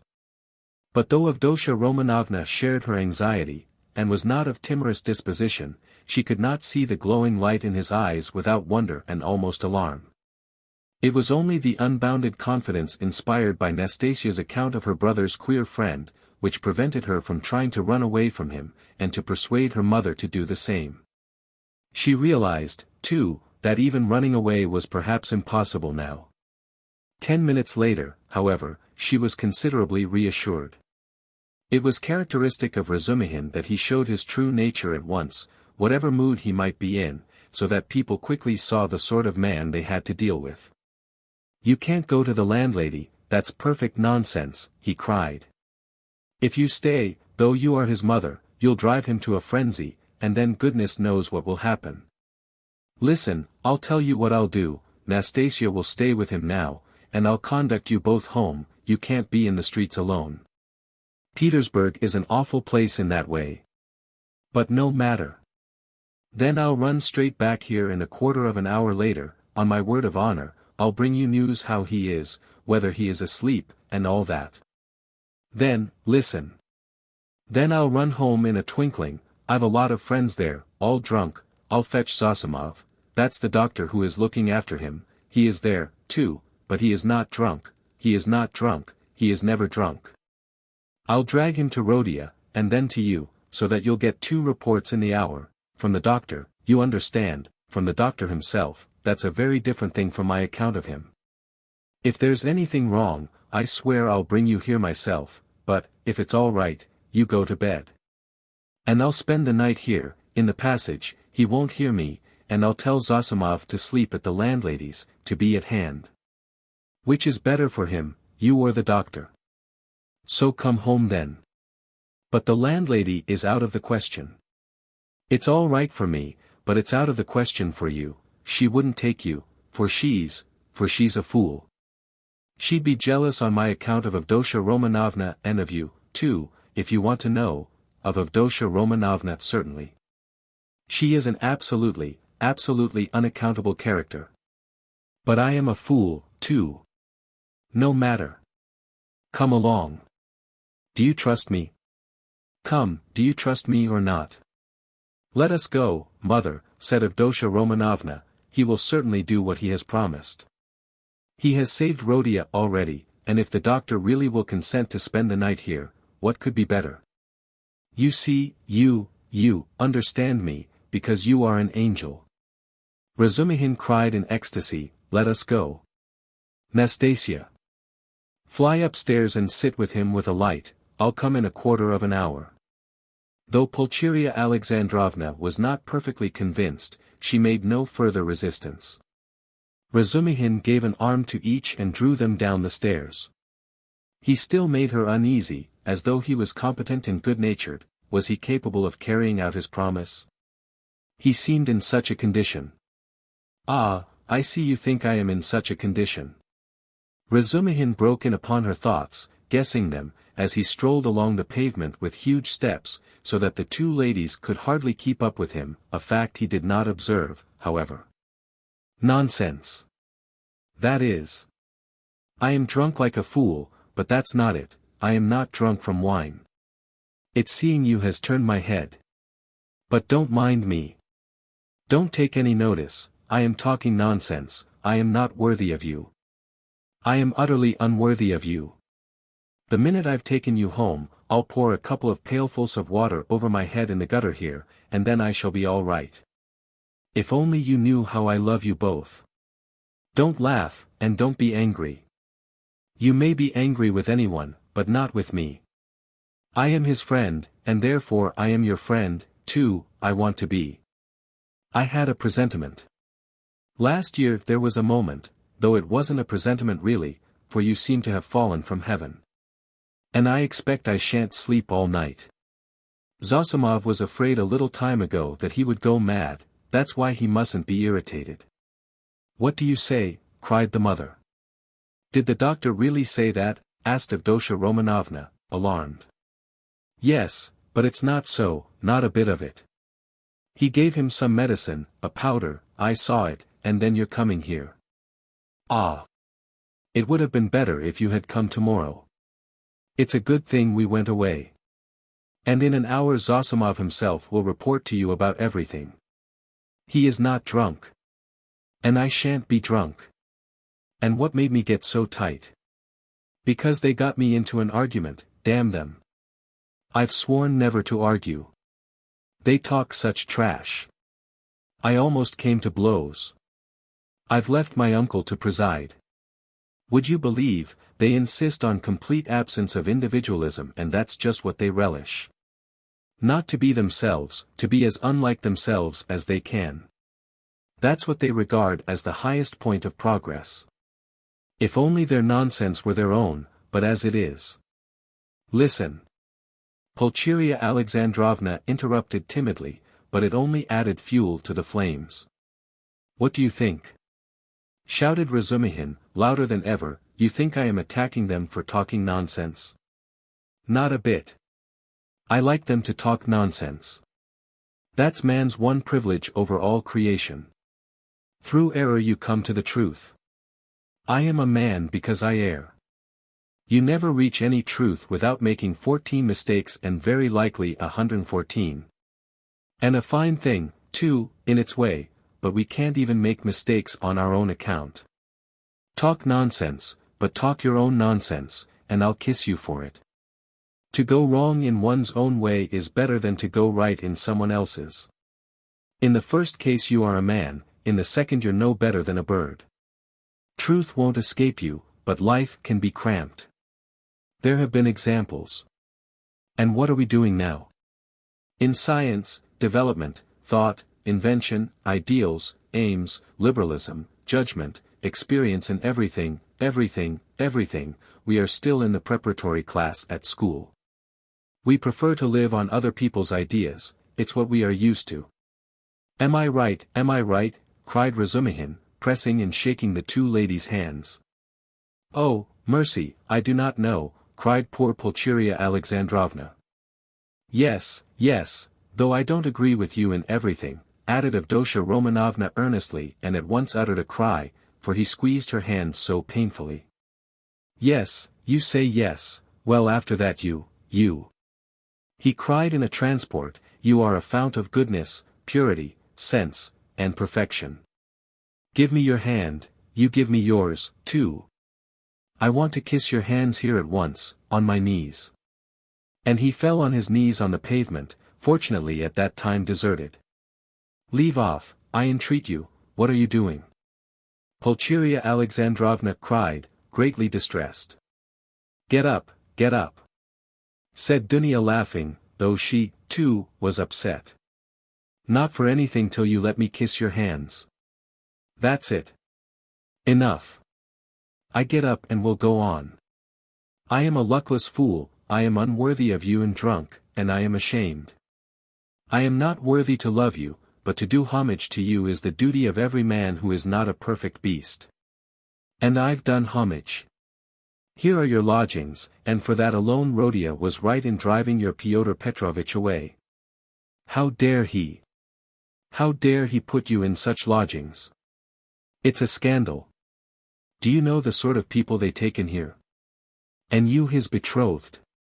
You are his betrothed? Yes. Well, then, I'll tell you, your fiancé is a scoundrel. Excuse me, Mr. Razumihin, you are forgetting. Pulcheria Alexandrovna was beginning. Yes, you are right, I did forget myself, I am ashamed of it, Razumihin made haste to apologize. But you can't be angry with me for speaking so. For I speak sincerely and not because, hm. That would be disgraceful, in fact not because I'm in, hm. Well, anyway, I won't say why, I daren't. But we all saw today when he came in that man is not of our sort. Not because he had his hair curled at the barber's, not because he was in such a hurry to show his wit, but because he is a spy, a speculator, because he is a skinflint and a buffoon. That's evident. Do you think him clever? No, he is a fool, a fool. And is he a match for you? Good heavens! Do you see, ladies? He stopped suddenly on the way upstairs to their rooms. Though all my friends there are drunk, yet they are all honest, and though we do talk a lot of trash, and I do, too, yet we shall talk our way to the truth at last. For we are on the right path, while Pyotr Petrovitch is not on the right path. Though I've been calling them all sorts of names just now, I do respect them all. Though I don't respect Zametov, I like him, for he is a puppy, and that bullock Zosimov, because he is an honest man and knows his work. But enough, it's all said and forgiven. Is it forgiven? Well, then, let's go on. I know this corridor, I've been here, there was a scandal here at number 3. Where are you here? Which number? 8. Well, lock yourselves in for the night, then. Don't let anybody in. In a quarter of an hour I'll come back with news, and half an hour later I'll bring Zosimov, you'll see. Good-bye, I'll run. Good heavens, Dunya, what is going to happen? Said Pulcheria Alexandrovna, addressing her daughter with anxiety and dismay. Don't worry yourself, mother, said Dunya, taking off her hat and cape. God has sent this gentleman to our aid, though he has come from a drinking party. We can depend on him, I assure you. And all that he has done for Rhodia. Ah! Dunya, goodness knows whether he will come. How could I bring myself to leave Rhodia? And how different I had fancied our meeting. How sullen he was, as though not pleased to see us. Tears came into her eyes. No, it's not that, mother. You didn't see, you were crying all the time. He is quite unhinged by serious illness, that's the reason. Ah, that illness. What will happen, what will happen? And how he talked to you, Dunya? Said the mother, looking timidly at her daughter, trying to read her thoughts and, already half consoled by Dunya standing up for her brother, which meant that she had already forgiven him. I am sure he will think better of it tomorrow, she added, probing her further. And I am sure that he will say the same tomorrow, about that, Avdotya Romanovna said finally. And, of course, there was no going beyond that, for this was a point which Pulcheria Alexandrovna was afraid to discuss. Dunya went up and kissed her mother. The latter warmly embraced her without speaking. Then she sat down to wait anxiously for Razumihin's return, timidly watching her daughter who walked up and down the room with her arms folded, lost in thought. This walking up and down when she was thinking was a habit of Avdotya Romanovna's, and the mother was always afraid to break in on her daughter's mood at such moments. Razumihin, of course, was ridiculous in his sudden drunken infatuation for Avdotya Romanovna. Yet apart from his eccentric condition, many people would have thought it justified if they had seen Avdotya Romanovna, especially at that moment when she was walking to and fro with folded arms, pensive and melancholy. Avdotya Romanovna was remarkably good-looking, she was tall, strikingly well-proportioned, strong and self-reliant, the latter quality was apparent in every gesture, though it did not in the least detract from the grace and softness of her movements. In face she resembled her brother, but she might be described as really beautiful. Her hair was dark brown, a little lighter than her brother's, there was a proud light in her almost black eyes and yet at times a look of extraordinary kindness. She was pale, but it was a healthy pallor, her face was radiant with freshness and vigor. Her mouth was rather small, the full red lower lip projected a little as did her chin. It was the only irregularity in her beautiful face, but it gave it a peculiarly individual and almost haughty expression. Her face was always more serious and thoughtful than gay. But how well smiles, how well youthful, light-hearted, irresponsible, laughter suited her face. It was natural enough that a warm, open, simple-hearted, honest giant like Razumihin, who had never seen anyone like her and was not quite sober at the time, should lose his head immediately. Besides, as chance would have it, he saw Dunya for the first time transfigured by her love for her brother and her joy at meeting him. Afterwards he saw her lower lip quiver with indignation at her brother's insolent, cruel and ungrateful words, and his fate was sealed. He had spoken the truth, moreover, when he blurted out in his drunken talk on the stairs that Praskovia Pavlovna, Raskolnikov's eccentric landlady, would be jealous of Pulcheria Alexandrovna as well as of Avdotya Romanovna on his account. Although Pulcheria Alexandrovna was 43, her face still retained traces of her former beauty. She looked much younger than her age, indeed, which is almost always the case with women who retain serenity of spirit, sensitiveness and pure sincere warmth of heart to old age. We may add in parenthesis that to preserve all this is the only means of retaining beauty to old age. Her hair had begun to grow grey and thin, there had long been little crow's foot wrinkles round her eyes, her cheeks were hollow and sunken from anxiety and grief, and yet it was a handsome face. She was Dunya over again, 20 years older, but without the projecting underlip. Pulcheria Alexandrovna was emotional, but not sentimental, timid and yielding, but only to a certain point. She could give way and accept a great deal even of what was contrary to her convictions, but there was a certain barrier fixed by honesty, principle and the deepest convictions which nothing would induce her to cross. Exactly 20 minutes after Razumihin's departure, there came 2 subdued but hurried knocks at the door. He had come back. "I won't come in, I haven't time," he hastened to say when the door was opened. "He sleeps like a top, soundly, quietly, and God grant he may sleep 10 hours." Nastasia's with him, I told her not to leave till I came. Now I am fetching Zosimov, he will report to you and then you'd better turn in. I can see you are too tired to do anything. And he ran off down the corridor. What a very competent and devoted young man, cried Pulcheria Alexandrovna exceedingly delighted. He seems a splendid person. Avdotya Romanovna replied with some warmth, resuming her walk up and down the room. It was nearly an hour later when they heard footsteps in the corridor and another knock at the door. Both women waited this time completely relying on Razumihin's promise. He actually had succeeded in bringing Zosimov.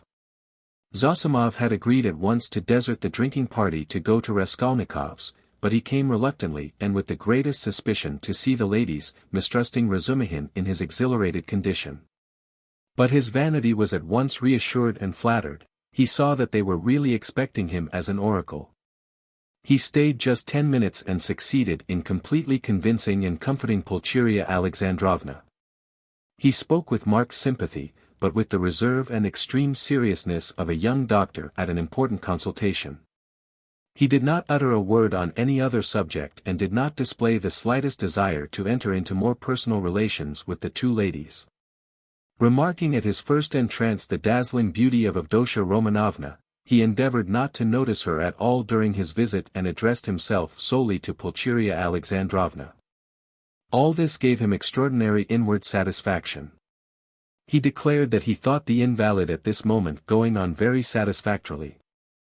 According to his observations, the patient's illness was due partly to his unfortunate material surroundings during the last few months, but it had partly also a moral origin, was, so to speak, the product of several material and moral influences. Anxieties, apprehensions, troubles, certain ideas, and so on. Noticing stealthily that Avdotya Romanovna was following his words with close attention, Zosimov allowed himself to enlarge on this theme. On Pulcheria Alexandrovna's anxiously and timidly inquiring as to some suspicion of insanity, he replied with a composed and candid smile that his words had been exaggerated. That certainly the patient had some fixed idea, something approaching a monomania. He, Zosimov, was now particularly studying this interesting branch of medicine, but that it must be recollected that until today the patient had been in delirium and that no doubt the presence of his family would have a favorable effect on his recovery and distract his mind. If only all fresh shocks can be avoided, he added significantly. Then he got up, took leave with an impressive and affable bow, while blessings, warm gratitude, and entreaties were showered upon him, and Avdotya Romanovna spontaneously offered her hand to him. He went out exceedingly pleased with his visit and still more so with himself. "We'll talk tomorrow, go to bed at once," Razumihin said in conclusion, following Zosimov out. "I'll be with you tomorrow morning as early as possible with my report." "That's a fetching little girl, Avdotya Romanovna," remarked Zosimov, almost licking his lips as they both came out into the street. "Fetching? You said fetching?" roared Razumihin, and he flew at Zosimov and seized him by the throat. "If you ever dare. Do you understand? Do you understand?" he shouted, shaking him by the collar and squeezing him against the wall. "Do you hear?" "Let me go, you drunken devil," said Zosimov, struggling, and when he had let him go, he stared at him and went off into a sudden guffaw. Razumihin stood facing him in gloomy and earnest reflection. "Of course, I am an ass," he observed, somber as a storm cloud, "but still, you are another." "No, brother, not at all such another. I am not dreaming of any folly." They walked along in silence, and only when they were close to Raskolnikov's lodgings, Razumihin broke the silence in considerable anxiety. "Listen," he said, "you're a first-rate fellow, but among your other failings, you're a loose fish, that I know, and a dirty one, too. You are a feeble, nervous wretch, and a mass of whims. You're getting fat and lazy and can't deny yourself anything, and I call that dirty because it leads one straight into the dirt. You've let yourself get so slack that I don't know how it is you are still a good, even a devoted doctor. You, a doctor, sleep on a feather bed and get up at night to your patients. In another 3 or 4 years you won't get up for your patients. But hang it all, that's not the point. You are going to spend tonight in the landlady's flat here. Hard work I've had to persuade her. And I'll be in the kitchen. So here's a chance for you to get to know her better. It's not as you think. There's not a trace of anything of the sort, brother. But I don't think. Here you have modesty, brother, silence, bashfulness, a savage virtue, and yet she's sighing and melting like wax, simply melting. Save me from her, by all that's unholy. She's most prepossessing. I'll repay you, I'll do anything." Zosimov laughed more violently than ever. "Well, you are smitten. But what am I to do with her? It won't be much trouble, I assure you. Talk any rot you like to her, as long as you sit by her and talk. You're a doctor, too. Try curing her of something. I swear you won't regret it. She has a piano, and you know, I strum a little. I have a song there, a genuine Russian one, I shed hot tears. She likes the genuine article, and well, it all began with that song. Now you're a regular performer, a maître or Rubinstein. I assure you, you won't regret it. But have you made her some promise? Something signed? A promise of marriage, perhaps? Nothing, nothing, absolutely nothing of the kind. Besides, she is not that sort at all. Chebarov tried that. Well then, drop her. But I can't drop her like that. Why can't you? Well, I can't, that's all about it. There's an element of attraction here, brother. Then why have you fascinated her? I haven't fascinated her, perhaps I was fascinated myself in my folly. But she won't care a straw whether it's you or I, so long as somebody sits beside her, sighing. I can't explain the position, brother. Look here, you are good at mathematics, and working at it now, begin teaching her the integral calculus. Upon my soul, I'm not joking, I'm in earnest, it'll be just the same to her.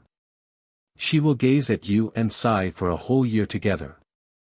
I talked to her once for 2 days at a time about the Prussian House of Lords, for one must talk of something. She just sighed and perspired.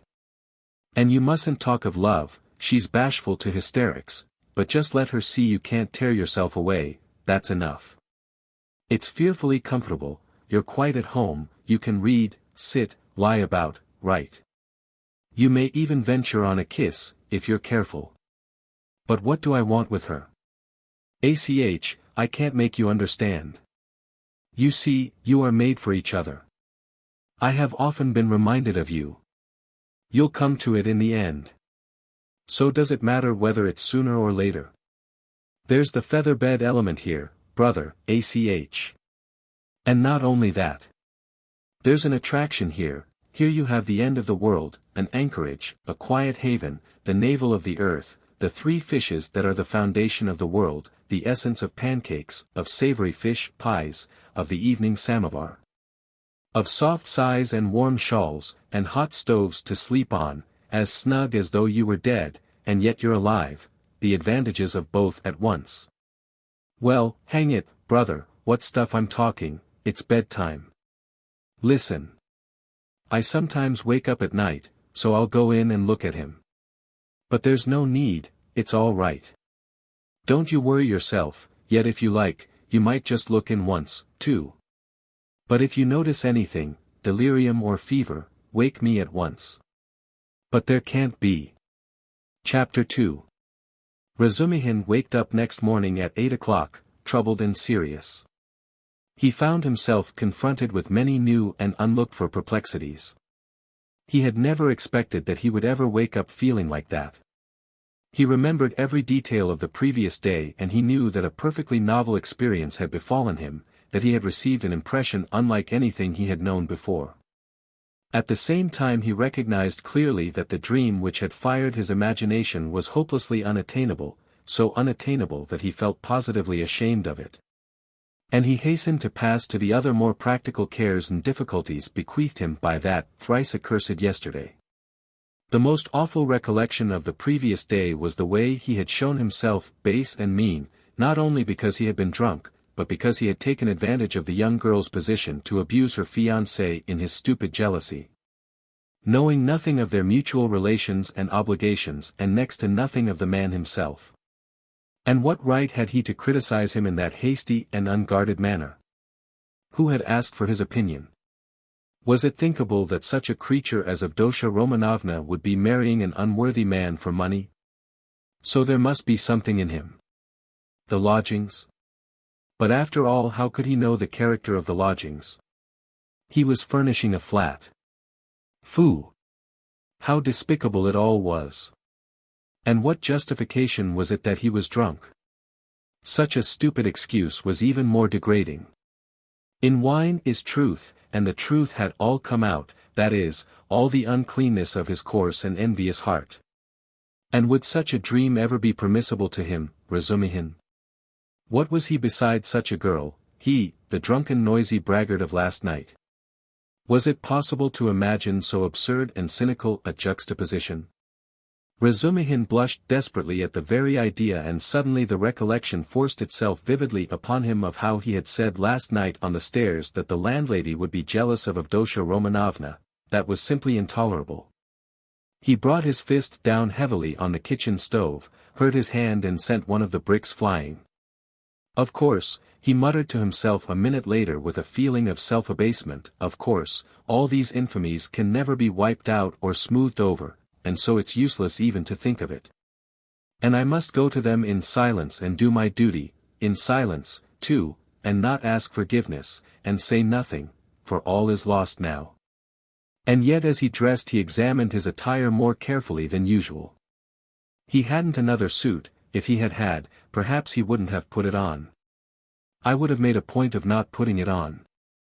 But in any case he could not remain a cynic and a dirty sloven. He had no right to offend the feelings of others, especially when they were in need of his assistance and asking him to see them. He brushed his clothes carefully. His linen was always decent, in that respect he was especially clean. He washed that morning scrupulously, he got some soap from Nastasia, he washed his hair, his neck and especially his hands.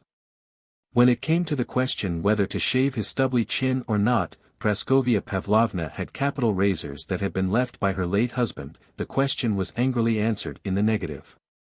Let it stay as it is. What if they think that I shaved on purpose to?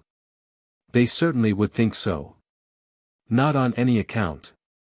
And, the worst of it was he was so coarse, so dirty, he had the manners of a pothouse. And even admitting that he knew he had some of the essentials of a gentleman, what was there in that to be proud of? Everyone ought to be a gentleman and more than that, and all the same, he remembered, he, too, had done little things, not exactly dishonest, and yet. And what thoughts he sometimes had, and to set all that beside Avdotya Romanovna. Confound it. So be it. Well, he'd make a point then of being dirty, greasy, pothouse in his manners, and he wouldn't care. He'd be worse. He was engaged in such monologues when Zosimov, who had spent the night in Praskovia Pavlovna's parlor, came in. He was going home and was in a hurry to look at the invalid first. Razumihin informed him that Raskolnikov was sleeping like a dormouse. Zosimov gave orders that they shouldn't wake him and promised to see him again about 11. If he is still at home, he added. Damn it all. If one can't control one's patients, how is one to cure them? Do you know whether he will go to them, or whether they are coming here? They are coming, I think, said Razumihin, understanding the object of the question, and they will discuss their family affairs, no doubt. I'll be off. You, as the doctor, have more right to be here than I. But I am not a father-confessor. I shall come and go away, I've plenty to do besides looking after them. One thing worries me, interposed Razumihin, frowning. On the way home I talked a lot of drunken nonsense to him, all sorts of things, and amongst them that you were afraid that he might become insane. You told the ladies so, too. I know it was stupid. You may beat me if you like. Did you think so seriously? That's nonsense, I tell you, how could I think it seriously? You, yourself, described him as a monomaniac when you fetched me to him, and we added fuel to the fire yesterday, you did, that is, with your story about the painter. It was a nice conversation, when he was, perhaps, mad on that very point. If only I'd known what happened then at the police station and that some wretch had insulted him with this suspicion. I would not have allowed that conversation yesterday. These monomaniacs will make a mountain out of a molehill, and see their fancies as solid realities. As far as I remember, it was Zaintov's story that cleared up half the mystery, to my mind. Why, I know one case in which a hypochondriac, a man of 40, cut the throat of a little boy of 8, because he couldn't endure the jokes he made every day at table. And in this case his rags, the insolent police officer, the fever and this suspicion. All that working upon a man half frantic with hypochondria, and with his morbid exceptional vanity. That may well have been the starting point of illness. Well, bother it all. And, by the way, that Zaintov certainly is a nice fellow, but he shouldn't have told all that last night. He is an awful chatterbox. But whom did he tell it to? You and me. And Porfiry. What does that matter? And, by the way, have you any influence on them, his mother and sister? Tell them to be more careful with him today. They'll get on all right. Razumihin answered reluctantly. Why is he so set against this Luzin? A man with money and she doesn't seem to dislike him, and they haven't a farthing, I suppose. But what business is it of yours? Razumihin cried with annoyance. How can I tell whether they've a farthing? Ask them yourself and perhaps you'll find out. Phoo! What an ass you are sometimes. Last night's wine has not gone off yet. Goodbye, thank your Praskovia Pavlovna from me for my night's lodging. She locked herself in, made no reply to my bonjour through the door. She was up at 7 o'clock, the samovar was taken into her from the kitchen. I was not vouchsafed a personal interview. At 9 o'clock precisely Razumihin reached the lodgings at Bakliev's house. Both ladies were waiting for him with nervous impatience. They had risen at 7 o'clock or earlier. He entered looking as black as night, bowed awkwardly and was at once furious with himself for it. He had reckoned without his host. Pulcheria Alexandrovna fairly rushed at him, seized him by both hands and was almost kissing them. He glanced timidly at Audiobook Romanovna, but her proud countenance wore at that moment an expression of such gratitude and friendliness. Such complete and unlooked-for respect, in place of the sneering looks and ill-disguised contempt he had expected, that it threw him into greater confusion than if he had been met with abuse. Fortunately there was a subject for conversation, and he made haste to snatch at it. Hearing that everything was going well and that Rhodia had not yet waked, Pulcheria Alexandrovna declared that she was glad to hear it, because she had something which it was very, very necessary to talk over beforehand. Then followed an inquiry about breakfast and an invitation to have it with them. They had waited to have it with him. Avdotya Romanovna rang the bell, it was answered by a ragged dirty waiter, and they asked him to bring tea, which was served at last, but in such a dirty and disorderly way that the ladies were ashamed.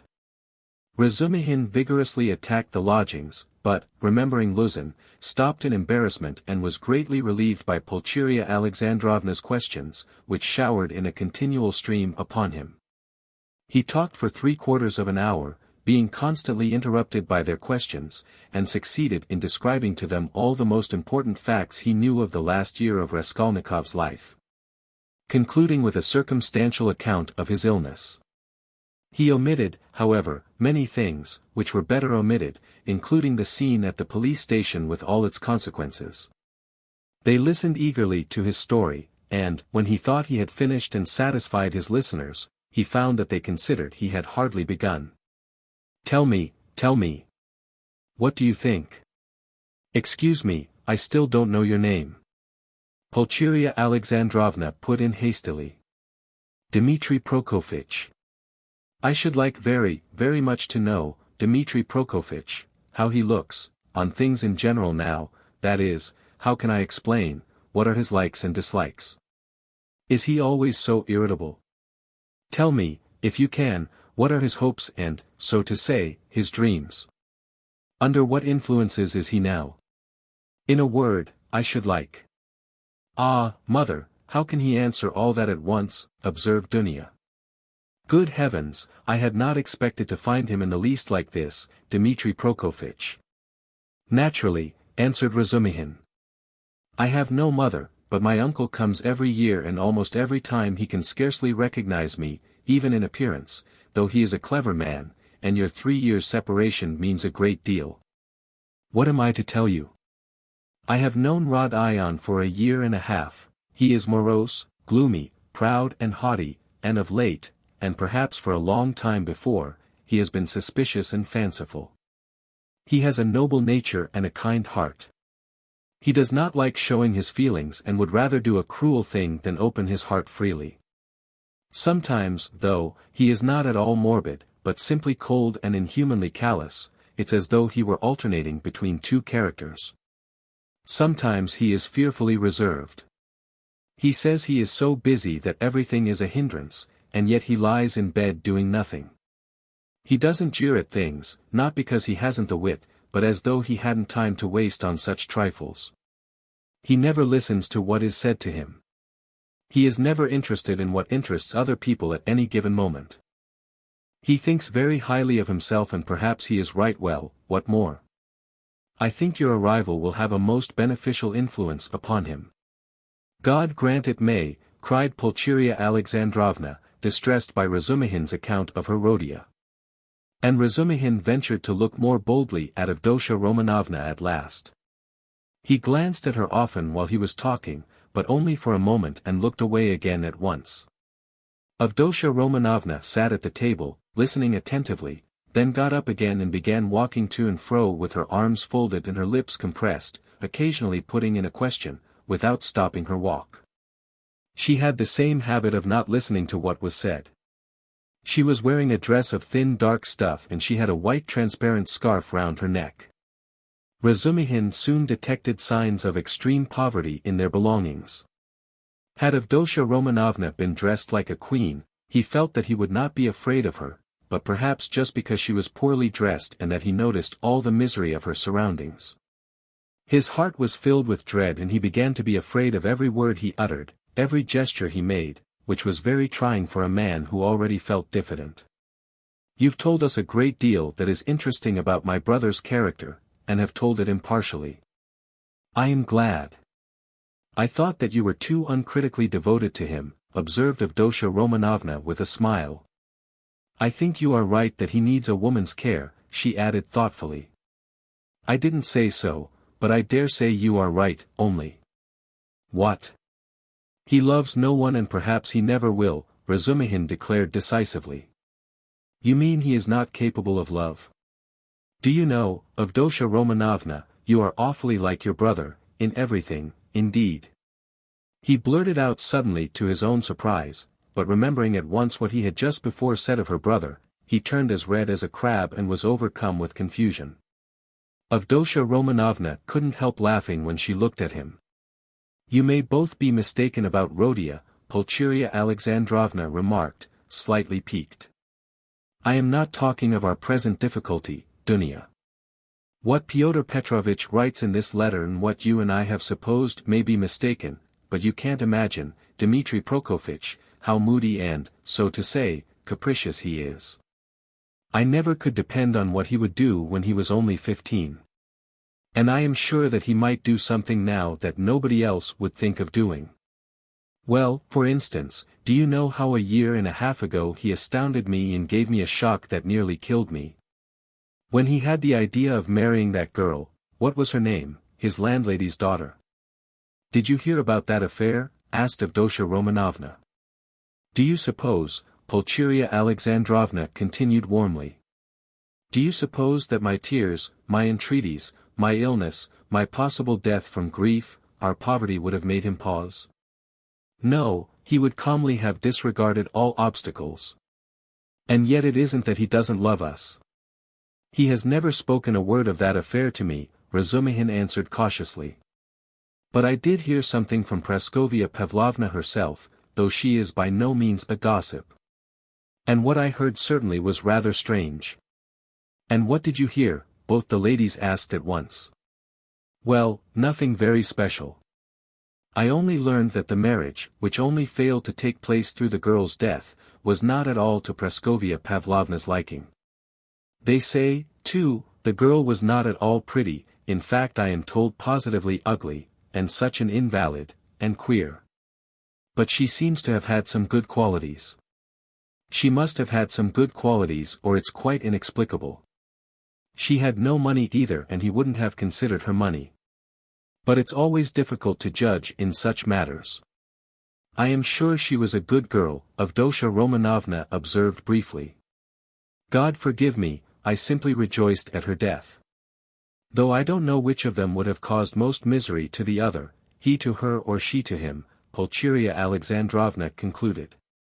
Then she began tentatively questioning him about the scene on the previous day with Luzin, hesitating and continually glancing at Dunya, obviously to the latter's annoyance. This incident more than all the rest evidently caused her uneasiness, even consternation. Razumihin described it in detail again, but this time he added his own conclusions. He openly blamed Raskolnikov for intentionally insulting Pyotr Petrovitch, not seeking to excuse him on the score of his illness. He had planned it before his illness, he added.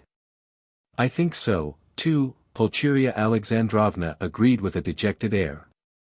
But she was very much surprised at hearing Razumihin express himself so carefully and even with a certain respect about Pyotr Petrovitch. Avdotya Romanovna, too, was struck by it.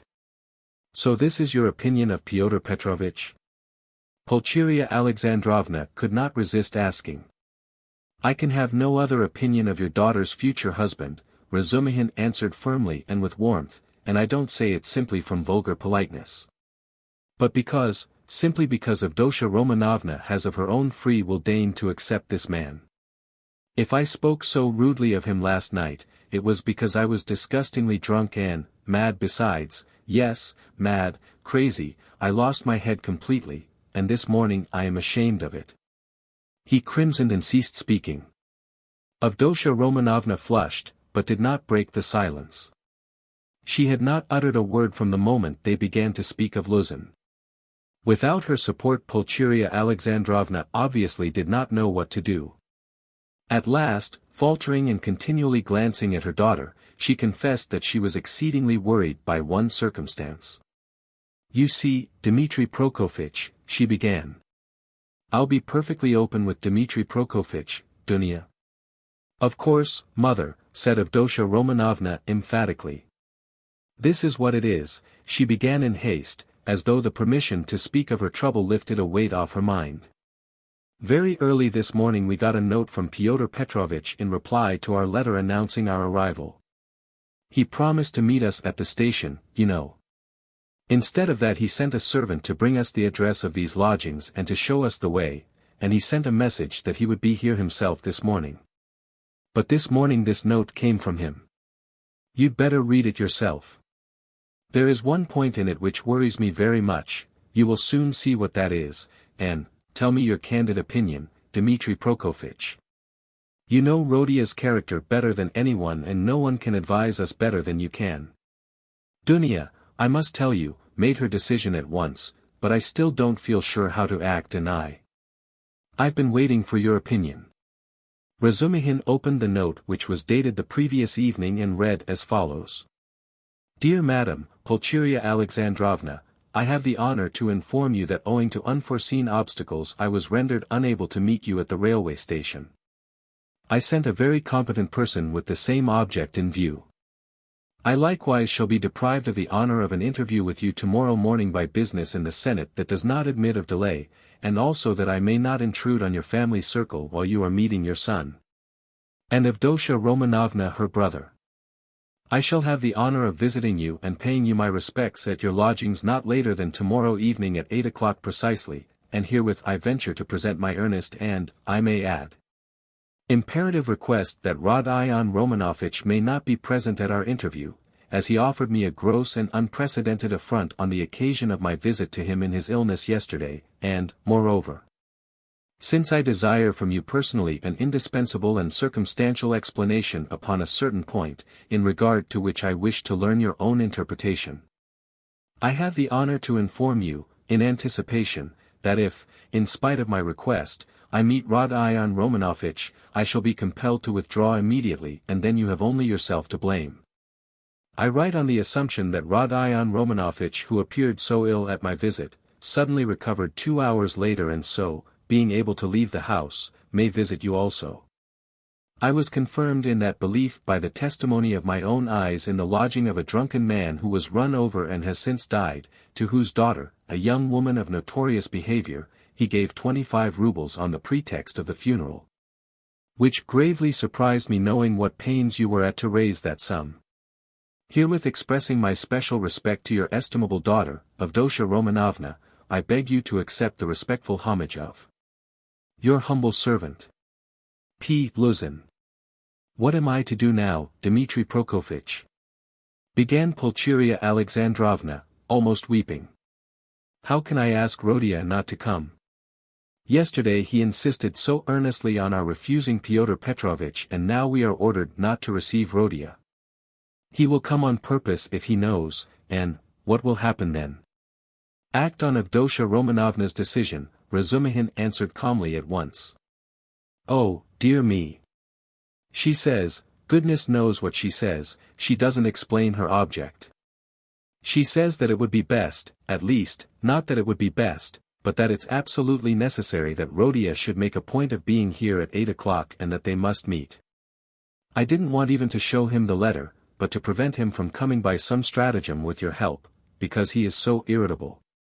Besides I don't understand about that drunkard who died and that daughter, and how he could have given the daughter all the money, which cost you such sacrifice, mother, put in Avdotya Romanovna.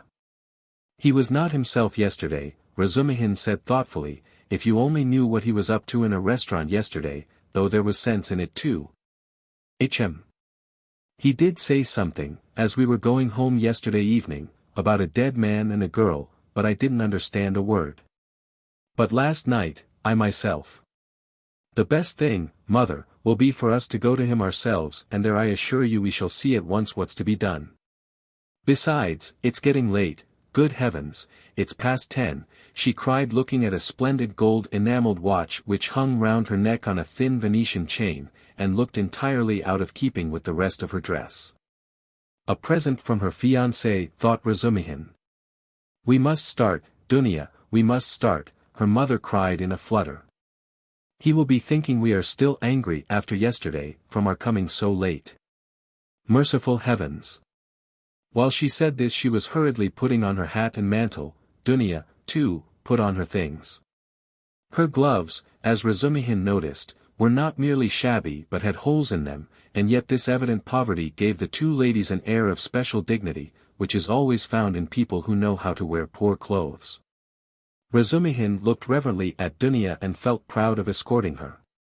The queen who mended her stockings in prison, he thought, must have looked then every inch a queen and even more a queen than at sumptuous banquets and levees. "My God!" exclaimed Pulcheria Alexandrovna, "little did I think that I should ever fear seeing my son, my darling, darling Rodia. I am afraid, Dmitri Prokofitch," she added, glancing at him timidly. "Don't be afraid, mother," said Dunya, kissing her, "better have faith in him." "Oh, dear, I have faith in him, but I haven't slept all night," exclaimed the poor woman.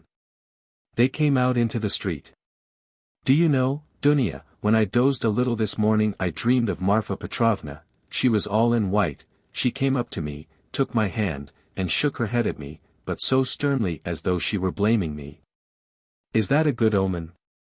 Oh, dear me. You don't know, Dmitri Prokofitch, that Marfa Petrovna's dead." "No, I didn't know. Who is Marfa Petrovna?"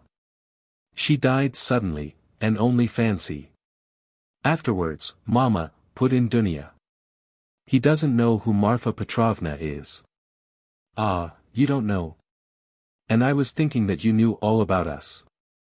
"Forgive me, Dmitri Prokofitch, I don't know what I am thinking about these last few days. I look upon you really as a providence for us, and so I took it for granted that you knew all about us. I look on you as a relation. Don't be angry with me for saying so. Dear me, what's the matter with your right hand? Have you knocked it?" "Yes, I bruised it," muttered Razumihin overjoyed. "I sometimes speak too much from the heart, so that Dunya finds fault with me. But, dear me, what a cupboard he lives in. I wonder whether he is awake. Does this woman, his landlady, consider it a room? Listen, you say he does not like to show his feelings, so perhaps I shall annoy him with my weaknesses. Do advise me, Dmitri Prokofitch, how am I to treat him? I feel quite distracted, you know. Don't question him too much about anything. If you see him frown, don't ask him too much about his health, he doesn't like that. Ah, Dmitri Prokofitch, how hard it is to be a mother. But here are the stairs. What an awful staircase. Mother, you are quite pale, don't distress yourself, darling," said Dunya caressing her, then with flashing eyes she added, "He ought to be happy at seeing you, and you are tormenting yourself so. Wait, I'll peep in and see whether he has waked up." The ladies slowly followed Razumihin, who went on before, and when they reached the landlady's door on the 4th story, they noticed that her door was a tiny crack open and that 2 keen black eyes were watching them from the darkness within. When their eyes met, the door was suddenly shut with such a slam that Pulcheria Alexandrovna almost cried out. Chapter 3. "He is well, quite well," Zosimov cried cheerfully as they entered. He had come in 10 minutes earlier and was sitting in the same place as before, on the sofa. Raskolnikov was sitting in the opposite corner, fully dressed and carefully washed and combed, as he had not been for some time past. The room was immediately crowded, yet Nastasia managed to follow the visitors in and stayed to listen. Raskolnikov really was almost well, as compared with his condition the day before, but he was still pale, listless, and somber. He looked like a wounded man or one who has undergone some terrible physical suffering. His brows were knitted, his lips compressed, his eyes feverish. He spoke little and reluctantly, as though performing a duty, and there was a restlessness in his movements. He only wanted a sling on his arm or a bandage on his finger to complete the impression of a man with a painful abscess or a broken arm. The pale, somber face lighted up for a moment when his mother and sister entered, but this only gave it a look of more intense suffering, in place of its listless dejection. The light soon died away, but the look of suffering remained, and Zosimov, watching and studying his patient with all the zest of a young doctor beginning to practice, noticed in him no joy at the arrival of his mother and sister, but a sort of bitter, hidden determination to bear another hour or two of inevitable torture. He saw later that almost every word of the following conversation seemed to touch on some sore place and irritate it. But at the same time he marveled at the power of controlling himself and hiding his feelings in a patient who the previous day had, like a monomaniac, fallen into a frenzy at the slightest word. "Yes, I see myself now that I am almost well," said Raskolnikov, giving his mother and sister a kiss of welcome which made Pulcheria Alexandrovna radiant at once.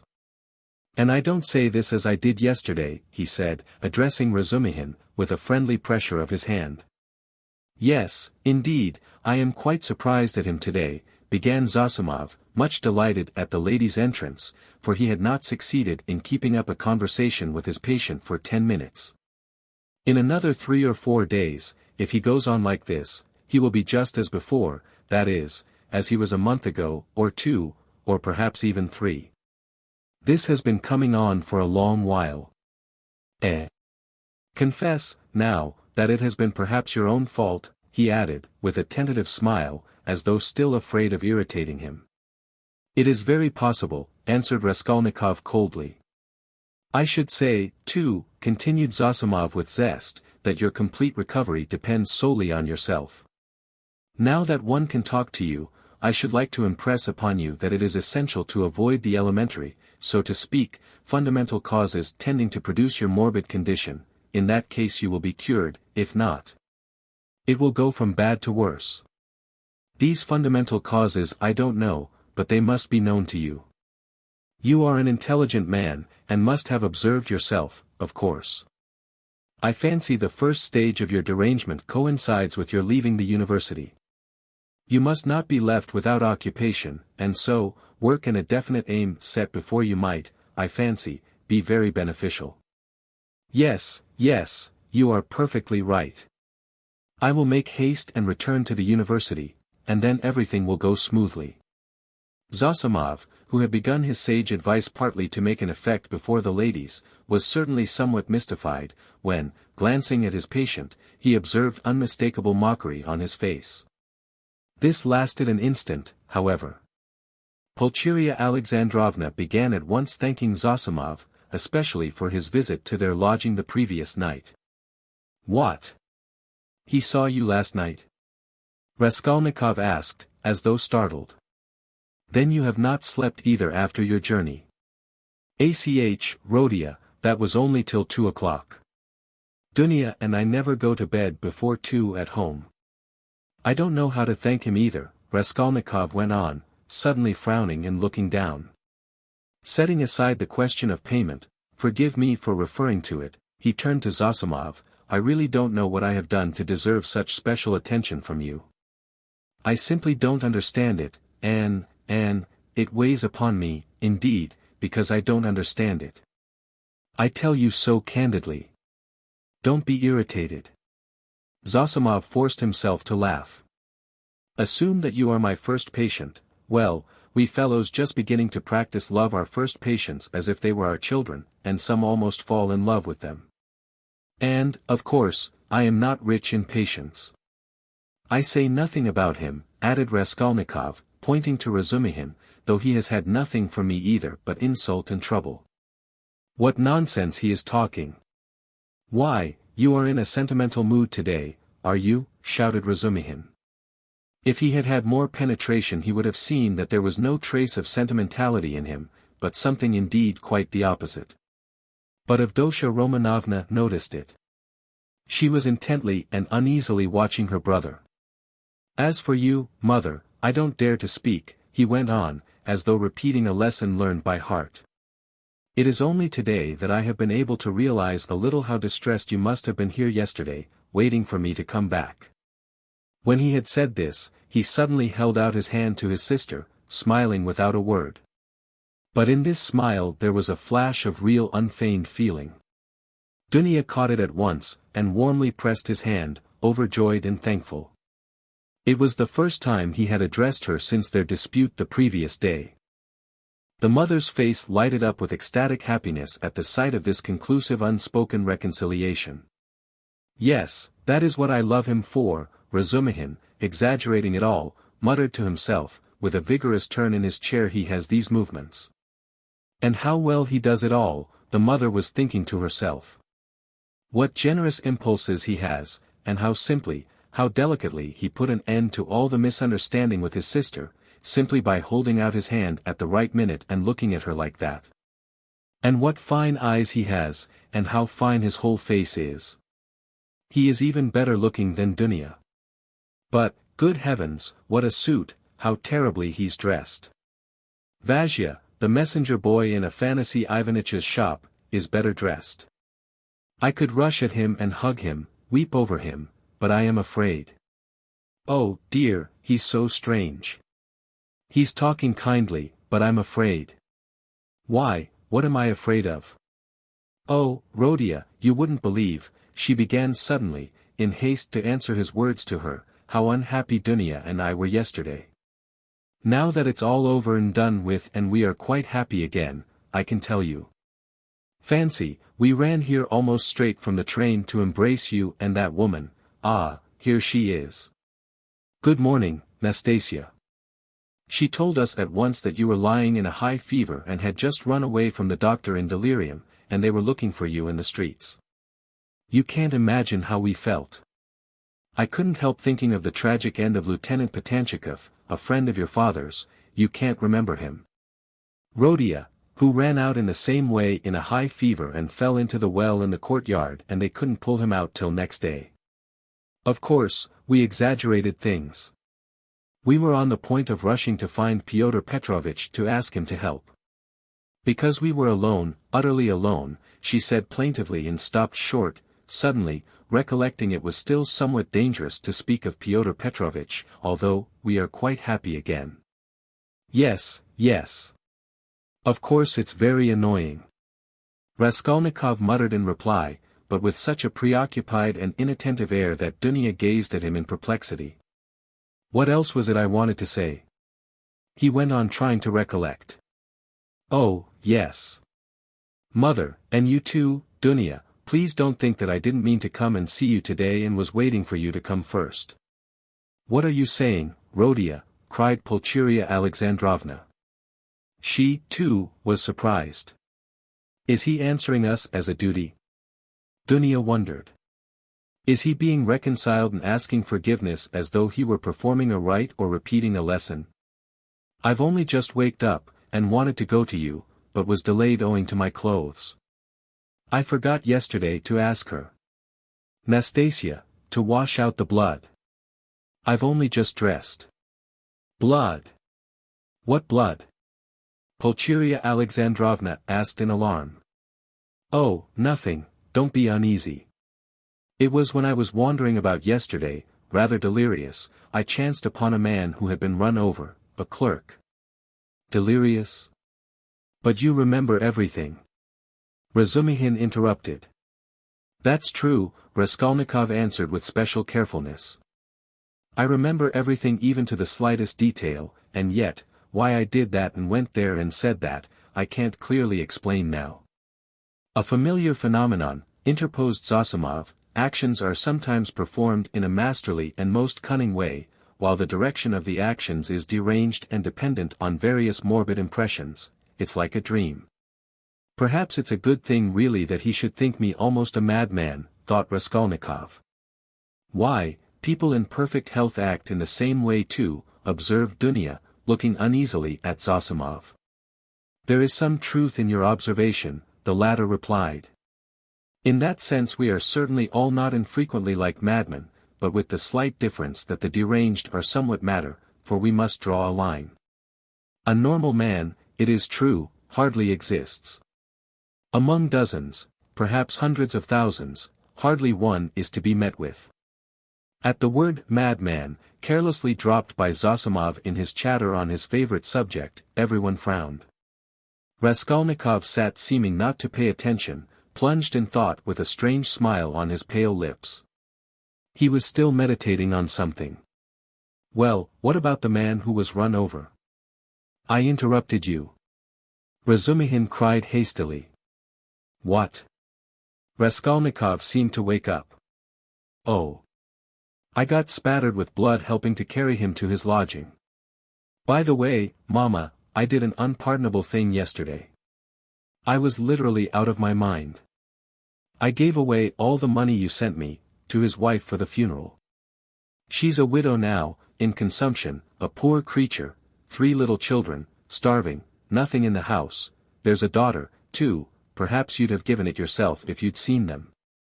But I had no right to do it, I admit, especially as I knew how you needed the money yourself.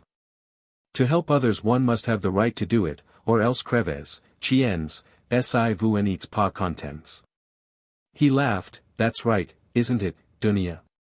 No, it's not, answered Dunya firmly. Bah!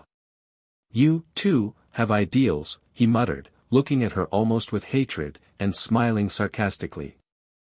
I ought to have considered that. Well, that's praiseworthy, and it's better for you, and if you reach a line you won't overstep, you will be unhappy, and if you overstep it, maybe you will be still unhappier.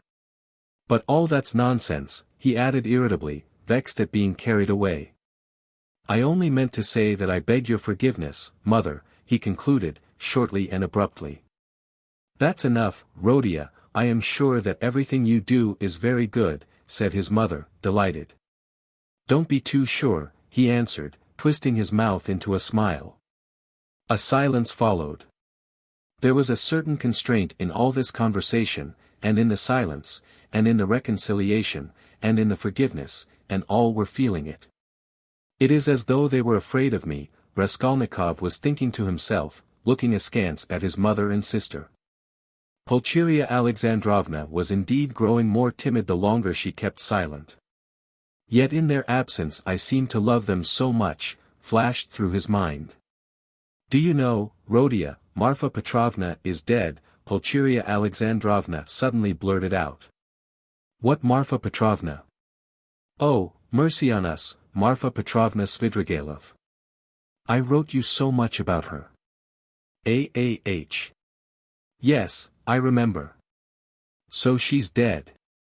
Oh, really? He roused himself suddenly, as if waking up. What did she die of? Only imagine, quite suddenly, Pulcheria Alexandrovna answered hurriedly, encouraged by his curiosity. On the very day I was sending you that letter. Would you believe it, that awful man seems to have been the cause of her death. They say he beat her dreadfully. Why, were they on such bad terms? He asked, addressing his sister. Not at all. Quite the contrary indeed. With her, he was always very patient, considerate even. In fact, all those 7 years of their married life he gave way to her, too much so indeed, in many cases. All of a sudden he seems to have lost patience. Then he could not have been so awful if he controlled himself for 7 years. You seem to be defending him, Dunya. No, he's an awful man. I can imagine nothing more awful. Dunya answered, almost with a shudder, knitting her brows, and sinking into thought. That had happened in the morning, Pulcheria Alexandrovna went on hurriedly. And directly afterwards she ordered the horses to be harnessed to drive to the town immediately after dinner. She always used to drive to the town in such cases. She ate a very good dinner, I am told. After the beating. That was always her habit, and immediately after dinner, so as not to be late in starting, she went to the bath-house. You see, she was undergoing some treatment with baths. They have a cold spring there, and she used to bathe in it regularly every day, and no sooner had she got into the water when she suddenly had a stroke. I should think so, said Zosimov. And did he beat her badly? What does that matter? Put in Dunya. But I don't know why you want to tell us such gossip, mother, said Raskolnikov irritably, as it were in spite of himself. Ah, my dear, I don't know what to talk about, broke from Pulcheria Alexandrovna. Why, are you all afraid of me? He asked, with a constrained smile. That's certainly true, said Dunya, looking directly and sternly at her brother. Mother was crossing herself with terror as she came up the stairs. His face worked, as though in convulsion. What are you saying, Dunya? Don't be angry, please, Rhodia. Why did you say that, Dunya? Pulcheria Alexandrovna began, overwhelmed. You see, coming here, I was dreaming all the way, in the train, how we should meet, how we should talk over everything together. And I was so happy, I did not notice the journey. But what am I saying? I am happy now. You should not, Dunya. I am happy now, simply in seeing you, Rhodia. Hush, mother, he muttered in confusion, not looking at her, but pressing her hand. We shall have time to speak freely of everything. As he said this, he was suddenly overwhelmed with confusion and turned pale. Again that awful sensation he had known of late passed with deadly chill over his soul. Again it became suddenly plain and perceptible to him that he had just told a fearful lie, that he would never now be able to speak freely of everything, that he would never again be able to speak of anything to anyone. The anguish of this thought was such that for a moment he almost forgot himself. He got up from his seat, and not looking at anyone walked towards the door. "What are you about?" cried Razumihin, clutching him by the arm. He sat down again, and began looking about him, in silence. They were all looking at him in perplexity. "But what are you all so dull for?" he shouted, suddenly and quite unexpectedly. "Do say something. What's the use of sitting like this? Come, do speak. Let us talk. We meet together and sit in silence. Come, anything." "Thank God, I was afraid the same thing as yesterday was beginning again," said Pulcheria Alexandrovna, crossing herself. "What is the matter, Rhodia?" asked Avdotya Romanovna, distrustfully. "Oh, nothing. I remembered something," he answered, and suddenly laughed. "Well, if you remembered something, that's all right. I was beginning to think," muttered Zosimov, getting up from the sofa. "It is time for me to be off. I will look in again perhaps, if I can." He made his bows, and went out. "What an excellent man," observed Pulcheria Alexandrovna. "Yes, excellent, splendid, well-educated, intelligent," Raskolnikov began, suddenly speaking with surprising rapidity, and a liveliness he had not shown till then. "I can't remember where I met him before my illness. I believe I have met him somewhere. And this is a good man, too," he nodded at Razumihin. "Do you like him, Dunya?" he asked her, and suddenly, for some unknown reason, laughed. "Very much," answered Dunya. "Phoo, what a pig you are!" Razumihin protested, blushing in terrible confusion, and he got up from his chair. Pulcheria Alexandrovna smiled faintly, but Raskolnikov laughed aloud. "Where are you off to?" "I must go." "You need not at all. Stay. Zosimov has gone, so you must. Don't go." "What's the time? Is it 12 o'clock? What a pretty watch you have got, Dunya. But why are you all silent again? I do all the talking." "It was a present from Marfa Petrovna," answered Dunya. "And a very expensive one," added Pulcheria Alexandrovna. What a big one. Hardly like a lady's." "I like that sort," said Dunya. "So it is not a present from her fiancé," thought Razumihin, and was unreasonably delighted. "I thought it was Luzin's present," observed Raskolnikov. "No, he has not made Dunya any presents yet." "And do you remember, mother, I was in love and wanted to get married?" he said suddenly, looking at his mother, who was disconcerted by the sudden change of subject and the way he spoke of it. "Oh, yes, my dear." Pulcheria Alexandrovna exchanged glances with Dunya and Razumihin. Yes. What shall I tell you? I don't remember much indeed. She was such a sickly girl," he went on, growing dreamy in looking down again. "Quite an invalid. She was fond of giving alms to the poor, and was always dreaming of a nunnery, and once she burst into tears when she began talking to me about it."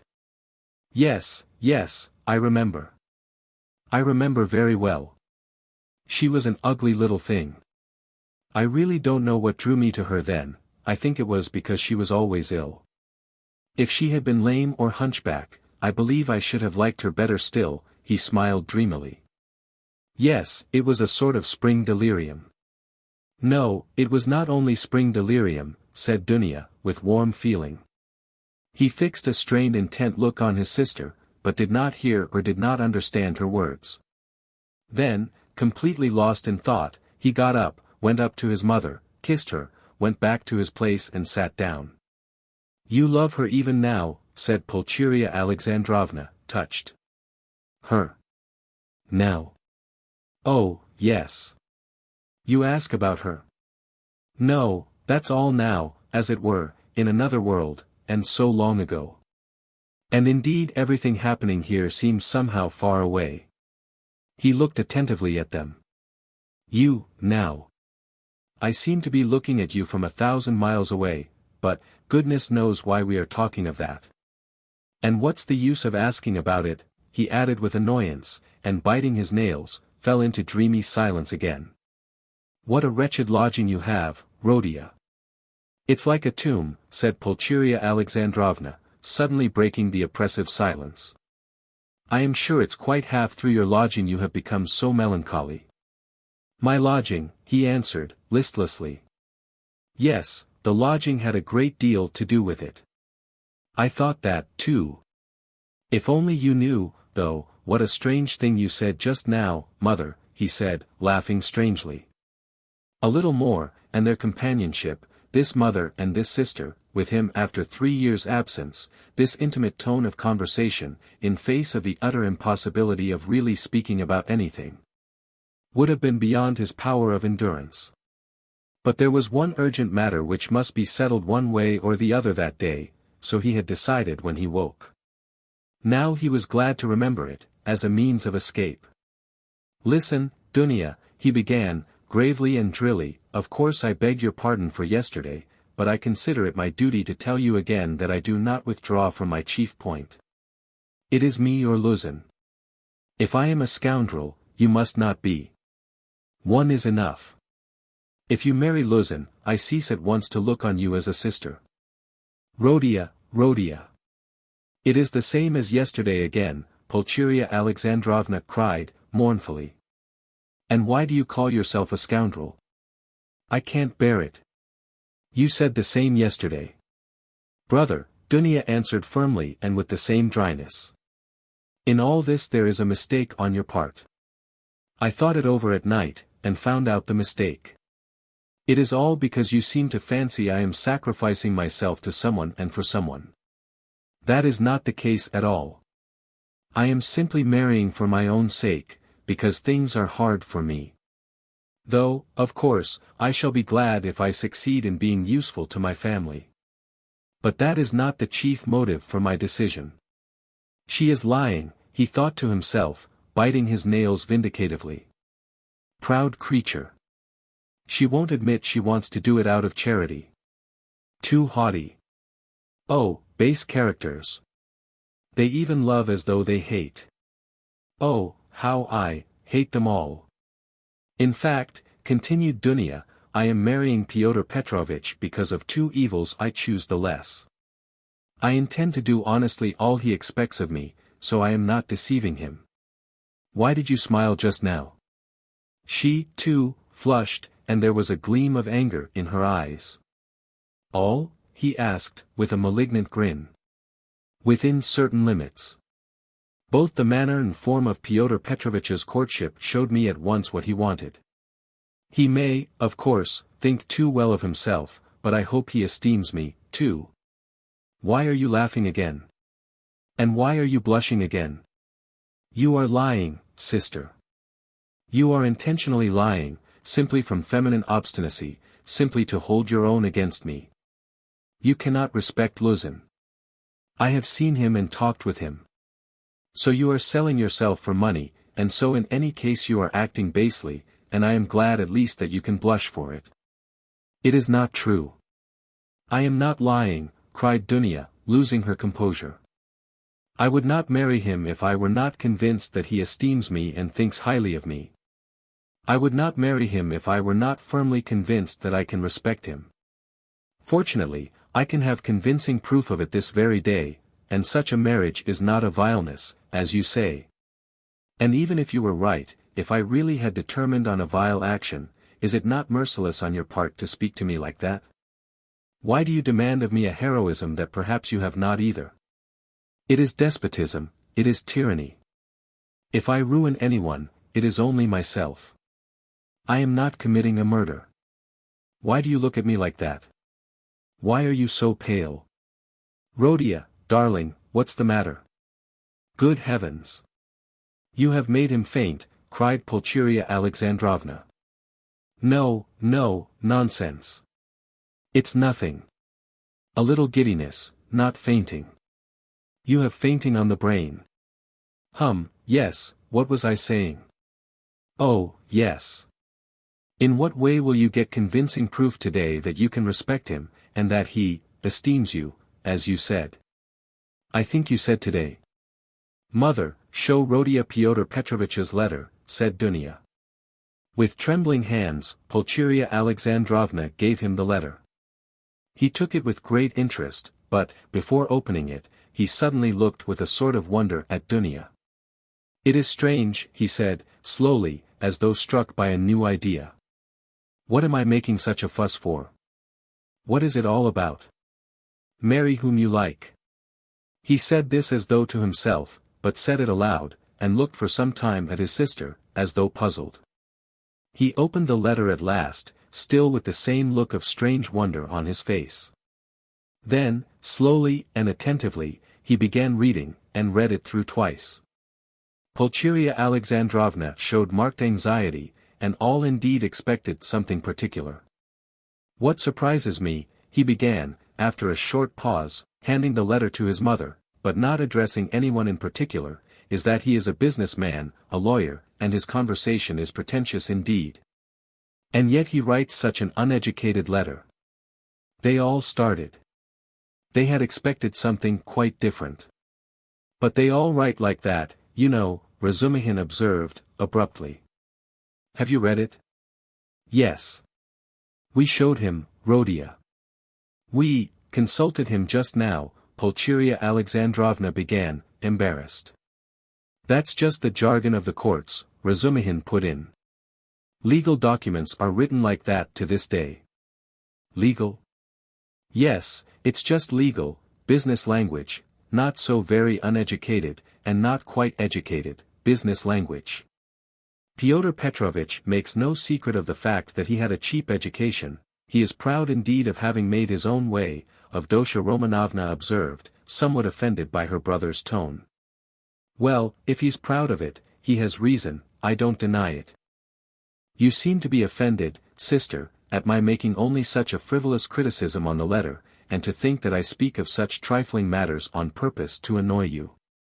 It is quite the contrary. An observation apropos of the style occurred to me that is by no means irrelevant as things stand.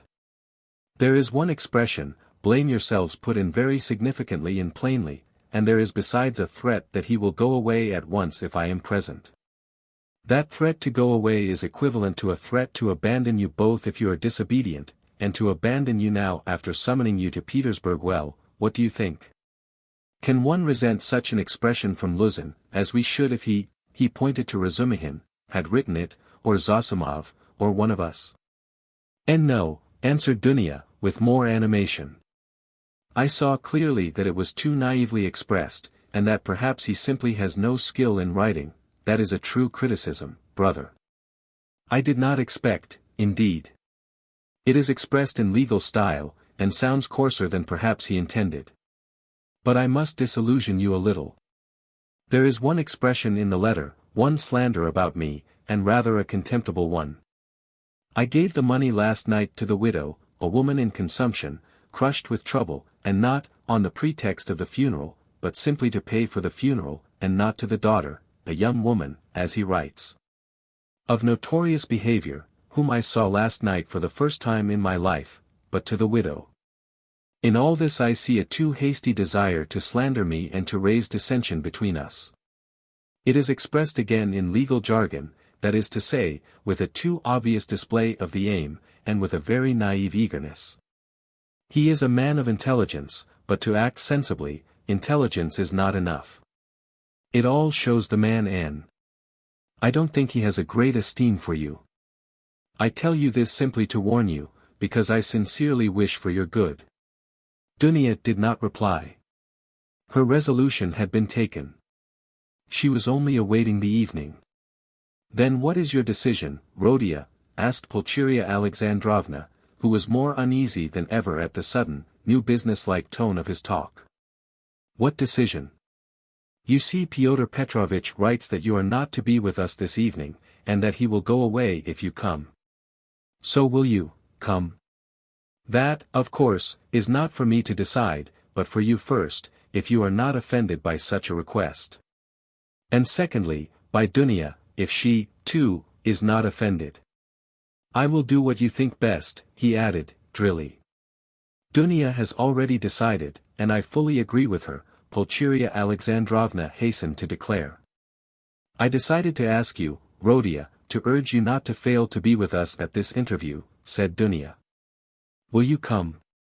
Yes. I will ask you, too, to be with us at 8 o'clock, she said, addressing Razumihin. Mother, I am inviting him, too. Quite right, Dunya. Well, since you have decided, added Pulcheria Alexandrovna, so be it. I shall feel easier myself. I do not like concealment and deception. Better let us have the whole truth.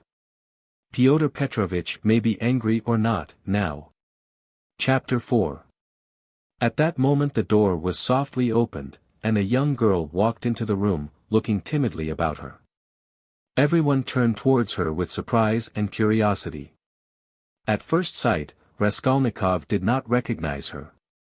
It was Sofya Semyonovna Marmeladov. He had seen her yesterday for the first time, but at such a moment, in such surroundings and in such a dress, that his memory retained a very different image of her. Now she was a modestly and poorly dressed young girl, very young, indeed, almost like a child, with a modest and refined manner, with a candid but somewhat frightened-looking face. She was wearing a very plain indoor dress, and had on a shabby old-fashioned hat, but she still carried a parasol. Unexpectedly finding the room full of people, she was not so much embarrassed as completely overwhelmed with shyness, like a little child. She was even about to retreat.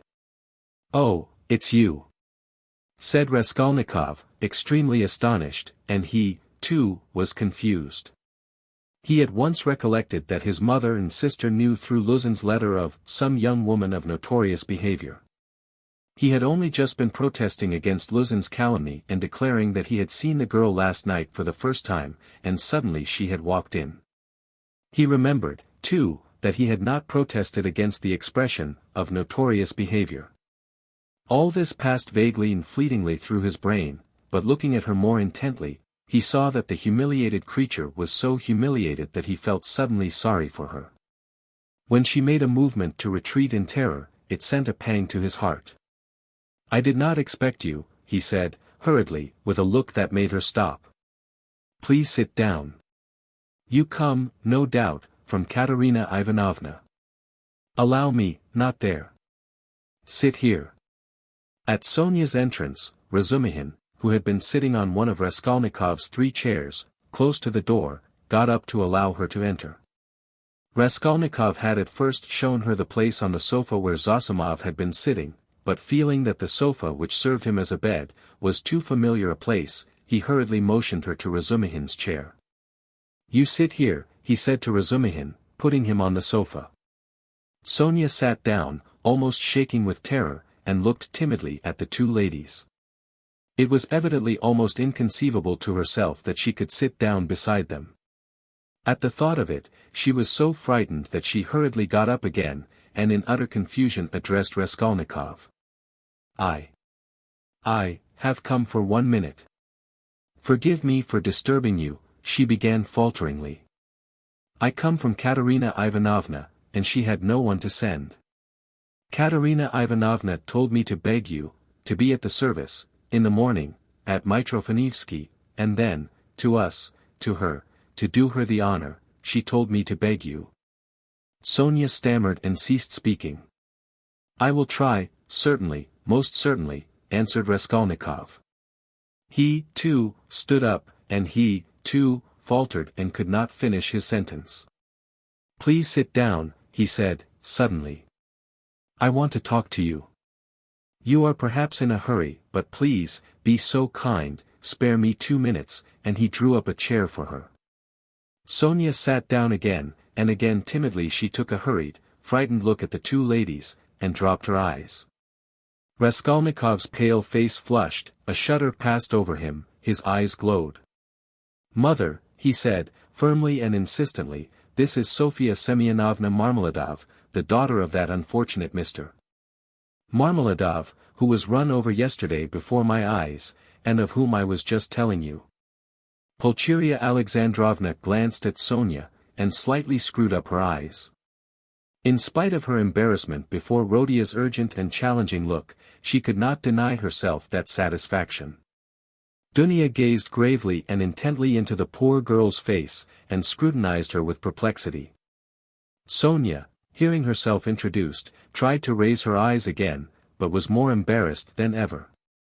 I wanted to ask you, said Raskolnikov, hastily, how things were arranged yesterday. You were not worried by the police, for instance. No, that was all right, it was too evident, the cause of death, they did not worry us, only the lodgers are angry. Why? At the body's remaining so long. You see it is hot now. So that, today, they will carry it to the cemetery, into the chapel, until tomorrow. At first Katerina Ivanovna was unwilling, but now she sees herself that it's necessary. Today, then. She begs you to do us the honor to be in the church tomorrow for the service, and then to be present at the funeral lunch. She is giving a funeral lunch? Yes, just a little. She told me to thank you very much for helping us yesterday. But for you, we should have had nothing for the funeral. All at once her lips and chin began trembling, but, with an effort, she controlled herself, looking down again. During the conversation, Raskolnikov watched her carefully.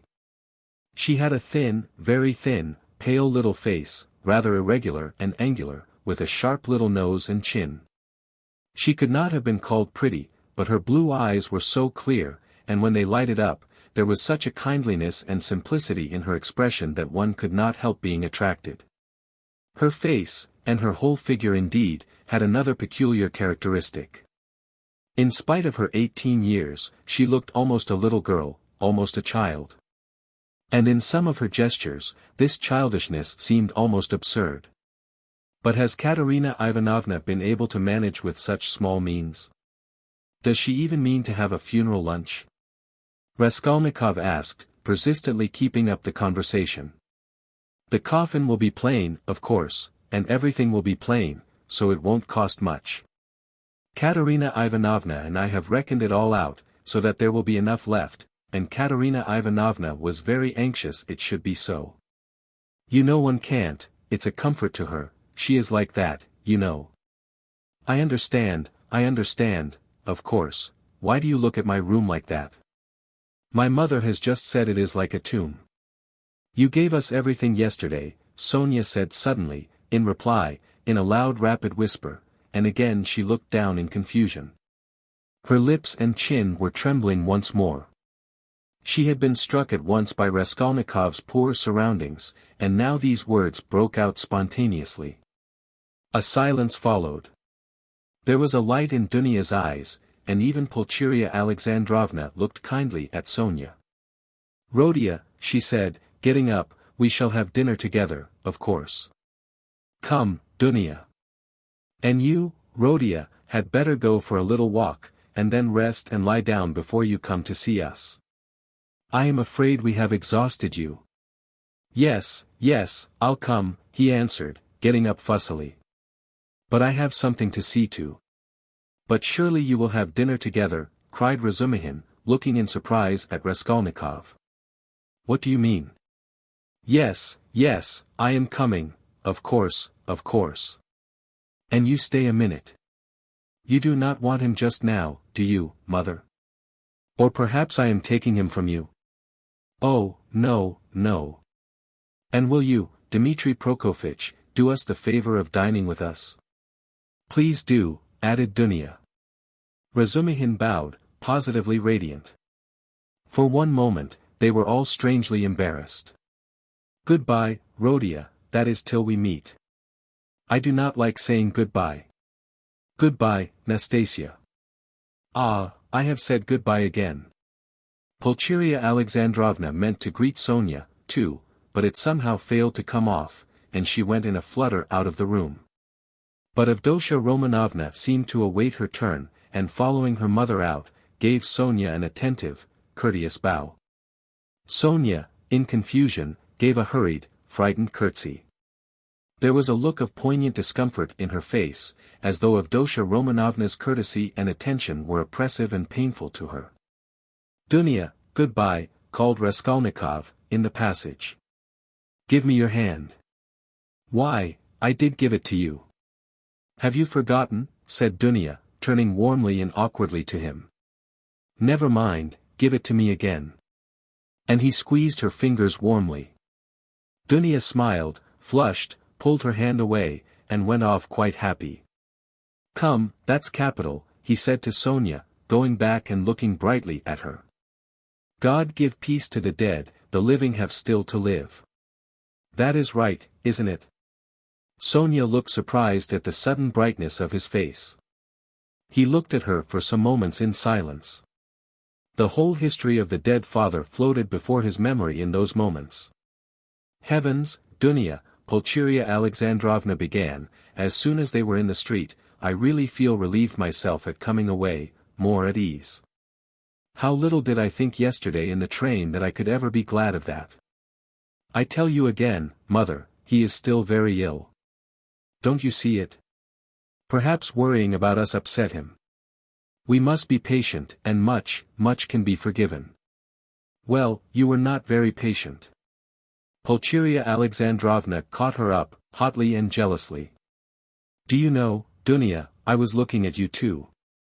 You are the very portrait of him, and not so much in face as in soul. You are both melancholy, both morose and hot-tempered, both haughty and both generous. Surely he can't be an egoist, Dunya. Eh? When I think of what is in store for us this evening, my heart sinks. Don't be uneasy, mother. What must be, will be. Dunya, only think what a position we are in. What if Pyotr Petrovitch breaks it off?" poor Pulcheria Alexandrovna blurted out, incautiously. "He won't be worth much if he does," answered Dunya, sharply and contemptuously.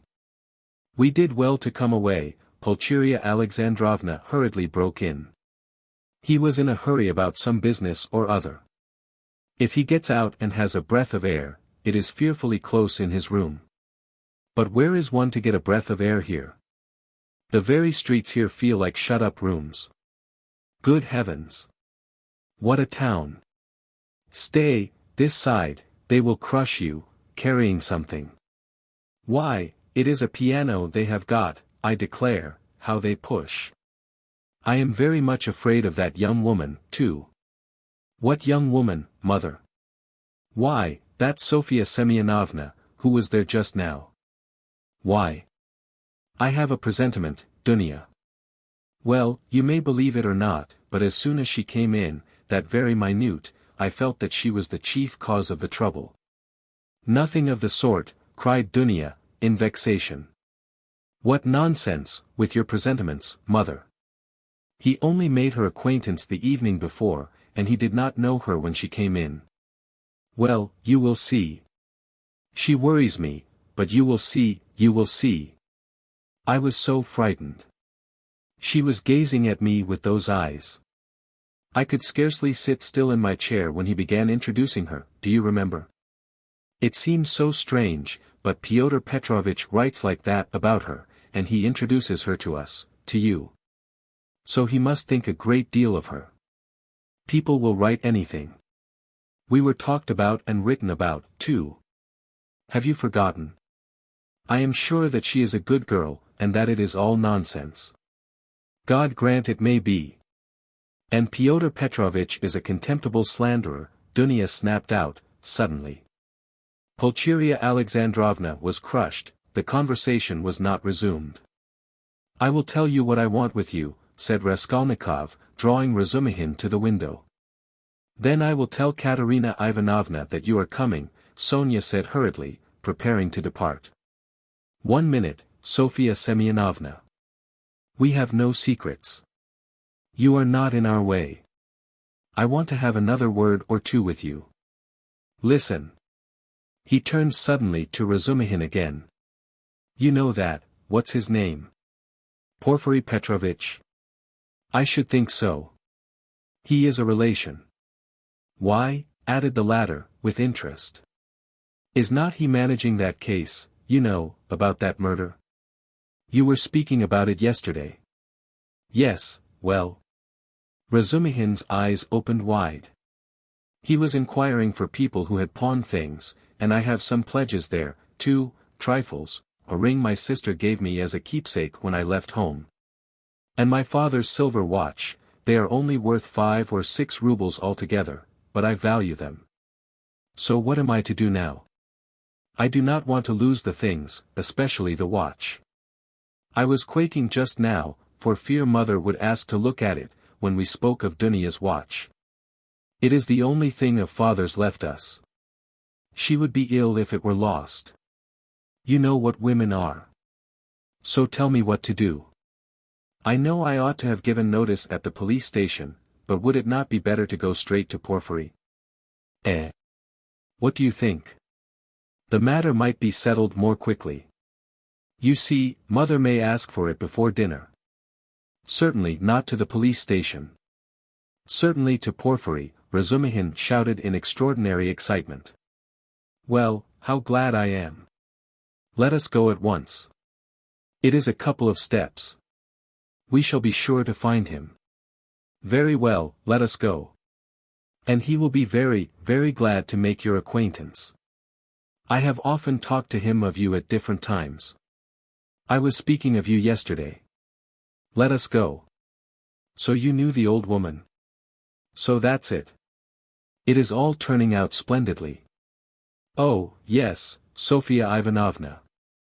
Sofia Semyonovna, corrected Raskolnikov. Sofia Semyonovna, this is my friend Razumihin, and he is a good man. If you have to go now, Sonia was beginning, not looking at Razumihin at all, and still more embarrassed. Let us go, decided Raskolnikov. I will come to you today, Sofia Semyonovna.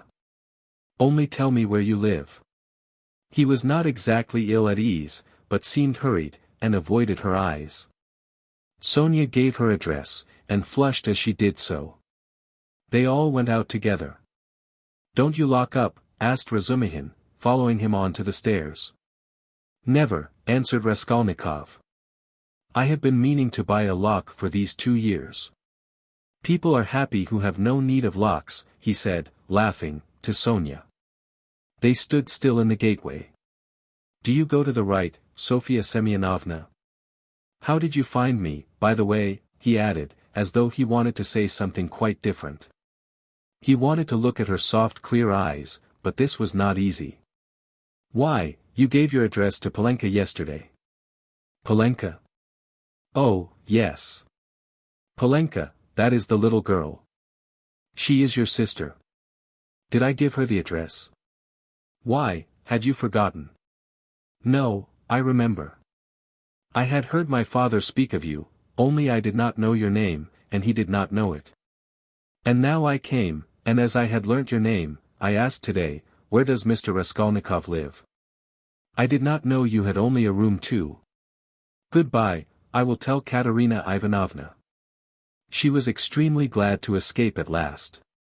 She went away looking down, hurrying to get out of sight as soon as possible, to walk the 20 steps to the turning on the right and to be at last alone, and then moving rapidly along, looking at no one, noticing nothing, to think, to remember.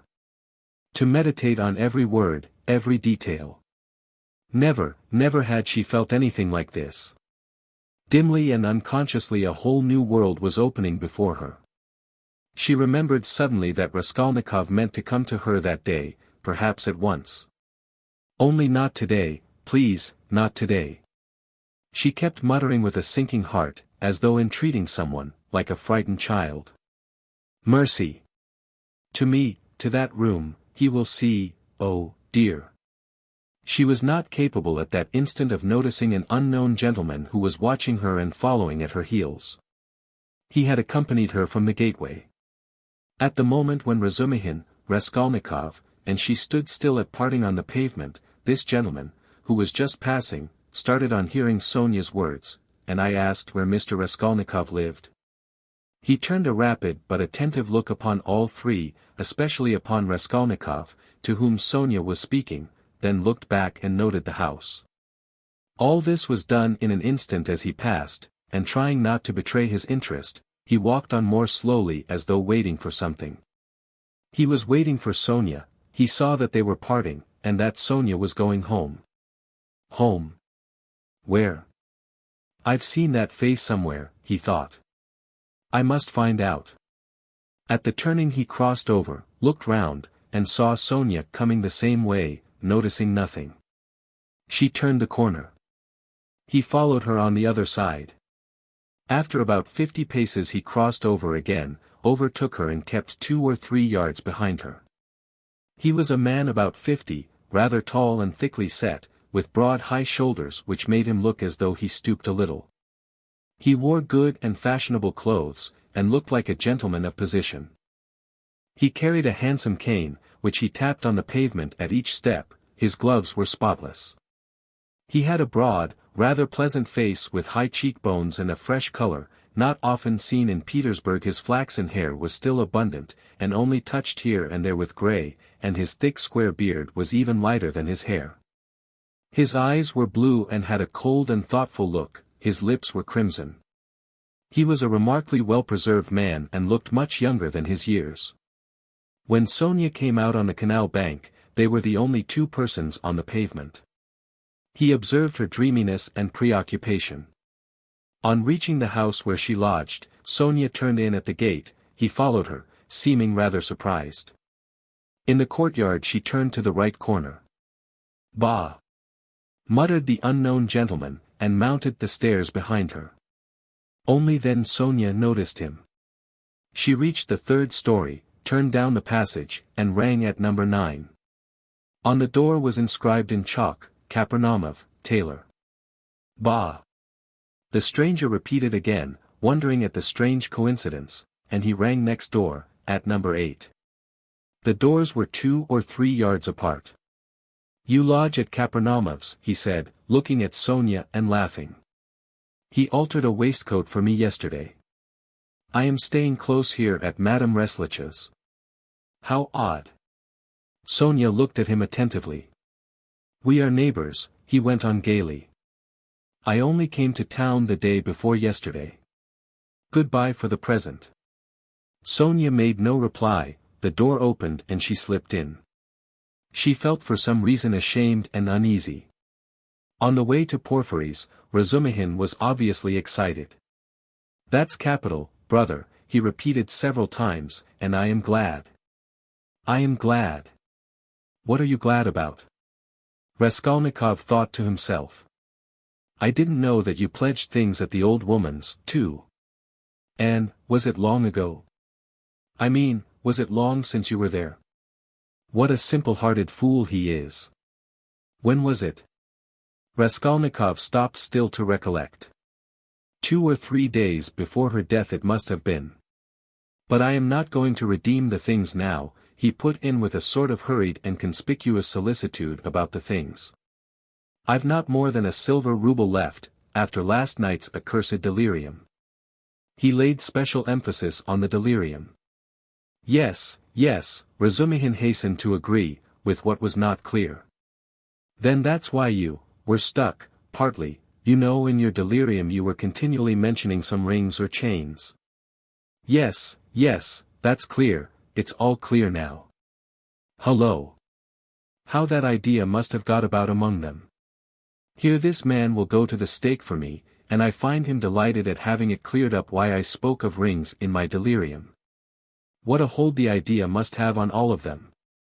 Shall we find him?" he asked suddenly. "Oh, yes," Razumihin answered quickly.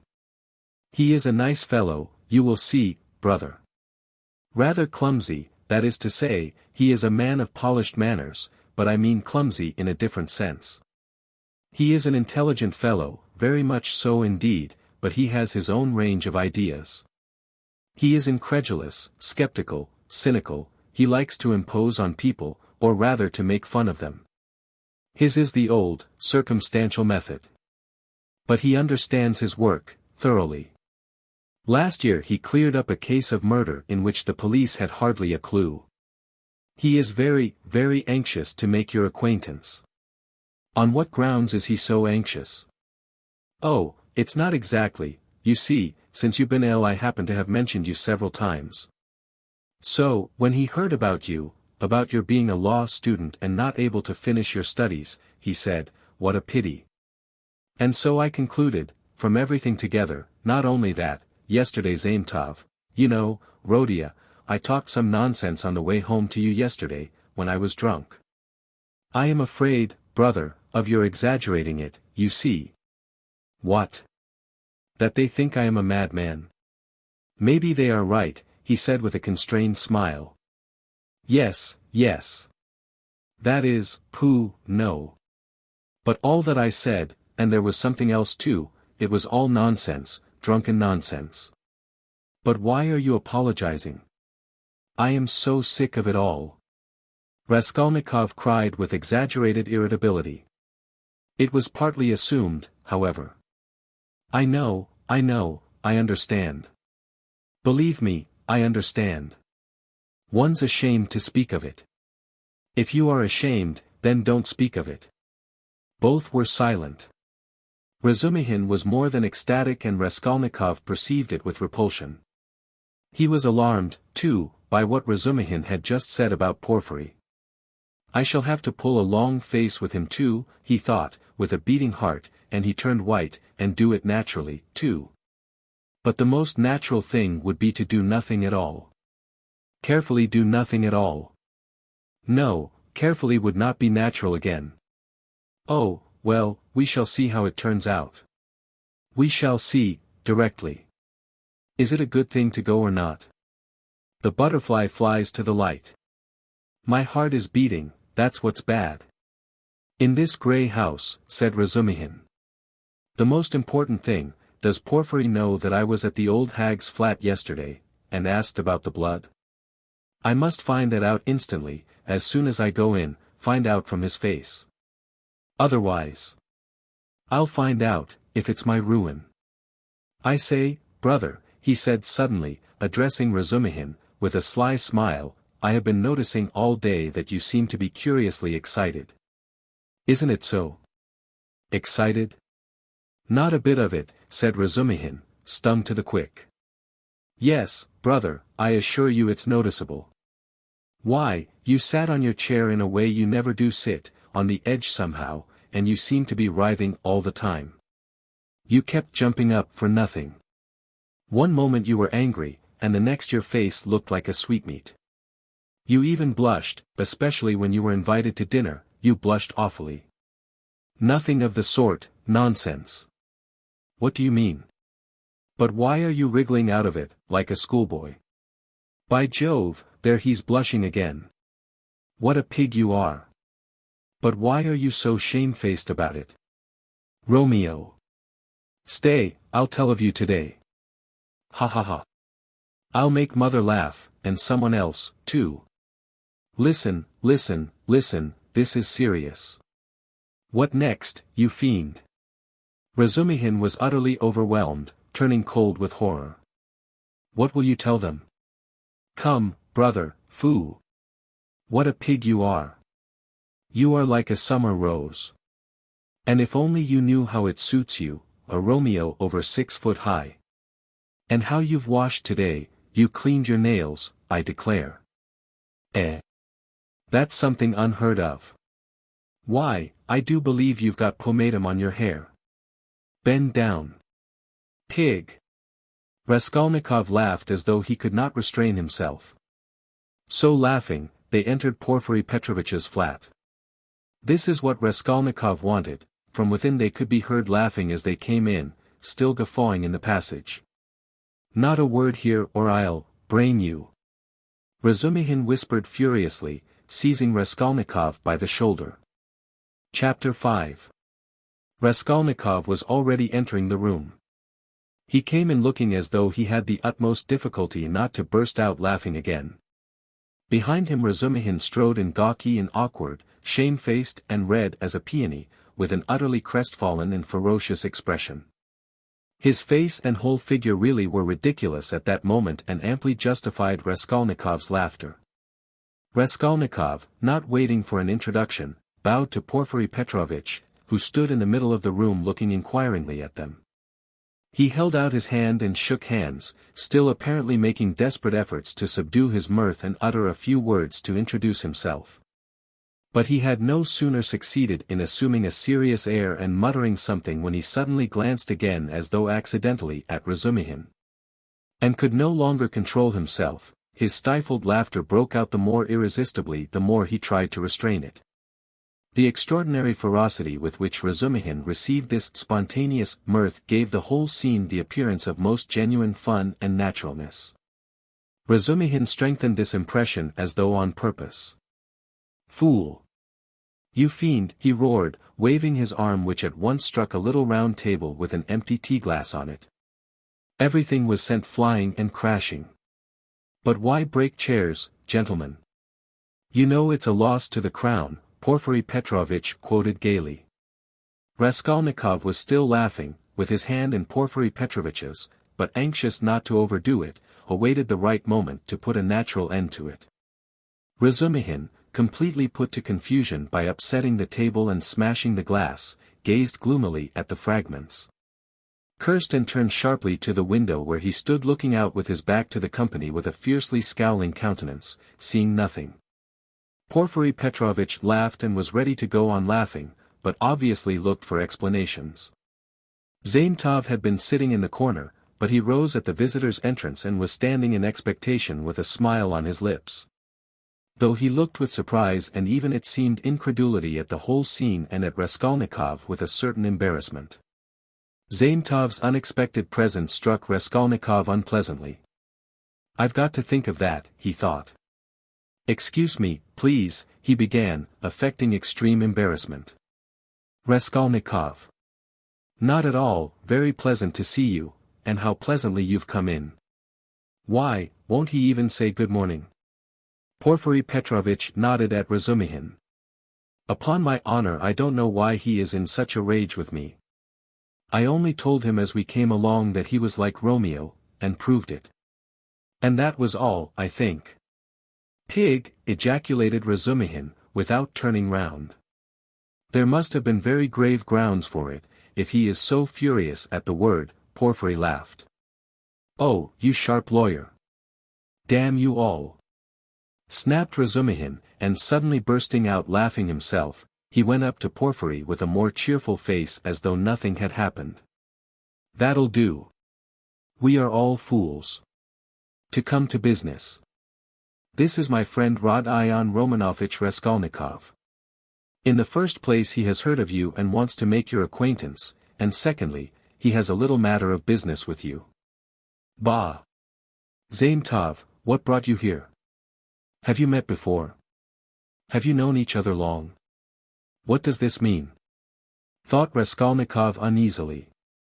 Zametov seemed taken aback, but not very much so. "Why, it was at your rooms we met yesterday," he said easily. "Then I have been spared the trouble. All last week he was begging me to introduce him to you. Porfiry and you have sniffed each other out without me. Where is your tobacco?" Porfiry Petrovitch was wearing a dressing gown, very clean linen, and trodden-down slippers. He was a man of about 35, short, stout even to corpulence, and clean-shaven. He wore his hair cut short and had a large round head, particularly prominent at the back. His soft, round, rather snub-nosed face was of a sickly yellowish color, but had a vigorous and rather ironical expression. It would have been good-natured except for a look in the eyes, which shone with a watery, mawkish light under almost white, blinking eyelashes. The expression of those eyes was strangely out of keeping with his somewhat womanish figure, and gave it something far more serious than could be guessed at first sight. As soon as Porfiry Petrovitch heard that his visitor had a little matter of business with him, he begged him to sit down on the sofa and sat down himself on the other end, waiting for him to explain his business.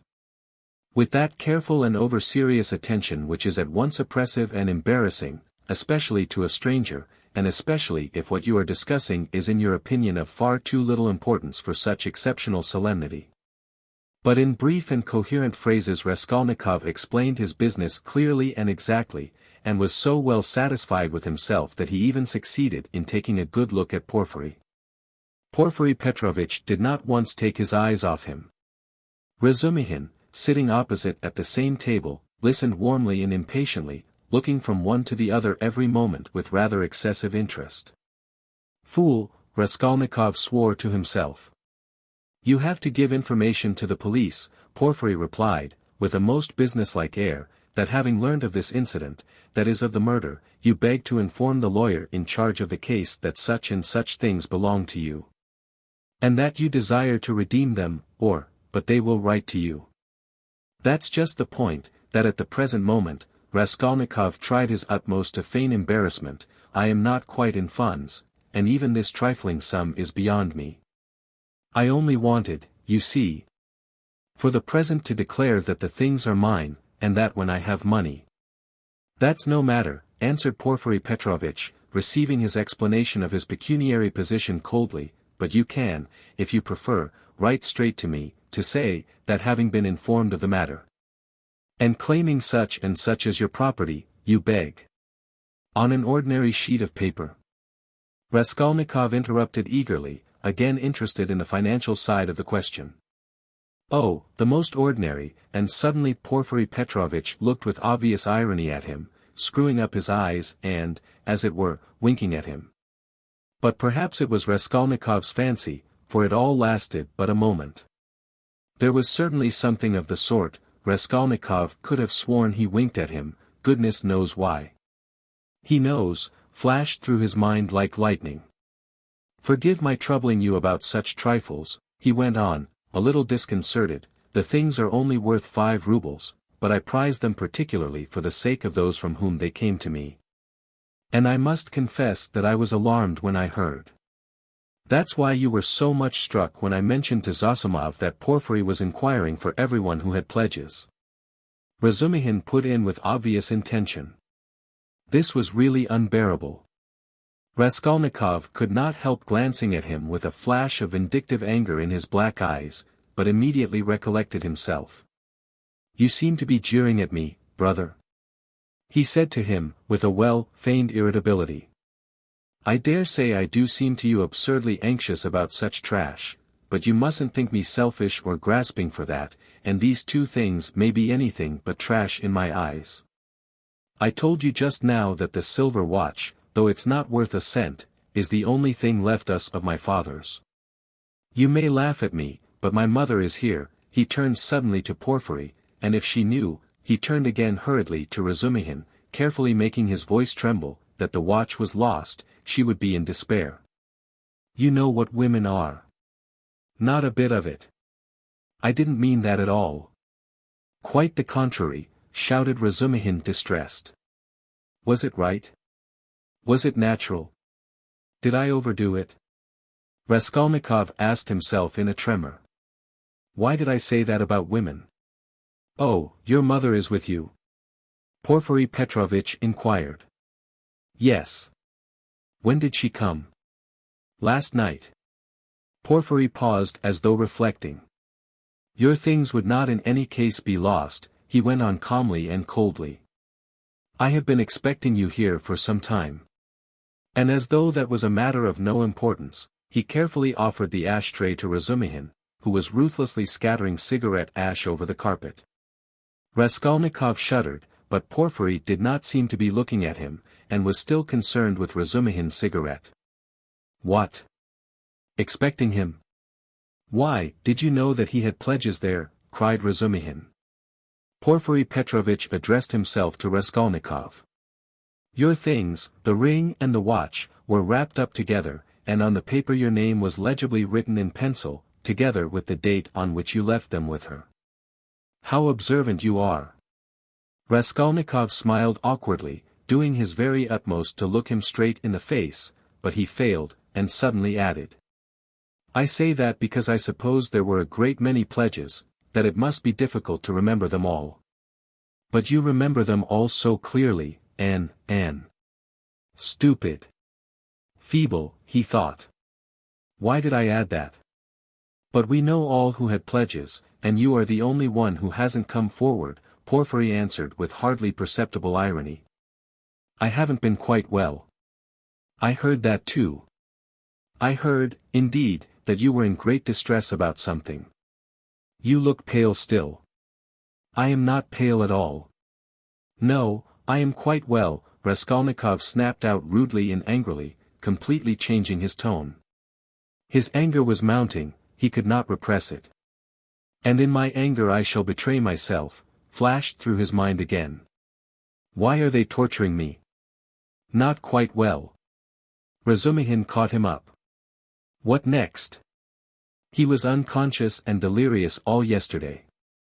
Would you believe, Porfiry, as soon as our backs were turned, he dressed, though he could hardly stand, and gave us the slip and went off on a spree somewhere till midnight, delirious all the time. Would you believe it? Extraordinary. Really delirious? You don't say so. Porfiry shook his head in a womanish way. Nonsense. Don't you believe it? But you don't believe it anyway, Raskolnikov let slip in his anger. But Porfiry Petrovitch did not seem to catch those strange words. But how could you have gone out if you hadn't been delirious? Razumihin got hot suddenly. What did you go out for? What was the object of it? And why on the sly? Were you in your senses when you did it? Now that all danger is over I can speak plainly. I was awfully sick of them yesterday. Raskolnikov addressed Porfiry suddenly with a smile of insolent defiance. I ran away from them to take lodgings where they wouldn't find me, and took a lot of money with me. Mr. Zaintov there saw it. I say, Mr. Zaintov, was I sensible or delirious yesterday? Settle our dispute. He could have strangled Zaintov at that moment, so hateful were his expression and his silence to him. In my opinion you talked sensibly and even artfully, but you were extremely irritable, Zaintov pronounced dryly. And Nikodym Fomitch was telling me today, put in Porfiry Petrovitch, that he met you very late last night in the lodging of a man who had been run over. And there, said Razumihin, weren't you mad then? You gave your last penny to the widow for the funeral. If you wanted to help, give 15 or 20 even, but keep 3 rubles for yourself at least, but he flung away all the 25 at once. Maybe I found a treasure somewhere and you know nothing of it. So that's why I was liberal yesterday. Mr. Zaintov knows I found a treasure.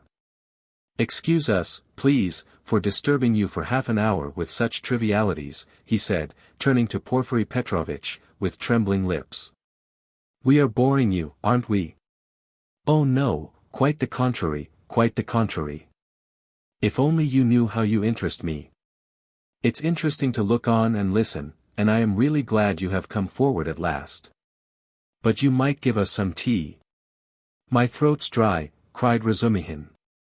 Capital idea. Perhaps we will all keep you company.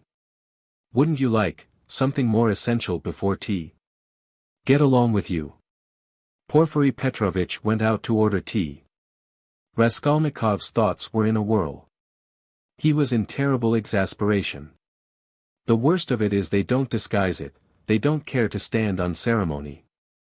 And how if you didn't know me at all, did you come to talk to Nikodym Fomitch about me? So they don't care to hide that they are tracking me like a pack of dogs. They simply spit in my face. He was shaking with rage. Come, strike me openly, don't play with me like a cat with a mouse. It's hardly civil, Porfiry Petrovitch, but perhaps I won't allow it. I shall get up and throw the whole truth in your ugly faces, and you'll see how I despise you. He could hardly breathe. And what if it's only my fancy?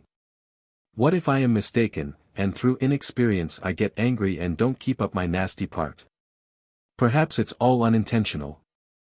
All their phrases are the usual ones, but there is something about them. It all might be said, but there is something. Why did he say bluntly, with her? Why did Zaintov add that I spoke artfully?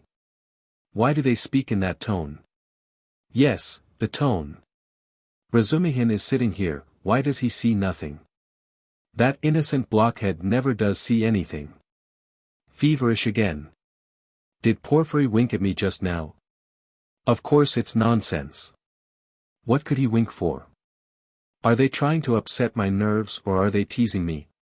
Either it's ill fancy or they know. Even Zaintov is rude. Is Zaintov rude? Zaintov has changed his mind. I foresaw he would change his mind. He is at home here, while it's my first visit.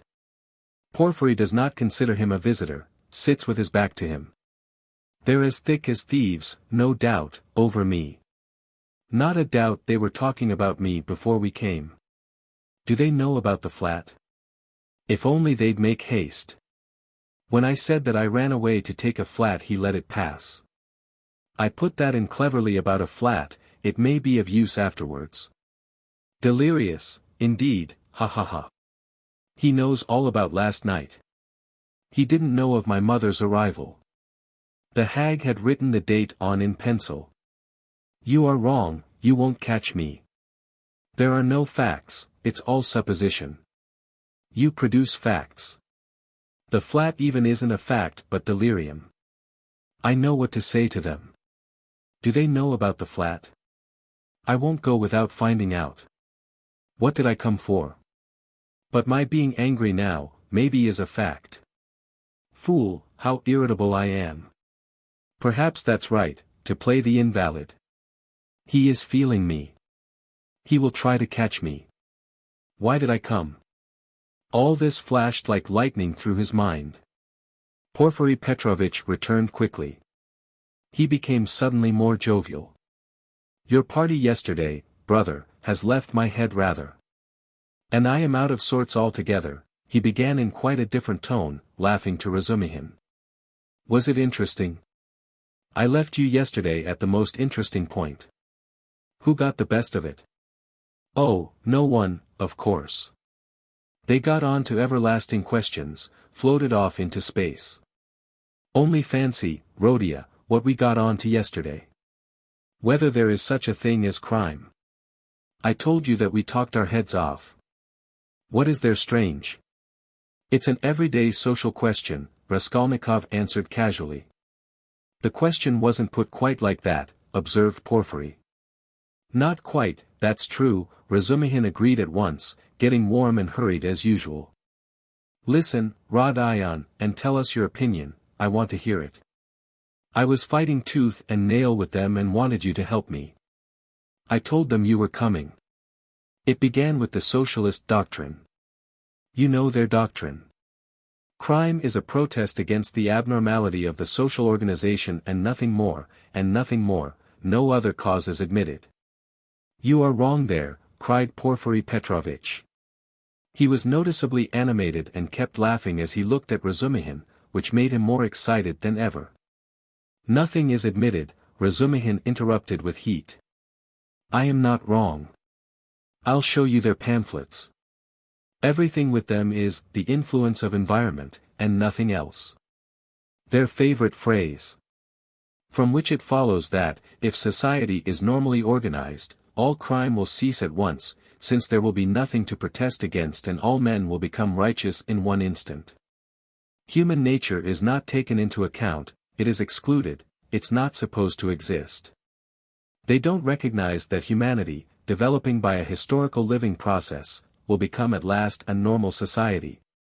But they believe that a social system that has come out of some mathematical brain is going to organize all humanity at once and make it just and sinless in an instant, quicker than any living process. That's why they instinctively dislike history, nothing but ugliness and stupidity in it, and they explain it all as stupidity. That's why they so dislike the living process of life, they don't want a living soul.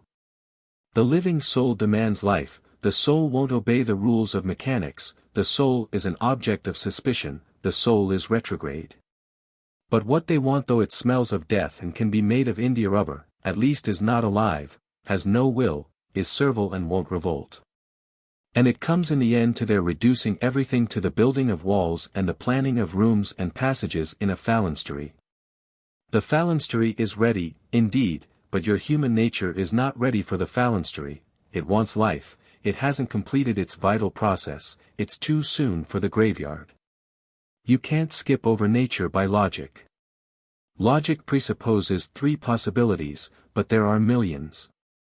Cut away a million, and reduce it all to the question of comfort. That's the easiest solution of the problem. It's seductively clear and you mustn't think about it. That's the great thing, you mustn't think. The whole secret of life in 2 pages of print. Now he is off, beating the drum. Catch hold of him, do, laughed Porfiry. Can you imagine, he turned to Raskolnikov, 6 people holding forth like that last night, in one room, with punch as a preliminary. No, brother, you are wrong, environment accounts for a great deal in crime, I can assure you of that. Oh, I know it does, but just tell me, a man of 40 violates a child of 10, was it environment drove him to it? Well, strictly speaking, it did, Porfiry observed with noteworthy gravity. A crime of that nature may be very well ascribed to the influence of environment. Razumihin was almost in a frenzy. Oh, if you like, he roared. I'll prove to you that your white eyelashes may very well be ascribed to the church of Ivan the Great's being 250 feet high, and I will prove it clearly, exactly, progressively, and even with a liberal tendency. I undertake to. Will you bet on it? Done. Let's hear, please, how he will prove it. He is always humbugging, confound him, cried Razumihin, jumping up and gesticulating. What's the use of talking to you? He does all that on purpose. You don't know him, Rodion. He took their side yesterday, simply to make fools of them. And the things he said yesterday. And they were delighted. He can keep it up for a fortnight together. Last year he persuaded us that he was going into a monastery, he stuck to it for 2 months. Not long ago he took it into his head to declare he was going to get married, that he had everything ready for the wedding. He ordered new clothes indeed. We all began to congratulate him. There was no bride, nothing, all pure fantasy. Ah, you are wrong. I got the clothes before. It was the new clothes in fact that made me think of taking you in. Are you such a good dissembler? Raskolnikov asked carelessly. You wouldn't have supposed it, eh? Wait a bit, I shall take you in, too. Ha ha ha. No, I'll tell you the truth. All these questions about crime, environment, children, recall to my mind an article of yours which interested me at the time. On crime, or something of the sort, I forget the title, I read it with pleasure 2 months ago in the Periodical Review. My article? In the Periodical Review? Raskolnikov asked in astonishment. I certainly did write an article upon a book 6 months ago when I left the university, but I sent it to the Weekly Review. But it came out in the periodical. And the Weekly Review ceased to exist, so that's why it wasn't printed at the time. That's true, but when it ceased to exist, the Weekly Review was amalgamated with the periodical and so your article appeared 2 months ago in the latter. Didn't you know? Raskolnikov had not known. Why, you might get some money out of them for the article. What a strange person you are. You lead such a solitary life that you know nothing of matters that concern you directly. It's a fact, I assure you. Bravo, Rodion. I knew nothing about it either, cried Razumihin. I'll run today to the reading room and ask for the number. 2 months ago. What was the date? It doesn't matter though, I will find it. Think of not telling us. How did you find out that the article was mine? It's only signed with an initial. I only learned it by chance, the other day. Through the editor, I know him. I was very much interested. I analyzed, if I remember, the psychology of a criminal before and after the crime. Yes, and you maintain that the perpetration of a crime is always accompanied by illness. Very, very original, but, it was not that part of your article that interested me so much, but an idea at the end of the article which I regret to say you merely suggested without working it out clearly. There is, if you recollect, a suggestion that there are certain persons who can, that is, not precisely are able to, but have a perfect right to commit breaches of morality and crimes, and that the law is not for them. Raskolnikov smiled at the exaggerated and intentional distortion of his idea. What? What do you mean? A right to crime? But not because of the influence of environment? Razumihin inquired with some alarm even. No, not exactly because of it, answered Porfiry. In his article all men are divided into ordinary and extraordinary. Ordinary men have to live in submission, have no right to transgress the law, because, don't you see, they are ordinary. But extraordinary men have a right to commit any crime and to transgress the law in any way, just because they are extraordinary. That was your idea, if I am not mistaken. What do you mean? That can't be right. Razumihin muttered in bewilderment. Raskolnikov smiled again. He saw the point at once, and knew where they wanted to drive him. He decided to take up the challenge. That wasn't quite my contention, he began simply and modestly. Yet I admit that you have stated it almost correctly. Perhaps, if you like, perfectly so. It almost gave him pleasure to admit this. The only difference is that I don't contend that extraordinary people are always bound to commit breaches of morals, as you call it. In fact, I doubt whether such an argument could be published. I simply hinted that an extraordinary man has the right, that is not an official right, but an inner right to decide in his own conscience to overstep certain obstacles. And only in case it is essential for the practical fulfillment of his idea, sometimes, perhaps, of benefit to the whole of humanity. You say that my article isn't definite, I am ready to make it as clear as I can. Perhaps I am right in thinking you want me to, very well. I maintain that if the discoveries of Kepler and Newton could not have been made known except by sacrificing the lives of 1, a dozen, 100, or more men, Newton would have had the right. Would indeed have been in duty bound, to eliminate the dozen or the 100 men for the sake of making his discoveries known to the whole of humanity. But it does not follow from that Newton had a right to murder people right and left and to steal every day in the market. Then, I remember, I maintain in my article that all, legislators and leaders of men, such as Lycurgus, Solon, Mahomet, Napoleon, and so on, were all without exception criminals, from the very fact that, making a new law, they transgressed the ancient one, handed down from their ancestors and held sacred by the people, and they did not stop short at bloodshed either. If that bloodshed, often of innocent persons fighting bravely in defense of ancient law, were of use to their cause. It's remarkable, in fact, that the majority, indeed, of these benefactors and leaders of humanity were guilty of terrible carnage. In short, I maintain that all great men or even men a little out of the common, that is to say capable of giving some new word, must from their very nature be criminals, more or less, of course. Otherwise it's hard for them to get out of the common rut, and to remain in the common rut is what they can't submit to, from their very nature again, and to my mind they ought not, indeed, to submit to it. You see that there is nothing particularly new in all that.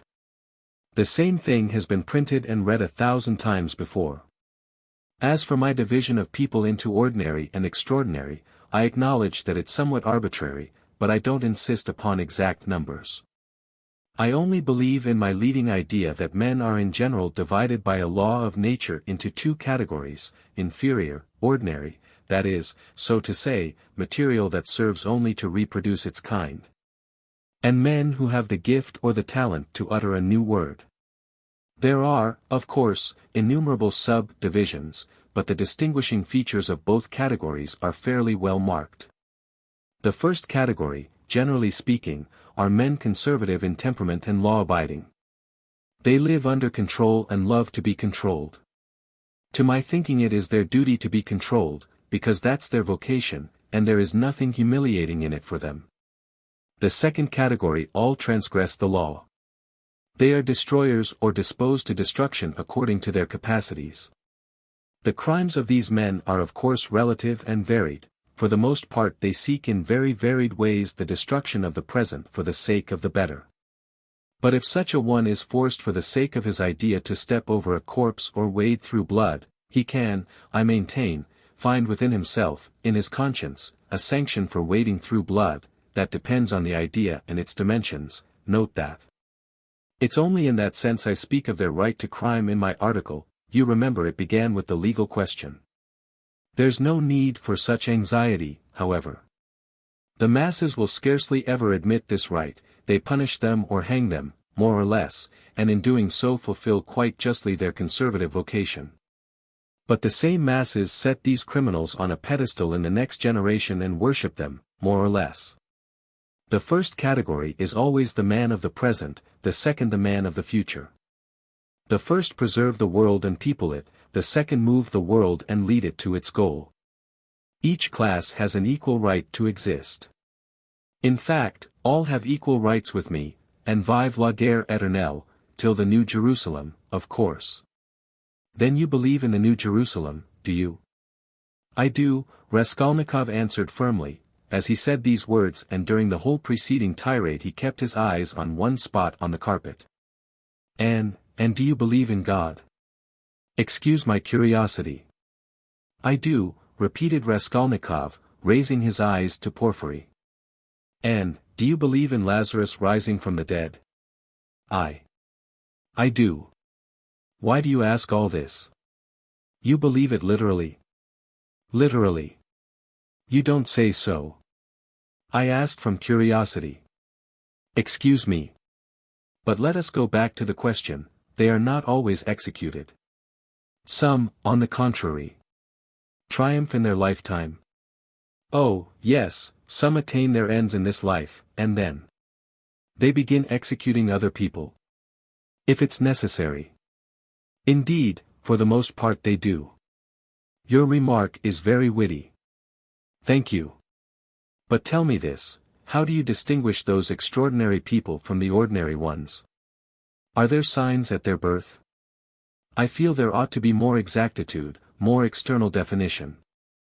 Excuse the natural anxiety of a practical law-abiding citizen, but couldn't they adopt a special uniform, for instance, couldn't they wear something, be branded in some way? For you know, if confusion arises and a member of one category imagines that he belongs to the other, begins to eliminate obstacles as you so happily expressed it, then. Oh, that very often happens. That remark is wittier than the other. Thank you.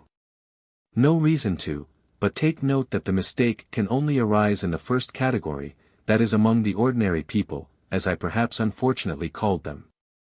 In spite of their predisposition to obedience, very many of them, through a playfulness of nature, sometimes vouchsafed even to the cow, like to imagine themselves advanced people, destroyers, and to push themselves into the new movement.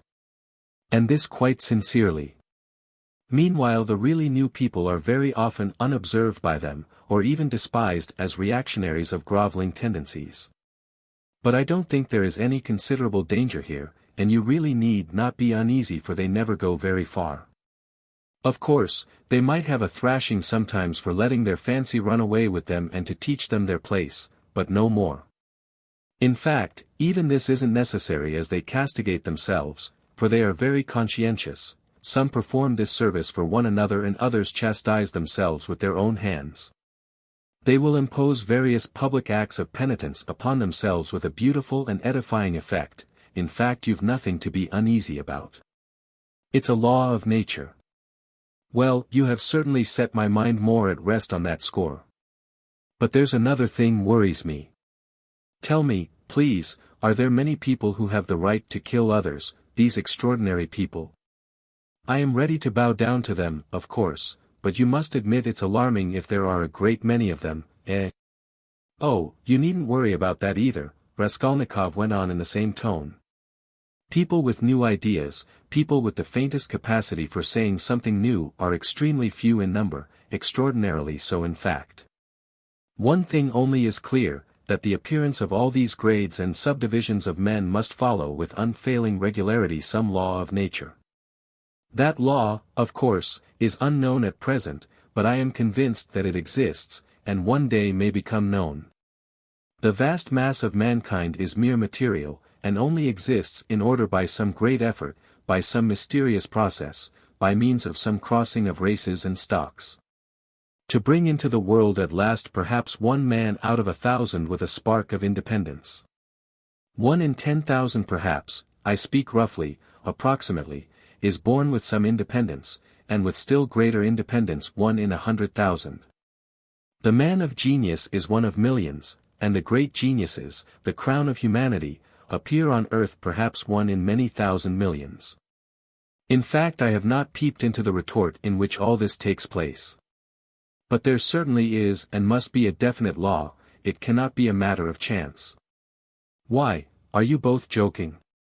Razumihin cried at last. There you sit, making fun of one another. Are you serious, Rodion? Raskolnikov raised his pale and almost mournful face and made no reply. And the unconcealed, persistent, nervous, and discourteous sarcasm of Porfiry seemed strange to Razumihin beside that quiet and mournful face. Well, brother, if you are really serious. You are right, of course, in saying that it's not new, that it's like what we've read and heard 1,000 times already. But what is really original in all this, and is exclusively your own, to my horror, is that you sanction bloodshed in the name of conscience and, excuse my saying so, with such fanaticism. That, I take it, is the point of your article. But that sanction of bloodshed by conscience is to my mind, more terrible than the official, legal sanction of bloodshed. You are quite right, it is more terrible, Porfiry agreed. Yes, you must have exaggerated. There is some mistake, I shall read it. You can't think that. I shall read it. All that is not in the article, there's only a hint of it, said Raskolnikov. Yes, yes. Porfiry couldn't sit still. Your attitude to crime is pretty clear to me now, but, excuse me for my impertinence, I am really ashamed to be worrying you like this. You see, you've removed my anxiety as to the two grades getting mixed. But, there are various practical possibilities that make me uneasy. What if some man or youth imagines that he is a Lycurgus or Mahomet, a future one of course, and suppose he begins to remove all obstacles, he has some great enterprise before him and needs money for it, and tries to get it, do you see? Zaintov gave a sudden guffaw in his corner. Raskolnikov did not even raise his eyes to him. I must admit, he went on calmly, that such cases certainly must arise. The vain and foolish are particularly apt to fall into that snare. Young people especially. Yes, you see. Well then? What then? Raskolnikov smiled in reply, that's not my fault. So it is and so it always will be. He said just now, he nodded at Razumihin, that I sanction bloodshed. Society is too well protected by prisons, banishment, criminal investigators, penal servitude. There's no need to be uneasy. You have but to catch the thief. And what if we do catch him? Then he gets what he deserves. You are certainly logical. But what of his conscience? Why do you care about that? Simply from humanity. If he has a conscience he will suffer for his mistake. That will be his punishment, as well as the prison. But the real geniuses, asked Razumihin frowning, those who have the right to murder. Oughtn't they to suffer at all even for the blood they've shed? Why the word ought? It's not a matter of permission or prohibition. He will suffer if he is sorry for his victim. Pain and suffering are always inevitable for a large intelligence and a deep heart. The really great men must, I think, have great sadness on earth, he added dreamily, not in the tone of the conversation. He raised his eyes, looked earnestly at them all, smiled, and took his cap. He was too quiet by comparison with his manner at his entrance, and he felt this. Everyone got up. Well, you may abuse me, be angry with me if you like, Porfiry Petrovitch began again, but I can't resist. Allow me one little question, I know I am troubling you. There is just one little notion I want to express, simply that I may not forget it. Very good, tell me your little notion." Raskolnikov stood waiting, pale and grave before him. "Well, you see, I really don't know how to express it properly. It's a playful, psychological idea.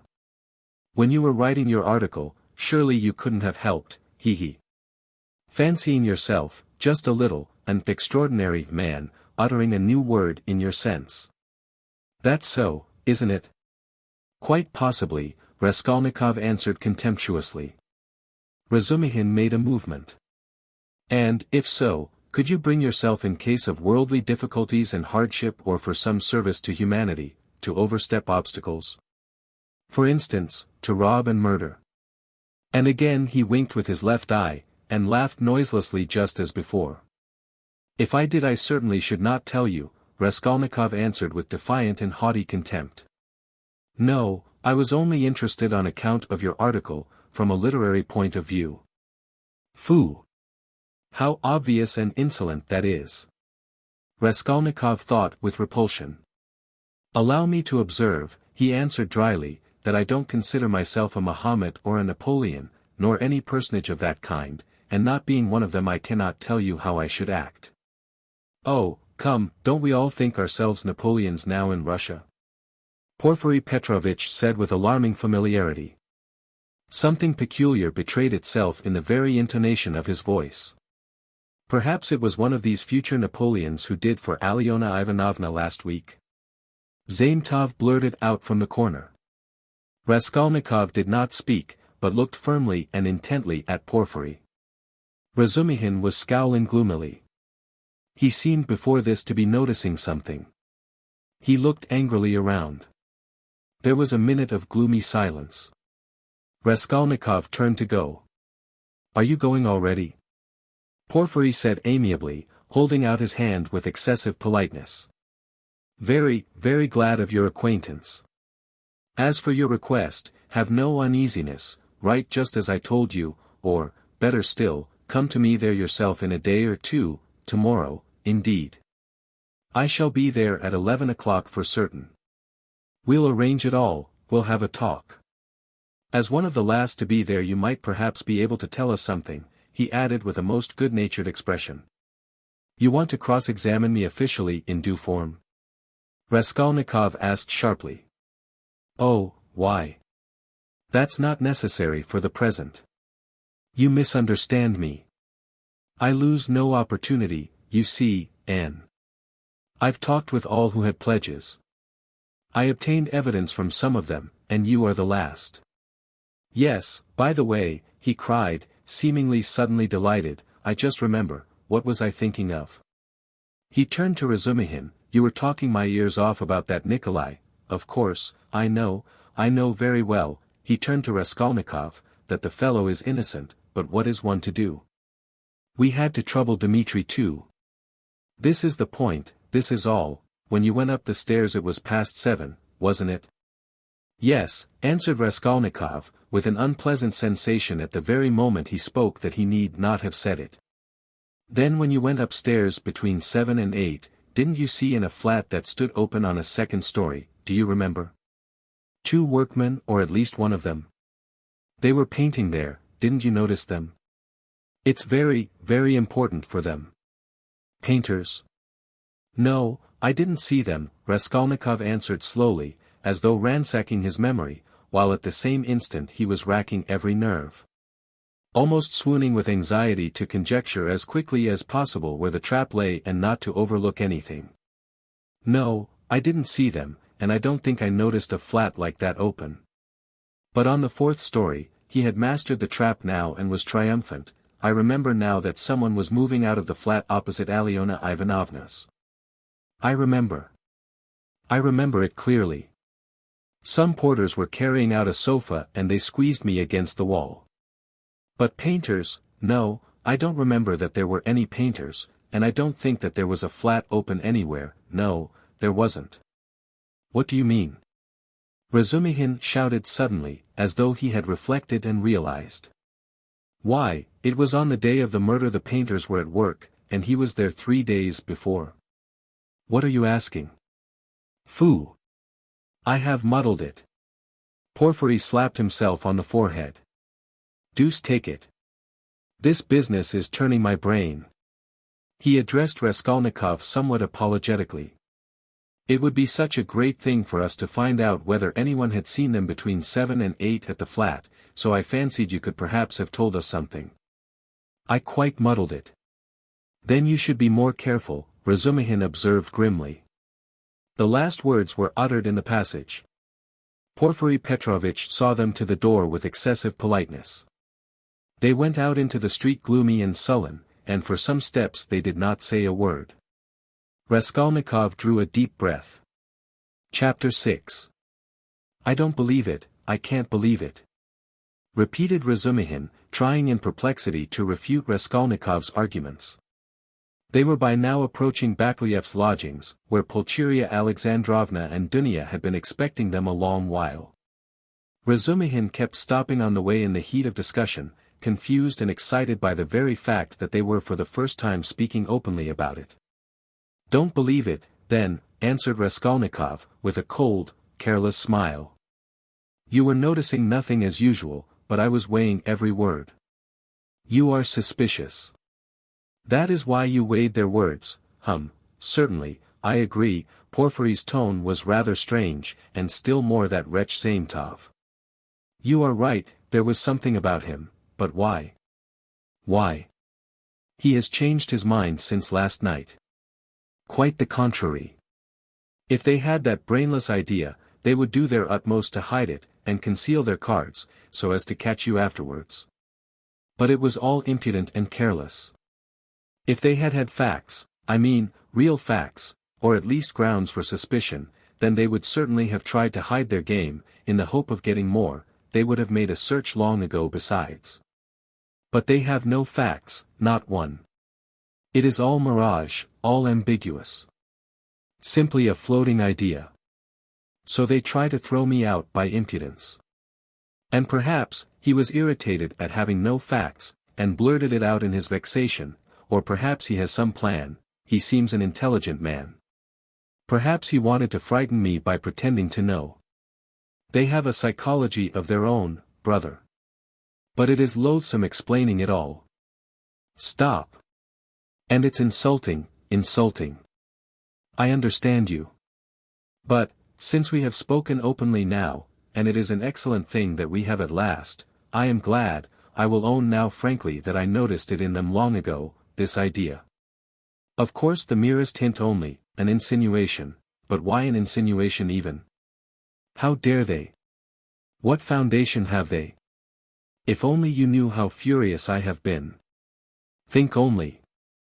Simply because a poor student, unhinged by poverty and hypochondria, on the eve of a severe delirious illness, note that, suspicious, vain, proud, who has not seen a soul to speak to for 6 months, in rags and in boots without soles, has to face some wretched policeman and put up with their insolence. And the unexpected debt thrust under his nose, the IOU. Presented by Chebarov, the new paint, 30 degrees Romer and a stifling atmosphere, a crowd of people, the talk about the murder of a person where he had been just before, and all that on an empty stomach, he might well have a fainting fit. And that is what they found it all on. Damn them. I understand how annoying it is, but in your place, Rodia, I would laugh at them, or better still, spit in their ugly faces, and spit a dozen times in all directions. I'd hit out in all directions, neatly too, and so I'd put an end to it. Damn them. Don't be downhearted. It's a shame. He really has put it well, though, Raskolnikov thought. Damn them. But the cross-examination again, tomorrow? He said with bitterness. Must I really enter into explanations with them? I feel vexed as it is, that I condescended to speak to Zametov yesterday in the restaurant. Damn it. I will go myself to Porfiry. I will squeeze it out of him, as one of the family. He must let me know the ins and outs of it all. And as for Zametov. At last he sees through him, thought Raskolnikov. Stay, cried Razumihin, seizing him by the shoulder again. Stay. You were wrong. I have thought it out. You are wrong. How was that a trap? You say that the question about the workmen was a trap. But if you had done that, could you have said you had seen them painting the flat, and the workmen? On the contrary, you would have seen nothing, even if you had seen it. Who would own it against himself? If I had done that thing, I should certainly have said that I had seen the workmen and the flat, Raskolnikov answered, with reluctance and obvious disgust. But why speak against yourself? Because only peasants, or the most inexperienced novices, deny everything flatly at examinations. If a man is ever so little developed and experienced, he will certainly try to admit all the external facts that can't be avoided, but will seek other explanations of them, will introduce some special, unexpected turn. That will give them another significance and put them in another light. Porfiry might well reckon that I should be sure to answer so, and say I had seen them, to give an air of truth, and then make some explanation. But he would have told you at once that the workmen could not have been there 2 days before, and that therefore you must have been there on the day of the murder at 8 o'clock. And so he would have caught you over a detail. Yes, that is what he was reckoning on, that I should not have time to reflect, and should be in a hurry to make the most likely answer, and so would forget that the workmen could not have been there 2 days before. But how could you forget it? Nothing easier. It is in just such stupid things clever people are most easily caught. The more cunning a man is, the less he suspects that he will be caught in a simple thing. The more cunning a man is, the simpler the trap he must be caught in. Porfiry is not such a fool as you think. He is a knave then, if that is so. Raskolnikov could not help laughing. But at the very moment, he was struck by the strangeness of his own frankness, and the eagerness with which he had made this explanation, though he had kept up all the preceding conversation with gloomy repulsion, obviously with a motive. From necessity. I am getting a relish for certain aspects, he thought to himself. But almost at the same instant he became suddenly uneasy, as though an unexpected and alarming idea had occurred to him. His uneasiness kept on increasing. They had just reached the entrance to Bakleyev's. "Go in alone," said Raskolnikov suddenly. "I will be back directly." "Where are you going?" "Why, we are just here." "I can't help it." "I will come in half an hour." "Tell them." "Say what you like, I will come with you." "You, too, want to torture me," he screamed, with such bitter irritation, such despair in his eyes that Razumihin's hands dropped. He stood for some time on the steps, looking gloomily at Raskolnikov striding rapidly away in the direction of his lodging. At last, gritting his teeth and clenching his fist, he swore he would squeeze Porfiry like a lemon that very day, and went up the stairs to reassure Pulcheria Alexandrovna, who was by now alarmed at their long absence. When Raskolnikov got home, his hair was soaked with sweat and he was breathing heavily. He went rapidly up the stairs, walked into his unlocked room and at once fastened the latch. Then in senseless terror he rushed to the corner, to that hole under the paper where he had put the things, put his hand in, and for some minutes felt carefully in the hole, in every crack and fold of the paper. Finding nothing, he got up and drew a deep breath. As he was reaching the steps of Bakleyev's, he suddenly fancied that something, a chain, a stud or even a bit of paper in which they had been wrapped with the old woman's handwriting on it, might somehow have slipped out and been lost in some crack, and then might suddenly turn up as unexpected, conclusive evidence against him. He stood as though lost in thought, and a strange, humiliated, half-senseless smile strayed on his lips. He took his cap at last and went quietly out of the room. His ideas were all tangled. He went dreamily through the gateway. "Here he is himself," shouted a loud voice. He raised his head. The porter was standing at the door of his little room and was pointing him out to a short man who looked like an artisan, wearing a long coat and a waistcoat, and looking at a distance remarkably like a woman. He stooped, and his head in a greasy cap hung forward. From his wrinkled flabby face he looked over 50, his little eyes were lost in fat and they looked out grimly, sternly and discontentedly. "What is it?" Raskolnikov asked, going up to the porter. The man stole a look at him from under his brows and he looked at him attentively, deliberately, then he turned slowly and went out of the gate into the street without saying a word. "What is it?" cried Raskolnikov. "Why, he there was asking whether a student lived here, mentioned your name and whom you lodged with. I saw you coming and pointed you out and he went away. It's funny." The porter too seemed rather puzzled, but not much so, and after wondering for a moment he turned and went back to his room. Raskolnikov ran after the stranger, and at once caught sight of him walking along the other side of the street with the same even, deliberate step with his eyes fixed on the ground, as though in meditation. He soon overtook him, but for some time walked behind him. At last, moving on to a level with him, he looked at his face. The man noticed him at once, looked at him quickly, but dropped his eyes again.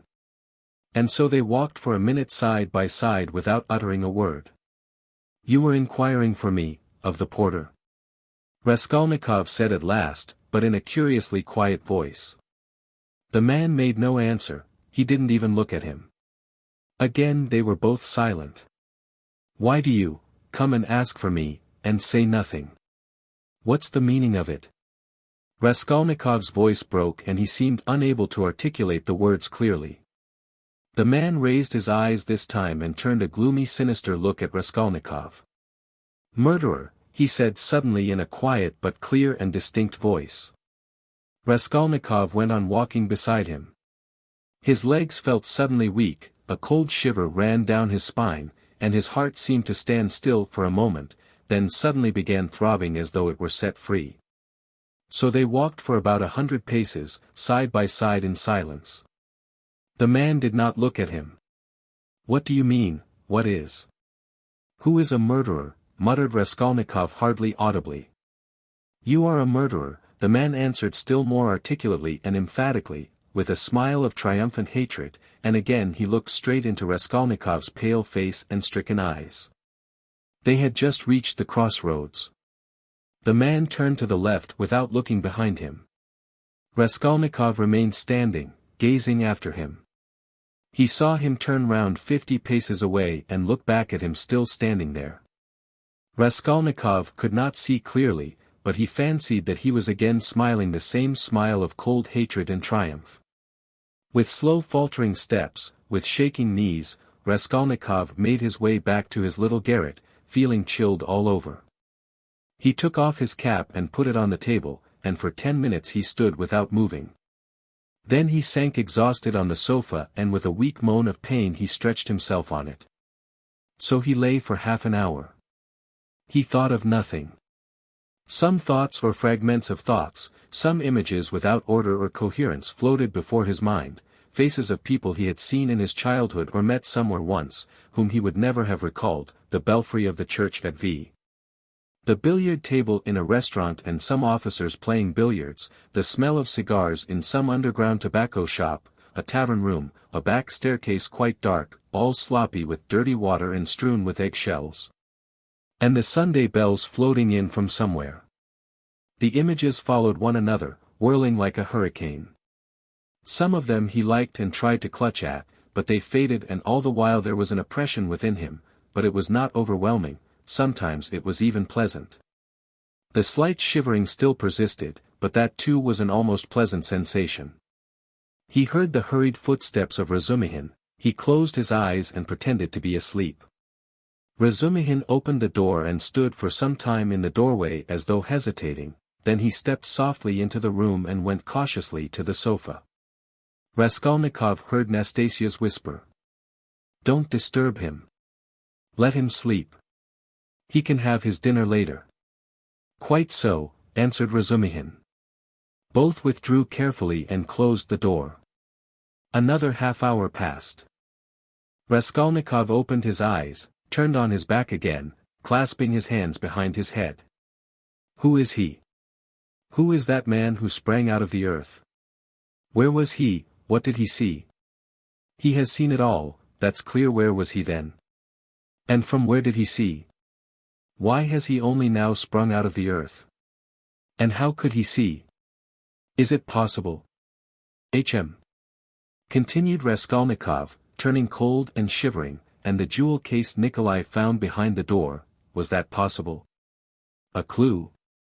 You miss an infinitesimal line and you can build it into a pyramid of evidence. A fly flew by and saw it. Is it possible? He felt with sudden loathing how physically weak he had become. I ought to have known it, he thought with a bitter smile. And how dared I, knowing myself, knowing how I should be, take up an axe and shed blood? I ought to have known beforehand.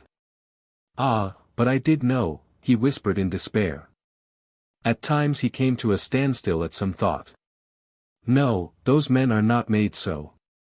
The real master to whom all is permitted storms to loan, makes a massacre in Paris, forgets an army in Egypt, wastes 500,000 men in the Moscow expedition and gets off with a jest at Vilna. And altars are set up to him after his death, and so all is permitted. No, such people, it seems, are not of flesh but of bronze. One sudden irrelevant idea almost made him laugh. Napoleon, the pyramids, Waterloo, and a wretched skinny old woman, a pawnbroker with a red trunk under her bed, it's a nice hash for Porfiry Petrovitch to digest. How can they digest it? It's too inartistic. A Napoleon creep under an old woman's bed. Ugh, how loathsome. At moments he felt he was raving. He sank into a state of feverish excitement. The old woman is of no consequence, he thought, hotly and incoherently. The old woman was a mistake perhaps, but she is not what matters. The old woman was only an illness. I was in a hurry to overstep. I didn't kill a human being, but a principle. I killed the principle, but I didn't overstep, I stopped on this side. I was only capable of killing. And it seems I wasn't even capable of that. Principle. Why was that fool Razumihin abusing the socialists? They are industrious, commercial people, the happiness of all, is their case. No, life is only given to me once and I shall never have it again, I don't want to wait for the happiness of all. I want to live myself, or else better not live at all. I simply couldn't pass by my mother starving, keeping my ruble in my pocket while I waited for the happiness of all. I am putting my little brick into the happiness of all and so my heart is at peace. Haha. Why have you let me slip? I only live once, I too want. Eck, I am an aesthetic louse and nothing more, he added suddenly, laughing like a madman. Yes, I am certainly a louse, he went on, clutching at the idea, gloating over it and playing with it with vindictive pleasure. In the first place, because I can reason that I am one, and secondly, because for a month past I have been troubling benevolent Providence, calling it to witness that not for my own fleshly lusts did I undertake it, but with a grand and noble object, haha. Thirdly, because I aimed at carrying it out as justly as possible, weighing, measuring and calculating. Of all the lice I picked out the most useless one and proposed to take from her only as much as I needed for the first step, no more nor less, so the rest would have gone to a monastery, according to her will, aha. And what shows that I am utterly a louse, he added, grinding his teeth, is that I am perhaps viler and more loathsome than the louse I killed, and I felt beforehand that I should tell myself so after killing her. Can anything be compared with the horror of that? The vulgarity. The abjectness. I understand the prophet with his saber, on his steed, Allah commands and trembling creation must obey. The prophet is right, he is right when he sets a battery across the street and blows up the innocent and the guilty without deigning to explain. It's for you to obey, trembling creation, and not to have desires for that's not for you. I shall never, never forgive the old woman. His hair was soaked with sweat, his quivering lips were parched, his eyes were fixed on the ceiling. Mother, sister, how I loved them. Why do I hate them now? Yes, I hate them, I feel a physical hatred for them, I can't bear them near me.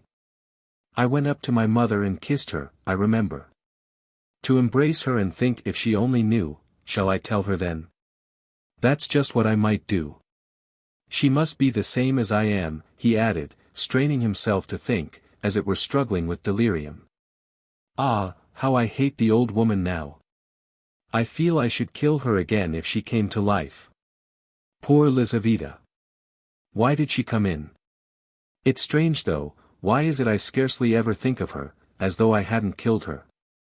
Lizaveta. Sonia. Poor gentle things, with gentle eyes. Dear women. Why don't they weep? Why don't they moan? They give up everything, their eyes are soft and gentle. Sonia, Sonia. Gentle Sonia. He lost consciousness. It seemed strange to him that he didn't remember how he got into the street. It was late evening. The twilight had fallen and the full moon was shining more and more brightly, but there was a peculiar breathlessness in the air.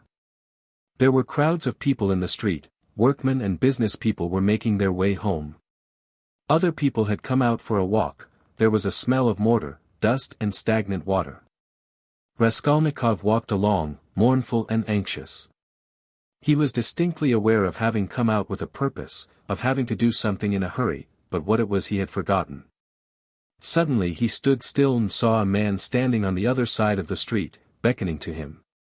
He crossed over to him, but at once the man turned and walked away with his head hanging, as though he had made no sign to him. Stay, did he really beckon? Raskolnikov wondered, but he tried to overtake him. When he was within 10 paces he recognized him and was frightened. It was the same man with stooping shoulders in the long coat. Raskolnikov followed him at a distance, his heart was beating, they went down a turning. The man still did not look round. Does he know I am following him, thought Raskolnikov. The man went into the gateway of a big house. Raskolnikov hastened to the gate and looked in to see whether he would look round and sign to him. In the courtyard the man did turn round and again seemed to beckon him. Raskolnikov at once followed him into the yard, but the man was gone. He must have gone up the first staircase. Raskolnikov rushed after him. He heard slow measured steps 2 flights above. The staircase seemed strangely familiar. He reached the window on the first floor, the moon shone through the panes with a melancholy and mysterious light, then he reached the second floor. Bah! This is the flat where the painters were at work, but how was it he did not recognize it at once? The steps of the man above had died away. So he must have stopped or hidden somewhere. He reached the 3rd story, should he go on? There was a stillness that was dreadful. But he went on. The sound of his own footsteps scared and frightened him. How dark it was. The man must be hiding in some corner here. Ah!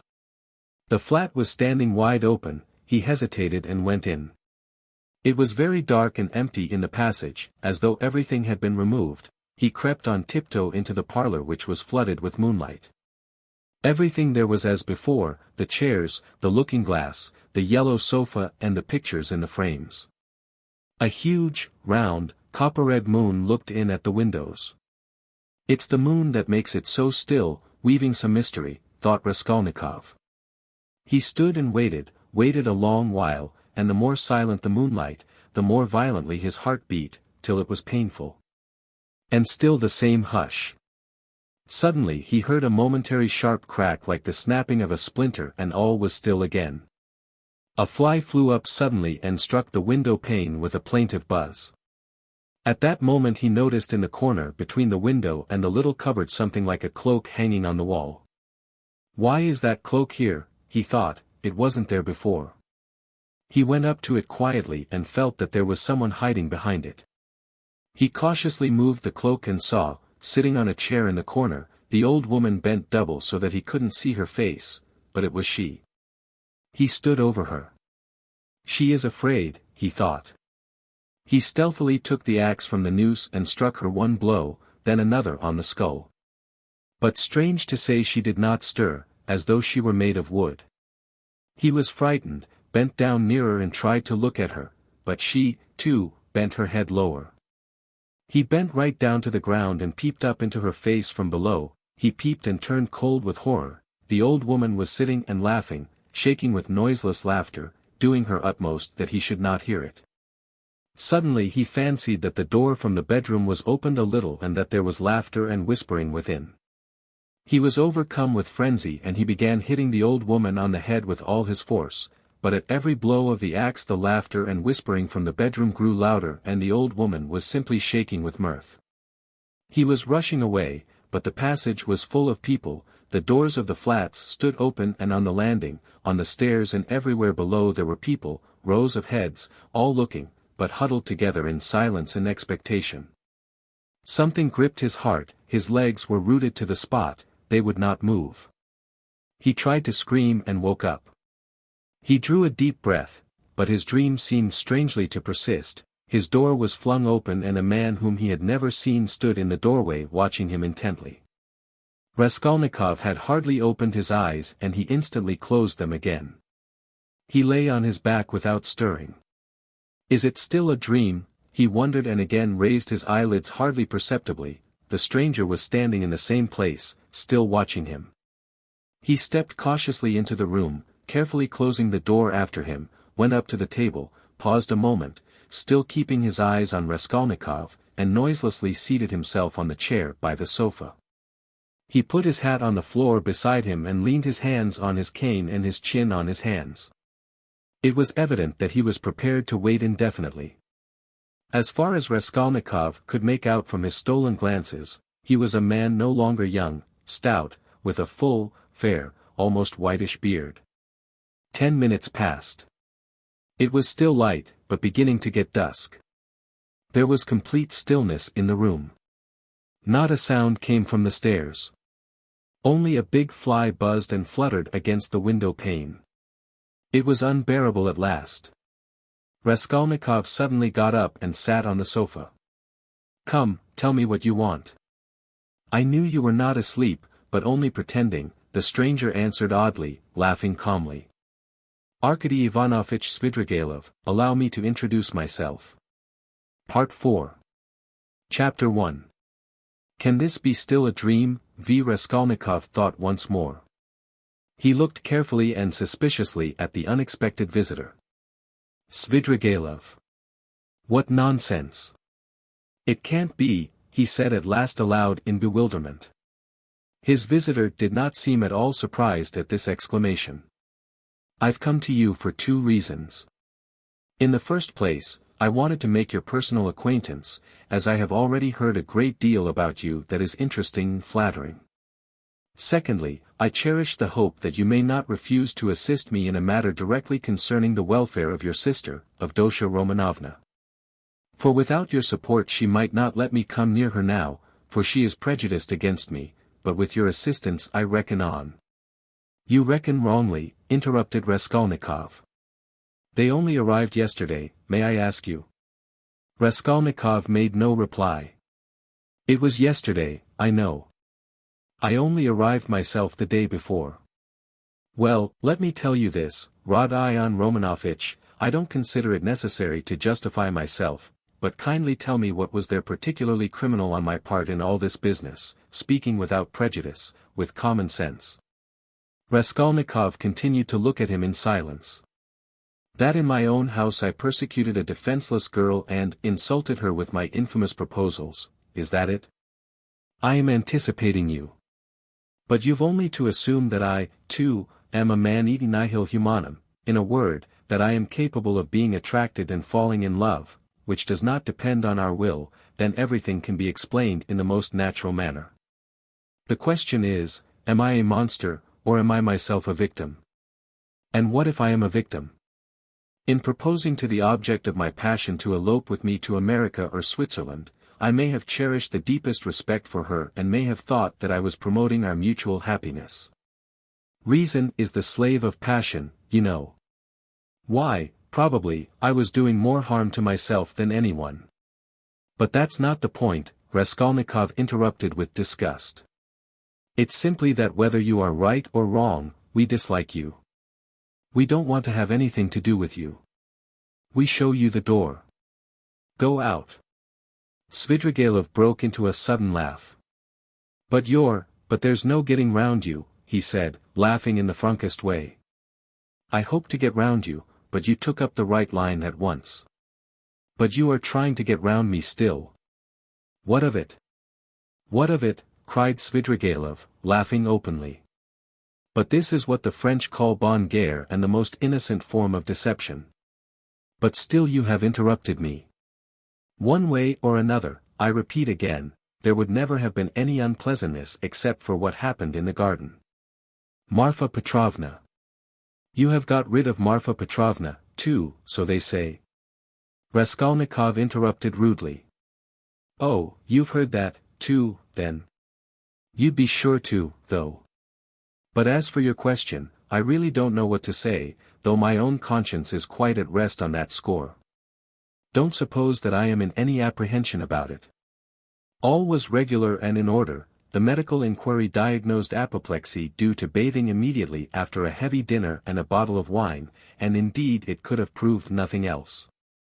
But I'll tell you what I have been thinking to myself of late, on my way here in the train, especially, didn't I contribute to all that calamity, morally, in a way, by irritation or something of the sort?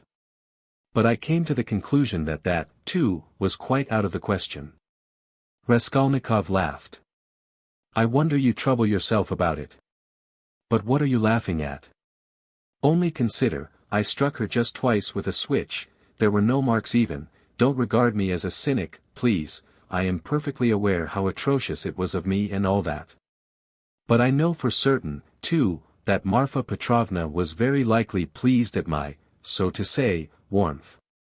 The story of your sister had been wrung out to the last drop. For the last 3 days Marfa Petrovna had been forced to sit at home. She had nothing to show herself within the town.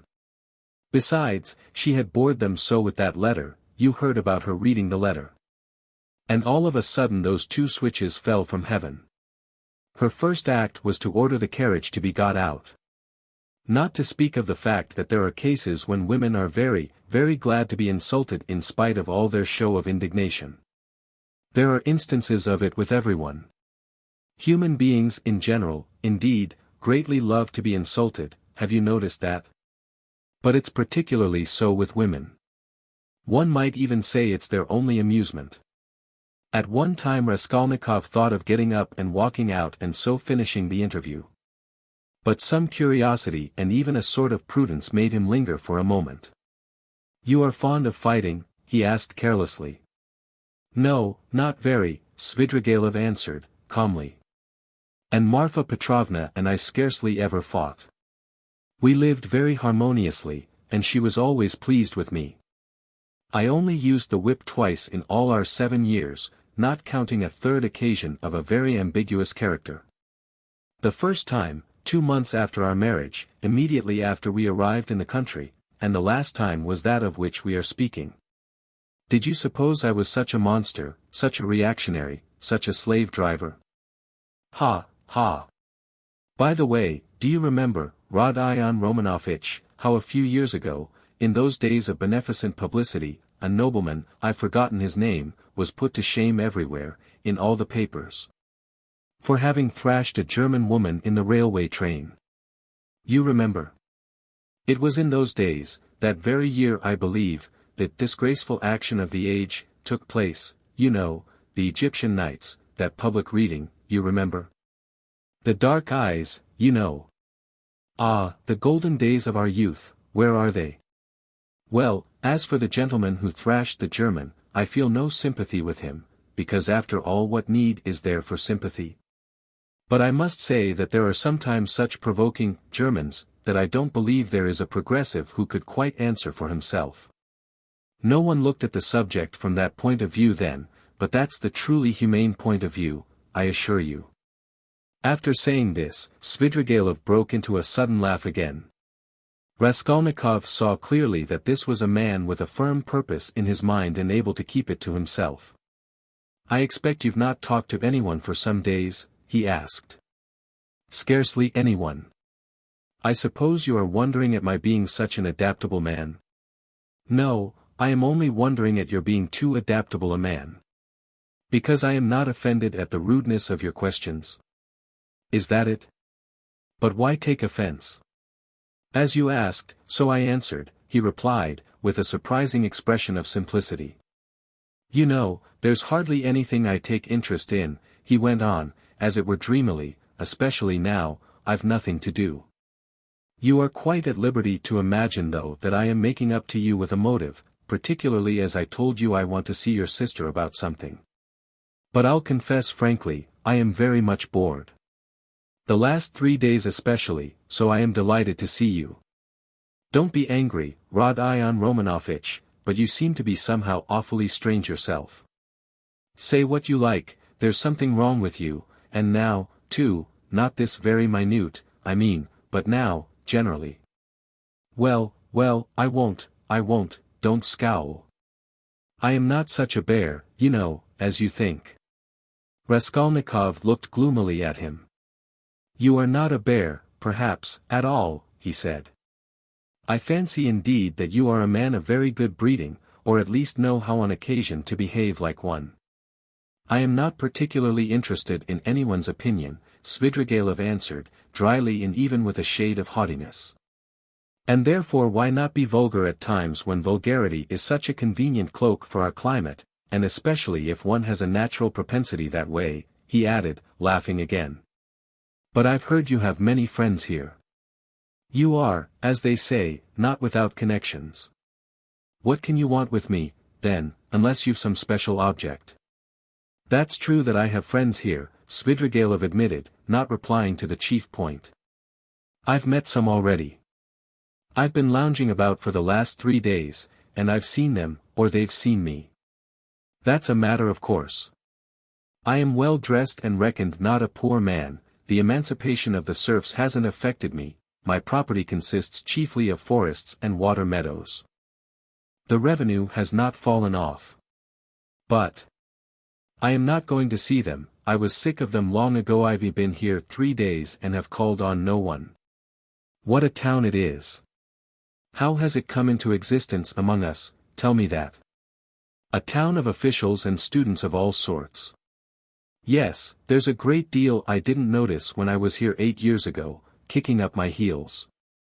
My only hope now is in anatomy, by Jove, it is. Anatomy?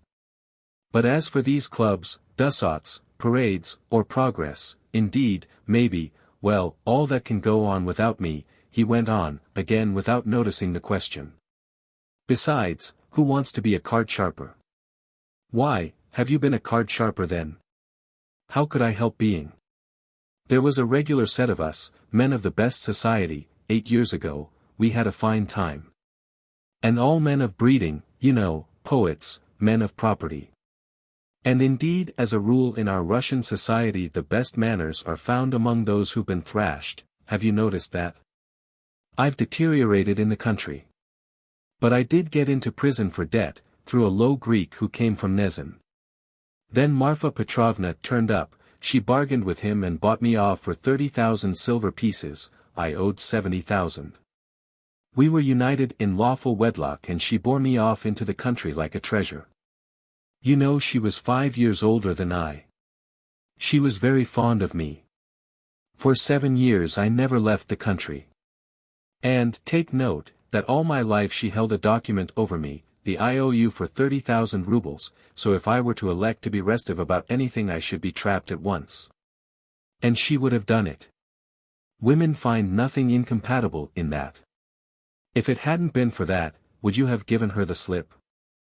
I don't know what to say. It was scarcely the document restrained me. I didn't want to go anywhere else. Marfa Petrovna herself invited me to go abroad, seeing I was bored, but I've been abroad before, and always felt sick there. For no reason, but the sunrise, the Bay of Naples, the sea, you look at them and it makes you sad. What's most revolting is that one is really sad. No, it's better at home. Here at least one blames others for everything and excuses oneself. I should have gone perhaps on an expedition to the North Pole, because je le vin mauvais and hate drinking, and there's nothing left but wine. I have tried it. But, I say, I've been told Berg is going up in a great balloon next Sunday from the Yusupov garden and will take up passengers at a fee. Is it true? Why, would you go up? No, oh, no, muttered Svidrigailov, really seeming to be deep in thought. What does he mean? Is he in earnest? Raskolnikov wondered. No, the document didn't restrain me, Svidrigailov went on, meditatively. It was my own doing, not leaving the country, and nearly a year ago Marfa Petrovna gave me back the document on my name day and made me a present of a considerable sum of money, too. She had a fortune, you know. You see how I trust you, Arkady Ivanovitch, that was actually her expression. You don't believe she used it. But do you know I managed the estate quite decently, they know me in the neighborhood. I ordered books, too. Marfa Petrovna at first approved, but afterwards she was afraid of my overstudying. You seem to be missing Marfa Petrovna very much. Missing her? Perhaps. Really, perhaps I am. And, by the way, do you believe in ghosts? What ghosts? Why, ordinary ghosts. Do you believe in them? Perhaps not, pour vous plaire. I wouldn't say no exactly. Do you see them, then? Svidrigailov looked at him rather oddly. Marfa Petrovna is pleased to visit me, he said, twisting his mouth into a strange smile. How do you mean, she is pleased to visit you? She has been 3 times. I saw her first on the very day of the funeral, an hour after she was buried. It was the day before I left to come here. The second time was the day before yesterday, at daybreak, on the journey at the station of Malaya Vishera, and the third time was 2 hours ago in the room where I am staying. I was alone. Were you awake? Quite awake. I was wide awake every time. She comes, speaks to me for a minute and goes out at the door, always at the door. I can almost hear her. What made me think that something of the sort must be happening to you? Raskolnikov said suddenly. At the same moment he was surprised at having said it. He was much excited. What? Did you think so? Svidrigailov asked in astonishment. Did you really? Didn't I say that there was something in common between us, eh? You never said so. Raskolnikov cried sharply and with heat. Didn't I? No. I thought I did. When I came in and saw you lying with your eyes shut, pretending, I said to myself at once, here's the man. What do you mean by, the man? What are you talking about? Cried Raskolnikov. What do I mean? I really don't know. Svidrigailov muttered ingenuously, as though he, too, were puzzled. For a minute they were silent. They stared in each other's faces. That's all nonsense. Raskolnikov shouted with vexation. What does she say when she comes to you? She. Would you believe it, she talks of the silliest trifles and, man is a strange creature, it makes me angry. The first time she came in, I was tired, you know, the funeral service, the funeral ceremony, the lunch afterwards. At last I was left alone in my study. I lighted a cigar and began to think. She came in at the door. You've been so busy today, Arkady Ivanovitch, you have forgotten to wind the dining room clock, she said. All those 7 years I've wound the clock every week, and if I forgot it she would always remind me. The next day I set off on my way here. I got out at the station at daybreak, I'd been asleep, tired out, with my eyes half open, I was drinking some coffee. I looked up and there was suddenly Marfa Petrovna sitting beside me with a pack of cards in her hands. Shall I tell your fortune for the journey, Arkady Ivanovitch? She was a great hand at telling fortunes. I shall never forgive myself for not asking her to. I ran away in a fright, and, besides, the bell rang. I was sitting today, feeling very heavy after a miserable dinner from a cookshop, I was sitting smoking, all of a sudden Marfa Petrovna again. She came in very smart in a new green silk dress with a long train. Good day, Arkady Ivanovitch. How do you like my dress? Aniska can't make like this. Aniska was a dressmaker in the country, one of our former serf girls who had been trained in Moscow, a pretty wench. She stood turning round before me.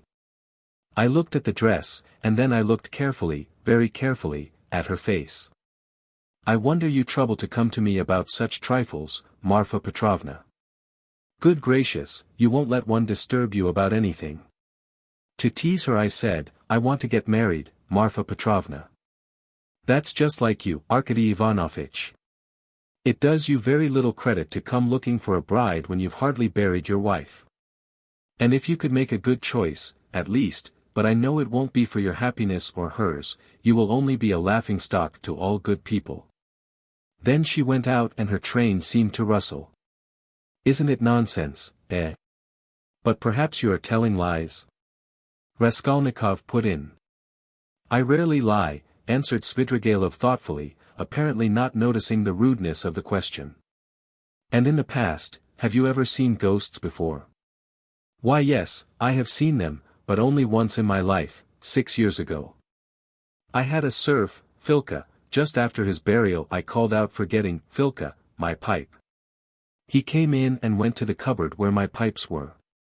I sat still and thought, he is doing it out of revenge, because we had a violent quarrel just before his death. How dare you come in with a hole in your elbow? I said. Go away, you scamp. He turned and went out, and never came again. I didn't tell Marfa Petrovna at the time. I wanted to have a service sung for him, but I was ashamed. You should go to a doctor. I know I am not well, without your telling me, though I don't know what's wrong. I believe I am 5 times as strong as you are. I didn't ask you whether you believe that ghosts are seen, but whether you believe that they exist. No, I won't believe it. Raskolnikov cried, with positive anger. What do people generally say, muttered Svidrigailov, as though speaking to himself, looking aside and bowing his head. They say, you are ill, so what appears to you is only unreal fantasy. But that's not strictly logical. I agree that ghosts only appear to the sick, but that only proves that they are unable to appear except to the sick, not that they don't exist. Nothing of the sort, Raskolnikov insisted irritably. No. You don't think so? Svidrigailov went on, looking at him deliberately. But what do you say to this argument? Help me with it. Ghosts are, as it were, shreds and fragments of other worlds, the beginning of them. A man in health has, of course, no reason to see them, because he is above all a man of this earth and is bound for the sake of completeness in order to live only in this life. But as soon as one is ill, as soon as the normal earthly order of the organism is broken, one begins to realize the possibility of another world. And the more seriously ill one is, the closer becomes one's contact with that other world, so that as soon as the man dies he steps straight into that world. I thought of that long ago. If you believe in a future life, you could believe in that, too. I don't believe in a future life, said Raskolnikov. Svidrigailov sat lost in thought. And what if there are only spiders there, or something of that sort, he said suddenly. He is a madman, thought Raskolnikov. We always imagine eternity as something beyond our conception, something vast, vast. But why must it be vast? Instead of all that, what if it's one little room, like a bathhouse in the country, black and grimy and spiders in every corner, and that's all eternity is? I sometimes fancy it like that. Can it be you can imagine nothing juster and more comforting than that? Raskolnikov cried, with a feeling of anguish. Juster? And how can we tell? Perhaps that is just, and do you know it's what I would certainly have made it, answered Svidrigailov, with a vague smile. This horrible answer sent a cold chill through Raskolnikov. Svidrigailov raised his head, looked at him, and suddenly began laughing. Only think, he cried, half an hour ago we had never seen each other, we regarded each other as enemies, there is a matter unsettled between us. We've thrown it aside, and away we've gone into the abstract. Wasn't I right in saying that we were birds of a feather? Kindly allow me, Raskolnikov went on irritably, to ask you to explain why you have honored me with your visit, and I am in a hurry, I have no time to waste. I want to go out. By all means, by all means. Your sister, Avdotia Romanovna, is going to be married to Mr. Luzin, Pyotr Petrovitch. Can you refrain from any question about my sister and from mentioning her name? I can't understand how you dare utter her name in my presence, if you really are Svidrigailov. Why, but I've come here to speak about her, how can I avoid mentioning her? Very good, speak, but make haste. I am sure that you must have formed your own opinion of this Mr. Luzin, who is a connection of mine through my wife, if you have only seen him for half an hour, or heard any facts about him. He is no match for Avdotya Romanovna. I believe Avdotya Romanovna is sacrificing herself generously and imprudently for the sake of her family. I fancied from all I had heard of you that you would be very glad if the match could be broken off without the sacrifice of worldly advantages. Now I know you personally, I am convinced of it. All this is very naive, excuse me, I should have said impudent on your part, said Raskolnikov. You mean to say that I am seeking my own ends? Don't be uneasy, Rodion Romanovich, if I were working for my own advantage, I would not have spoken out so directly. I am not quite a fool. I will confess something psychologically curious about that. Just now, defending my love for Avdotya Romanovna, I said I was myself the victim. Well, let me tell you that I've no feeling of love now, not the slightest, so that I wonder myself indeed, for I really did feel something. Through idleness and depravity, Raskolnikov put in. I certainly am idle and depraved, but your sister has such qualities that even I could not help being impressed by them. But that's all nonsense, as I see myself now. Have you seen that long? I began to be aware of it before, but was only perfectly sure of it the day before yesterday, almost at the moment I arrived in Petersburg. I still fancied in Moscow, though, that I was coming to try to get Avdotya Romanovna's hand and to cut out Mr. Luzin. Excuse me for interrupting you, kindly be brief, and come to the object of your visit. I am in a hurry, I want to go out. With the greatest pleasure. On arriving here and determining on a certain journey, I should like to make some necessary preliminary arrangements. I left my children with an aunt, they are well provided for. And they have no need of me personally. And a nice father I should make, too. I have taken nothing but what Marfa Petrovna gave me a year ago. That's enough for me. Excuse me, I am just coming to the point. Before the journey which may come off, I want to settle Mr. Luzin, too. It's not that I detest him so much, but it was through him I quarreled with Marfa Petrovna when I learned that she had dished up this marriage. I want now to see Avdotya Romanovna through your mediation, and if you like in your presence, to explain to her that in the first place she will never gain anything but harm from Mr. Luzin. Then, begging her pardon for all past unpleasantness, to make her a present of 10,000 rubles and so assist the rupture with Mr. Luzin, a rupture to which I believe she is herself not disinclined, if she could see the way to it. You are certainly mad, cried Raskolnikov, not so much angered as astonished. How dare you talk like that? I knew you would scream at me, but in the first place, though I am not rich, this 10,000 rubles is perfectly free. I have absolutely no need for it. If Avdotya Romanovna does not accept it, I shall waste it in some more foolish way. That's the first thing. Secondly, my conscience is perfectly easy, I make the offer with no ulterior motive. You may not believe it, but in the end Avdotya Romanovna and you will know.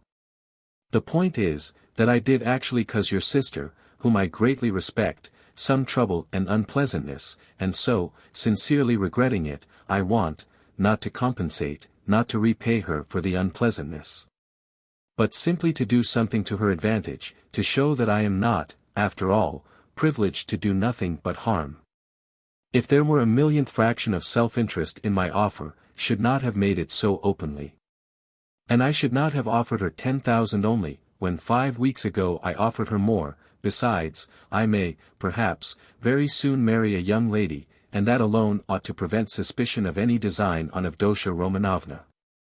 In conclusion, let me say that in marrying Mr. Luzin, she is taking money just the same, only from another man. Don't be angry, Rodion Romanovich, think it over coolly and quietly. Svidrigailov himself was exceedingly cool and quiet as he was saying this. I beg you to say no more, said Raskolnikov. In any case this is unpardonable impertinence. Not in the least. Then a man may do nothing but harm to his neighbor in this world, and is prevented from doing the tiniest bit of good by trivial conventional formalities. That's absurd. If I died, for instance, and left that sum to your sister in my will, surely she wouldn't refuse it? Very likely she would. Oh, no, indeed.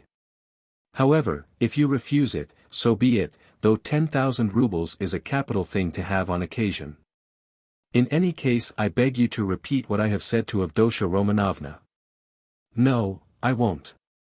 In that case, Rodion Romanovich, I shall be obliged to try and see her myself and worry her by doing so. And if I do tell her, will you not try to see her? I don't know really what to say. I should like very much to see her once more. Don't hope for it. I'm sorry. But you don't know me. Perhaps we may become better friends. You think we may become friends? And why not? Svidrigailov said, smiling. He stood up and took his hat. I didn't quite intend to disturb you and I came here without reckoning on it, though I was very much struck by your face this morning. Where did you see me this morning? Raskolnikov asked uneasily. I saw you by chance. I kept fancying there is something about you like me. But don't be uneasy. I am not intrusive. I used to get on all right with card sharpers, and I never bored Prince Sverby, a great personage who is a distant relation of mine, and I could write about Raphael's Madonna in Madame Krylikov's album. And I never left Marfa Petrovna's side for 7 years, and I used to stay the night at Vyazemsky's house in the Haymarket in the old days, and I may go up in a balloon with Berg, perhaps. Oh, all right. Are you starting soon on your travels, may I ask? What travels? Why, on that journey, you spoke of it yourself. A journey? Oh, yes. I did speak of a journey. Well, that's a wide subject. If only you knew what you are asking, he added, and gave a sudden, loud, short laugh. Perhaps I'll get married instead of the journey. They're making a match for me. Here. Yes. How have you had time for that? But I am very anxious to see Avdotya Romanovna once. I earnestly beg it. Well, goodbye for the present. Oh, yes. I have forgotten something. Tell your sister, Rodion Romanovich, that Marfa Petrovna remembered her in her will and left her 3,000 rubles. That's absolutely certain. Marfa Petrovna arranged it a week before her death, and it was done in my presence. Avdotya Romanovna will be able to receive the money in 2 or 3 weeks. Are you telling the truth? Yes, tell her. Well, your servant. I am staying very near you. As he went out, Svidrigailov ran up against Razumihin in the doorway. Chapter 2. It was nearly 8 o'clock. The 2 young men hurried to Bakliev's, to arrive before Luzin. Why, who was that? Asked Razumihin, as soon as they were in the street. It was Svidrigailov, that landowner in whose house my sister was insulted when she was their governess. Through his persecuting her with his attentions, she was turned out by his wife, Marfa Petrovna. This Marfa Petrovna begged Dunia's forgiveness afterwards, and she's just died suddenly. It was of her we were talking this morning. I don't know why I'm afraid of that man.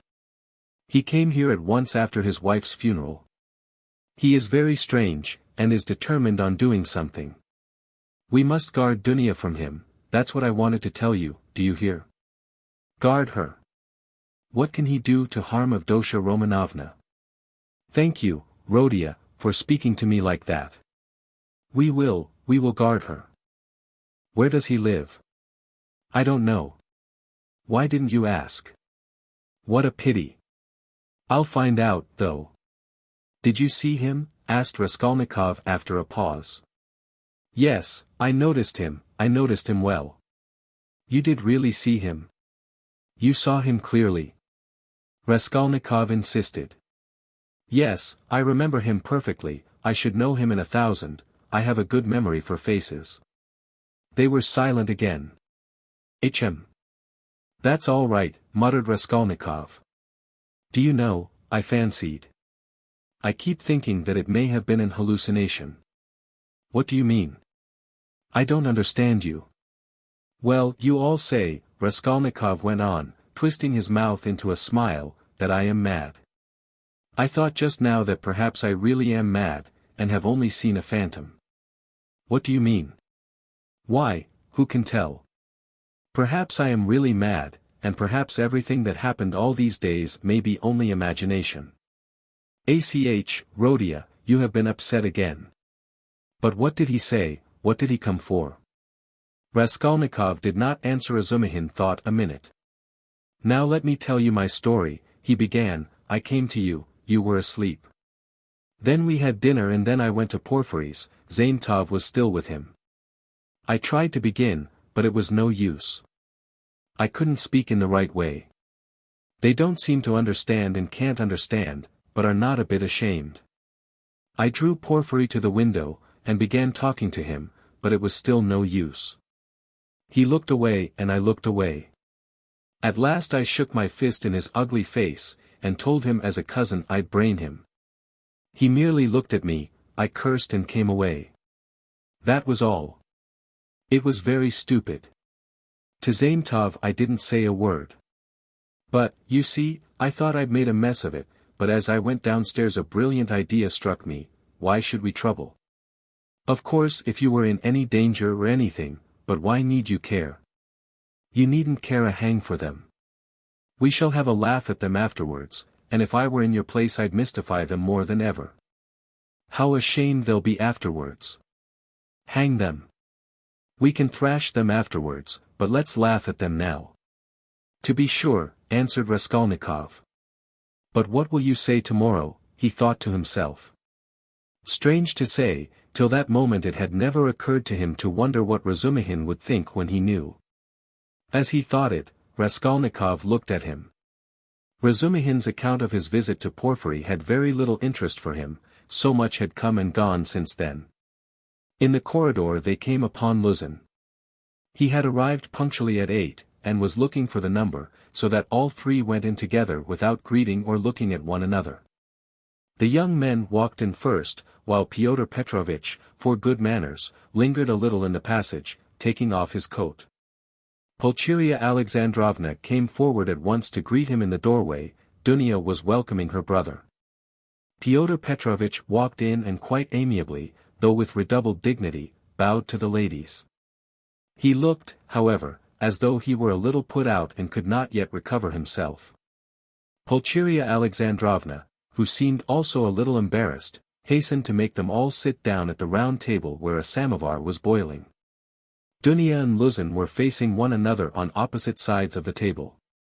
Razumihin and Raskolnikov were facing Pulcheria Alexandrovna. Razumihin was next to Luzin and Raskolnikov was beside his sister. A moment's silence followed. Pyotr Petrovitch deliberately drew out a cambric handkerchief reeking of scent and blew his nose with an air of a benevolent man who felt himself slighted, and was firmly resolved to insist on an explanation. In the passage the idea had occurred to him to keep on his overcoat and walk away, and so give the two ladies a sharp and emphatic lesson and make them feel the gravity of the position. But he could not bring himself to do this. Besides, he could not endure uncertainty, and he wanted an explanation.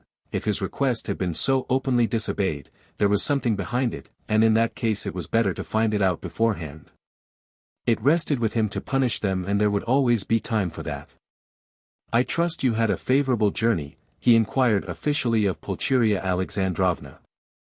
Oh, very, Pyotr Petrovitch. I am gratified to hear it. And Avdotia Romanovna is not over-fatigued either. I am young and strong, I don't get tired, but it was a great strain for mother, answered Dunya. That's unavoidable. Our national railways are of terrible length. Mother Russia, as they say, is a vast country. In spite of all my desire to do so, I was unable to meet you yesterday. But I trust all passed off without inconvenience. Oh, no, Pyotr Petrovitch, it was all terribly disheartening, Pulcheria Alexandrovna hastened to declare with peculiar intonation, and if Dmitri Prokofitch had not been sent us, I really believe by God himself, we should have been utterly lost. Here, he is. Dmitri Prokofitch Razumihin, she added, introducing him to Luzin. I had the pleasure, yesterday, muttered Pyotr Petrovitch with a hostile glance sidelong at Razumihin, then he scowled and was silent. Pyotr Petrovitch belonged to that class of persons, on the surface very polite in society, who make a great point of punctiliousness, but who, directly they are crossed in anything, are completely disconcerted, and become more like sacks of flour than elegant and lively men of society. Again all was silent. Raskolnikov was obstinately mute, Avdotya Romanovna was unwilling to open the conversation too soon. Razumihin had nothing to say, so Pulcheria Alexandrovna was anxious again. Marfa Petrovna is dead, have you heard? She began having recourse to her leading item of conversation. To be sure, I heard so. I was immediately informed, and I have come to make you acquainted with the fact that Arkady Ivanovich Svidrigailov set off in haste for Petersburg immediately after his wife's funeral. So at least I have excellent authority for believing. To Petersburg? Here. Dunya asked in alarm and looked at her mother. Yes, indeed, and doubtless not without some design, having in view the rapidity of his departure, and all the circumstances preceding it. Good heavens! Won't he leave Dunya in peace even here? Cried Pulcheria Alexandrovna. I imagine that neither you nor Avdotya Romanovna have any grounds for uneasiness, unless, of course, you are yourselves desirous of getting into communication with him. For my part one am on my guard, and am now discovering where he is lodging. Oh, Pyotr Petrovitch, you would not believe what a fright you have given me, Pulcheria Alexandrovna went on. I've only seen him twice, but I thought him terrible, terrible. I am convinced that he was the cause of Marfa Petrovna's death. It's impossible to be certain about that. I have precise information. I do not dispute that he may have contributed to accelerate the course of events by the moral influence, so to say, of the affront. But as to the general conduct and moral characteristics of that personage, I am in agreement with you. I do not know whether he is well off now, and precisely what Marfa Petrovna left him, this will be known to me within a very short period. But no doubt here in Petersburg, if he has any pecuniary resources, he will relapse at once into his old ways. He is the most depraved, and abjectly vicious specimen of that class of men. I have considerable reason to believe that Marfa Petrovna, who was so unfortunate as to fall in love with him and to pay his debts 8 years ago, was of service to him also in another way. Solely by her exertions and sacrifices, a criminal charge, involving an element of fantastic and homicidal brutality for which he might well have been sentenced to Siberia, was hushed up. That's the sort of man he is, if you care to know. Good heavens, cried Pulcheria Alexandrovna. Raskolnikov listened attentively. Are you speaking the truth when you say that you have good evidence of this? Dunya asked sternly and emphatically. I only repeat what I was told in secret by Marfa Petrovna. I must observe that from the legal point of view the case was far from clear. There was, and I believe still is, living here a woman called Reslich, a foreigner, who lent small sums of money at interest, and did other commissions, and with this woman Svidrigailov had for a long while close and mysterious relations. She had a relation, a niece I believe, living with her, a deaf and dumb girl of 15, or perhaps not more than 14. Reslich hated this girl, and grudged her every crust, she used to beat her mercilessly. One day the girl was found hanging in the garret. At the inquest the verdict was suicide. After the usual proceedings the matter ended, but, later on, information was given that the child had been, cruelly outraged by Svidrigailov. It is true, this was not clearly established, the information was given by another German woman of loose character whose word could not be trusted, no statement was actually made to the police, thanks to Marfa Petrovna's money and exertions. It did not get beyond gossip. And yet the story is a very significant one. You heard, no doubt, of Avdotya Romanovna, when you were with them the story of the servant Philip who died of ill treatment he received 6 years ago, before the abolition of serfdom. I heard, on the contrary, that this Philip hanged himself. Quite so, but what drove him, or rather perhaps disposed him, to suicide was the systematic persecution and severity of Mr. Svidrigailov. I don't know that, answered Dunya, dryly.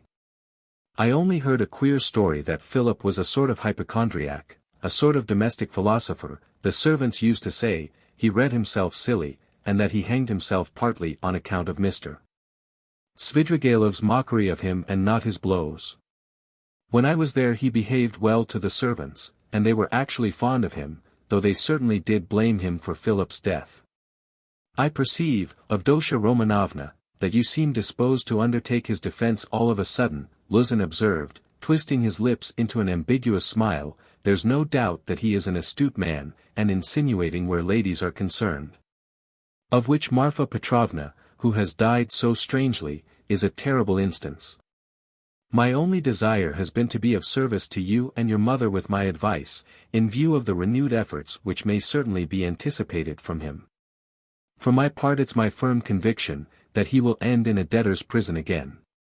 Marfa Petrovna had not the slightest intention of settling anything substantial on him, having regard for his children's interests, and, if she left him anything, it would only be the merest sufficiency, something insignificant and ephemeral, which would not last a year for a man of his habits.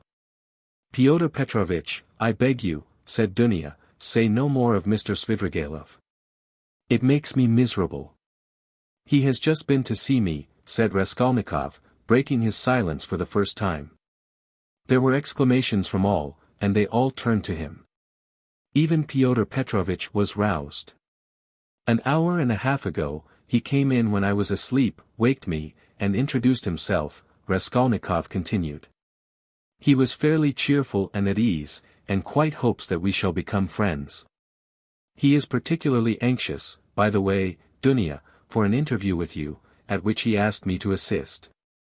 He has a proposition to make to you, and he told me about it. He told me, too, that a week before her death Marfa Petrovna left you 3,000 rubles in her will, Dunya, and that you can receive the money very shortly. Thank God! Cried Pulcheria Alexandrovna, crossing herself. Pray for her soul, Dunya. It's a fact, broke from Luzin. Tell us, what more? Dunya urged Raskolnikov. Then he said that he wasn't rich and all the estate was left to his children who are now with an aunt, then that he was staying somewhere not far from me, but where, I don't know, I didn't ask. But what does he want to propose to Dunya? Cried Pulcheria Alexandrovna in a fright. Did he tell you? Yes. What was it? I'll tell you afterwards. Raskolnikov ceased speaking and turned his attention to his tea. Pyotr Petrovitch looked at his watch. I am compelled to keep a business engagement, and so I shall not be in your way, he added with an air of some pique, and he began getting up. Don't go, Pyotr Petrovitch, said Dunya, you intended to spend the evening. Besides, you wrote yourself that you wanted to have an explanation with mother. Precisely so, Avdotya Romanovna, Pyotr Petrovitch answered impressively, sitting down again, but still holding his hat.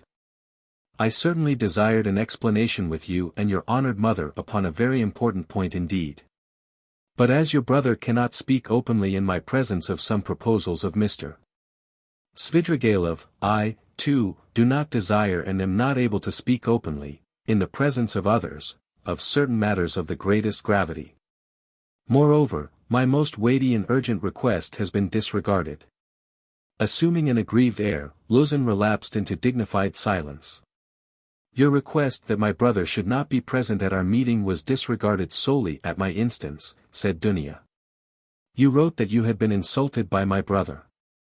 I think that this must be explained at once, and you must be reconciled. And if Rodion really has insulted you, then he should and will apologize. Pyotr Petrovitch took a stronger line. There are insults, Avdotya Romanovna, which no goodwill can make us forget.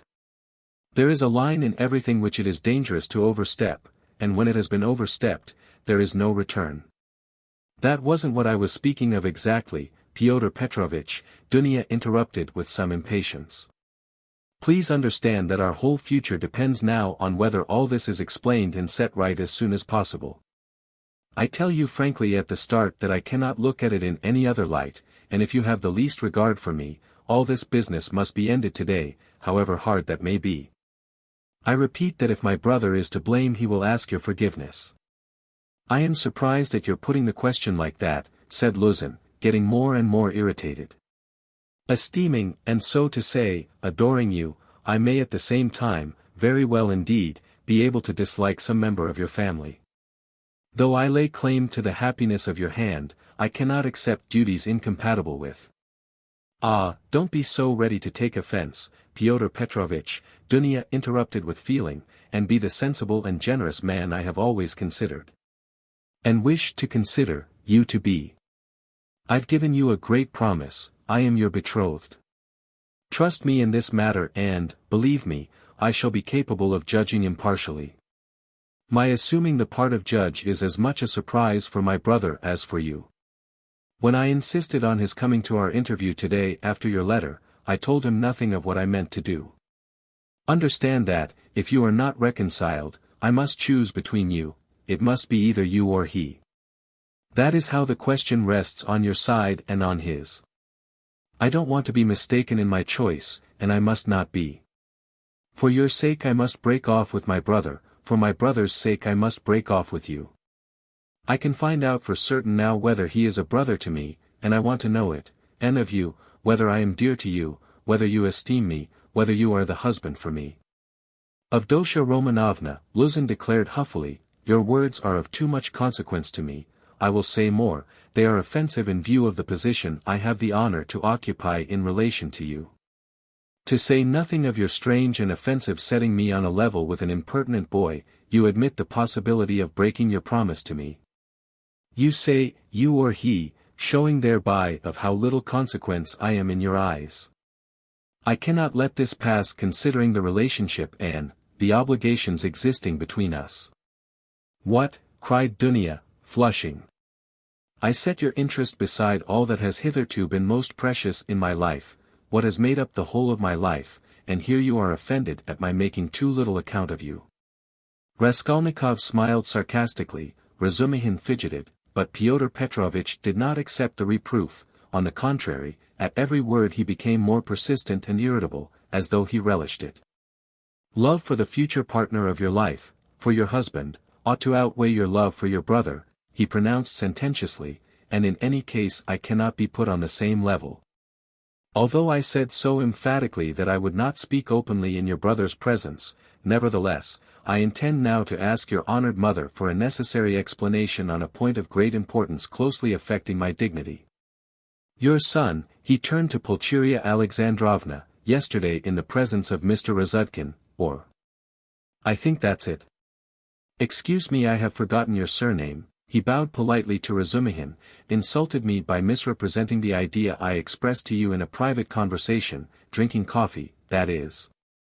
That marriage with a poor girl who has had experience of trouble is more advantageous from the conjugal point of view than with one who has lived in luxury, since it is more profitable for the moral character. Your son intentionally exaggerated the significance of my words and made them ridiculous, accusing me of malicious intentions, and, as far as I could see, relied upon your correspondence with him. I shall consider myself happy, Pulcheria Alexandrovna, if it is possible for you to convince me of an opposite conclusion, and thereby considerately reassure me. Kindly let me know in what terms precisely you repeated my words in your letter to Rodion Romanovich. I don't remember, faltered Pulcheria Alexandrovna. I repeated them as I understood them. I don't know how Rodion repeated them to you, perhaps he exaggerated. He could not have exaggerated them, except at your instigation. Pyotr Petrovitch, Pulcheria Alexandrovna declared with dignity, the proof that Dunya and I did not take your words in a very bad sense is the fact that we are here. Good, mother, said Dunya approvingly. Then this is my fault again, said Luzin, aggrieved. Well, Pyotr Petrovitch, you keep blaming Rodion, but you yourself have just written what was false about him, Pulcheria Alexandrovna added, gaining courage. I don't remember writing anything false. You wrote, Raskolnikov said sharply, not turning to Luzin, that I gave money yesterday not to the widow of the man who was killed, as was the fact, but to his daughter, whom I had never seen till yesterday.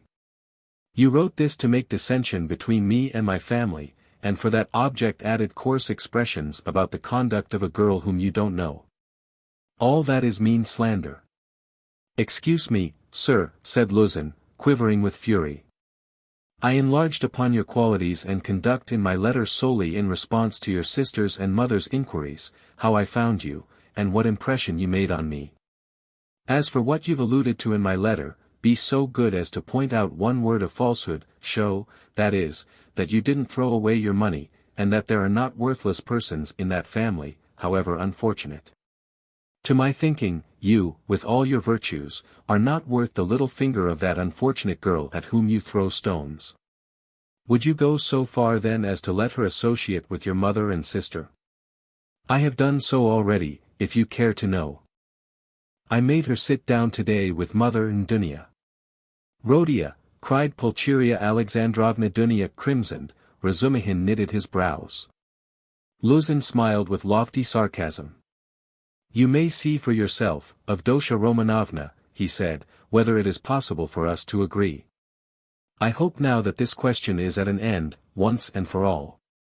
I will withdraw, that I may not hinder the pleasures of family intimacy, and the discussion of secrets.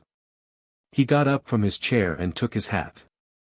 But in withdrawing, I venture to request that for the future I may be spared similar meetings, and, so to say, compromises. I appeal particularly to you, honored Pulcheria Alexandrovna, on this subject, the more as my letter was addressed to you and to no one else. Pulcheria Alexandrovna was a little offended. You seem to think we are completely under your authority, Pyotr Petrovitch. Dunya has told you the reason your desire was disregarded, she had the best intentions. And indeed you write as though you were laying commands upon me. Are we to consider every desire of yours as a command? Let me tell you on the contrary that you ought to show particular delicacy and consideration for us now, because we have thrown up everything, and have come here relying on you, and so we are in any case in a sense in your hands. That is not quite true, Pulcheria Alexandrovna, especially at the present moment, when the news has come of Marfa Petrovna's legacy, which seems indeed very apropos, judging from the new tone you take to me, he added sarcastically. Judging from that remark, we may certainly presume that you were reckoning on our helplessness, Dunya observed irritably. But now in any case I cannot reckon on it, and I particularly desire not to hinder your discussion of the secret proposals of Arkady Ivanovitch Svidrigailov, which he has entrusted to your brother and which have, I perceive, a great and possibly a very agreeable interest for you. Good heavens, cried Pulcheria Alexandrovna. Razumihin could not sit still on his chair. Aren't you ashamed now, sister? Asked Raskolnikov. I am ashamed, Rodia, said Dunya. Pyotr Petrovitch, go away, she turned to him, white with anger. Pyotr Petrovitch had apparently not at all expected such a conclusion.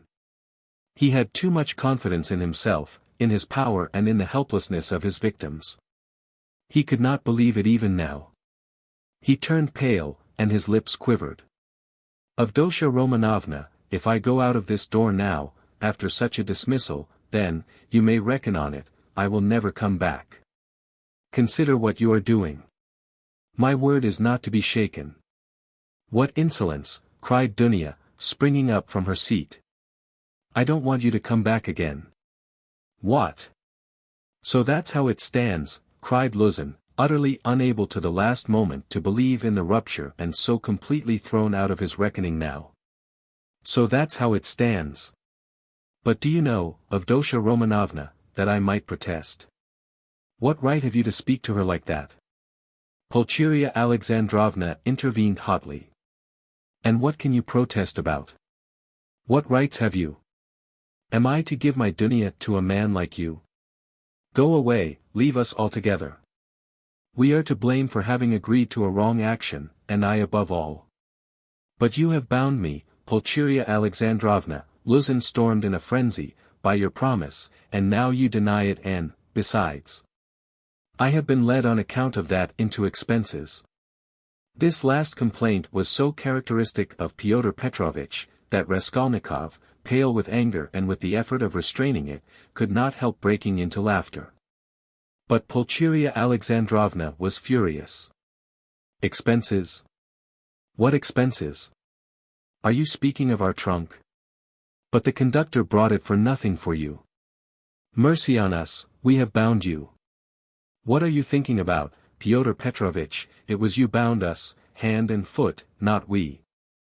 Enough, mother, no more please, Avdotya Romanovna implored. Pyotr Petrovitch, do be kind and go. I am going, but one last word, he said, quite unable to control himself.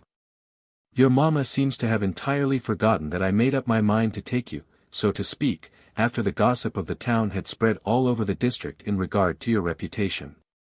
Disregarding public opinion for your sake and reinstating your reputation, I certainly might very well reckon on a fitting return, and might indeed look for gratitude on your part. And my eyes have only now been opened. I see myself that I may have acted very, very recklessly in disregarding the universal verdict. Does the fellow want his head smashed? Cried Razumihin, jumping up. You are a mean and spiteful man, cried Dunya. Not a word. Not a movement.